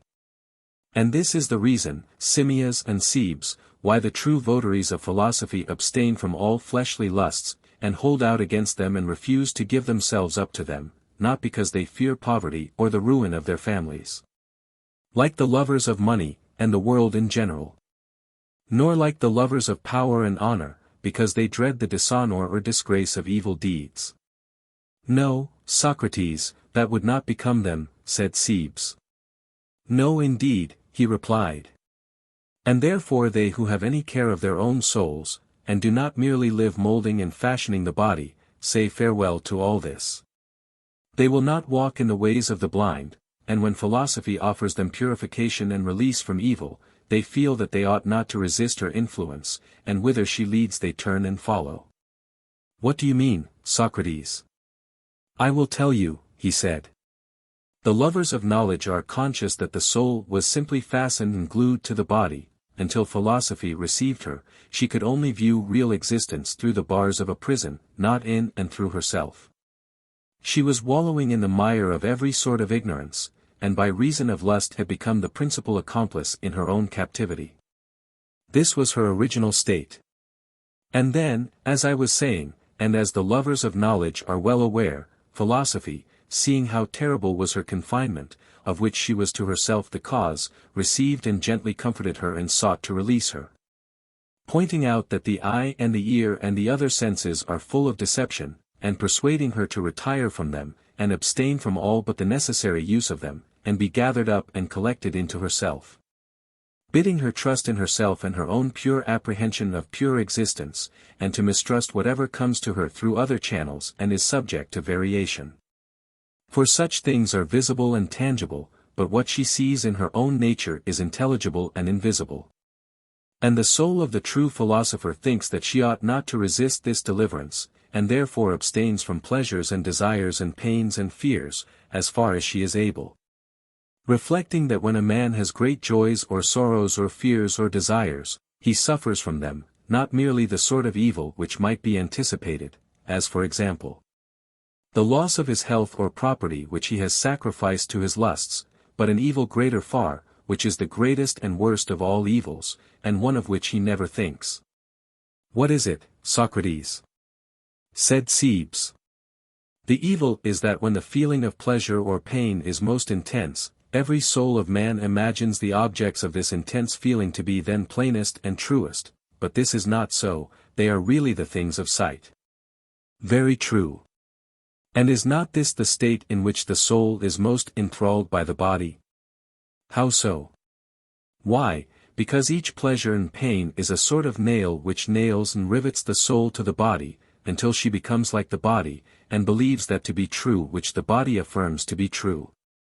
And from agreeing with the body and having the same delights she is obliged to have the same habits and haunts, and is not likely ever to be pure at her departure to the world below, but is always infected by the body.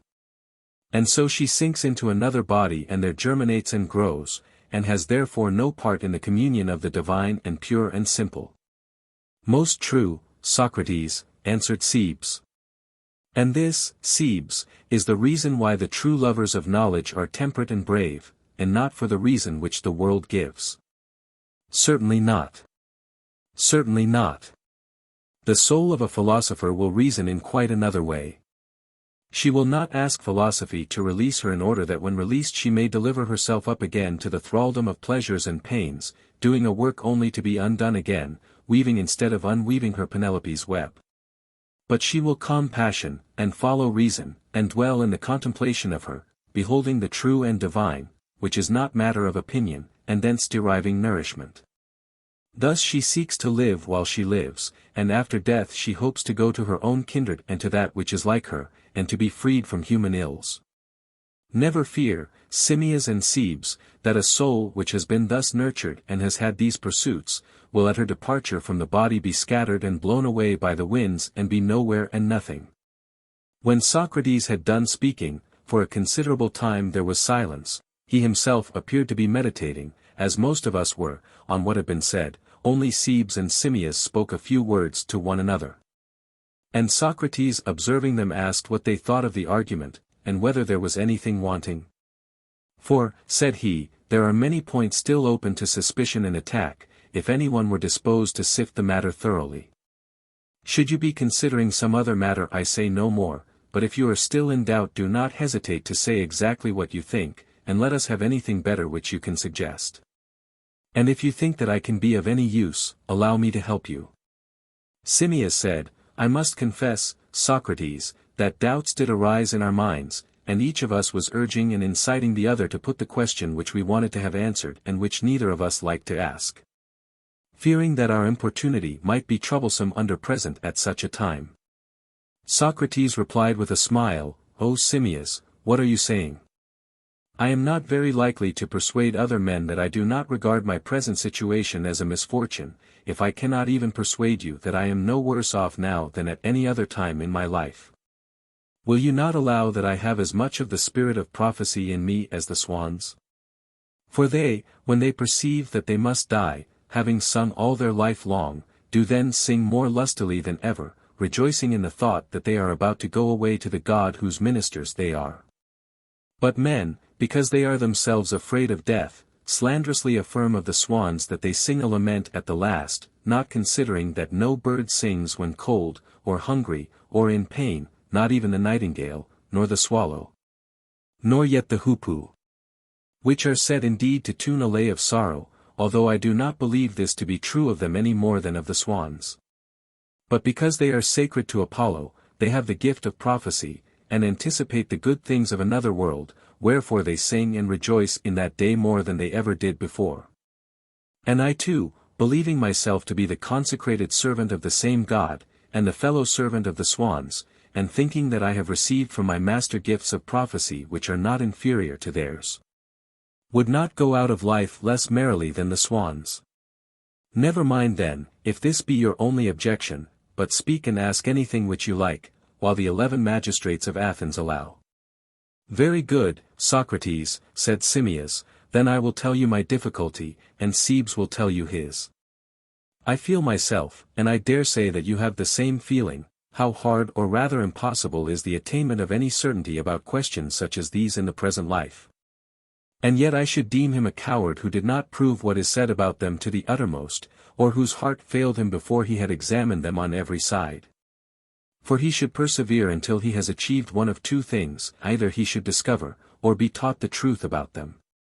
Or, if this be impossible, I would have him take the best and most irrefragable of human theories, and let this be the raft upon which he sails through life, not without risk, as I admit. If he cannot find some word of God which will more surely and safely carry him. And now, as you bid me, I will venture to question you, and then I shall not have to reproach myself hereafter with not having said at the time what I think. For when I consider the matter, either alone or with Cebes, the argument does certainly appear to me, Socrates, to be not sufficient. Socrates answered, I dare say, my friend, that you may be right, but I should like to know in what respect the argument is insufficient. In this respect, replied Timaeus, suppose a person to use the same argument about harmony in the lyre, might he not say that harmony is a thing invisible, incorporeal, perfect, divine, existing in the lyre which is harmonized? But that the lyre and the strings are matter and material, composite, earthy, and akin to mortality? And when someone breaks the lyre, or cuts and rends the strings, then he who takes this view would argue as you do, and on the same analogy, that the harmony survives and has not perished. You cannot imagine, he would say, that the lyre without the strings, and the broken strings themselves which are mortal remain, and yet that the harmony, which is of heavenly and immortal nature and kindred, has perished before the mortal. The harmony must still be somewhere, and the wood and strings will decay before anything can happen to that. The thought, Socrates, must have occurred to your own mind that such is our conception of the soul. And that when the body is in a manner strung and held together by the elements of hot and cold, wet and dry, then the soul is the harmony or due proportionate admixture of them. But if so, whenever the strings of the body are unduly loosened or overstrained through disease or other injury, then the soul, though most divine, like other harmonies of music or of works of art, of course perishes at once. Although the material remains of the body may last for a considerable time, until they are either decayed or burnt. And if anyone maintains that the soul, being the harmony of the elements of the body, is first to perish in that which is called death, how shall we answer him? Socrates looked fixedly at us as his manner was, and said with a smile, Timaeus has reason on his side, and why does not someone of you who is better able than myself answer him? For there is force in his attack upon me. But perhaps, before we answer him, we had better also hear what Cebes has to say, that we may gain time for reflection, and when they have both spoken, we may either assent to them, if there is truth in what they say, or if not, we will maintain our position. Please to tell me then, Cebes, he said, what was the difficulty which troubled you? Cebes said, I will tell you. My feeling is that the argument is where it was, and open to the same objections which were urged before. For I am ready to admit that the existence of the soul before entering into the bodily form has been very ingeniously, and, if I may say so, quite sufficiently proven, but the existence of the soul after death is still, in my judgment, unproven. Now my objection is not the same as that of Timaeus, for I am not disposed to deny that the soul is stronger and more lasting than the body, being of opinion that in all such respects the soul very far excels the body. Well, then, says the argument to me, why do you remain unconvinced? When you see that the weaker continues in existence after the man is dead, will you not admit that the more lasting must also survive during the same period of time? Now I will ask you to consider whether the objection, which, like Timaeus, I will express in a figure, is of any weight. The analogy which I will adduce is that of an old weaver, who dies, and after his death somebody says, "He is not dead, he must be alive, see, there is the coat which he himself wove and wore, and which remains whole and undecayed." And then he proceeds to ask of someone who is incredulous, whether a man lasts longer, or the coat which is in use and wear. And when he has answered that a man lasts far longer, thinks that he has thus certainly demonstrated the survival of the man, who is the more lasting, because the less lasting remains. But that, Timaeus, as I would beg you to remark, is a mistake. Anyone can see that he who talks thus is talking nonsense. For the truth is, that the weaver aforesaid, having woven and worn many such coats, outlived several of them, and was outlived by the last. But a man is not therefore proved to be slighter and weaker than a coat. Now the relation of the body to the soul may be expressed in a similar figure. And anyone may very fairly say in like manner that the soul is lasting, and the body weak and short-lived in comparison. He may argue in like manner that every soul wears out many bodies, especially if a man live many years. While he is alive the body deliquesces and decays, and the soul always weaves another garment and repairs the waste. But of course, whenever the soul perishes, she must have on her last garment, and this will survive her. And then at length, when the soul is dead, the body will show its native weakness, and quickly decompose and pass away. I would therefore rather not rely on the argument from superior strength to prove the continued existence of the soul after death. For granting even more than you affirm to be possible, and acknowledging not only that the soul existed before birth, but also that the souls of some exist, and will continue to exist after death, and will be born and die again and again. And that there is a natural strength in the soul which will hold out and be born many times, nevertheless, we may be still inclined to think that she will weary in the labors of successive births, and may at last succumb in one of her deaths and utterly perish. And this death and dissolution of the body which brings destruction to the soul may be unknown to any of us, for no one of us can have had any experience of it, and if so, then I maintain that he who is confident about death has but a foolish confidence, unless he is able to prove that the soul is altogether immortal and imperishable. But if he cannot prove the soul's immortality, he who is about to die will always have reason to fear that when the body is disunited, the soul also may utterly perish. All of us, as we afterwards remarked to one another, had an unpleasant feeling at hearing what they said. When we had been so firmly convinced before, now to have our faith shaken seemed to introduce a confusion and uncertainty, not only into the previous argument, but into any future one. Either we were incapable of forming a judgment, or there were no grounds of belief. Echecrates, there I feel with you, by heaven I do, Phaedo, and when you were speaking, I was beginning to ask myself the same question, what argument can I ever trust again? For what could be more convincing than the argument of Socrates, which has now fallen into discredit? That the soul is a harmony is a doctrine which has always had a wonderful attraction for me, and, when mentioned, came back to me at once, as my own original conviction. And now I must begin again and find another argument which will assure me that when the man is dead the soul survives. Tell me, I implore you, how did Socrates proceed? Did he appear to share the unpleasant feeling which you mention? Or did he calmly meet the attack? And did he answer forcibly or feebly? Narrate what passed as exactly as you can. Phaedo, often, Echecrates, I have wondered at Socrates, but never more than on that occasion. That he should be able to answer was nothing, but what astonished me was, first, the gentle and pleasant and approving manner in which he received the words of the young men. And then his quick sense of the wound which had been inflicted by the argument, and the readiness with which he healed it. He might be compared to a general rallying his defeated and broken army, urging them to accompany him and return to the field of argument. Echecrates, what followed? Phaedo, you shall hear, for I was close to him on his right hand, seated on a sort of stool, and he on a couch which was a good deal higher. He stroked my head, and pressed the hair upon my neck. He had a way of playing with my hair.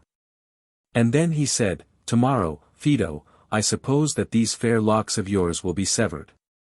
"Yes, Socrates, I suppose that they will," I replied. "Not so, if you will take my advice."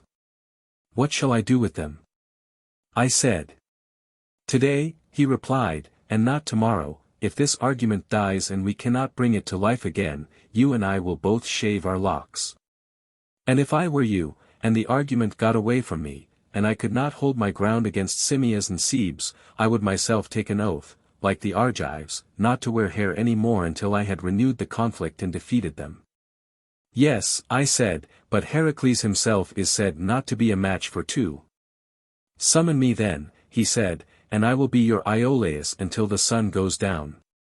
"I summon you rather," I rejoined, "not as Heracles summoning Iolaus, but as Iolaus might summon Heracles."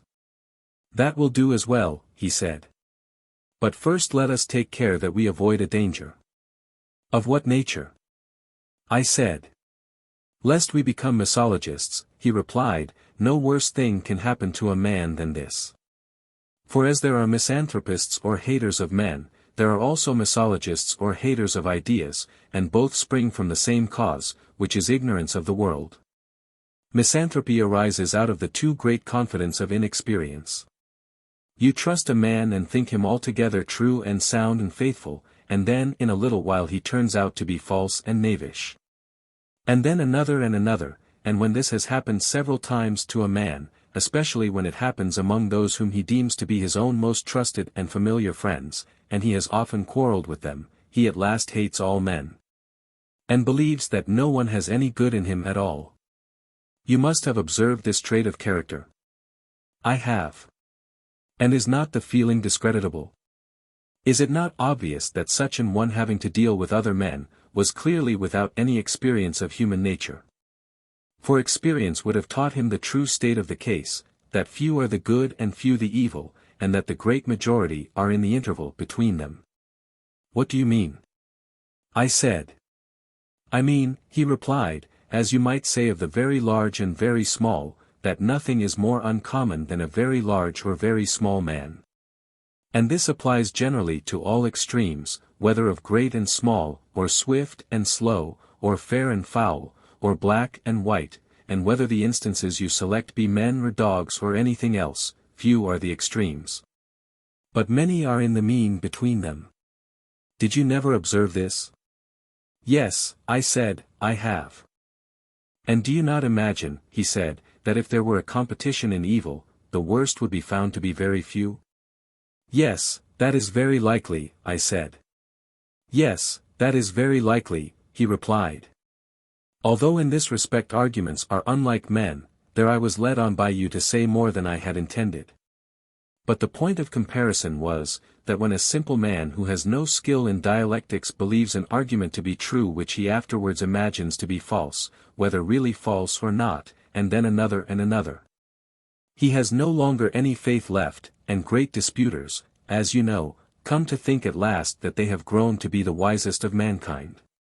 For they alone perceive the utter unsoundness and instability of all arguments, or indeed, of all things, which, like the currents in the Euripus, are going up and down in never-ceasing ebb and flow." "That is quite true," I said. "Yes, Phaedo," he replied, "and how melancholy, if there be such a thing as truth or certainty or possibility of knowledge, that a man should have lighted upon some argument or other which at first seemed true and then turned out to be false. And instead of blaming himself and his own want of wit, because he is annoyed, should at last be too glad to transfer the blame from himself to arguments in general, and forever afterwards should hate and revile them." and lose truth and the knowledge of realities.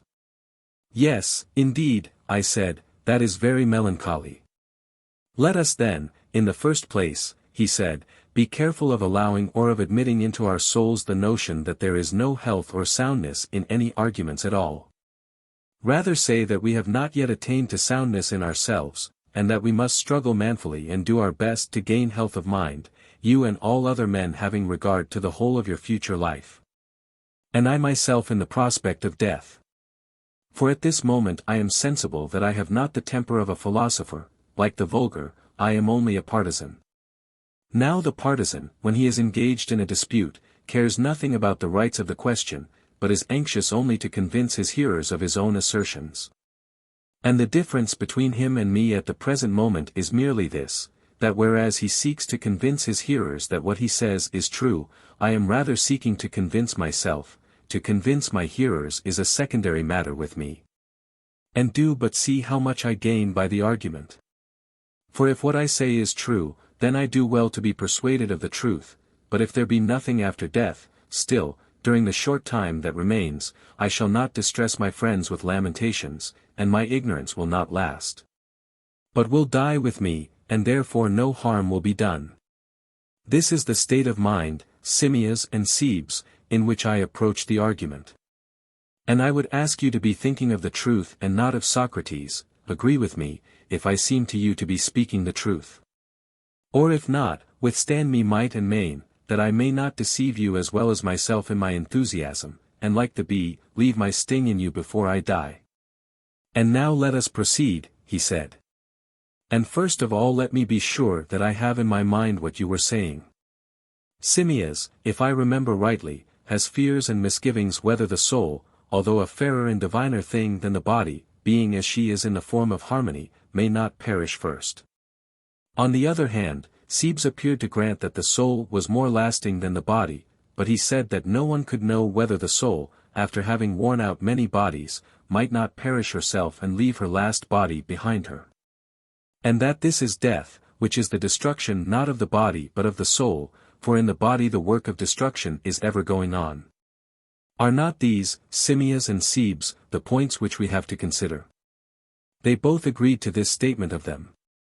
He proceeded, and did you deny the force of the whole preceding argument, or of a part only? Of a part only, they replied. And what did you think, he said, of that part of the argument in which we said that knowledge was recollection, and hence inferred that the soul must have previously existed somewhere else before she was enclosed in the body? Cebes said that he had been wonderfully impressed by that part of the argument, and that his conviction remained absolutely unshaken. Timaeus agreed, and added that he himself could hardly imagine the possibility of his ever thinking differently. But, rejoined Socrates, you will have to think differently, my Theban friend, if you still maintain that harmony is a compound, and that the soul is a harmony which is made out of strings set in the frame of the body. For you will surely never allow yourself to say that a harmony is prior to the elements which compose it. Never, Socrates. But do you not see that this is what you imply when you say that the soul existed before she took the form and body of man, and was made up of elements which as yet had no existence? For harmony is not like the soul, as you suppose. But first the lyre, and the strings, and the sounds exist in a state of discord, and then harmony is made last of all, and perishes first. And how can such a notion of the soul as this agree with the other? Not at all, replied Timaeus. And yet, he said, there surely ought to be harmony in a discourse of which harmony is the theme. There ought, replied Timaeus. But there is no harmony, he said, in the two propositions that knowledge is recollection, and that the soul is a harmony. Which of them will you retain? I think, he replied, that I have a much stronger faith, Socrates, in the first of the two, which has been fully demonstrated to me, than in the latter, which has not been demonstrated at all, but rests only on probable and plausible grounds. And is therefore believed by the many. I know too well that these arguments from probabilities are impostors, and unless great caution is observed in the use of them, they are apt to be deceptive, in geometry, and in other things too. But the doctrine of knowledge and recollection has been proven to me on trustworthy grounds. And the proof was that the soul must have existed before she came into the body, because to her belongs the essence of which the very name implies existence. Having, as I am convinced, rightly accepted this conclusion, and on sufficient grounds, I must, as I suppose, cease to argue or allow others to argue that the soul is a harmony. Let me put the matter, Timaeus, he said, in another point of view. Do you imagine that a harmony or any other composition can be in a state other than that of the elements, out of which it is compounded? Certainly not. Or do or suffer anything other than they do or suffer? He agreed. Then a harmony does not, properly speaking, lead the parts or elements which make up the harmony, but only follows them.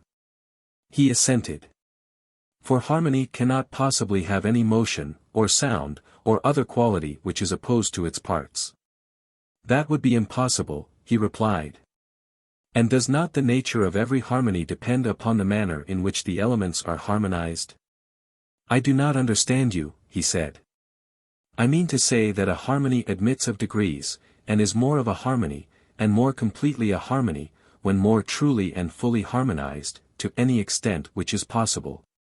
And less of a harmony, and less completely a harmony, when less truly and fully harmonized. True. But does the soul admit of degrees? Or is one soul in the very least degree more or less completely, a soul than another? Not in the least. Yet surely of two souls, one is said to have intelligence and virtue, and to be good, and the other to have folly and vice, and to be an evil soul, and this is said truly. Yes, truly.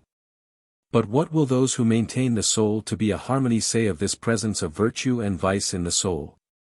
Will they say that here is another harmony, and another discord, and that the virtuous soul is harmonized, and herself being a harmony has another harmony within her, and that the vicious soul is inharmonical and has no harmony within her? I cannot tell, replied Timaeus, but I suppose that something of the sort would be asserted by those who say that the soul is a harmony. And we have already admitted that no soul is more a soul than another. Which is equivalent to admitting that harmony is not more or less harmony, or more or less completely a harmony. Quite true. And that which is not more or less a harmony is not more or less harmonized. True. And that which is not more or less harmonized cannot have more or less of harmony, but only an equal harmony. Yes, an equal harmony. Then one soul not being more or less absolutely a soul than another, is not more or less harmonized. Exactly. And therefore has neither more nor less of discord, nor yet of harmony. She has not. And having neither more nor less of harmony or of discord, one soul has no more vice or virtue than another, if vice be discord and virtue harmony. Not at all more. Or speaking more correctly, Timaeus, the soul, if she is a harmony, will never have any vice, because a harmony, being absolutely a harmony, has no part in the inharmonical. No. And therefore a soul which is absolutely a soul has no vice. How can she have, if the previous argument holds? Then, if all souls are equally by their nature souls, all souls of all living creatures will be equally good? I agree with you, Socrates, he said. And can all this be true, think you? He said, for these are the consequences which seem to follow from the assumption that the soul is a harmony. It cannot be true. Once more, he said, what ruler is there of the elements of human nature other than the soul, and especially the wise soul? Do you know of any? Indeed, I do not. And is the soul in agreement with the affections of the body? Or is she at variance with them? For example, when the body is hot and thirsty, does not the soul incline us against drinking? And when the body is hungry, against eating? And this is only one instance out of 10,000 of the opposition of the soul to the things of the body. Very true. But we have already acknowledged that the soul, being a harmony, can never utter a note at variance with the tensions and relaxations and vibrations and other affections of the strings out of which she is composed. She can only follow, she cannot lead them. It must be so, he replied. And yet do we not now discover the soul to be doing the exact opposite, leading the elements of which she is believed to be composed. Almost always opposing and coercing them in all sorts of ways throughout life, sometimes more violently with the pains of medicine and gymnastic, then again more gently. Now threatening, now admonishing the desires, passions, fears, as if talking to a thing which is not herself, as Homer in the Odyssey represents Odysseus doing in the words. He beat his breast, and thus reproached his heart. Endure, my heart. Far worse hast thou endured. Do you think that Homer wrote this under the idea that the soul is a harmony capable of being led by the affections of the body, and not rather of a nature which should lead and master them, herself a far diviner thing than any harmony? Yes, Socrates, I quite think so. Then, my friend, we can never be right in saying that the soul is a harmony, for we should contradict the divine Homer, and contradict ourselves. True, he said. Thus much, said Socrates, of Harmonia, your Theban goddess, who has graciously yielded to us, but what shall I say, Cebes, to her husband Cadmus, and how shall I make peace with him? I think that you will discover a way of propitiating him, said Cebes. I am sure that you have put the argument with Harmonia in a manner that I could never have expected. For when Timaeus was mentioning his difficulty, I quite imagined that no answer could be given to him, and therefore I was surprised at finding that his argument could not sustain the first onset of yours, and not impossibly the other. Whom you call Cadmus, may share a similar fate. Nay, my good friend, said Socrates, let us not boast, lest some evil eye should put to flight the word which I am about to speak. That, however, may be left in the hands of those above, while I draw near in Homeric fashion, and try the metal of your words.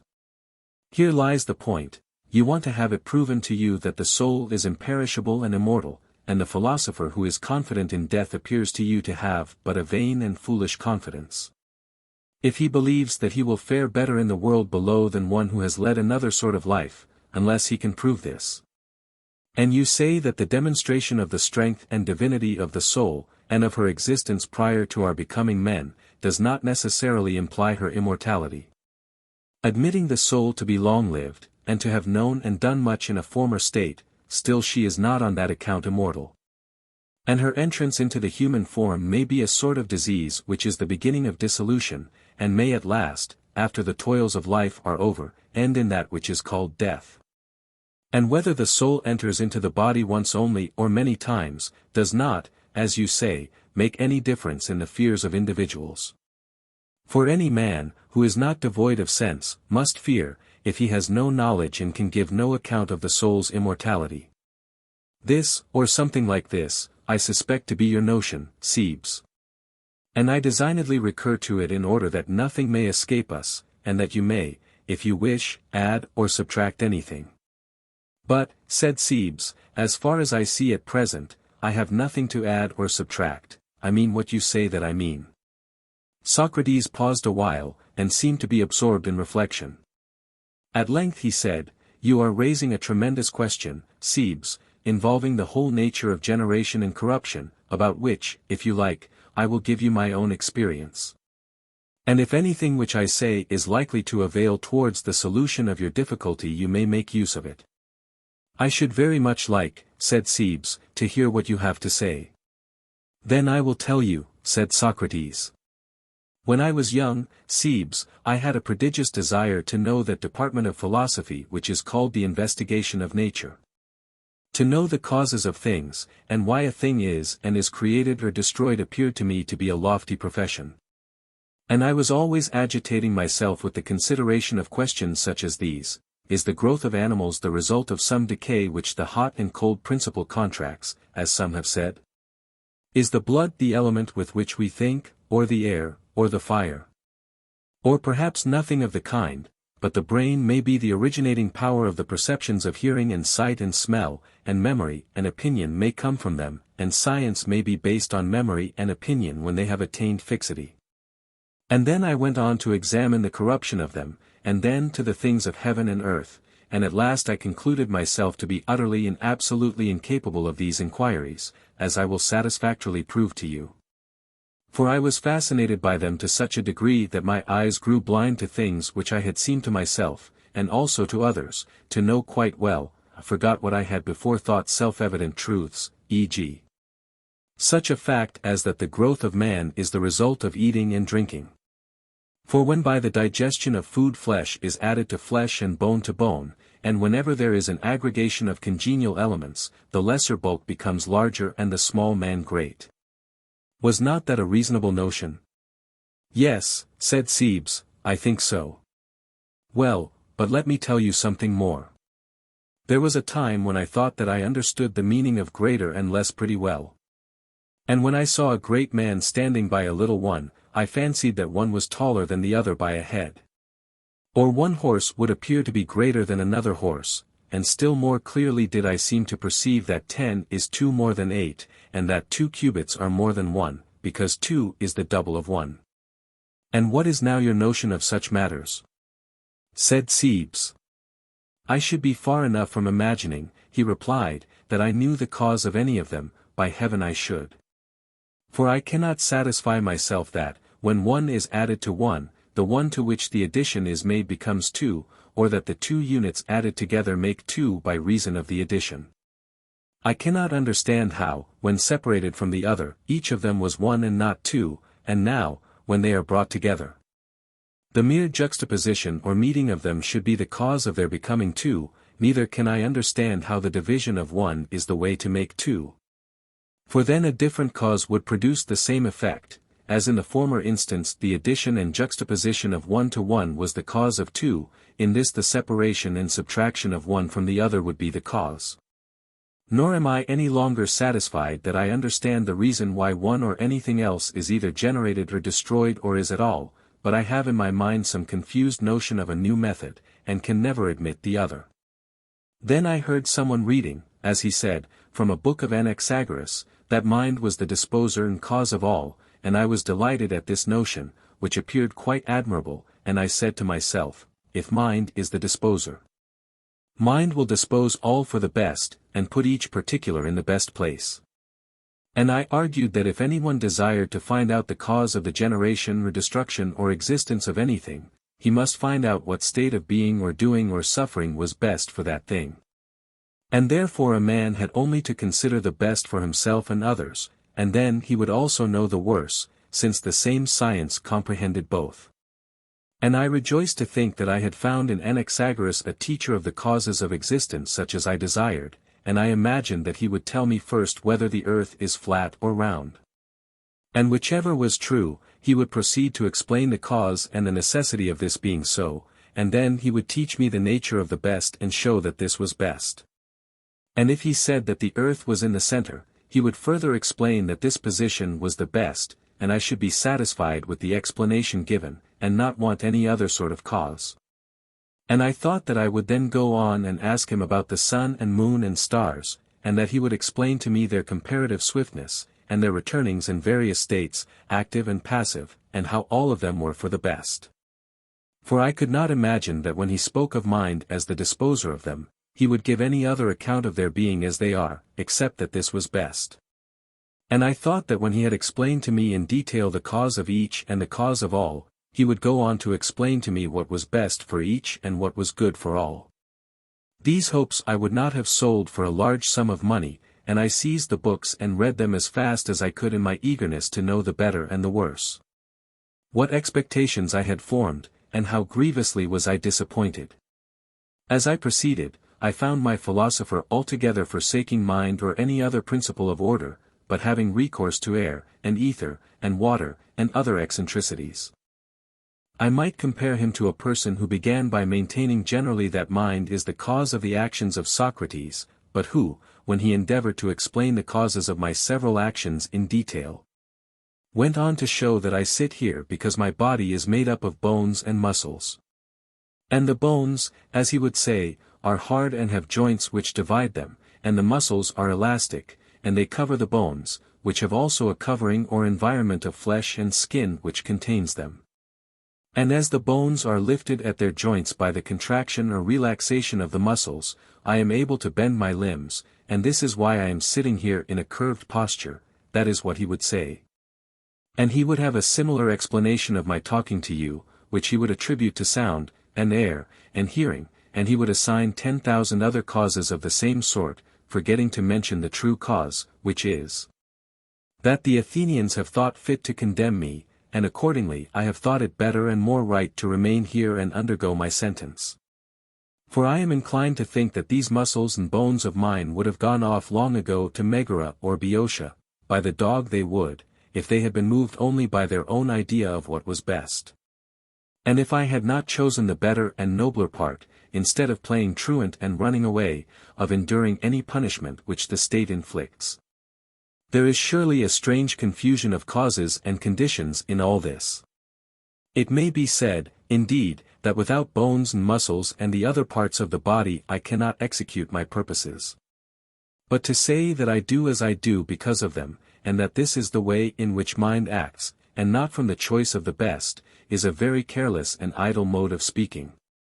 I wonder that they cannot distinguish the cause from the condition, which the many, feeling about in the dark, are always mistaking and misnaming.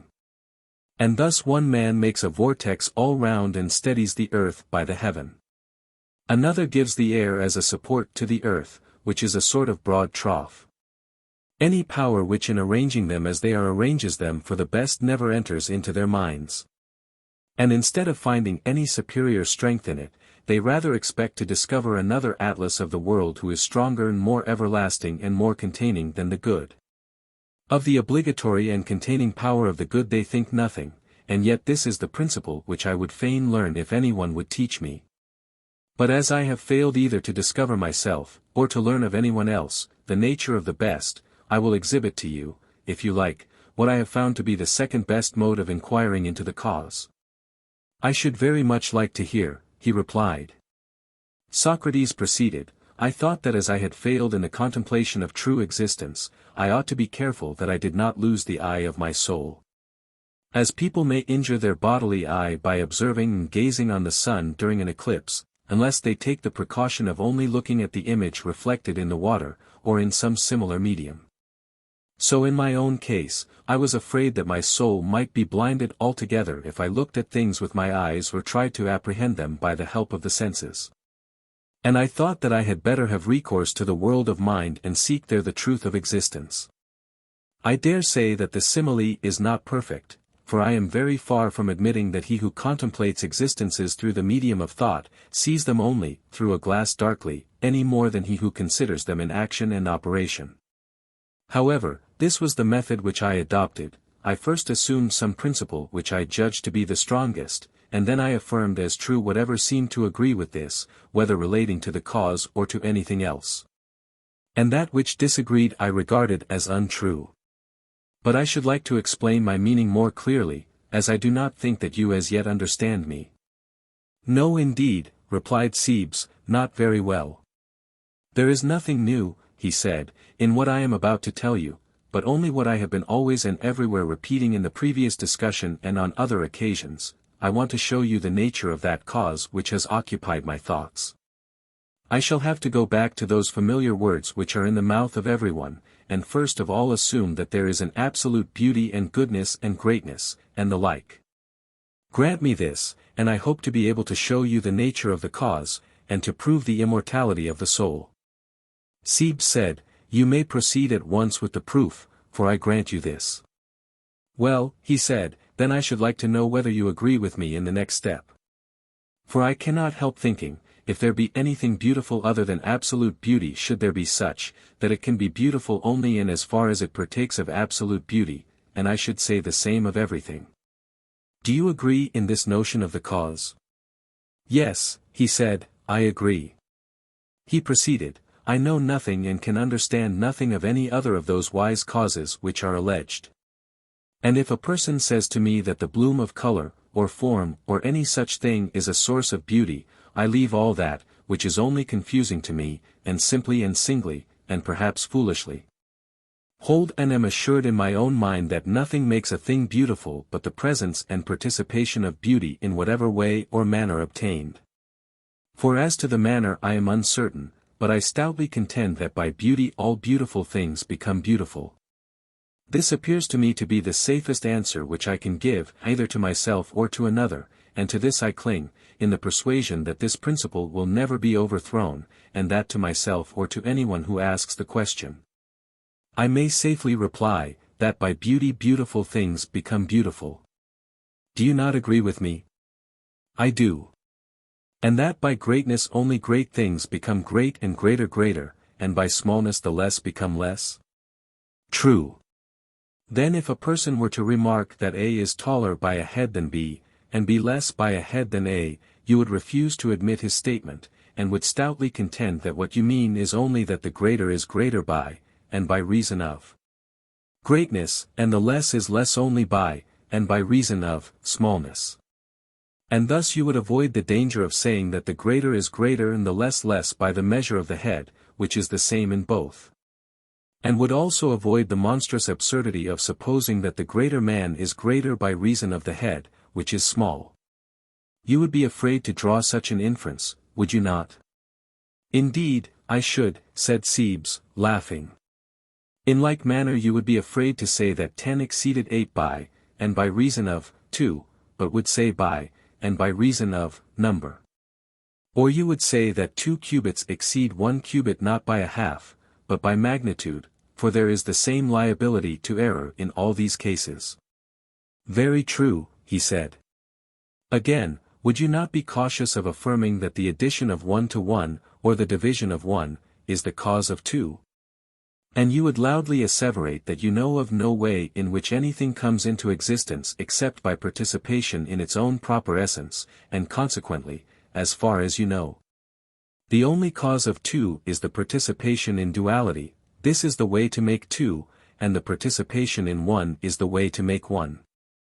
You would say, I will let alone puzzles of division and addition, wiser heads than mine may answer them, inexperienced as I am, and ready to start, as the proverb says, at my own shadow, I cannot afford to give up the sure ground of a principle.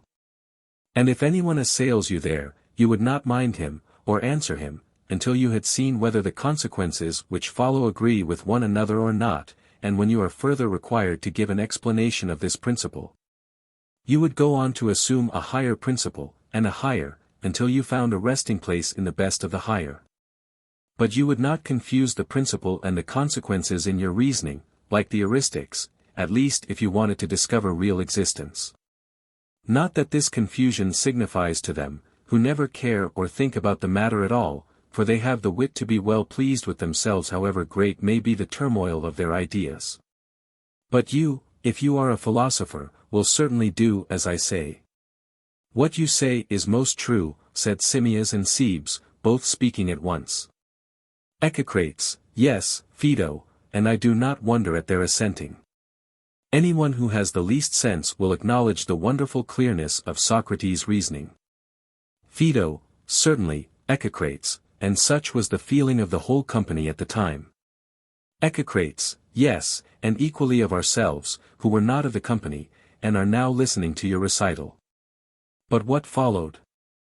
Phaedo, after all this had been admitted, and they had that ideas exist, and that other things participate in them and derive their names from them, Socrates, if I remember rightly, said, this is your way of speaking. And yet when you say that Timaeus is greater than Socrates and less than Phaedo, do you not predicate of Timaeus both greatness and smallness? Yes, I do. But still you allow that Timaeus does not really exceed Socrates, as the words may seem to imply, because he is Timaeus, but by reason of the size which he has. Just as Timaeus does not exceed Socrates because he is Timaeus, any more than because Socrates is Socrates, but because he has smallness when compared with the greatness of Timaeus? True. And if Phaedo exceeds him in size, this is not because Phaedo is Phaedo, but because Phaedo has greatness relatively to Timaeus, who is comparatively smaller. That is true. And therefore Timaeus is said to be great, and is also said to be small, because he is in a mean between them, exceeding the smallness of the one by his greatness, and allowing the greatness of the other to exceed his smallness. He added, laughing, I am speaking like a book, but I believe that what I am saying is true. Timaeus assented. I speak as I do because I want you to agree with me in thinking, not only that absolute greatness will never be great and also small, But that greatness in us or in the concrete will never admit the small or admit of being exceeded. Instead of this, one of two things will happen: either the greater will fly or retire before the opposite, which is the less. Or at the approach of the less has already ceased to exist. But will not, if allowing or admitting of smallness, be changed by that, even as I, having received and admitted smallness when compared with Timaeus, remain just as I was, and am the same small person. And as the idea of greatness cannot condescend ever to be or become small, in like manner the smallness in us cannot be or become great. Nor can any other opposite which remains the same ever be or become its own opposite, but either passes away or perishes in the change. That, replied Cebes, is quite my notion. Hereupon one of the company, though I do not exactly remember which of them, said, In heaven's name, is not this the direct contrary of what was admitted before, that out of the greater came the less and out of the less the greater? And that opposites were simply generated from opposites. But now this principle seems to be utterly denied. Socrates inclined his head to the speaker and listened. I like your courage, he said, in reminding us of this. But you do not observe that there is a difference in the two cases. For then we were speaking of opposites in the concrete, and now of the essential opposite which, as is affirmed, neither in us nor in nature can ever be at variance with itself. Then, my friend, we were speaking of things in which opposites are inherent and which are called after them, but now about the opposites which are inherent in them and which give their name to them. And these essential opposites will never, as we maintain, admit of generation into or out of one another. At the same time, turning to Cebes, he said, Are you at all disconcerted, Cebes, at our friend's objection? No, I do not feel so, said Cebes. And yet I cannot deny that I am often disturbed by objections. Then we are agreed after all, said Socrates, that the opposite will never in any case be opposed to itself? To that we are quite agreed, he replied. Yet once more let me ask you to consider the question from another point of view, and see whether you agree with me. There is a thing which you term heat, and another thing which you term cold. Certainly. But are they the same as fire and snow? Most assuredly not. Heat is a thing different from fire, and cold is not the same with snow. Yes. And yet you will surely admit, that when snow, as was before said, is under the influence of heat, they will not remain snow and heat. But at the advance of the heat, the snow will either retire or perish. Very true, he replied. And the fire too at the advance of the cold will either retire or perish. And when the fire is under the influence of the cold, they will not remain as before, fire and cold. That is true, he said. And in some cases the name of the idea is not only attached to the idea in an eternal connection, but anything else which, not being the idea, exists only in the form of the idea, may also lay claim to it. I will try to make this clearer by an example. The odd number is always called by the name of odd. Very true. But is this the only thing which is called odd? Are there not other things which have their own name, and yet are called odd, because, although not the same as oddness, they are never without oddness? That is what I mean to ask, whether numbers such as the number 3 are not of the class of odd. And there are many other examples. Would you not say, for example, that 3 may be called by its proper name, and also be called odd, which is not the same with 3? And this may be said not only of 3 but also of 5, and of every alternate number. Each of them without being oddness is odd, and in the same way 2 and 4, and the other series of alternate numbers, has every number even, without being evenness. Do you agree? Of course.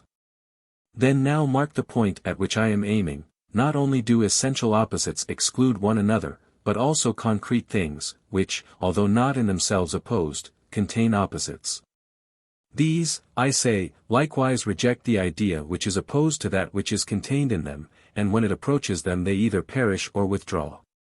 For example, will not the number 3 endure annihilation or anything sooner than be converted into an even number, while remaining 3? Very true, said Cebes. And yet, he said, the number 2 is certainly not opposed to the number 3. It is not. Then not only do opposite ideas repel the advance of one another, but also there are other natures which repel the approach of opposites. Very true, he said. Suppose, he said, that we endeavor, if possible, to determine what these are. By all means. Are they not, Cebes, such as compel the things of which they have possession, not only to take their own form, but also the form of some opposite? What do you mean? I mean, as I was just now saying, and as I am sure that you know, that those things which are possessed by the number 3 must not only be 3 in number, but must also be odd. Quite true. And on this oddness, of which the number 3 has the impress, the opposite idea will never intrude? No. And this impress was given by the odd principle? Yes. And to the odd is opposed the even? True. Then the idea of the even number will never arrive at 3? No. Then 3 has no part in the even? None. Then the triad or number 3 is uneven? Very true. To return then to my distinction of natures which are not opposed, and yet do not admit opposites, as, in the instance given, 3, although not opposed to the even, does not any the more admit of the even, but always brings the opposite into play on the other side. Or as 2 does not receive the odd, or fire the cold, from these examples, and there are many more of them, perhaps you may be able to arrive at the general conclusion, that not only opposites will not receive opposites, but also that nothing which brings the opposite will admit the opposite of that which it brings, in that to which it is brought. And here let me recapitulate, for there is no harm in repetition. The number 5 will not admit the nature of the even, any more than 10, which is the double of 5, will admit the nature of the odd. The double has another opposite, and is not strictly opposed to the odd, but nevertheless rejects the odd altogether. Nor again will parts in the ratio 3:2, nor any fraction in which there is a half, nor again in which there is a third, admit the notion of the whole, although they are not opposed to the whole. You will agree? Yes, he said, I entirely agree and go along with you in that. And now, he said, let us begin again. And do not you answer my question in the words in which I ask it, let me have not the old safe answer of which I spoke at first, but another equally safe, of which the truth will be inferred by you from what has been just said. I mean that if anyone asks you, what that is, of which the inherence makes the body hot, you will reply not heat. This is what I call the safe and stupid answer, but fire, a far superior answer, which we are now in a condition to give. Or if anyone asks you, why a body is diseased, you will not say from disease, but from fever. And instead of saying that oddness is the cause of odd numbers, you will say that the monad is the cause of them, and so of things in general, as I dare say that you will understand sufficiently without my adducing any further examples. Yes, he said, I quite understand you. Tell me, then, what is that of which the inherence will render the body alive? The soul, he replied. And is this always the case? Yes, he said, of course. Then whatever the soul possesses, to that she comes bearing life? Yes, certainly. And is there any opposite to life? There is, he said. And what is that? Death. Then the soul, as has been acknowledged, will never receive the opposite of what she brings.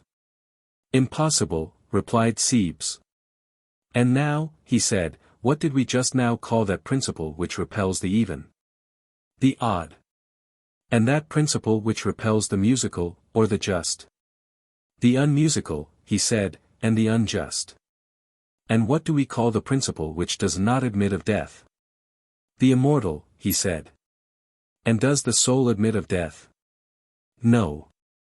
Then the soul is immortal? Yes, he said. And may we say that this has been proven? Yes, abundantly proven, Socrates, he replied. Supposing that the odd were imperishable, must not 3 be imperishable? Of course.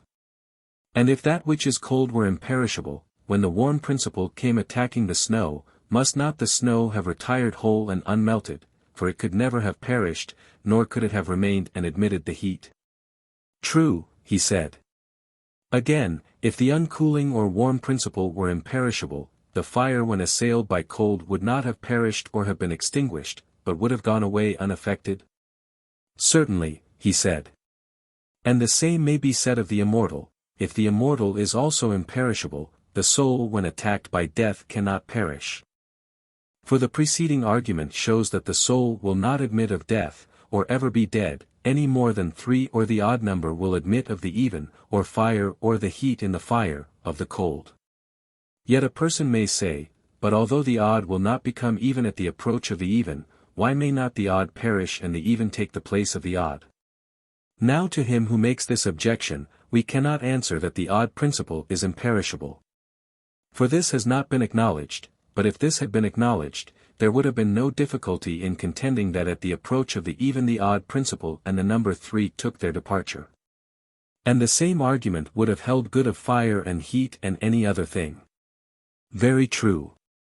And the same may be said of the immortal. If the immortal is also imperishable, then the soul will be imperishable as well as immortal.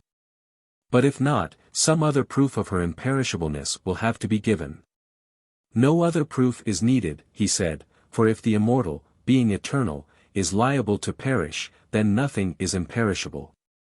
Yes, replied Socrates, and yet all men will agree that God, and the essential form of life, and the immortal in general, will never perish. Yes, all men, he said, that is true, and what is more, gods, if I am not mistaken, as well as men. Seeing then that the immortal is indestructible, must not the soul, if she is immortal, be also imperishable? Most certainly. Then when death attacks a man, the mortal portion of him may be supposed to die, but the immortal retires at the approach of death and is preserved safe and sound. True. Then, Cebes, beyond question, the soul is immortal and imperishable, and our souls will truly exist in another world. I am convinced, Socrates, said Cebes, and have nothing more to object. But if my friend Timaeus, or anyone else, has any further objection to make, he had better speak out, and not keep silence, since I do not know to what other season he can defer the discussion. If there is anything which he wants to say or to have said. But I have nothing more to say, replied Timaeus, nor can I see any reason for doubt after what has been said. But I still feel and cannot help feeling uncertain in my own mind, when I think of the greatness of the subject and the feebleness of man. Yes, Timaeus, replied Socrates, that is well said, and I may add that first principles, even if they appear certain, should be carefully considered. And when they are satisfactorily ascertained, then, with a sort of hesitating confidence in human reason, you may, I think, follow the course of the argument, and if that be plain and clear, there will be no need for any further inquiry. Very true. But then, O my friends, he said, if the soul is really immortal, what care should be taken of her, not only in respect of the portion of time which is called life, but of eternity? And the danger of neglecting her from this point of view does indeed appear to be awful. If death had only been the end of all, the wicked would have had a good bargain in dying, for they would have been happily quit not only of their body, but of their own evil together with their souls.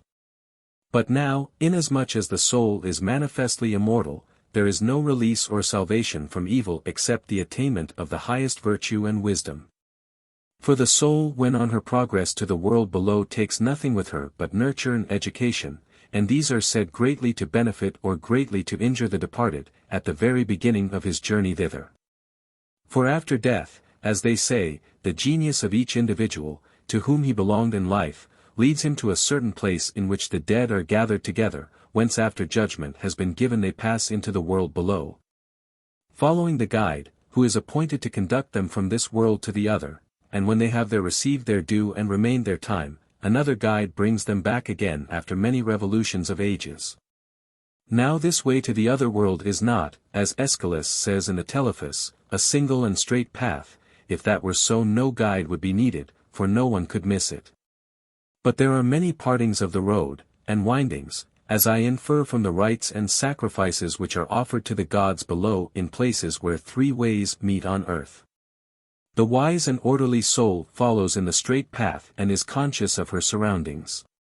But the soul which desires the body, and which, as I was relating before, has long been fluttering about the lifeless frame and the world of sight, is after many struggles and many sufferings hardly and with violence carried away by her attendant genius, and when she arrives at the place where the other souls are gathered, if she be impure and have done impure deeds, whether foul murders or other crimes which are the brothers of these, and the works of brothers in crime, from that soul everyone flees and turns away. No one will be her companion, no one her guide, but alone she wanders in extremity of evil until certain times are fulfilled, and when they are fulfilled, she is borne irresistibly to her own fitting habitation. As every pure and just soul which has passed through life in the company and under the guidance of the gods has also her own proper home. Now the earth has diverse wonderful regions, and is indeed in nature and extent very unlike the notions of geographers, as I believe on the authority of one who shall be nameless. What do you mean, Socrates? Said Timaeus. I have myself heard many descriptions of the earth, but I do not know, and I should very much like to know, in which of these you put faith. And I, Timaeus, replied Socrates, if I had the art of Glaucus would tell you. Although I know not that the art of Glaucus could prove the truth of my tale, which I myself should never be able to prove, and even if I could, I fear, Timaeus, that my life would come to an end before the argument was completed. I may describe to you, however, the form and regions of the earth according to my conception of them. That, said Timaeus, will be enough.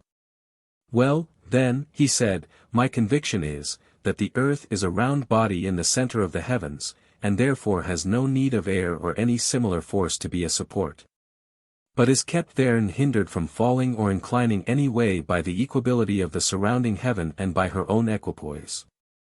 For that which, being in equipoise, is in the center of that which is equably diffused, will not incline any way in any degree, but will always remain in the same state and not deviate.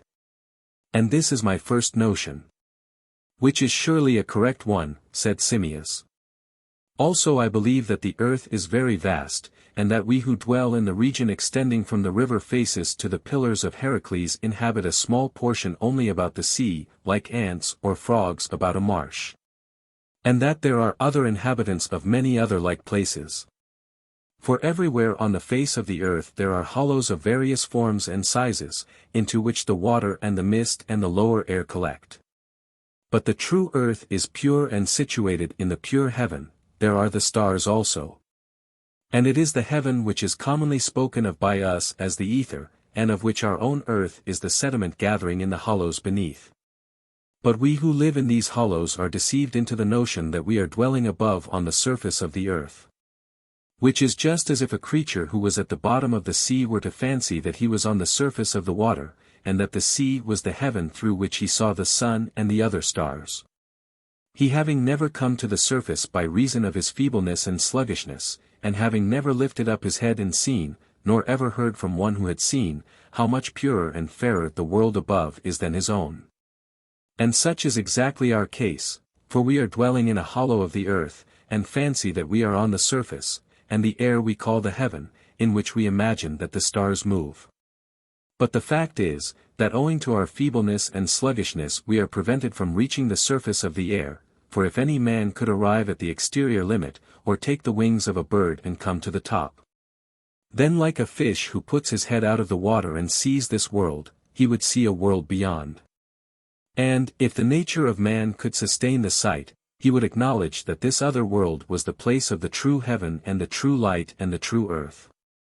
For our earth, and the stones, and the entire region which surrounds us, are spoilt and corroded, as in the sea all things are corroded by the brine, neither is there any noble or perfect growth, but caverns only, and sand. And an endless slough of mud, and even the shore is not to be compared to the fairer sights of this world. And still less is this our world to be compared with the other. Of that upper earth which is under the heaven, I can tell you a charming tale, Timaeus, which is well worth hearing. And we, Socrates, replied Timaeus, shall be charmed to listen to you. The tale, my friend, he said, is as follows. In the first place, the earth, when looked at from above, is in appearance streaked like one of those balls which have leather coverings in 12 pieces, and is decked with various colors. of which the colors used by painters on earth are in a manner samples. But there the whole earth is made up of them, and they are brighter far and clearer than ours. There is a purple of wonderful luster, also the radiance of gold, and the white which is in the earth is whiter than any chalk or snow. Of these and other colors the earth is made up, and they are more in number and fairer than the eye of man has ever seen. The very hollows, of which I was speaking, filled with air and water have a color of their own, and are seen like light gleaming amid the diversity of the other colors. So that the whole presents a single and continuous appearance of variety in unity. And in this fair region everything that grows, trees, and flowers, and fruits, are in a like degree fairer than any here. And there are hills, having stones in them in a like degree smoother, and more transparent, and fairer in color than are highly valued emeralds and sardonyxes and jaspers, and other gems. Which are but minute fragments of them, for there all the stones are like our precious stones, and fairer still.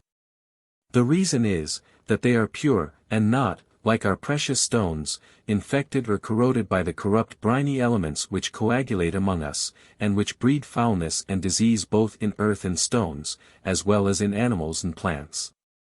They are the jewels of the upper earth, which also shines with gold and silver and the like, and they are set in the light of day and are large and abundant and in all places, making the earth a sight to gladden the beholder's eye. And there are animals and men, some in a middle region, others dwelling about the air as we dwell about the sea.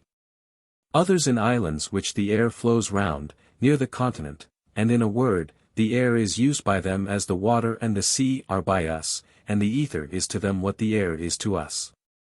Moreover, the temperament of their seasons is such that they have no disease, and live much longer than we do, and have sight and hearing and smell, and all the other senses, in far greater perfection.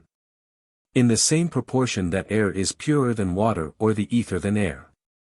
Also they have temples and sacred places in which the gods really dwell, and they hear their voices and receive their answers, and are conscious of them and hold converse with them, and they see the sun, moon, and stars as they truly are. And their other blessedness is of a piece with this. Such is the nature of the whole earth, and of the things which are around the earth. And there are diverse regions in the hollows on the face of the globe everywhere, some of them deeper and more extended than that which we inhabit, others deeper but with a narrower opening than ours, and some are shallower and also wider. All have numerous perforations, and there are passages broad and narrow in the interior of the earth, connecting them with one another. And there flows out of and into them, as into basins, a vast tide of water, and huge subterranean streams of perennial rivers, and springs hot and cold, and a great fire, and great rivers of fire, and streams of liquid mud.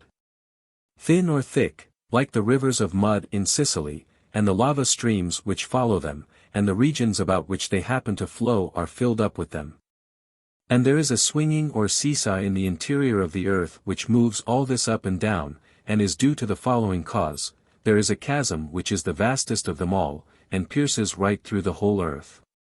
This is that chasm which Homer describes in the words, "Far off, where is the inmost depth beneath the earth?" And which he in other places, and many other poets, have called Tartarus. And the seesaw is caused by the streams flowing into and out of this chasm, and they each have the nature of the soil through which they flow. And the reason why the streams are always flowing in and out, is that the watery element has no bed or bottom, but is swinging and surging up and down, and the surrounding wind and air do the same. They follow the water up and down, hither and thither, over the earth, just as in the act of respiration the air is always in process of inhalation and exhalation. And the wind swinging with the water in and out produces fearful and irresistible blasts. When the waters retire with a rush into the lower parts of the earth, as they are called, they flow through the earth in those regions, and fill them up like water raised by a pump, and then when they leave those regions and rush back hither, they again fill the hollows here, and when these are filled, flow through subterranean channels and find their way to their several places, forming seas, and lakes, and rivers, and springs. Thence they again enter the earth, some of them making a long circuit into many lands, others going to a few places and not so distant. And again fall into Tartarus, some at a point a good deal lower than that at which they rose, and others not much lower, but all in some degree lower than the point from which they came. And some burst forth again on the opposite side, and some on the same side, and some wind round the earth with one or many folds like the coils of a serpent, and descend as far as they can, but always return and fall into the chasm. The rivers flowing in either direction can descend only to the center and no further, for opposite to the rivers is a precipice. Now these rivers are many, and mighty, and diverse, and there are four principal ones, of which the greatest and outermost is that called Oceanus, which flows round the earth in a circle. And in the opposite direction flows Acheron, which passes under the earth through desert places into the Acherusian lake. This is the lake to the shores of which the souls of the many go when they are dead, and after waiting an appointed time, which is to some a longer and to some a shorter time, they are sent back to be born again as animals. The third river passes out between the two, and near the place of outlet pours into a vast region of fire, and forms a lake larger than the Mediterranean Sea, boiling with water and mud. And proceeding muddy and turbid, and winding about the earth, comes, among other places, to the extremities of the Acherusian lake, but mingles not with the waters of the lake. And after making many coils about the earth plunges into Tartarus at a deeper level. This is that Pyriphlegethon, as the stream is called, which throws up jets of fire in different parts of the earth. The fourth river goes out on the opposite side, and falls first of all into a wild and savage region, which is all of a dark blue color, like lapis lazuli. And this is that river which is called the Stygian river, and falls into and forms the lake Styx, and after falling into the lake and receiving strange powers in the waters, passes under the earth, winding round in the opposite direction. And comes near the Acherusian lake from the opposite side to Pyriphlegethon. And the water of this river too mingles with no other, but flows round in a circle and falls into Tartarus over against Pyriphlegethon, and the name of the river, as the poets say, is Cocytus. Such is the nature of the other world. And when the dead arrive at the place to which the genius of each severally guides them, first of all, they have sentence passed upon them, as they have lived well and piously or not. And those who appear to have lived neither well nor ill, go to the river Acheron, and embarking in any vessels which they may find, are carried in them to the lake, and there they dwell and are purified of their evil deeds.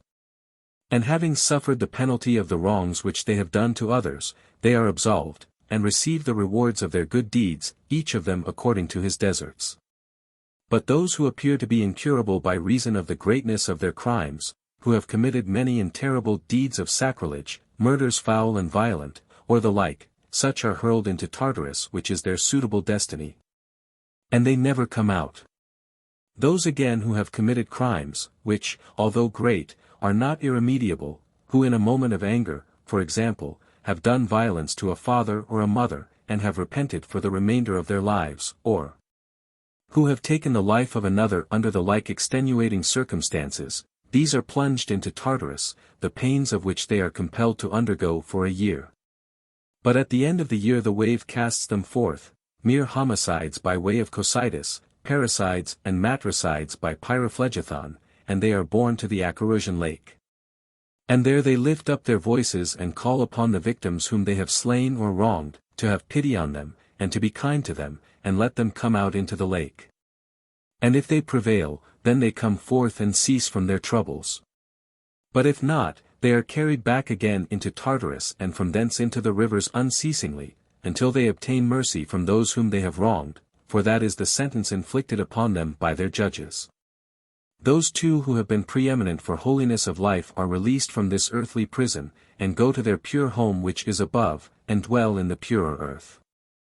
And of these, such as have duly purified themselves with philosophy live henceforth altogether without the body, in mansions fairer still which may not be described, and of which the time would fail me to tell. Wherefore, Timaeus, seeing all these things, what ought not we to do that we may obtain virtue and wisdom in this life? Fair is the prize, and the hope great.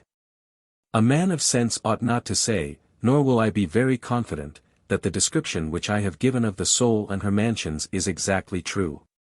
But I do say that, inasmuch as the soul is shown to be immortal, he may venture to think, not improperly or unworthily, that something of the kind is true. The venture is a glorious one, and he ought to comfort himself with words like these, which is the reason why I lengthen out the tale. Wherefore, I say, let a man be of good cheer about his soul, who having cast away the pleasures and ornaments of the body as alien to him and working harm rather than good, has sought after the pleasures of knowledge. And has arrayed the soul, not in some foreign attire, but in her own proper jewels, temperance, and justice, and courage, and nobility, and truth, in these adorned she is ready to go on her journey to the world below, when her hour comes. You, Simmias and Cebes, and all other men, will depart at some time or other. Me already, as the tragic poet would say, the voice of fate calls. Soon I must drink the poison. And I think that I had better repair to the bath first, in order that the women may not have the trouble of washing my body after I am dead. When he had done speaking, Crito said, And have you any commands for us, Socrates, anything to say about your children, or any other matter in which we can serve you?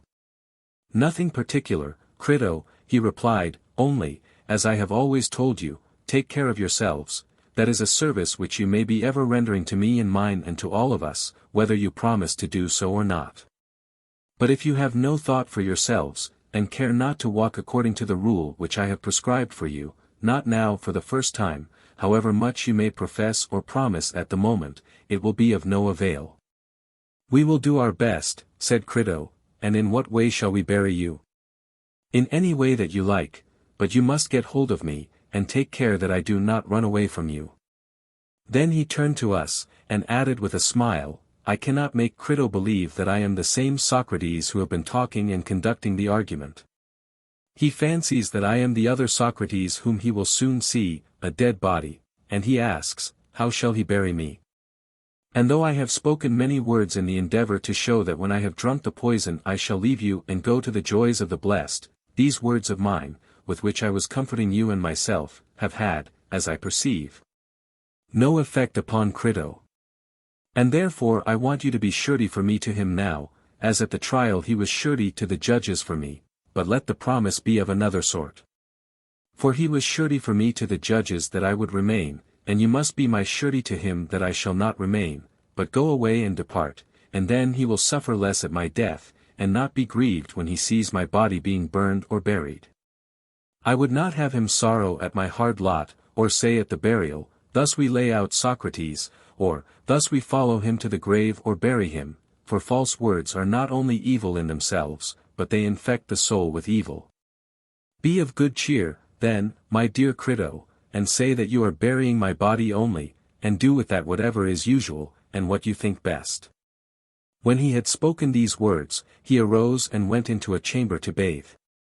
Crito followed him and told us to wait. So we remained behind, talking and thinking of the subject of discourse, and also of the greatness of our sorrow. He was like a father of whom we were being bereaved, and we were about to pass the rest of our lives as orphans. When he had taken the bath his children were brought to him, he had 2 young sons and an elder one. And the women of his family also came, and he talked to them and gave them a few directions in the presence of Crito, then he dismissed them and returned to us. Now the hour of sunset was near, for a good deal of time had passed while he was within. When he came out, he sat down with us again after his bath, but not much was said. Soon the jailer, who was the servant of the 11, entered and stood by him, saying, To you, Socrates, whom I know to be the noblest and gentlest and best of all who ever came to this place, I will not impute the angry feelings of other men, who rage and swear at me, when, in obedience to the authorities, I bid them drink the poison. Indeed, I am sure that you will not be angry with me. For others, as you are aware, and not I, are to blame. And so fare you well, and try to bear lightly what must needs be, you know my errand. Then bursting into tears he turned away and went out. Socrates looked at him and said, I return your good wishes, and will do as you bid. Then turning to us, he said, How charming the man is, since I have been in prison he has always been coming to see me, and at times he would talk to me, and was as good to me as could be, and now see how generously he sorrows on my account. We must do as he says, Crito, and therefore let the cup be brought, if the poison is prepared, if not, let the attendant prepare some. Yet, said Crito, the sun is still upon the hilltops, and I know that many a one has taken the draught late, and after the announcement has been made to him, he has eaten and drunk, and enjoyed the society of his beloved. Do not hurry, there is time enough. Socrates said, Yes, Crito, and they of whom you speak are right in so acting, for they think that they will be gainers by the delay. But I am right in not following their example, for I do not think that I should gain anything by drinking the poison a little later. I should only be ridiculous in my own eyes for sparing and saving a life which is already forfeit. Please then to do as I say, and not to refuse me. Crito made a sign to the servant, who was standing by, and he went out, and having been absent for some time, returned with the jailer carrying the cup of poison. Socrates said, You, my good friend, who are experienced in these matters, shall give me directions how I am to proceed. The man answered, You have only to walk about until your legs are heavy, and then to lie down, and the poison will act. At the same time he handed the cup to Socrates, who in the easiest and gentlest manner, without the least fear or change of color or feature, looking at the man with all his eyes, Echecrates, as his manner was, took the cup and said, What do you say about making a libation out of this cup to any god? May I, or not? The man answered, We only prepare, Socrates, just so much as we deem enough. I understand, he said, but I may and must ask the gods to prosper my journey from this to the other world, even so, and so be it according to my prayer. Then raising the cup to his lips, quite readily and cheerfully he drank off the poison. And hitherto most of us had been able to control our sorrow. But now when we saw him drinking, and saw too that he had finished the draught, we could no longer forbear, and in spite of myself my own tears were flowing fast. So that I covered my face and wept, not for him, but at the thought of my own calamity in having to part from such a friend. Nor was I the first, for Crito, when he found himself unable to restrain his tears, had got up, and I followed.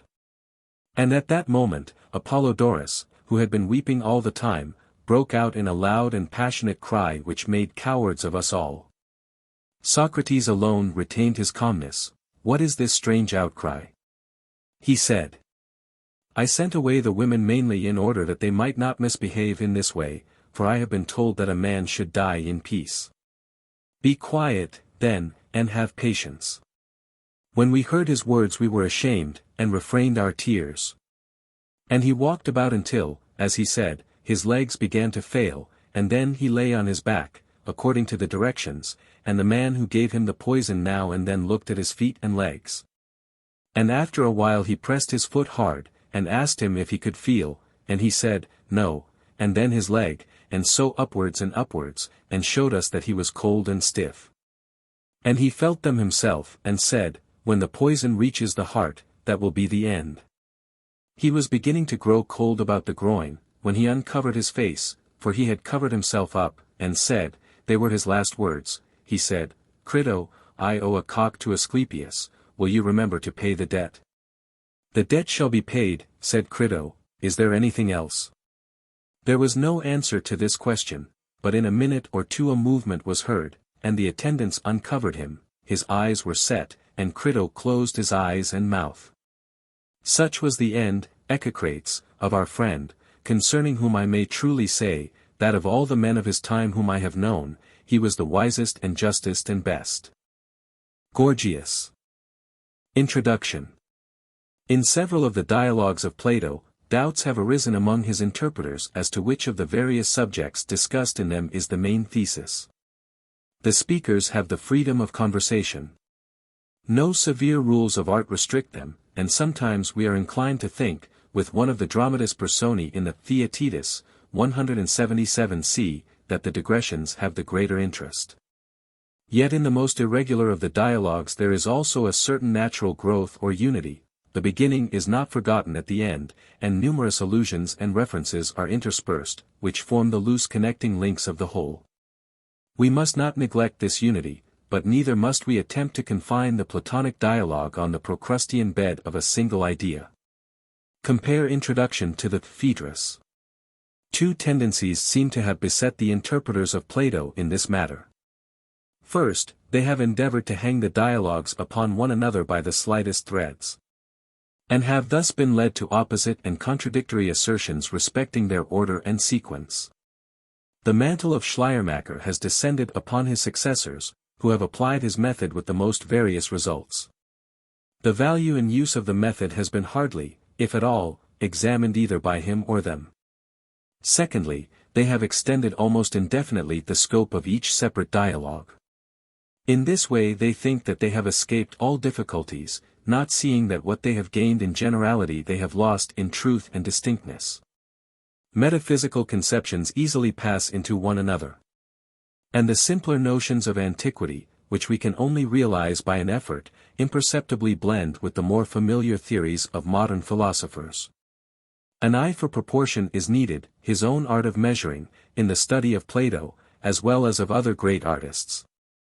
We may hardly admit that the moral antithesis of good and pleasure, or the intellectual antithesis of knowledge and opinion, being and appearance, are never far off in a Platonic discussion. But because they are in the background, we should not bring them into the foreground, or expect to discern them equally in all the dialogues. There may be some advantage in drawing out a little the main outlines of the building, but the use of this is limited, and may be easily exaggerated. We may give Plato too much system, and alter the natural form and connection of his thoughts. Under the idea that his dialogues are finished works of art, we may find a reason for everything, and lose the highest characteristic of art, which is simplicity. Most great works receive a new light from a new and original mind. But whether these new lights are true or only suggestive, will depend on their agreement with the spirit of Plato, and the amount of direct evidence which can be urged in support of them. When a theory is running away with us, criticism does a friendly office in counseling moderation, and recalling us to the indications of the text. Like the Phaedrus, the Gorgias has puzzled students of Plato by the appearance of two or more subjects. Under the cover of rhetoric higher themes are introduced, the argument expands into a general view of the good and evil of man. After making an ineffectual attempt to obtain a sound definition of his art from Gorgias, Socrates assumes the existence of a universal art of flattery or simulation having several branches. This is the genus of which rhetoric is only one, and not the highest species. To flattery is opposed the true and noble art of life which he who possesses seeks always to impart to others, and which at last triumphs, if not here, at any rate in another world. These two aspects of life and knowledge appear to be the two leading ideas of the dialogue. The true and the false in individuals and states, in the treatment of the soul as well as of the body, are conceived under the forms of true and false art. In the development of this opposition there arise various other questions, such as the two famous paradoxes of Socrates, paradoxes as they are to the world in general.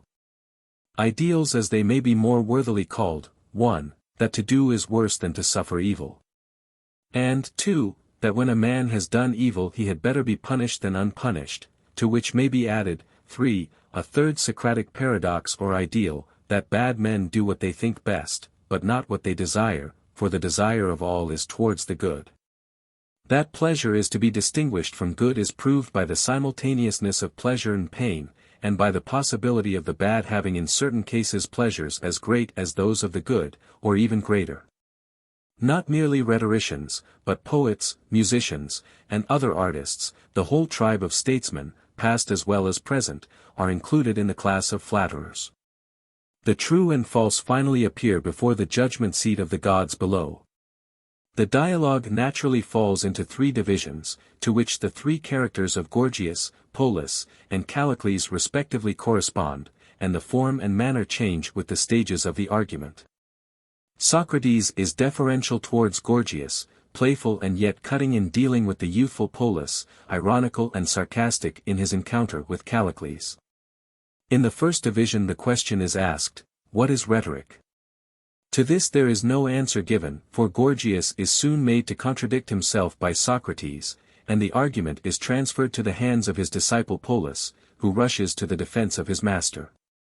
The answer has at last to be given by Socrates himself, but before he can even explain his meaning to Polus, he must enlighten him upon the great subject of shams or flatteries. When Polus finds his favorite art reduced to the level of cookery, he replies that at any rate rhetoricians, like despots, have great power.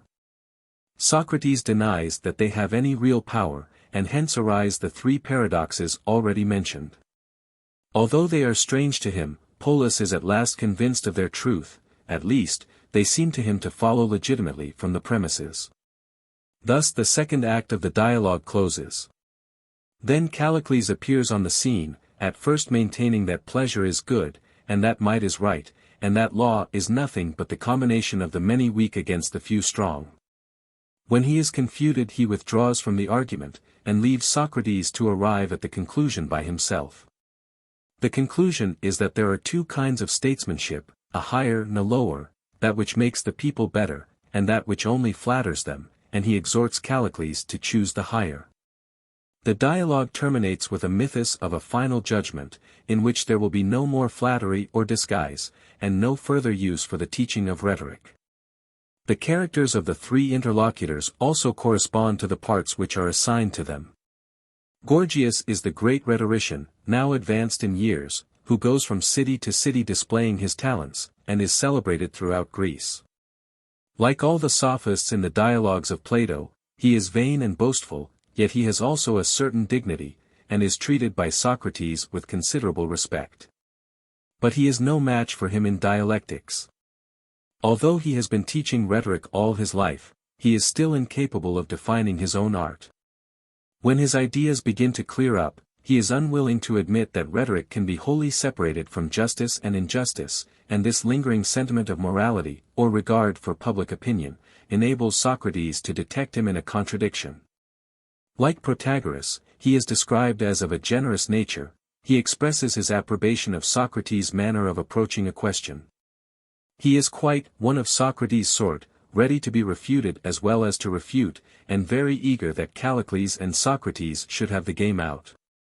He knows by experience that rhetoric exercises great influence over other men, but he is unable to explain the puzzle how rhetoric can teach everything and know nothing.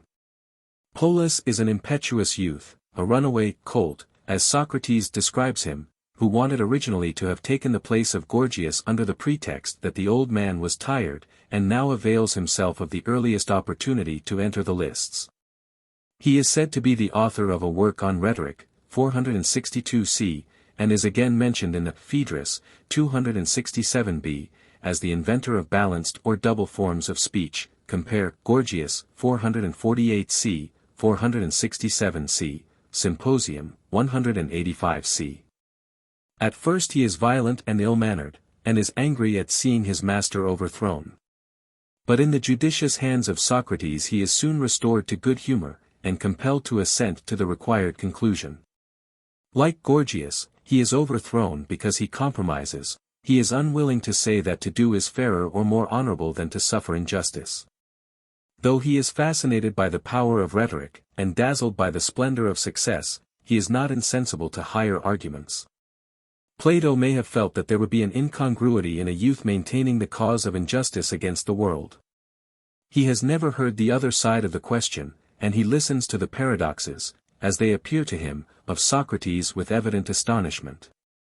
He can hardly understand the meaning of Archelaus being miserable, or of rhetoric being only useful in self-accusation. When the argument with him has fairly run out, Callicles, in whose house they are assembled, is introduced on the stage. He is with difficulty convinced that Socrates is in earnest, for if these things are true, then, as he says with real emotion, the foundations of society are upside down. In him another type of character is represented. He is neither sophist nor philosopher, but man of the world, and an accomplished Athenian gentleman. He might be described in modern language as a cynic or materialist, a lover of power and also of pleasure, and unscrupulous in his means of attaining both.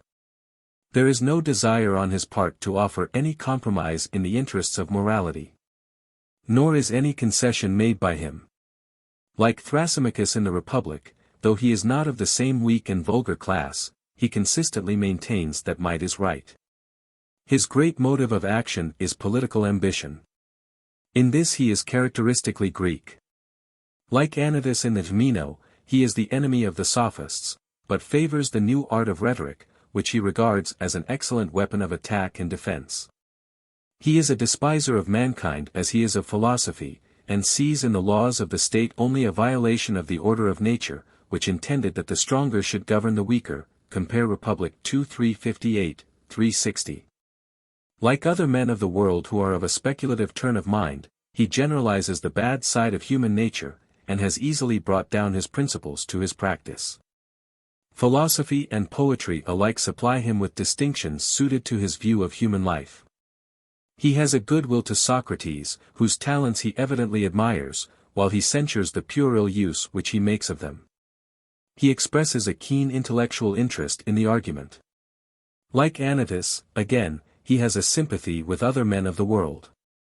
The Athenian statesmen of a former generation, who showed no weakness and made no mistakes, such as Miltiades, Themistocles, Pericles, are his favorites. His ideal of human character is a man of great passions and great powers, which he has developed to the utmost, and which he uses in his own enjoyment and in the government of others. Had Critias been the name instead of Callicles, about whom we know nothing from other sources, the opinions of the man would have seemed to reflect the history of his life. And now the combat deepens. In Callicles, far more than in any sophist or rhetorician, is concentrated the spirit of evil against which Socrates is contending, the spirit of the world, the spirit of the many contending against the one wise man, of which the sophists, as he describes them in the Republic, are the imitators rather than the authors, being themselves carried away by the great tide of public opinion. Socrates approaches his antagonist warily from a distance, with a sort of irony which touches with a light hand both his personal vices, probably in allusion to some scandal of the day, and his servility to the populace. At the same time, he is in most profound earnest, as Chaerephon remarks. Callicles soon loses his temper, but the more he is irritated, the more provoking and matter-of-fact does Socrates become. A repartee of his which appears to have been really made to the omniscient Hippias, according to the testimony of Xenophon, Memorabilia 4 6, 10, is introduced, 490e. He is called by Callicles a popular declaimer, and certainly shows that he has the power, in the words of Gorgias, of being, as long as he pleases, or, as short as he pleases, compare, Protagoras, 336d. Callicles exhibits great ability in defending himself and attacking Socrates, whom he accuses of trifling and word-splitting. He is scandalized, 494, that the legitimate consequences of his own argument should be stated in plain terms. After the manner of men of the world, he wishes to preserve the decencies of life. But he cannot consistently maintain the bad sense of words. And getting confused between the abstract notions of better, superior, stronger, he is easily turned round by Socrates, and only induced to continue the argument by the authority of Gorgias. Once, when Socrates is describing the manner in which the ambitious citizen has to identify himself with the people, he partially recognizes the truth of his words. The Socrates of the Gorgias may be compared with the Socrates of the Protagoras and Meno.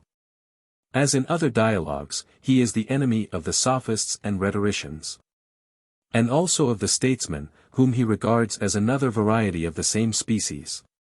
His behavior is governed by that of his opponents. The least forwardness or egotism on their part is met by a corresponding irony on the part of Socrates.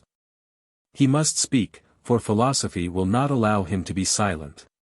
He is indeed more ironical and provoking than in any other of Plato's writings, for he is fooled to the top of his bent by the worldliness of Callicles. But he is also more deeply in earnest.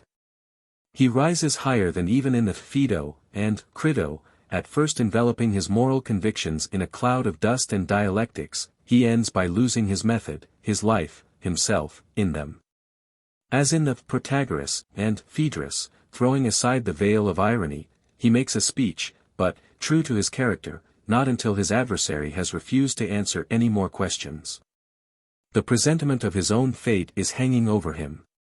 He is aware that Socrates, the single real teacher of politics, as he ventures to call himself, cannot safely go to war with the whole world, and that in the courts of earth he will be condemned. But he will be justified in the world below. Then the position of Socrates and Callicles will be reversed. All those things, unfit for ears polite, which Callicles has prophesied as likely to happen to him in this life, the insulting language, the box on the ears, will recoil upon his assailant. Compare Republic X 613, d, e, and the similar reversal of the position of the lawyer and the philosopher in the Theaetetus 173, 176.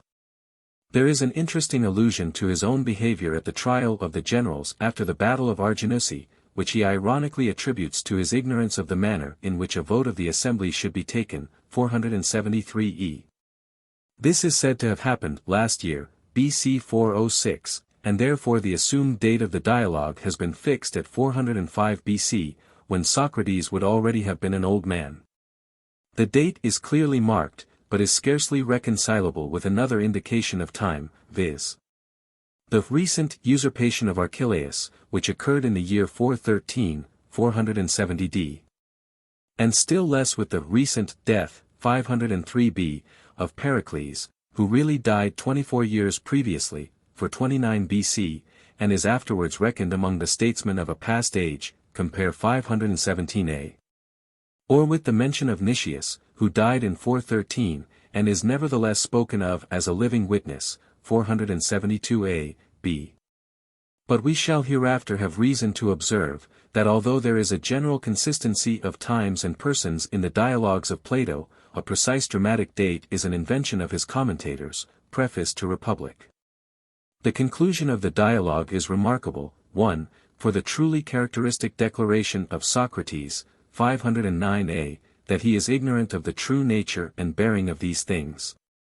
While he affirms at the same time that no one can maintain any other view without being ridiculous.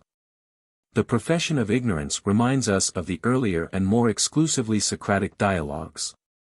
But neither in them, nor in the Apology, nor in the Memorabilia of Xenophon, does Socrates express any doubt of the fundamental truths of morality. He evidently regards this, among the multitude of questions which agitate human life, as the principle which alone remains unshaken, 527b. He does not insist here, any more than in the Phaedo, on the literal truth of the myth, but only on the soundness of the doctrine which is contained in it, that doing wrong is worse than suffering, and that a man should be rather than seem.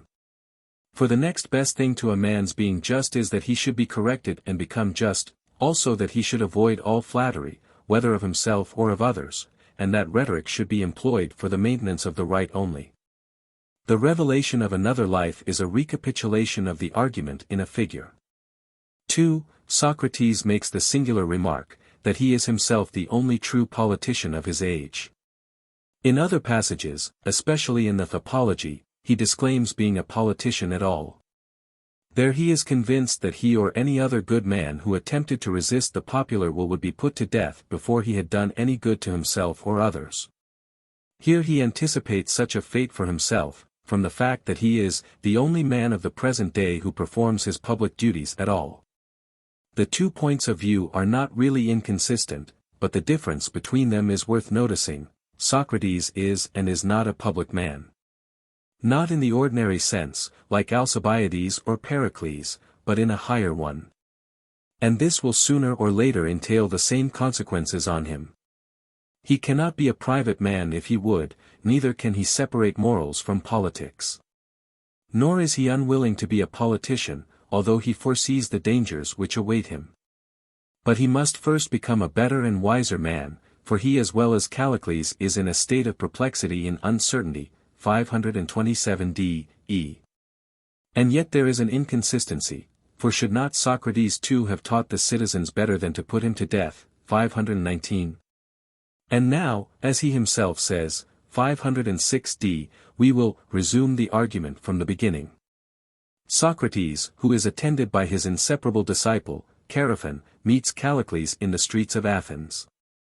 He is informed that he has just missed an exhibition of Gorgias, which he regrets, because he was desirous, not of hearing Gorgias display his rhetoric, but of interrogating him concerning the nature of his art.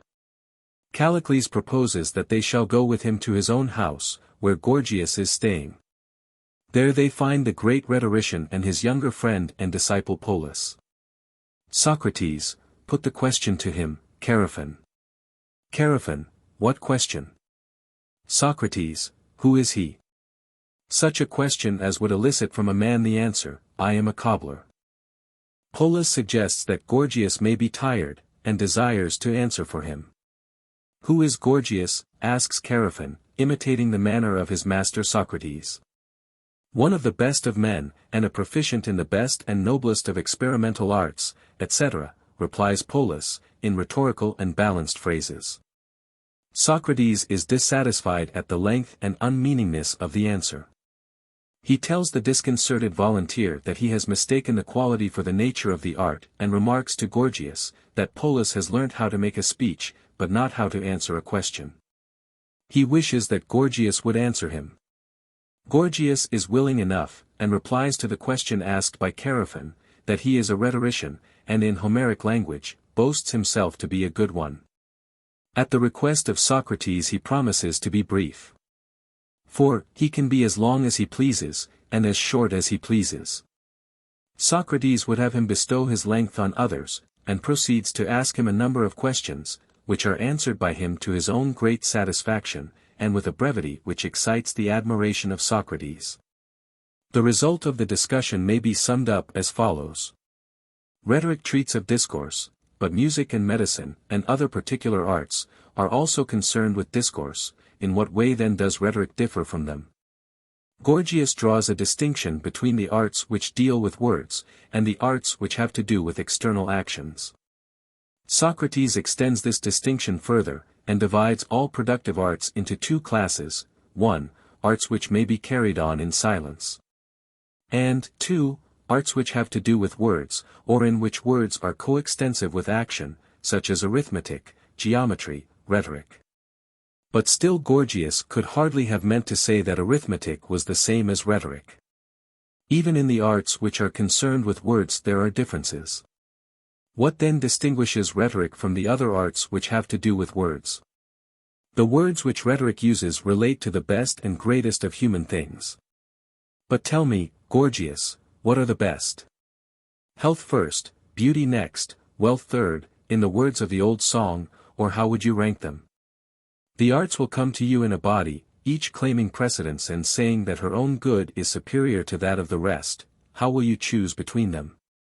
I should say, Socrates, that the art of persuasion, which gives freedom to all men, and to individuals power in the state, is the greatest good.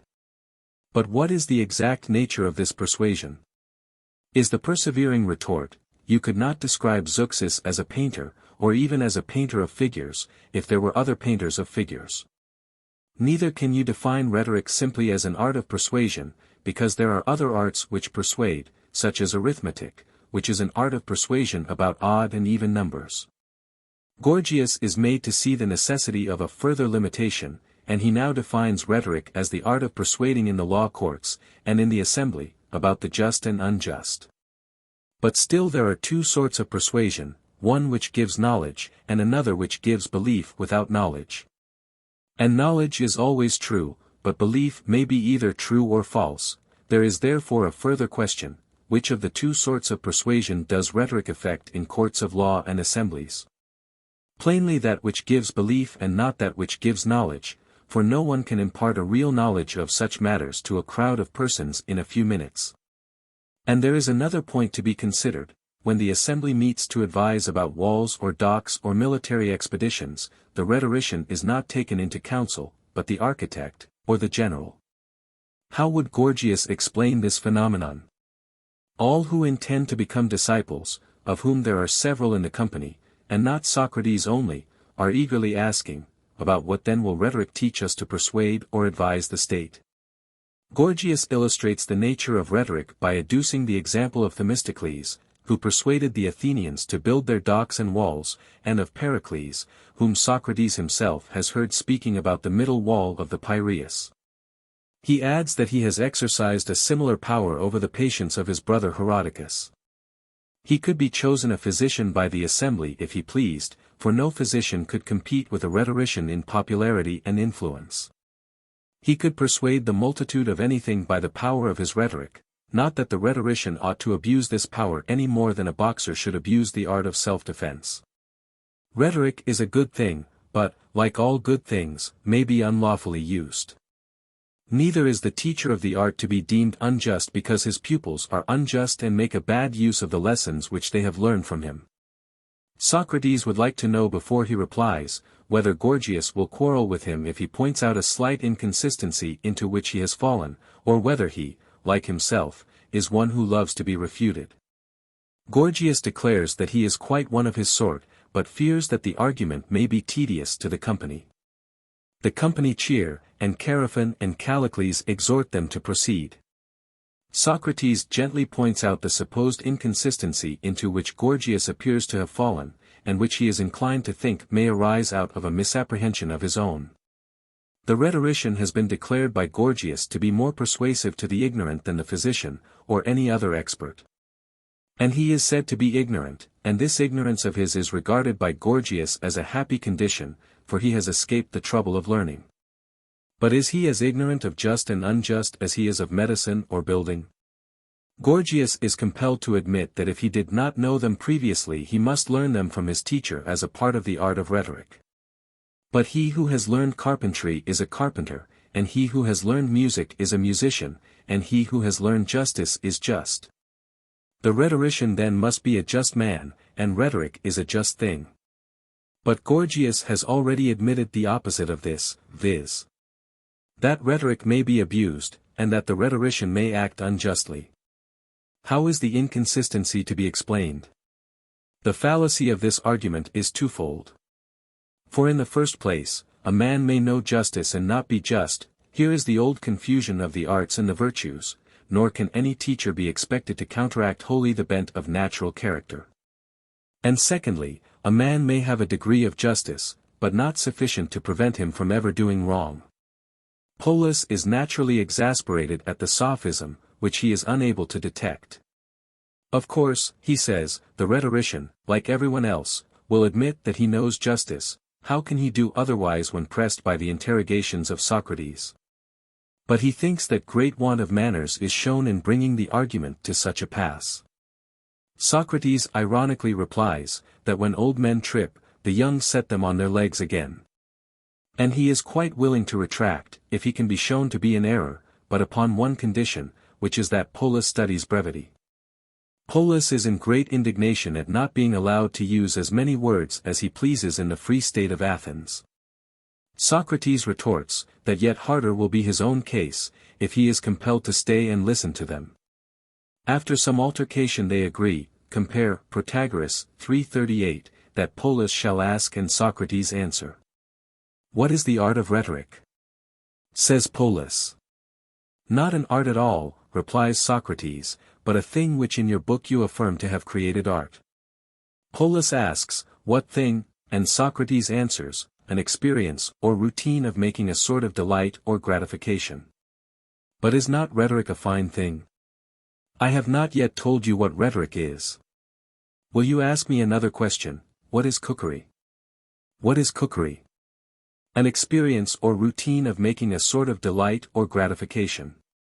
Then they are the same, or rather fall under the same class, and rhetoric has still to be distinguished from cookery. What is rhetoric, asks Polus once more. A part of a not very creditable whole, which may be termed flattery, is the reply. But what part? A shadow of a part of politics. This, as might be expected, is wholly unintelligible, both to Gorgias and Polus. And, in order to explain his meaning to them, Socrates draws a distinction between shadows or appearances and realities, e.g. there is real health of body or soul, and the appearance of them, real arts and sciences, and the simulations of them. Now the soul and body have two arts waiting upon them, first the art of politics, which attends on the soul, having a legislative part and a judicial part. And another art attending on the body, which has no generic name, but may also be described as having two divisions, one of which is medicine and the other gymnastic. Corresponding with these four arts or sciences there are four shams or simulations of them, mere experiences, as they may be termed, because they give no reason of their own existence. The art of dressing up is the sham or simulation of gymnastic, the art of cookery, of medicine, rhetoric is the simulation of justice, and sophistic of legislation. They may be summed up in an arithmetical formula. Tiring gymnastic, cookery, medicine, sophistic, legislation.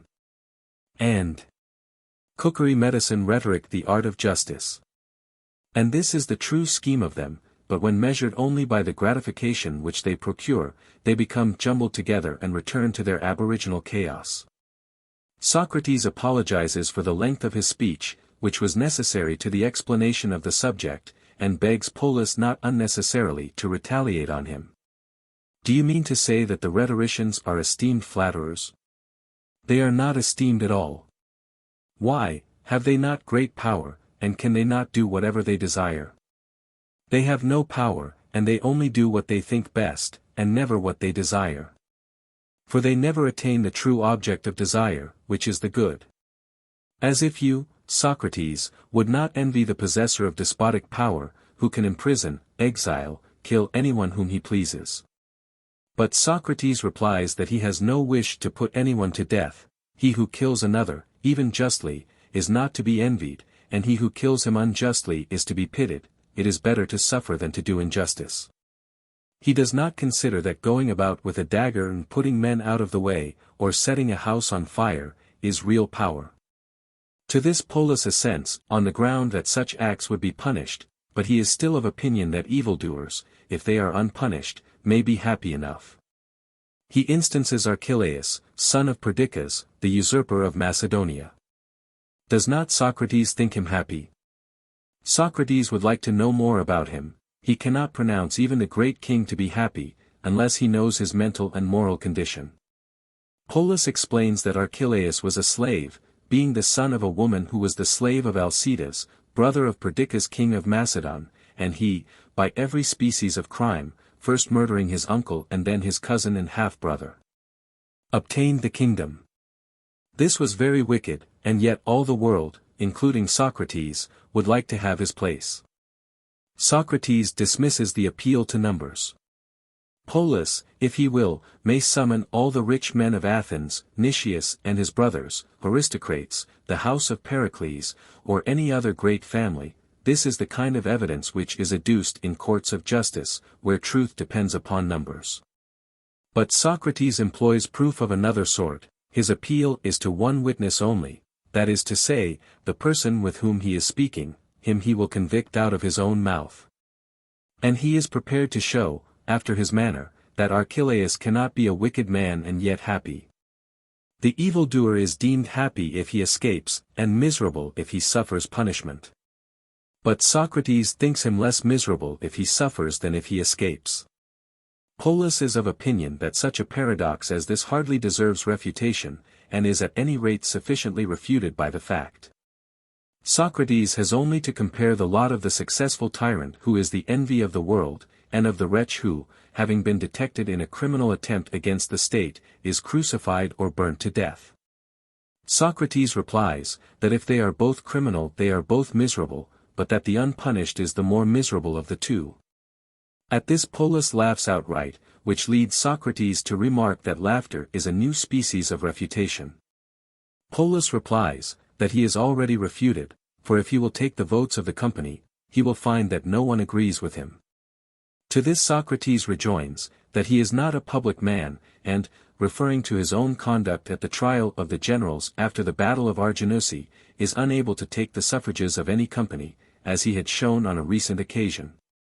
He can only deal with one witness at a time, and that is the person with whom he is arguing.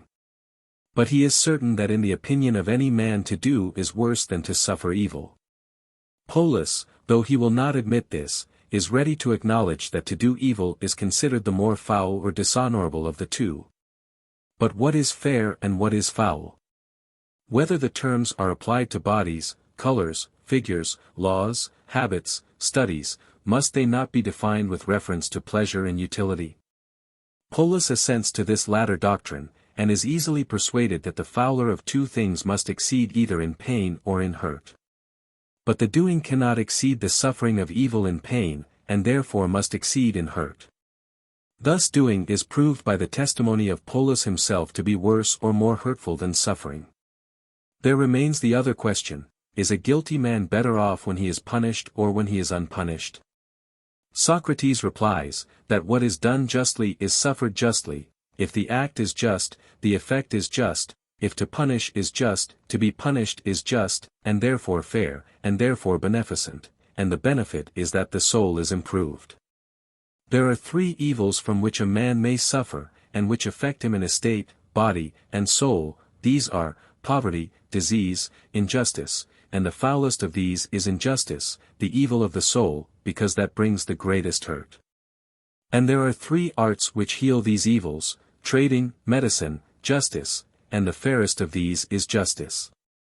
Happy is he who has never committed injustice, and happy in the second degree he who has been healed by punishment. And therefore the criminal should himself go to the judge as he would to the physician, and purge away his crime. Rhetoric will enable him to display his guilt in proper colors, and to sustain himself and others in enduring the necessary penalty. And similarly, if a man has an enemy, he will desire not to punish him, but that he shall go unpunished and become worse and worse, taking care only that he does no injury to himself.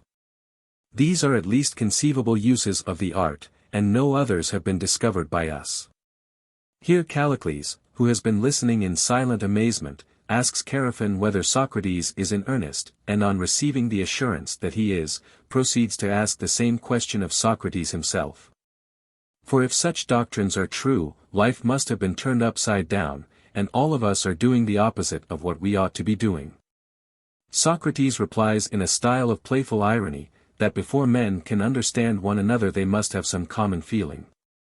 And such a community of feeling exists between himself and Callicles, for both of them are lovers, and they have both a pair of loves. The beloved of Callicles are the Athenian Demos and Demos the son of Pyrilampus. The beloved of Socrates are Alcibiades and philosophy. The peculiarity of Callicles is that he can never contradict his loves, he changes as his Demos changes in all his opinions. He watches the countenance of both his loves, and repeats their sentiments, and if anyone is surprised at his sayings and doings, the explanation of them is, that he is not a free agent, but must always be imitating his two loves. And this is the explanation of Socrates' peculiarities also. He is always repeating what his mistress, philosophy, is saying to him, who unlike his other love, Alcibiades, is ever the same, ever true. Callicles must refute her, or he will never be at unity with himself, and discord in life is far worse than the discord of musical sounds. Callicles answers, that Gorgias was overthrown because, as Polus said, in compliance with popular prejudice he had admitted that if his pupil did not know justice the rhetorician must teach him. And Polus has been similarly entangled, because his modesty led him to admit that to suffer is more honorable than to do injustice. By custom, yes, but not by nature, says Callicles. And Socrates is always playing between the 2 points of view, and putting one in the place of the other. In this very argument, what Polus only meant in a conventional sense has been affirmed by him to be a law of nature. For convention says that injustice is dishonorable, but nature says that might is right. And we are always taming down the nobler spirits among us to the conventional level. But sometimes a great man will rise up and reassert his original rights, trampling under foot all our formularies, and then the light of natural justice shines forth. Pindar says, law, the king of all, does violence with high hand. As is indeed proved by the example of Heracles, who drove off the oxen of Geryon and never paid for them. This is the truth, Socrates, as you will be convinced, if you leave philosophy and pass on to the real business of life. A little philosophy is an excellent thing, too much is the ruin of a man. He who has not passed his metaphysics, before he has grown up to manhood will never know the world. Philosophers are ridiculous when they take to politics, and I dare say that politicians are equally ridiculous when they take to philosophy. Every man, as Euripides says, is fondest of that in which he is best. Philosophy is graceful in youth, like the lisp of infancy, and should be cultivated as a part of education, but when a grown-up man lisps or studies philosophy, I should like to beat him. None of those over-refined natures ever come to any good. They avoid the busy haunts of men, and skulk in corners, whispering to a few admiring youths, and never giving utterance to any noble sentiments. For you, Socrates, I have a regard, and therefore I say to you, as Zethus says to Amphion in the play, that you have a noble soul disguised in a puerile exterior. And I would have you consider the danger which you and other philosophers incur. For you would not know how to defend yourself if anyone accused you in a law court. There you would stand, with gaping mouth and dizzy brain, and might be murdered, robbed, boxed on the ears with impunity. Take my advice, then, and get a little common sense, leave to others these frivolities, walk in the ways of the wealthy and be wise. Socrates professes to have found in Callicles the philosopher's touchstone. And he is certain that any opinion in which they both agree must be the very truth. Callicles has all the three qualities which are needed in a critic: knowledge, goodwill, frankness. Gorgias and Polus, although learned men, were too modest, and their modesty made them contradict themselves. But Callicles is well educated. And he is not too modest to speak out, of this he has already given proof, and his goodwill is shown both by his own profession and by his giving the same caution against philosophy to Socrates, which Socrates remembers hearing him give long ago to his own clique of friends. He will pledge himself to retract any error into which he may have fallen, and which Callicles may point out. But he would like to know first of all what he and Pindar mean by natural justice. Do they suppose that the rule of justice is the rule of the stronger or of the better? There is no difference. Then are not the many superior to the one, and the opinions of the many better? And their opinion is that justice is equality, and that to do is more dishonorable than to suffer wrong. And as they are the superior or stronger, this opinion of theirs must be in accordance with natural as well as conventional justice. Why will you continue splitting words? Have I not told you that the superior is the better? But what do you mean by the better? Tell me that, and please to be a little milder in your language, if you do not wish to drive me away. I mean the worthier, the wiser. You mean to say that one man of sense ought to rule over 10,000 fools? Yes, that is my meaning. Ought the physician then to have a larger share of meats and drinks? Or the weaver to have more coats, or the cobbler larger shoes, or the farmer more seed? You are always saying the same things, Socrates. Yes, and on the same subjects too, but you are never saying the same things. For, first, you defined the superior to be the stronger, and then the wiser, and now something else. What do you mean? I mean men of political ability, who ought to govern and to have more than the governed. Than themselves? What do you mean? I mean to say that every man is his own governor. I see that you mean those dolts, the temperate. But my doctrine is, that a man should let his desires grow, and take the means of satisfying them. To the many this is impossible, and therefore they combine to prevent him. But if he is a king, and has power, how base would he be in submitting to them? To invite the common herd to be lord over him, when he might have the enjoyment of all things. For the truth is, Socrates, that luxury and self-indulgence are virtue and happiness, all the rest is mere talk. Socrates compliments Callicles on his frankness in saying what other men only think. According to his view, those who want nothing are not happy. Why, says Callicles, if they were, stones and the dead would be happy. Socrates in reply is led into a half-serious, half-comic vein of reflection. Who knows, as Euripides says, whether life may not be death, and death life? Nay, there are philosophers who maintain that even in life we are dead, and that the body, sigma omega mu alpha, is the tomb, sigma eta mu alpha, of the soul. And some ingenious Sicilian has made an allegory, in which he represents fools as the uninitiated, who are supposed to be carrying water to a vessel, which is full of holes, in a similarly holy sieve, and this sieve is their own soul. The idea is fanciful, but nevertheless is a figure of a truth which I want to make you acknowledge, viz. that the life of contentment is better than the life of indulgence. Are you disposed to admit that? Far otherwise. Then hear another parable. The life of self-contentment and self-indulgence may be represented respectively by two men, who are filling jars with streams of wine, honey, milk. The jars of the one are sound, and the jars of the other leaky. The first fills his jars, and has no more trouble with them, the second is always filling them, and would suffer extreme misery if he desisted. Are you of the same opinion still? Yes, Socrates, and the figure expresses what I mean. For true pleasure is a perpetual stream, flowing in and flowing out. To be hungry and always eating, to be thirsty and always drinking, and to have all the other desires and to satisfy them, that, as I admit, is my idea of happiness. And to be itching and always scratching. I do not deny that there may be happiness even in that. And to indulge unnatural desires, if they are abundantly satisfied. Callicles is indignant at the introduction of such topics. But he is reminded by Socrates that they are introduced, not by him, but by the maintainer of the identity of pleasure and good. Will Callicles still maintain this? Yes, for the sake of consistency, he will. The answer does not satisfy Socrates, who fears that he is losing his touchstone.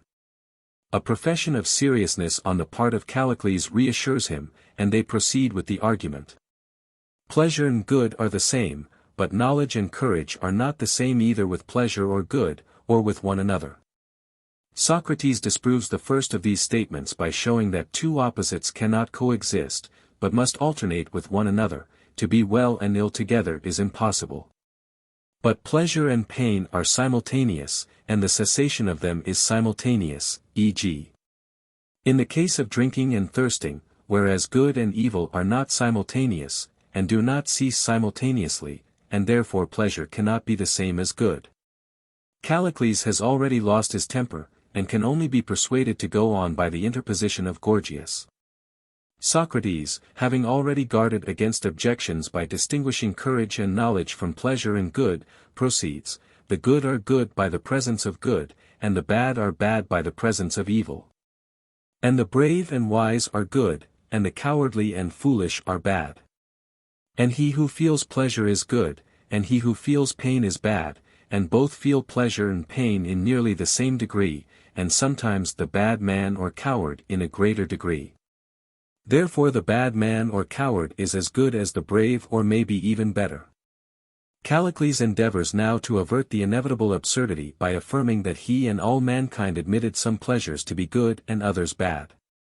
The good are the beneficial, and the bad are the hurtful, and we should choose the one and avoid the other. But this, as Socrates observes, is a return to the old doctrine of himself and Polus, that all things should be done for the sake of the good.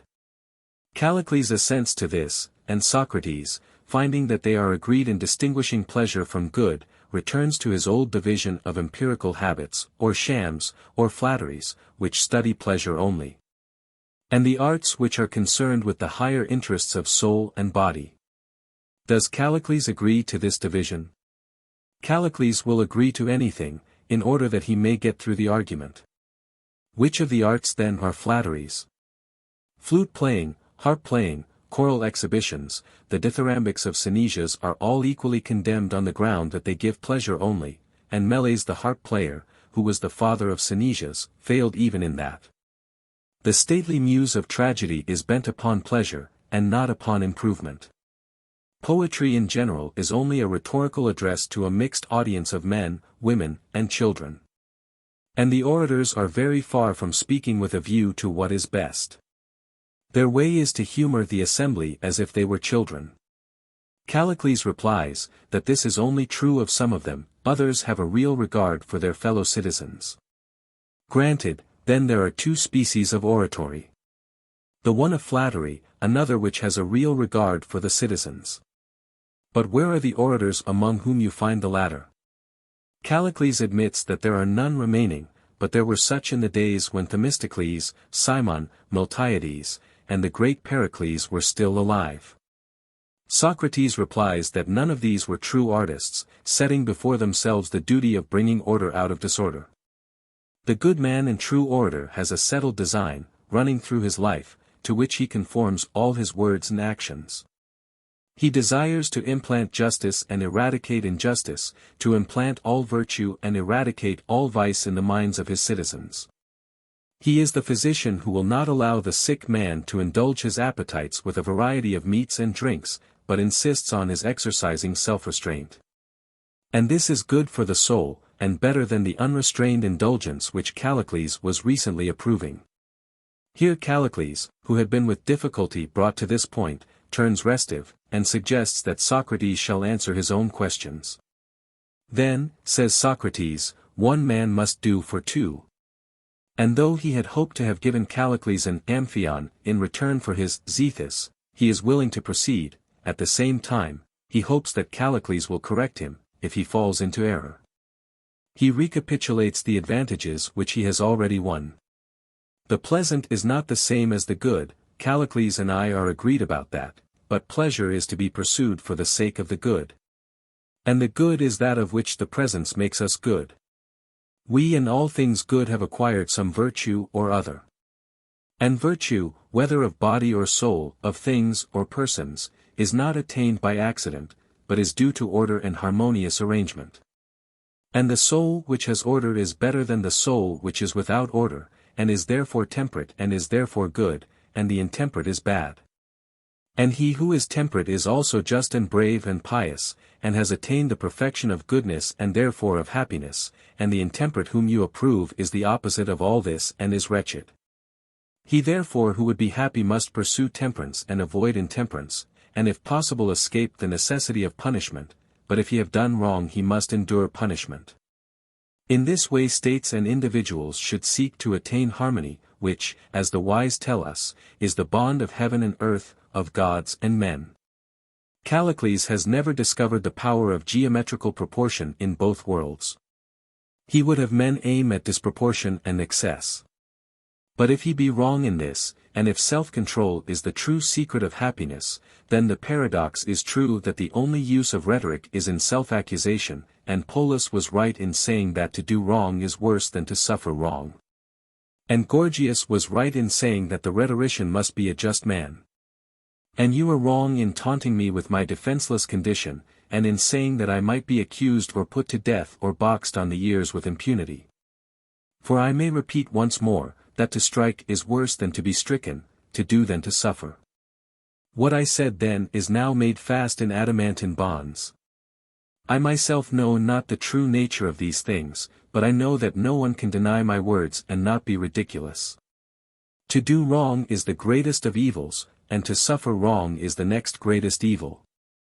He who would avoid the last must be a ruler, or the friend of a ruler, and to be the friend he must be the equal of the ruler, and must also resemble him. Under his protection he will suffer no evil, but will he also do no evil? Nay, will he not rather do all the evil which he can and escape? And in this way the greatest of all evils will befall him. But this imitator of the tyrant, rejoins Callicles, will kill anyone who does not similarly imitate him. Socrates replies that he is not deaf, and that he has heard that repeated many times, and can only reply, that a bad man will kill a good one. Yes, and that is the provoking thing.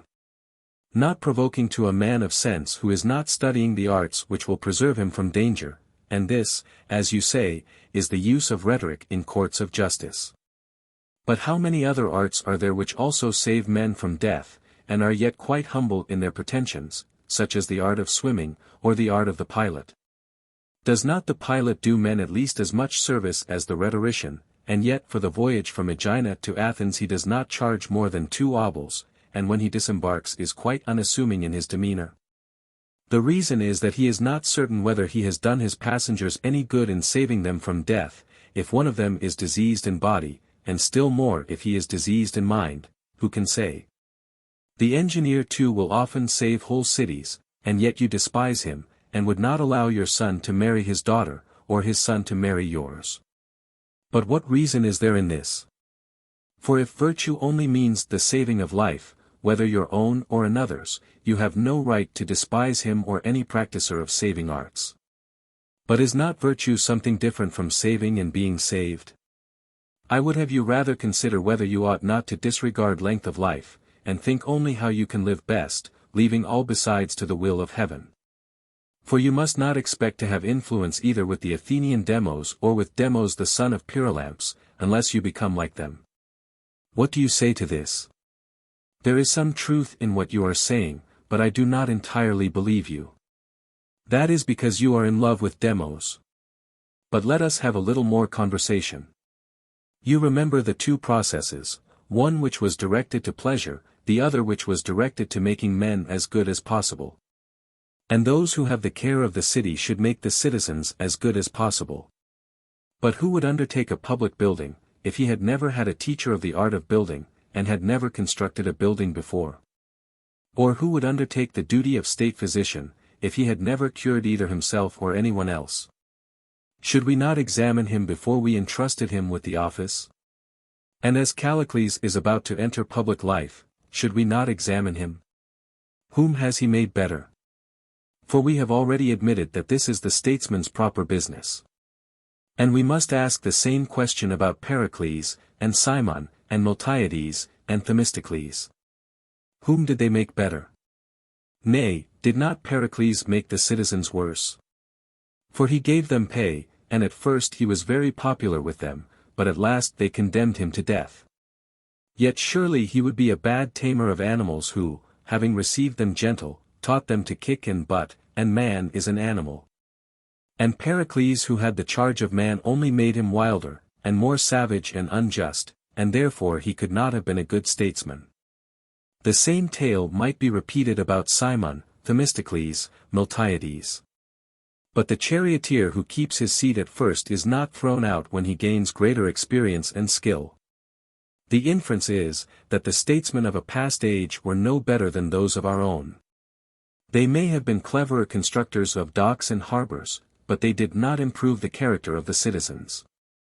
I have told you again and again, and I purposely use the same images, that the soul, like the body, may be treated in two ways. There is the meaner and the higher art. You seem to understand what I said at the time, but when I ask you who were the really good statesmen, you answer, as if I asked you who were the good trainers, and you answered, the Arian, the baker, Methicus, the author of the Sicilian cookery book, Sarambus, the vintner. And you would be affronted if I told you that these are a parcel of cooks who make men fat only to make them thin. And those whom they have fattened applaud them, instead of finding fault with them, and lay the blame of their subsequent disorders on their physicians. In this respect, Callicles, you are like them. You applaud the statesmen of old, who pandered to the vices of the citizens, and filled the city with docks and harbors, but neglected virtue and justice. And when the fit of illness comes, the citizens who in like manner applauded Themistocles, Pericles, and others, will lay hold of you and my friend Alcibiades, and you will suffer for the misdeeds of your predecessors. The old story is always being repeated. After all his services, the ungrateful city banished him, or condemned him to death. As if the statesman should not have taught the city better. He surely cannot blame the state for having unjustly used him, any more than the sophist or teacher can find fault with his pupils if they cheat him. And the sophist and orator are in the same case. Although you admire rhetoric and despise sophistic, whereas sophistic is really the higher of the two. The teacher of the arts takes money, but the teacher of virtue or politics takes no money, because this is the only kind of service which makes the disciple desirous of requiting his teacher. Socrates concludes by finally asking, to which of the two modes of serving the state Callicles invites him. To the inferior and ministerial one, is the ingenuous reply. That is the only way of avoiding death, replies Socrates. And he has heard often enough, and would rather not hear again, that the bad man will kill the good.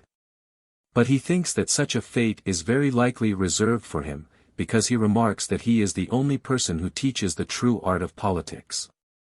And very probably, as in the case which he described to Polus, he may be the physician who is tried by a jury of children. He cannot say that he has procured the citizens any pleasure, and if anyone charges him with perplexing them, or with reviling their elders, he will not be able to make them understand that he has only been actuated by a desire for their good. And therefore there is no saying what his fate may be. And do you think that a man who is unable to help himself is in a good condition? Yes, Callicles, if he have the true self-help, which is never to have said or done any wrong to himself or others. If I had not this kind of self-help, should be ashamed, but if I die for one of your flattering rhetoric, I shall die in peace. For death is no evil, but to go to the world below laden with offences is the worst of evils. In proof of which I will tell you a tale. Under the rule of Cronos, men were judged on the day of their death, and when judgment had been given upon them they departed, the good to the islands of the blessed, the bad to the house of vengeance. But as they were still living, and had their clothes on at the time when they were being judged, there was favoritism, and Zeus, when he came to the throne, was obliged to alter the mode of procedure, and try them after death. Having first sent down Prometheus to take away from them the foreknowledge of death. Minos, Rhadamanthus, and Aeacus were appointed to be the judges, Rhadamanthus for Asia, Aeacus for Europe, and Minos was to hold the court of appeal. Now death is the separation of soul and body, but after death soul and body alike retain their characteristics, the fat man, the dandy, the branded slave, are all distinguishable. Some prince or potentate, perhaps even the great king himself, appears before Rhadamanthus, and he instantly detects him, though he knows not who he is, he sees the scars of perjury and iniquity, and sends him away to the house of torment. For there are two classes of souls who undergo punishment, the curable and the incurable. The curable are those who are benefited by their punishment, the incurable are such as Archelaus, who benefit others by becoming a warning to them. The latter class are generally kings and potentates, meaner persons, happily for themselves, have not the same power of doing injustice. Sisyphus and Timaeus, not Thersites, are supposed by Homer to be undergoing everlasting punishment. Not that there is anything to prevent a great man from being a good one, as is shown by the famous example of Aristides, the son of Lysimachus. But to Rhadamanthus the souls are only known as good or bad. They are stripped of their dignities and preferments. He dispatches the bad to Tartarus, labeled either as curable or incurable, and looks with love and admiration on the soul of some just one, whom he sends to the islands of the blessed. Similar is the practice of Aeacus, and Minos overlooks them, holding a golden scepter, as Odysseus in Homer saw him. Wielding a scepter of gold, and giving laws to the dead. My wish for myself and my fellow men is, that we may present our souls undefiled to the judge in that day. My desire in life is to be able to meet death. And I exhort you, and retort upon you the reproach which you cast upon me, that you will stand before the judge, gaping, and with dizzy brain, and anyone may box you on the ear, and do you all manner of evil. Perhaps you think that this is an old wives' fable. But you, who are the three wisest men in Hellas, have nothing better to say, and no one will ever show that to do is better than to suffer evil. A man should study to be, and not merely to seem. If he is bad, he should become good, and avoid all flattery, whether of the many or of the few. Follow me, then, and if you are looked down upon, that will do you no harm. And when we have practiced virtue, we will betake ourselves to politics, but not until we are delivered from the shameful state of ignorance and uncertainty in which we are at present. Let us follow in the way of virtue and justice, and not in the way to which you, Callicles, invite us, for that way is nothing worth. We will now consider in order some of the principal points of the dialogue. Having regard, 1, to the age of Plato and the ironical character of his writings, we may compare him with himself, and with other great teachers, and we may note in passing the objections of his critics. And then, 2, casting one eye upon him, we may cast another upon ourselves, and endeavor to draw out the great lessons which he teaches for all time, stripped of the accidental form in which they are enveloped. 1. In the Gorgias, as in nearly all the other dialogues of Plato, we are made aware that formal logic has as yet no existence. The old difficulty of framing a definition recurs. The elusive analogy of the arts and the virtues also continues. The ambiguity of several words, such as nature, custom, the honorable, the good, is not cleared up. The sophists are still floundering about the distinction of the real and seeming. Figures of speech are made the basis of arguments. The possibility of conceiving a universal art or science, which admits of application to a particular subject matter, is a difficulty which remains unsolved, and has not altogether ceased to haunt the world at the present day, compare Charmides 166 and following. The defect of clearness is also apparent in Socrates himself, unless we suppose him to be practicing on the simplicity of his opponent, or rather perhaps trying an experiment in dialectics. Nothing can be more fallacious than the contradiction which he pretends to have discovered in the answers of Gorgias, see above. The advantages which he gains over Polus are also due to a false antithesis of pleasure and good, and to an erroneous assertion that an agent and a patient may be described by similar predicates. A mistake which Aristotle partly shares and partly corrects in the Nicomachean Ethics, vi 4, 11-2.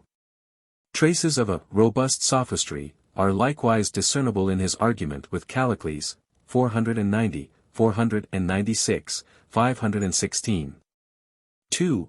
Although Socrates professes to be convinced by reason only, yet the argument is often a sort of dialectical fiction, by which he conducts himself and others to his own ideal of life and action.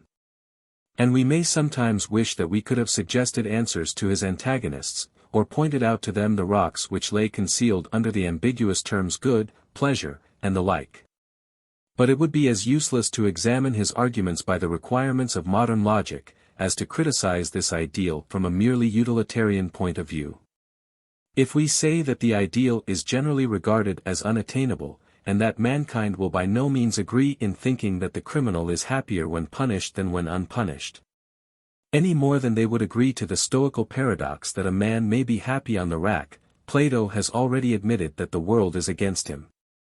Neither does he mean to say that Archelaus is tormented by the stings of conscience, or that the sensations of the impaled criminal are more agreeable than those of the tyrant drowned in luxurious enjoyment. Neither is he speaking, as in the Protagoras, of virtue as a calculation of pleasure, an opinion which he afterwards repudiates in the Phaedo. What then is his meaning? His meaning we shall be able to illustrate best by parallel notions, which, whether justifiable by logic or not, have always existed among mankind. We must remind the reader that Socrates himself implies that he will be understood or appreciated by very few. He is speaking not of the consciousness of happiness, but of the idea of happiness. When a martyr dies in a good cause, when a soldier falls in battle, we do not suppose that death or wounds are without pain, or that their physical suffering is always compensated by a mental satisfaction. Still we regard them as happy, and we would 1,000 times rather have their death than a shameful life. Nor is this only because we believe that they will obtain an immortality of fame, or that they will have crowns of glory in another world, when their enemies and persecutors will be proportionably tormented.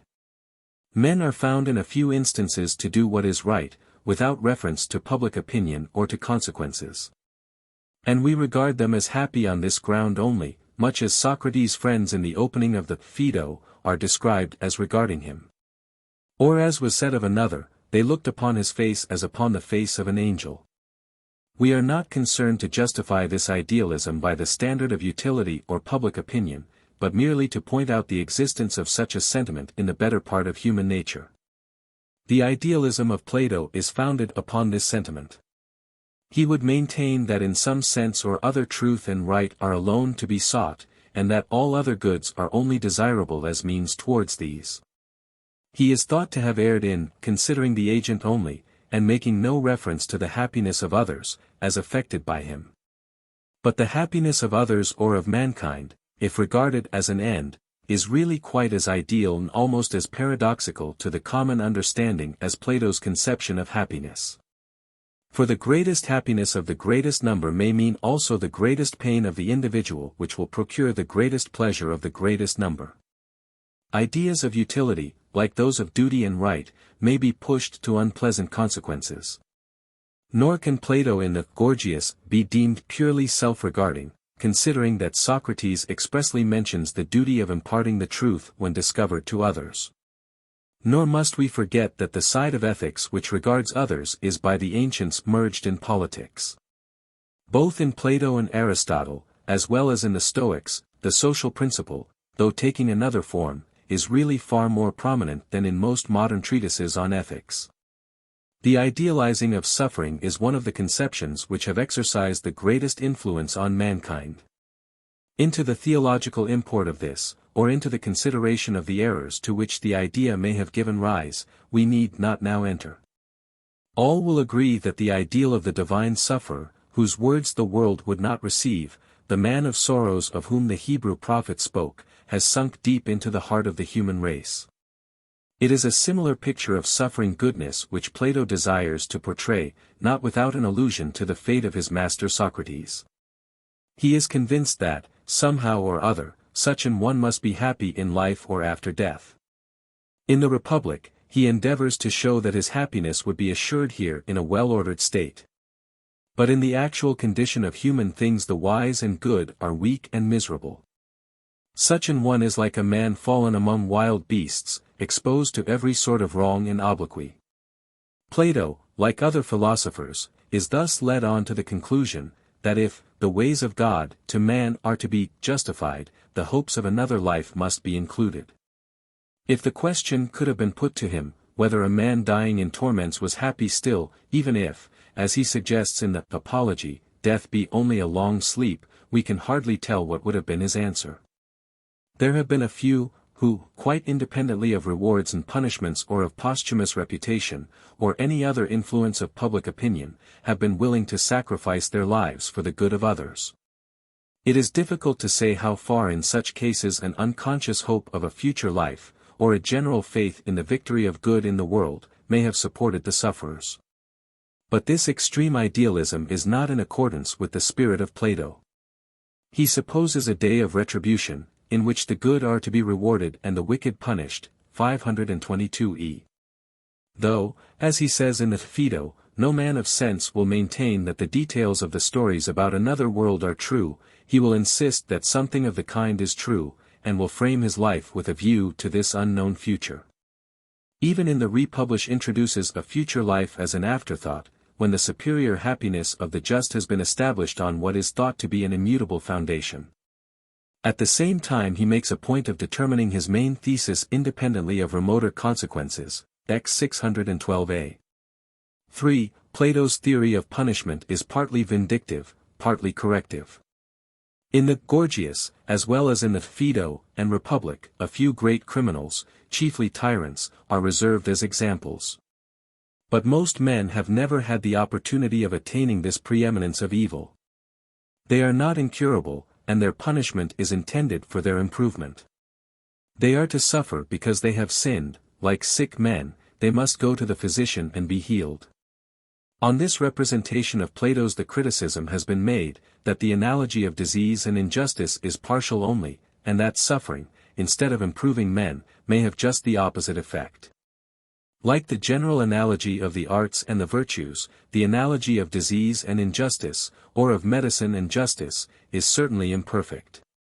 But ideas must be given through something.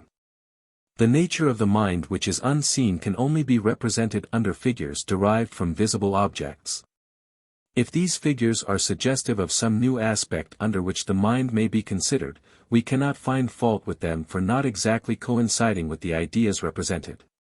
They partake of the imperfect nature of language, and must not be construed in too strict a manner.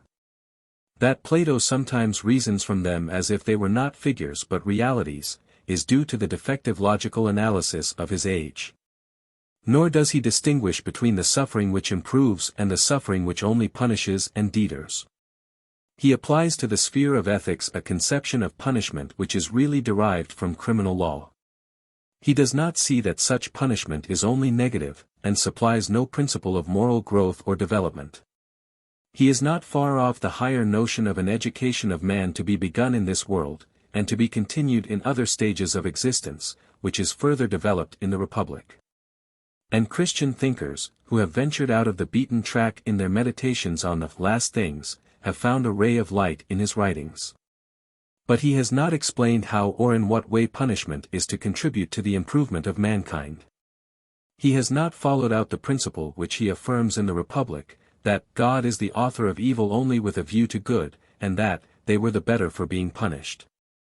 Still his doctrine of a future state of rewards and punishments may be compared favorably with that perversion of Christian doctrine which makes the everlasting punishment of human beings depend on a brief moment of time. Or even on the accident of an accident. And he has escaped the difficulty which has often beset divines, respecting the future destiny of the meaner sort of men, Thersites and the like, who are neither very good nor very bad, by not counting them worthy of eternal damnation. We do Plato violence in pressing his figures of speech or chains of argument, and not less so in asking questions which were beyond the horizon of his vision, or did not come within the scope of his design. The main purpose of the Gorgias is not to answer questions about a future world, but to place in antagonism the true and false life, and to contrast the judgments and opinions of men with judgment according to the truth.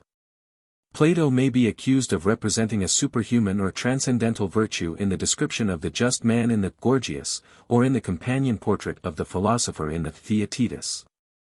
And at the same time may be thought to be condemning a state of the world which always has existed and always will exist among men. But such ideals act powerfully on the imagination of mankind. And such condemnations are not mere paradoxes of philosophers, but the natural rebellion of the higher sense of right in man against the ordinary conditions of human life. The greatest statesmen have fallen very far short of the political ideal, and are therefore justly involved in the general condemnation. Subordinate to the main purpose of the dialogue are some other questions, which may be briefly considered. A. The antithesis of good and pleasure, which as in other dialogues is supposed to consist in the permanent nature of the one compared with the transient and relative nature of the other. Good and pleasure, knowledge and sense, truth and opinion, essence and generation, virtue and pleasure, the real and the apparent, the infinite and finite, harmony or beauty and discord, dialectic and rhetoric or poetry, are so many pairs of opposites, which in Plato easily pass into one another, and are seldom kept perfectly distinct.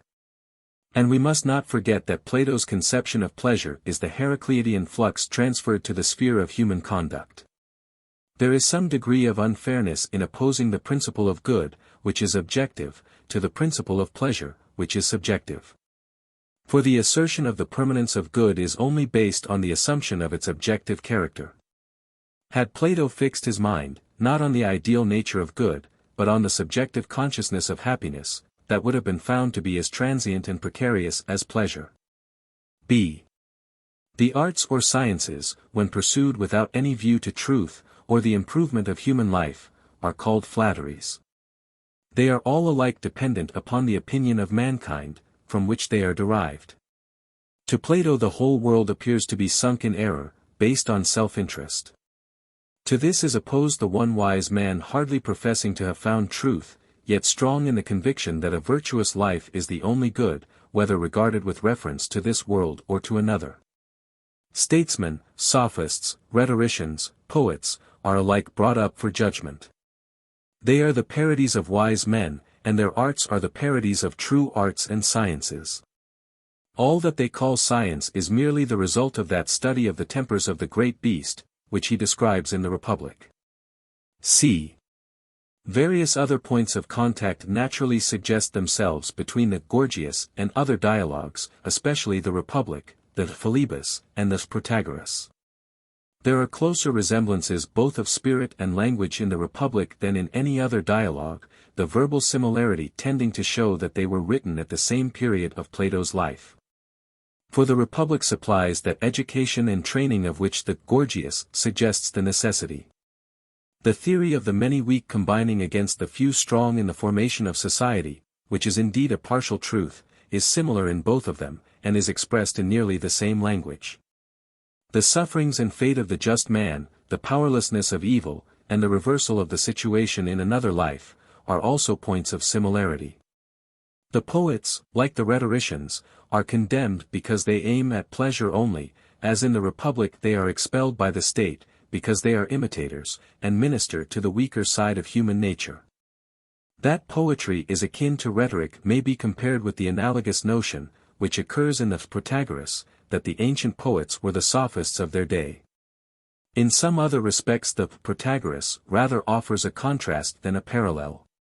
The character of Protagoras may be compared with that of Gorgias, but the conception of happiness is different in the two dialogues. Being described in the former, according to the old Socratic notion, as deferred or accumulated pleasure, while in the Gorgias, and in the Phaedo, pleasure and good are distinctly opposed. This opposition is carried out from a speculative point of view in the Philebus. There neither pleasure nor wisdom are allowed to be the chief good, but pleasure and good are not so completely opposed as in the Gorgias. For innocent pleasures, and such as have no antecedent pains, are allowed to rank in the class of goods. The allusion to Gorgias' definition of rhetoric, Philebus 58a, b. Compare Gorgias 452d, e, as the art of persuasion, of all arts the best, for to it all things submit, not by compulsion, but of their own free will, marks a close and perhaps designed connection between the two dialogues. In both the ideas of measure, order, harmony, are the connecting links between the beautiful and the good. In general spirit and character, that is, in irony and antagonism to public opinion, the Gorgias most nearly resembles the Apology, Crito, and portions of the Republic, and like the Philebus, though from another point of view, may be thought to stand in the same relation to Plato's theory of morals which the Theaetetus bears to his theory of knowledge. A few minor points still remain to be summed up. 1. The extravagant irony in the reason which is assigned for the pilot's modest charge, 512, and in the proposed use of rhetoric as an instrument of self-condemnation, 480. And in the mighty power of geometrical equality in both worlds, 508. 2. The reference of the mythos to the previous discussion should not be overlooked, the fate reserved for incurable criminals such as Archelaus, 525. The retaliation of the box on the ears, 527, the nakedness of the souls and of the judges who are stripped of the clothes or disguises which rhetoric and public opinion have hitherto provided for them, 523. Compare Swift's notion that the universe is a suit of clothes, Tale of a Tub, section 2. The fiction seems to have involved Plato in the necessity of supposing that the soul retained a sort of corporeal likeness after death, 524. 3. The appeal of the authority of Homer, who says that Odysseus saw Minos in his court, holding a golden scepter, which gives verisimilitude to the tale, 526. It is scarcely necessary to repeat that Plato is playing both sides of the game, and that in criticizing the characters of Gorgias and Polus, we are not passing any judgment on historical individuals, but only attempting to analyze the dramatis personae as they were conceived by him. Neither is it necessary to enlarge upon the obvious fact that Plato is a dramatic writer, whose real opinions cannot always be assumed to be those which he puts into the mouth of Socrates, or any other speaker who appears to have the best of the argument. Or to repeat the observation that he is a poet as well as a philosopher, or to remark that he is not to be tried by a modern standard, but interpreted with reference to his place in the history of thought and the opinion of his time. It has been said that the most characteristic feature of the Gorgias is the assertion of the right of dissent, or private judgment. But this mode of stating the question is really opposed both to the spirit of Plato and of ancient philosophy generally. For Plato is not asserting any abstract right or duty of toleration, or advantage to be derived from freedom of thought. Indeed, in some other parts of his writings, e.g. Laws, X, he has fairly laid himself open to the charge of intolerance. No speculations had as yet arisen respecting the liberty of prophesying. And Plato is not affirming any abstract right of this nature, but he is asserting the duty and right of the one wise and true man to dissent from the folly and falsehood of the many. At the same time he acknowledges the natural result, which he hardly seeks to avert, that he who speaks the truth to a multitude, regardless of consequences, will probably share the fate of Socrates. The irony of Plato sometimes veils from us the height of idealism to which he soars. When declaring truths which the many will not receive, he puts on an armor which cannot be pierced by them. The weapons of ridicule are taken out of their hands and the laugh is turned against themselves. The disguises which Socrates assumes are like the parables of the New Testament, or the oracles of the Delphian god. They half conceal, half reveal, his meaning. The more he is in earnest, the more ironical he becomes, and he is never more in earnest or more ironical than in the Gorgias. He hardly troubles himself to answer seriously the objections of Gorgias and Polus, and therefore he sometimes appears to be careless of the ordinary requirements of logic. Yet in the highest sense he is always logical and consistent with himself. The form of the argument may be paradoxical, the substance is an appeal to the higher reason. He is uttering truths before they can be understood, as in all ages the words of philosophers, when they are first uttered, have found the world unprepared for them. A further misunderstanding arises out of the wildness of his humor. He is supposed not only by Callicles, but by the rest of mankind, to be jesting when he is profoundly serious. At length he makes even Polus, 468, in earnest. Finally, he drops the argument, and heedless any longer of the forms of dialectic, he loses himself in a sort of triumph, while at the same time he retaliates upon his adversaries. From this confusion of jest and earnest, we may now return to the ideal truth, and draw out in a simple form the main theses of the dialogue. First thesis. It is a greater evil to do than to suffer injustice. Compare the New Testament. It is better to suffer for well-doing than for evil-doing. 1 Peter 3:17. And the Sermon on the Mount. Blessed are they that are persecuted for righteousness' sake. Matthew 5:10.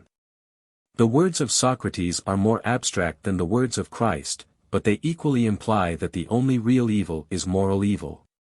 The righteous may suffer or die, but they have their reward.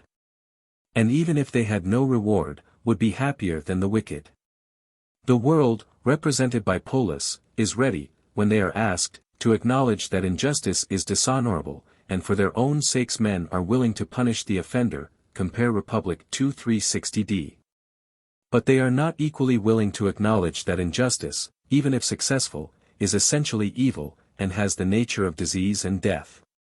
Especially when crimes are committed on the great scale, the crimes of tyrants, ancient or modern, after a while, seeing that they cannot be undone, and have become a part of history, mankind are disposed to forgive them. Not from any magnanimity or charity, but because their feelings are blunted by time, and to forgive is convenient to them. The tangle of good and evil can no longer be unraveled, and although they know that the end cannot justify the means, they feel also that good has often come out of evil. But Socrates would have us pass the same judgment on the tyrant now and always, though he is surrounded by his satellites, and has the applauses of Europe and Asia ringing in his ears. Though he is the civilizer or liberator of half a continent, he is, and always will be, the most miserable of men.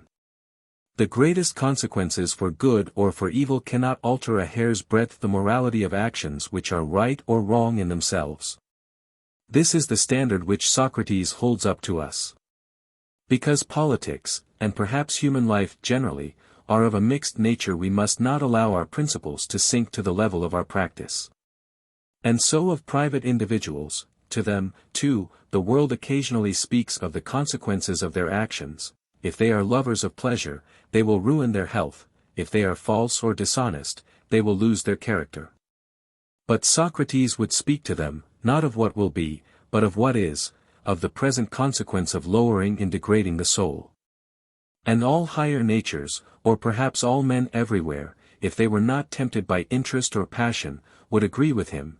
They would rather be the victims than the perpetrators of an act of treachery or of tyranny. Reason tells them that death comes sooner or later to all, and is not so great an evil as an unworthy life, or rather, if rightly regarded, not an evil at all, but to a good man the greatest good. For in all of us there are slumbering ideals of truth and right, which may at any time awaken and develop a new life in us. Second thesis. It is better to suffer for wrongdoing than not to suffer. There might have been a condition of human life in which the penalty followed at once, and was proportioned to the offense. Moral evil would then be scarcely distinguishable from physical; mankind would avoid vice as they avoid pain or death. But nature, with a view of deepening and enlarging our characters, has for the most part hidden from us the consequences of our actions, and we can only foresee them by an effort of reflection. To awaken in us this habit of reflection is the business of early education, which is continued in maturer years by observation and experience. The spoilt child is in later life said to be unfortunate, he had better have suffered when he was young, and been saved from suffering afterwards. But is not the sovereign equally unfortunate whose education and manner of life are always concealing from him the consequences of his own actions, until at length they are revealed to him in some terrible downfall, which may, perhaps, have been caused not by his own fault? Another illustration is afforded by the pauper and criminal classes, who scarcely reflect at all, except on the means by which they can compass their immediate ends. We pity them, and make allowances for them. But we do not consider that the same principle applies to human actions generally. Not to have been found out in some dishonesty or folly, regarded from a moral or religious point of view, is the greatest of misfortunes. The success of our evil doings is a proof that the gods have ceased to strive with us, and have given us over to ourselves. There is nothing to remind us of our sins, and therefore nothing to correct them. Like our sorrows, they are healed by time. While rank corruption, mining all within, infects unseen. The accustomed irony of Socrates adds a corollary to the argument: would you punish your enemy, you should allow him to escape unpunished. This is the true retaliation. Compare the obscure verse of Proverbs 25:21, 22, therefore if thine enemy hunger, feed him, etc., quoted in Romans 12 verse 20. Men are not in the habit of dwelling upon the dark side of their own lives, they do not easily see themselves as others see them. They are very kind and very blind to their own faults. The rhetoric of self-love is always pleading with them on their own behalf. Adopting a similar figure of speech, Socrates would have them use rhetoric, not in defense but in accusation of themselves. As they are guided by feeling rather than by reason, to their feelings the appeal must be made. They must speak to themselves, they must argue with themselves, they must paint in eloquent words the character of their own evil deeds. To any suffering which they have deserved, they must persuade themselves to submit. Under the figure there lurks a real thought, which, expressed in another form, admits of an easy application to ourselves. For do not we too accuse as well as excuse ourselves? And we call to our aid the rhetoric of prayer and preaching, which the mind silently employs while the struggle between the better and the worse is going on within us.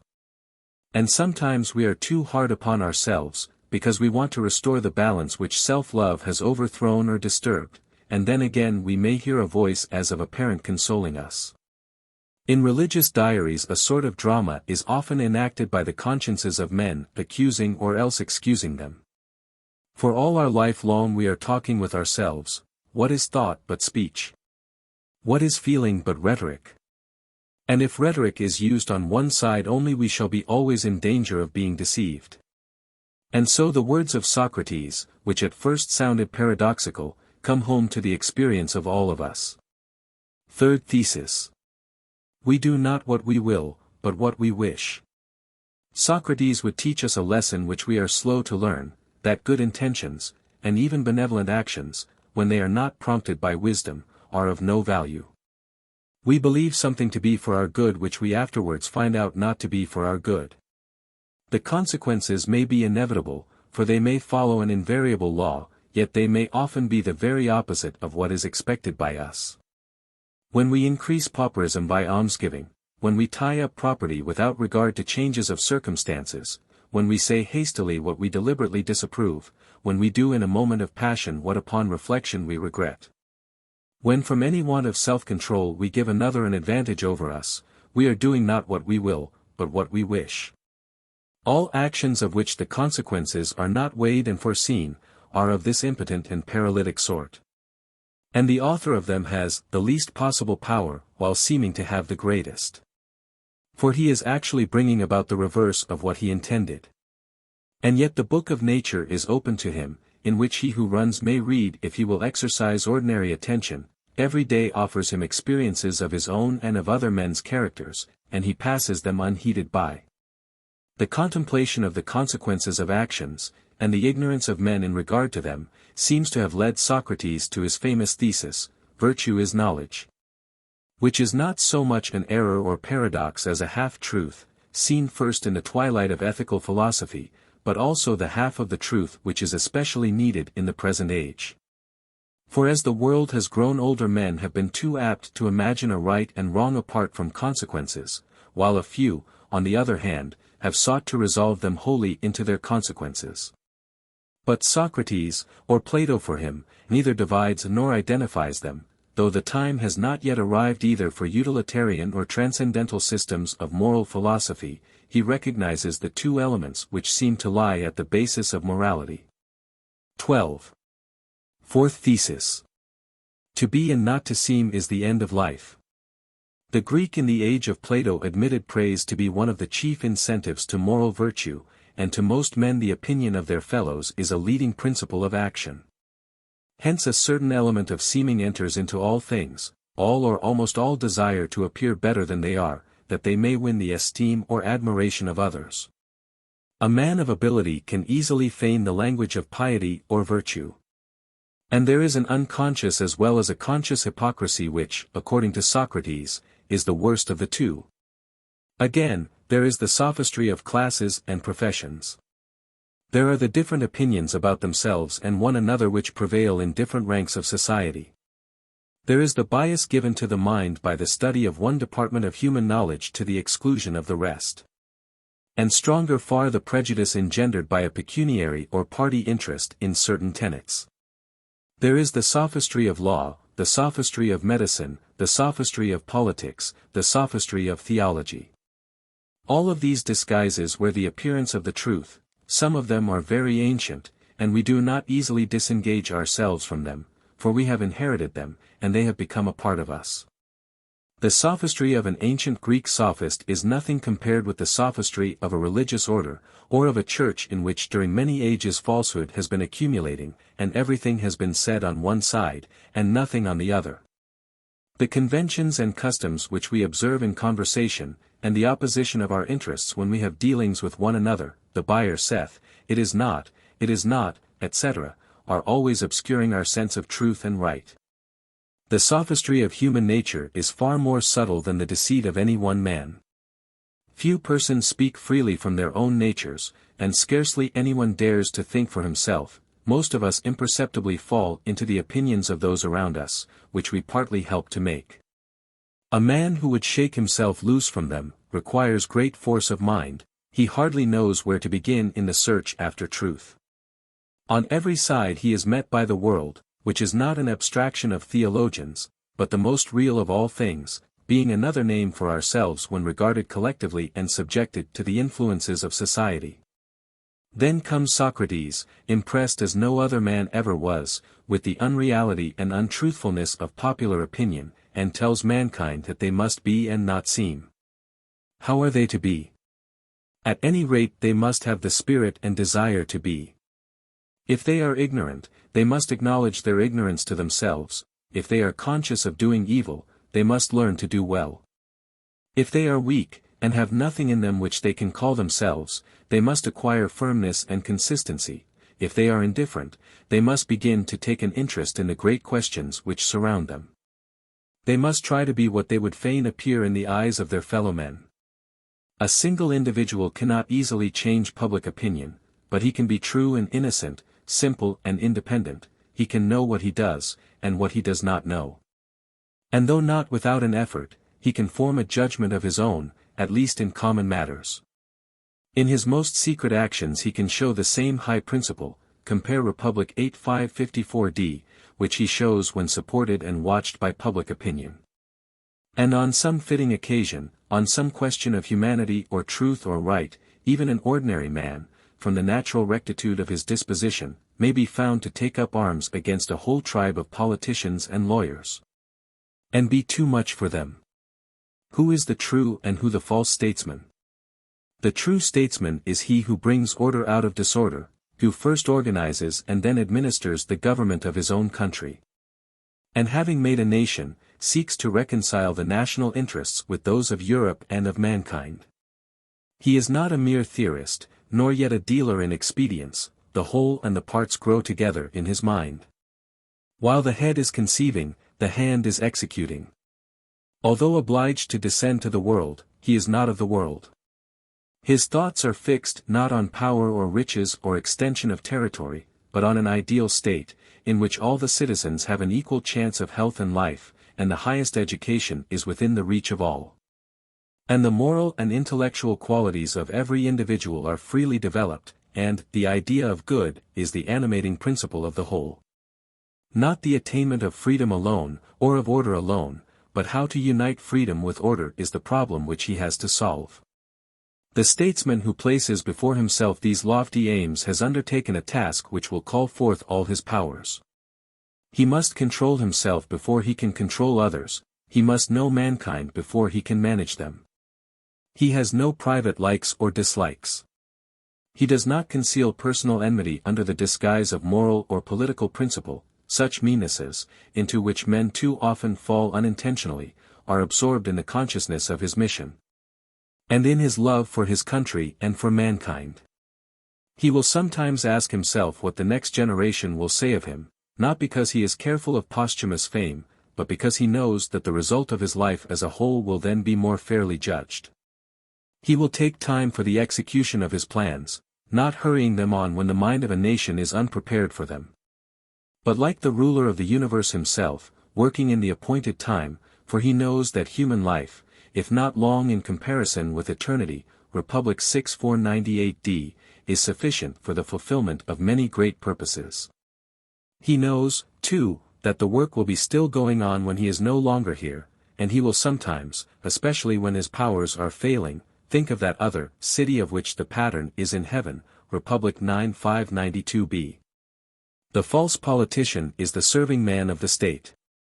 In order to govern men he becomes like them, their minds are married in conjunction, they bear themselves like vulgar and tyrannical masters, and he is their obedient servant. The true politician, if he would rule men, must make them like himself, he must educate his party, until they cease to be a party, he must breathe into them the spirit which will hereafter give form to their institutions. Politics with him are not a mechanism for seeming what he is not, or for carrying out the will of the majority. Himself a representative man, he is the representative not of the lower but of the higher elements of the nation. There is a better, as well as a worse, public opinion of which he seeks to lay hold, as there is also a deeper current of human affairs in which he is borne up when the waves nearer the shore are threatening him. He acknowledges that he cannot take the world by force. 2 or 3 moves on the political chessboard are all that he can foresee, 2 or 3 weeks or months are granted to him in which he can provide against a coming struggle. But he knows also that there are permanent principles of politics which are always tending to the well-being of states, better administration, better education, the reconciliation of conflicting elements, increased security against external enemies. These are not of today or yesterday, but are the same in all times, and under all forms of government. Then when the storm descends and the winds blow, though he knows not beforehand the hour of danger, the pilot, not like Plato's captain in the Republic, half blind and deaf, but with penetrating eye and quick ear, is ready to take command of the ship and guide her into port. The false politician asks not what is true, but what is the opinion of the world, not what is right, but what is expedient. The only measures of which he approves are the measures which will pass. He has no intention of fighting an uphill battle. He keeps the roadway of politics. He is unwilling to incur the persecution and enmity which political convictions would entail upon him. He begins with popularity, and in fair weather sails gallantly along. But unpopularity soon follows him. For men expect their leaders to be better and wiser than themselves, to be their guides in danger, their saviors in extremity, they do not really desire them to obey all the ignorant impulses of the popular mind. And if they fail them in a crisis they are disappointed. Then, as Socrates says, the cry of ingratitude is heard, which is most unreasonable. For the people, who have been taught no better, have done what might be expected of them, and their statesmen have received justice at their hands. The true statesman is aware that he must adapt himself to times and circumstances. He must have allies if he is to fight against the world, he must enlighten public opinion, he must accustom his followers to act together. Although he is not the mere executor of the will of the majority, he must win over the majority to himself. He is their leader and not their follower, but in order to lead he must also follow. He will neither exaggerate nor undervalue the power of a statesman, neither adopting the laissez-faire nor the paternal government principle. But he will, whether he is dealing with children in politics, or with full-grown men, seek to do for the people what the government can do for them, and what, from imperfect education or deficient powers of combination, they cannot do for themselves. He knows that if he does too much for them they will do nothing, and that if he does nothing for them they will in some states of society be utterly helpless. For the many cannot exist without the few. If the material force of a country is from below, wisdom and experience are from above. It is not a small part of human evils which kings and governments make or cure. The statesman is well aware that a great purpose carried out consistently during many years will at last be executed.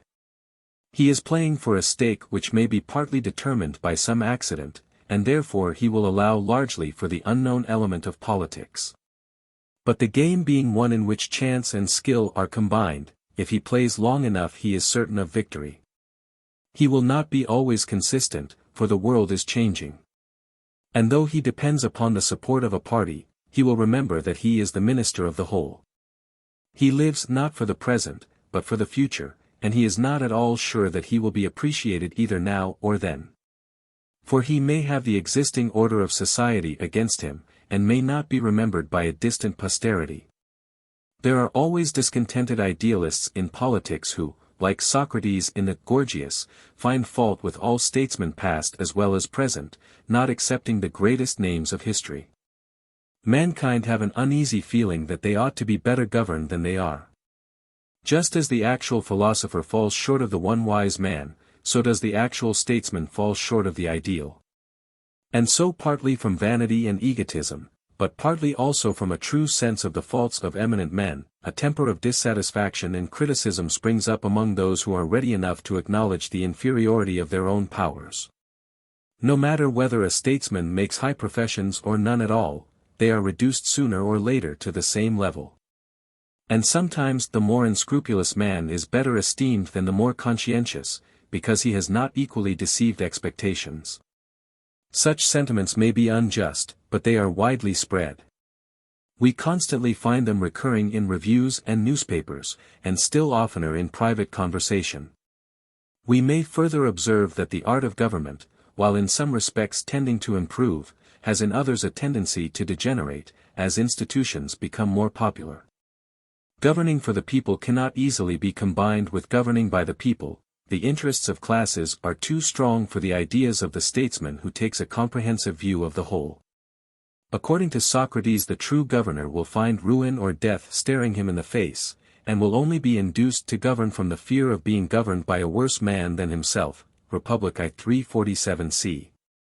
And in modern times, though the world has grown milder, and the terrible consequences which Plato foretells no longer await an English statesman, anyone who is not actuated by a blind ambition will only undertake from a sense of duty a work in which he is most likely to fail. And even if he succeed, will rarely be rewarded by the gratitude of his own generation. Socrates, who is not a politician at all, tells us that he is the only real politician of his time. Let us illustrate the meaning of his words by applying them to the history of our own country. He would have said that not Pitt or Fox, or Canning or Sir R. Peel, are the real politicians of their time, but Locke, Hume, Adam Smith, Bentham, Ricardo. These during the greater part of their lives occupied an inconsiderable space in the eyes of the public. They were private persons, nevertheless they sowed in the minds of men seeds which in the next generation have become an irresistible power. Herein is that saying true, one soweth and another reapeth. We may imagine with Plato an ideal statesman in whom practice and speculation are perfectly harmonized, for there is no necessary opposition between them. But experience shows that they are commonly divorced. The ordinary politician is the interpreter or executor of the thoughts of others, and hardly ever brings to the birth a new political conception. One or two only in modern times, like the Italian statesman Cavour, have created the world in which they moved. The philosopher is naturally unfitted for political life, his great ideas are not understood by the many. He is 1,000 miles away from the questions of the day. Yet perhaps the lives of thinkers, as they are stiller and deeper, are also happier than the lives of those who are more in the public eye. They have the promise of the future, though they are regarded as dreamers and visionaries by their own contemporaries. And when they are no longer here, those who would have been ashamed of them during their lives claim kindred with them, and are proud to be called by their names. Compare Thucydides 6:16. Who is the true poet? Plato expels the poets from his Republic because they are allied to sense, because they stimulate the emotions, because they are thrice removed from the ideal truth. And in a similar spirit he declares in the Gorgias that the stately muse of tragedy is a votary of pleasure and not of truth. In modern times we almost ridicule the idea of poetry admitting of a moral. The poet and the prophet, or preacher, in primitive antiquity are one and the same, but in later ages they seem to fall apart. The great art of novel writing, that peculiar creation of our own and the last century, which, together with the sister art of review writing, threatens to absorb all literature, has even less of seriousness in her composition. Do we not often hear the novel writer censured for attempting to convey a lesson to the minds of his readers? Yet the true office of a poet or writer of fiction is not merely to give amusement, or to be the expression of the feelings of mankind, good or bad, or even to increase our knowledge of human nature. There have been poets in modern times, such as Goethe or Wordsworth, who have not forgotten their high vocation of teachers, and the two greatest of the Greek dramatists owe their sublimity to their ethical character. The noblest truths, sung of in the purest and sweetest language, are still the proper material of poetry. The poet clothes them with beauty, and has a power of making them enter into the hearts and memories of men. He has not only to speak of themes above the level of ordinary life, but to speak of them in a deeper and tenderer way than they are ordinarily felt, so as to awaken the feeling of them in others. The old he makes young again.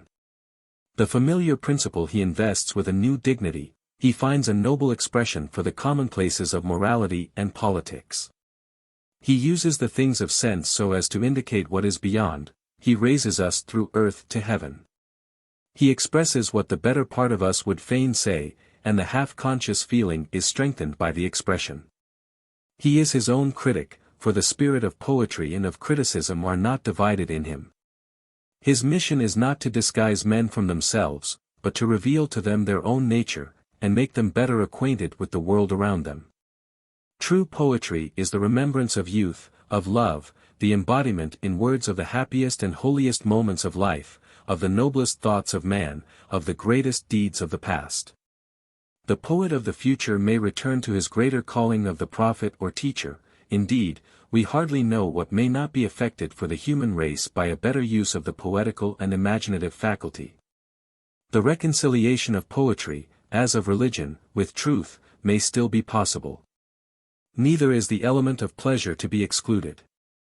For when we substitute a higher pleasure for a lower we raise men in the scale of existence. Might not the novelist, too, make an ideal, or rather many ideals of social life, better than 1,000 sermons? Plato, like the Puritans, is too much afraid of poetic and artistic influences.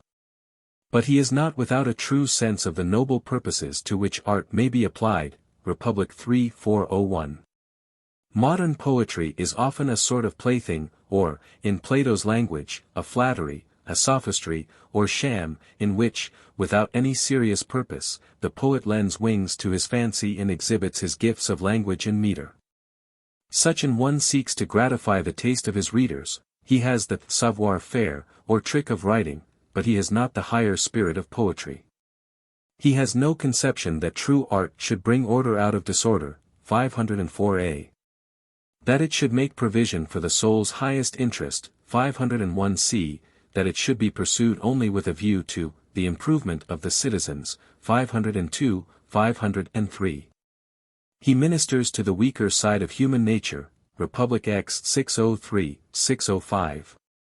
He idealizes the sensual. He sings the strain of love in the latest fashion. Instead of raising men above themselves he brings them back to the tyranny of the many masters, from which all his life long a good man has been praying to be delivered. And often, forgetful of measure and order, he will express not that which is truest, but that which is strongest.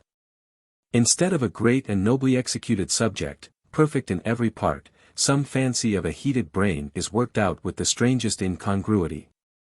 He is not the master of his words, but his words, perhaps borrowed from another, the faded reflection of some French or German or Italian writer, have the better of him. Though we are not going to banish the poets, how can we suppose that such utterances have any healing or life-giving influence on the minds of men? Let us hear the conclusion of the whole matter. Art then must be true, and politics must be true, and the life of man must be true and not a seeming or sham. In all of them order has to be brought out of disorder, truth out of error and falsehood. This is what we mean by the greatest improvement of man. And so, having considered in what way we can best spend the appointed time, we leave the result with God. 512e. Plato does not say that God will order all things for the best, compare Phaedo, 97c, but he indirectly implies that the evils of this life will be corrected in another.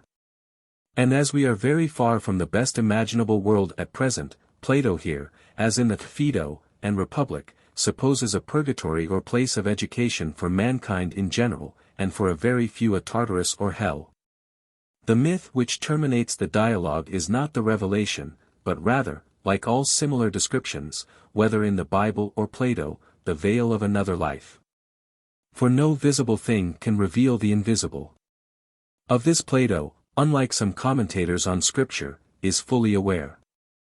Neither will he dogmatize about the manner in which we are born again, Republic 6:498d. Only he is prepared to maintain the ultimate triumph of truth and right, and declares that no one, not even the wisest of the Greeks, can affirm any other doctrine without being ridiculous. There is a further paradox of ethics, in which pleasure and pain are held to be indifferent, and virtue at the time of action and without regard to consequences is happiness. From this elevation or exaggeration of feeling Plato seems to shrink. He leaves it to the Stoics in a later generation to maintain that when impaled or on the rack the philosopher may be happy, compare Republic 2:361 and following. It is observable that in the Republic he raises this question, but it is not really discussed. The veil of the ideal state, the shadow of another life, are allowed to descend upon it and it passes out of sight. The martyr or sufferer in the cause of right or truth is often supposed to die in raptures, having his eye fixed on a city which is in heaven. But if there were no future, might he not still be happy in the performance of an action which was attended only by a painful death? He himself may be ready to thank God that he was thought worthy to do him the least service, without looking for a reward. The joys of another life may not have been present to his mind at all. Do we suppose that the medieval saint, Saint Bernard, St. Francis, Saint Catherine of Siena, or the Catholic priest who lately devoted himself to death by a lingering disease that he might solace and help others, was thinking of the sweets of heaven? No, the work was already heaven to him and enough. Much less will the dying patriot be dreaming of the praises of man or of an immortality of fame. The sense of duty, of right, and trust in God will be sufficient, and as far as the mind can reach, in that hour. If he were certain that there were no life to come, he would not have wished to speak or act otherwise than he did in the cause of truth or of humanity. Neither, on the other hand, will he suppose that God has forsaken him or that the future is to be a mere blank to him. The greatest act of faith, the only faith which cannot pass away, is his who has not known, but yet has believed. A very few among the sons of men have made themselves independent of circumstances, past, present, or to come. He who has attained to such a temper of mind has already present with him eternal life. He needs no arguments to convince him of immortality, he has in him already a principle stronger than death. He who serves man without the thought of reward is deemed to be a more faithful servant than he who works for hire. May not the service of God, which is the more disinterested, be in like manner the higher? And although only a very few in the course of the world's history, Christ himself being one of them, have attained to such a noble conception of God and of the human soul, yet the ideal of them may be present to us. And the remembrance of them be an example to us, and their lives may shed a light on many dark places both of philosophy and theology. The myths of Plato. The myths of Plato are a phenomenon unique in literature. There are 4 longer ones. These occur in the Phaedrus, 244, 256, Phaedo, 110, 115, Gorgias, 523, 527, and Republic, x 614, 621. That in the Republic is the most elaborate and finished of them. 3 of these greater myths, namely those contained in the Phaedo, the Gorgias, and the Republic, relate to the destiny of human souls in a future life. The magnificent myth in the Phaedrus treats of the immortality, or rather the eternity of the soul, in which is included a former as well as a future state of existence. To these may be added, 1. The myth, or rather fable, occurring in the Statesman, 268, 274, in which the life of innocence is contrasted with the ordinary life of man and the consciousness of evil. 2. The legend of the island of Atlantis. An imaginary history, which is a fragment only, commenced in the Timaeus, 21, 26, and continued in the Critias, 3, the much less artistic fiction of the foundation of the Cretan colony which is introduced in the preface to the Laws, 3702. But soon falls into the background, for, the beautiful but rather artificial tale of Prometheus and Epimetheus narrated in his rhetorical manner by Protagoras in the dialogue called after him, 320, 328, 5, the speech at the beginning of the Phaedrus, 231, 234. Which is a parody of the orator Lysias. The rival speech of Socrates and the recantation of it, 237, 241. To these may be added, 6, the tale of the grasshoppers, and, 7, the tale of Timaeus and of Thuth, both in the Phaedrus, 259 and 274, 5, 8, the parable of the cave, Republic 7 ad in it. In which the previous argument is recapitulated, and the nature and degrees of knowledge having been previously set forth in the abstract are represented in a picture. 9, the fiction of the earth-born men, Republic 3-4-14. Compare Laws 2-6-64, in which by the adaptation of an old tradition Plato makes a new beginning for his society. 10. The myth of Aristophanes respecting the division of the sexes, Symposium 189, 11, the parable of the noble captain, the pilot, and the mutinous sailors, Republic 6-488, in which is represented the relation of the better part of the world, and of the philosopher to the mob of politicians. 12. The ironical tale of the pilot who plies between Athens and Aegina charging only a small payment for saving men from death. The reason being that he is uncertain whether to live or die is better for them. Gorgias 511, 13, the treatment of freemen and citizens by physicians and of slaves by their apprentices, a somewhat labored figure of speech intended to illustrate the 2 different ways in which the laws speak to men. Laws 4-7-20. There also occur in Plato continuous images. Some of them extend over several pages, appearing and reappearing at intervals, such as the bees stinging and stingless, paupers and thieves, in the 8th book of the Republic, 554. Who are generated in the transition from timocracy to oligarchy, the sun, which is to the visible world what the idea of good is to the intellectual, in the 6th book of the Republic, 508, 9 the composite animal, having the form of a man, but containing under a human skin a lion and a many-headed monster, Republic 9-588, 9 the great beast, 6-493, i.e. the populace, and the wild beast within us, meaning the passions which are always liable to break out. 9-571 the animated comparisons of the degradation of philosophy by the arts to the dishonored maiden, 6-495, 6. And of the tyrant to the parricide, who beats his father, having first taken away his arms, 8-569 the dog.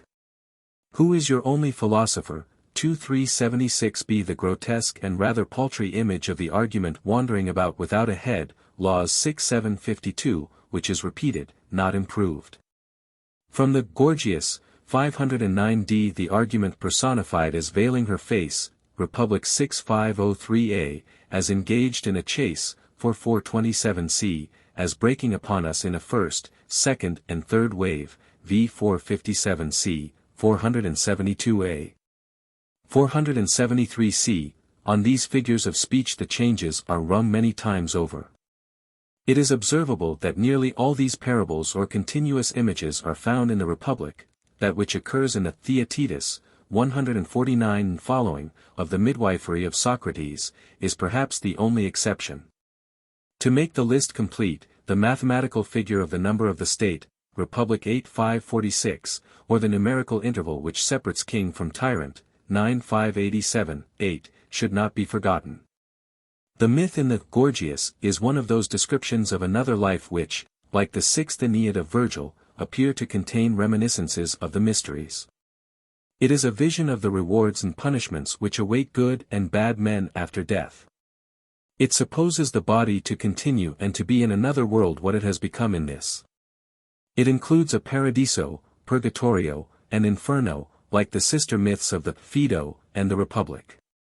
The inferno is reserved for great criminals only. The argument of the dialogue is frequently referred to, and the meaning breaks through so as rather to destroy the liveliness and consistency of the picture. The structure of the fiction is very slight, the chief point or moral being that in the judgments of another world there is no possibility of concealment. Zeus has taken from men the power of foreseeing death, and brings together the souls both of them and their judges naked and undisguised at the judgment seat. Both are exposed to view, stripped of the veils and clothes which might prevent them from seeing into or being seen by one another. The myth of the Phaedo is of the same type, but it is more cosmological, and also more poetical. The beautiful and ingenious fancy occurs to Plato that the upper atmosphere is an earth and heaven in one, a glorified earth, fairer and purer than that in which we dwell. As the fishes live in the ocean, mankind are living in a lower sphere, out of which they put their heads for a moment or two and behold a world beyond. The earth which we inhabit is a sediment of the coarser particles which drop from the world above, and is to that heavenly earth what the desert and the shores of the ocean are to us. A part of the myth consists of description of the interior of the earth, which gives the opportunity of introducing several mythological names and of providing places of torment for the wicked. There is no clear distinction of soul and body. The spirits beneath the earth are spoken of as souls only, yet they retain a sort of shadowy form when they cry for mercy on the shores of the lake, and the philosopher alone is said to have got rid of the body. All the three myths in Plato which relate to the world below have a place for repentant sinners, as well as other homes or places for the very good and very bad. It is a natural reflection which is made by Plato elsewhere, that the two extremes of human character are rarely met with, and that the generality of mankind are between them. Hence a place must be found for them. In the myth of the Phaedo, they are carried down the river Acheron to the Acherusian lake, where they dwell, and are purified of their evil deeds, and receive the rewards of their good. There are also incurable sinners, who are cast into Tartarus, there to remain as the penalty of atrocious crimes. These suffer everlastingly. And there is another class of hardly curable sinners who are allowed from time to time to approach the shores of the Acherusian lake, where they cry to their victims for mercy. Which if they obtain they come out into the lake and cease from their torments. Neither this, nor any of the three greater myths of Plato, nor perhaps any allegory or parable relating to the unseen world, is consistent with itself. The language of philosophy mingles with that of mythology, abstract ideas are transformed into persons, figures of speech into realities. These myths may be compared with the Pilgrim's Progress of Bunyan, in which discussions of theology are mixed up with the incidents of travel. And mythological personages are associated with human beings, they are also garnished with names and phrases taken out of Homer, and with other fragments of Greek tradition. The myth of the Republic is more subtle and also more consistent than either of the two others. It has a greater verisimilitude than they have, and is full of touches which recall the experiences of human life. It will be noticed by an attentive reader that the 12 days during which Air lay in a trance after he was slain coincide with the time passed by the spirits in their pilgrimage. It is a curious observation, not often made, that good men who have lived in a well-governed city, shall we say in a religious and respectable society, are more likely to make mistakes in their choice of life than those who have had more experience of the world and of evil. It is a more familiar remark that we constantly blame others when we have only ourselves to blame. And the philosopher must acknowledge, however reluctantly, that there is an element of chance in human life with which it is sometimes impossible for man to cope. That men drink more of the waters of forgetfulness than is good for them is a poetical description of a familiar truth. We have many of us known men who, like Odysseus, have wearied of ambition and have only desired rest. We should like to know what became of the infants, dying almost as soon as they were born, but Plato only raises, without satisfying, our curiosity. The two companies of souls, ascending and descending at either chasm of heaven and earth, and conversing when they come out into the meadow, the majestic figures of the judges sitting in heaven, the voice heard by Critias, are features of the great allegory which have an indescribable grandeur and power. The remark already made respecting the inconsistency of the two other myths must be extended also to this: it is at once an orrery, or model of the heavens, and a picture of the day of judgment. The three myths are unlike anything else in Plato. There is an Oriental, or rather an Egyptian element in them, and they have an affinity to the mysteries and to the Orphic modes of worship. To a certain extent they are un-Greek. At any rate there is hardly anything like them in other Greek writings which have a serious purpose. In spirit they are medieval. They are akin to what may be termed the underground religion in all ages and countries. They are presented in the most lively and graphic manner, but they are never insisted on as true. It is only affirmed that nothing better can be said about a future life. Plato seems to make use of them when he has reached the limits of human knowledge, or, to borrow an expression of his own, when he is standing on the outside of the intellectual world. They are very simple in style. A few touches bring the picture home to the mind, and make it present to us. They have also a kind of authority gained by the employment of sacred and familiar names, just as mere fragments of the words of Scripture, put together in any form and applied to any subject, have a power of their own. They are a substitute for poetry and mythology, and they are also a reform of mythology. The moral of them may be summed up in a word or two: after death the judgment, and there is some better thing remaining for the good than for the evil. All literature gathers into itself many elements of the past. For example, the tale of the earth-born men in the Republic appears at first sight to be an extravagant fancy. But it is restored to propriety when we remember that it is based on a legendary belief. The art of making stories of ghosts and apparitions credible is said to consist in the manner of telling them. The effect is gained by many literary and conversational devices, such as the previous raising of curiosity, the mention of little circumstances, simplicity, picturesqueness, the naturalness of the occasion, and the like. This art is possessed by Plato in a degree which has never been equaled. The myth in the Phaedo is even greater than the myths which have been already described, but is of a different character. It treats of a former rather than of a future life. It represents the conflict of reason aided by passion or righteous indignation on the one hand, and of the animal lusts and instincts on the other. The soul of man has followed the company of some god, and seen truth in the form of the universal before it was born in this world.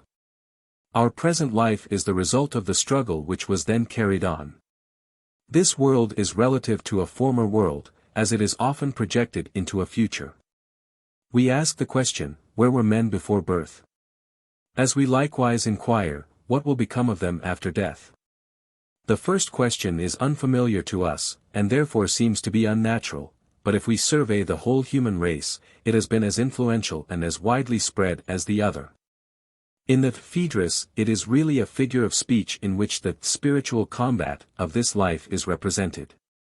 The majesty and power of the whole passage, especially of what may be called the theme or proem, beginning, "The mind through all her being is immortal," can only be rendered very inadequately in another language. The myth in the Statesman relates to a former cycle of existence, in which men were born of the earth, and by the reversal of the earth's motion had their lives reversed and were restored to youth and beauty. The dead came to life. The old grew middle-aged, and the middle-aged young. The youth became a child, the child an infant, the infant vanished into the earth. The connection between the reversal of the earth's motion and the reversal of human life is of course verbal only, yet Plato, like theologians in other ages, argues from the consistency of the tale to its truth. The new order of the world was immediately under the government of God. It was a state of innocence in which men had neither wants nor cares, in which the earth brought forth all things spontaneously, and God was to man what man now is to the animals. There were no great estates, or families, or private possessions, nor any traditions of the past, because men were all born out of the earth. This is what Plato calls the reign of Kronos. And in like manner he connects the reversal of the earth's motion with some legend of which he himself was probably the inventor. The question is then asked, under which of these two cycles of existence was man the happier, under that of Kronos, which was a state of innocence, or that of Zeus, which is our ordinary life? For a while Plato balances the two sides of the serious controversy, which he has suggested in a figure. The answer depends on another question: what use did the children of Kronos make of their time? They had boundless leisure and the faculty of discoursing, not only with one another, but with the animals. Did they employ these advantages with a view to philosophy, gathering from every nature some addition to their store of knowledge? Or, did they pass their time in eating and drinking and telling stories to one another and to the beasts? In either case there would be no difficulty in answering. But then, as Plato rather mischievously adds, nobody knows what they did, and therefore the doubt must remain undetermined. To the first there succeeds a second epoch. After another natural convulsion, in which the order of the world and of human life is once more reversed, God withdraws his guiding hand, and man is left to the government of himself. The world begins again, and arts and laws are slowly and painfully invented. A secular age succeeds to a theocratical. In this fanciful tale Plato has dropped, or almost dropped, the garb of mythology. He suggests several curious and important thoughts, such as the possibility of a state of innocence, the existence of a world without traditions, and the difference between human and divine government. He has also carried a step further his speculations concerning the abolition of the family and of property, which he supposes to have no place among the children of Kronos any more than in the ideal state. It is characteristic of Plato and of his age to pass from the abstract to the concrete, from poetry to reality. Language is the expression of the seen, and also of the unseen, and moves in a region between them. A great writer knows how to strike both these chords, sometimes remaining within the sphere of the visible, and then again comprehending a wider range and soaring to the abstract and universal. Even in the same sentence he may employ both modes of speech not improperly or inharmoniously. It is useless to criticize the broken metaphors of Plato, if the effect of the whole is to create a picture not such as can be painted on canvas, but which is full of life and meaning to the reader. A poem may be contained in a word or two, which may call up not one but many latent images, or half reveal to us by a sudden flash the thoughts of many hearts. Often the rapid transition from one image to another is pleasing to us. On the other hand, any single figure of speech if too often repeated, or worked out too much at length, becomes prosy and monotonous. In theology and philosophy we necessarily include both the moral law within and the starry heaven above, and pass from one to the other. Compare for example Psalms 18:1, 25, 19:1, 9, etc. Whether such a use of language is puerile or noble depends upon the genius of the writer or speaker, and the familiarity of the associations employed. In the myths and parables of Plato the ease and grace of conversation is not forgotten. They are spoken, not written words, stories which are told to a living audience. And so well told that we are more than half inclined to believe them. Compare Phaedrus 274. As in conversation too, the striking image or figure of speech is not forgotten, but is quickly caught up, and alluded to again and again, as it would still be in our own day in a genial and sympathetic society. The descriptions of Plato have a greater life and reality than is to be found in any modern writing. This is due to their homeliness and simplicity. Plato can do with words just as he pleases. To him they are indeed more plastic than wax. Republic 9:588d. We are in the habit of opposing speech and writing, poetry and prose. But he has discovered a use of language in which they are united, which gives a fitting expression to the highest truths, and in which the trifles of courtesy and the familiarities of daily life are not overlooked.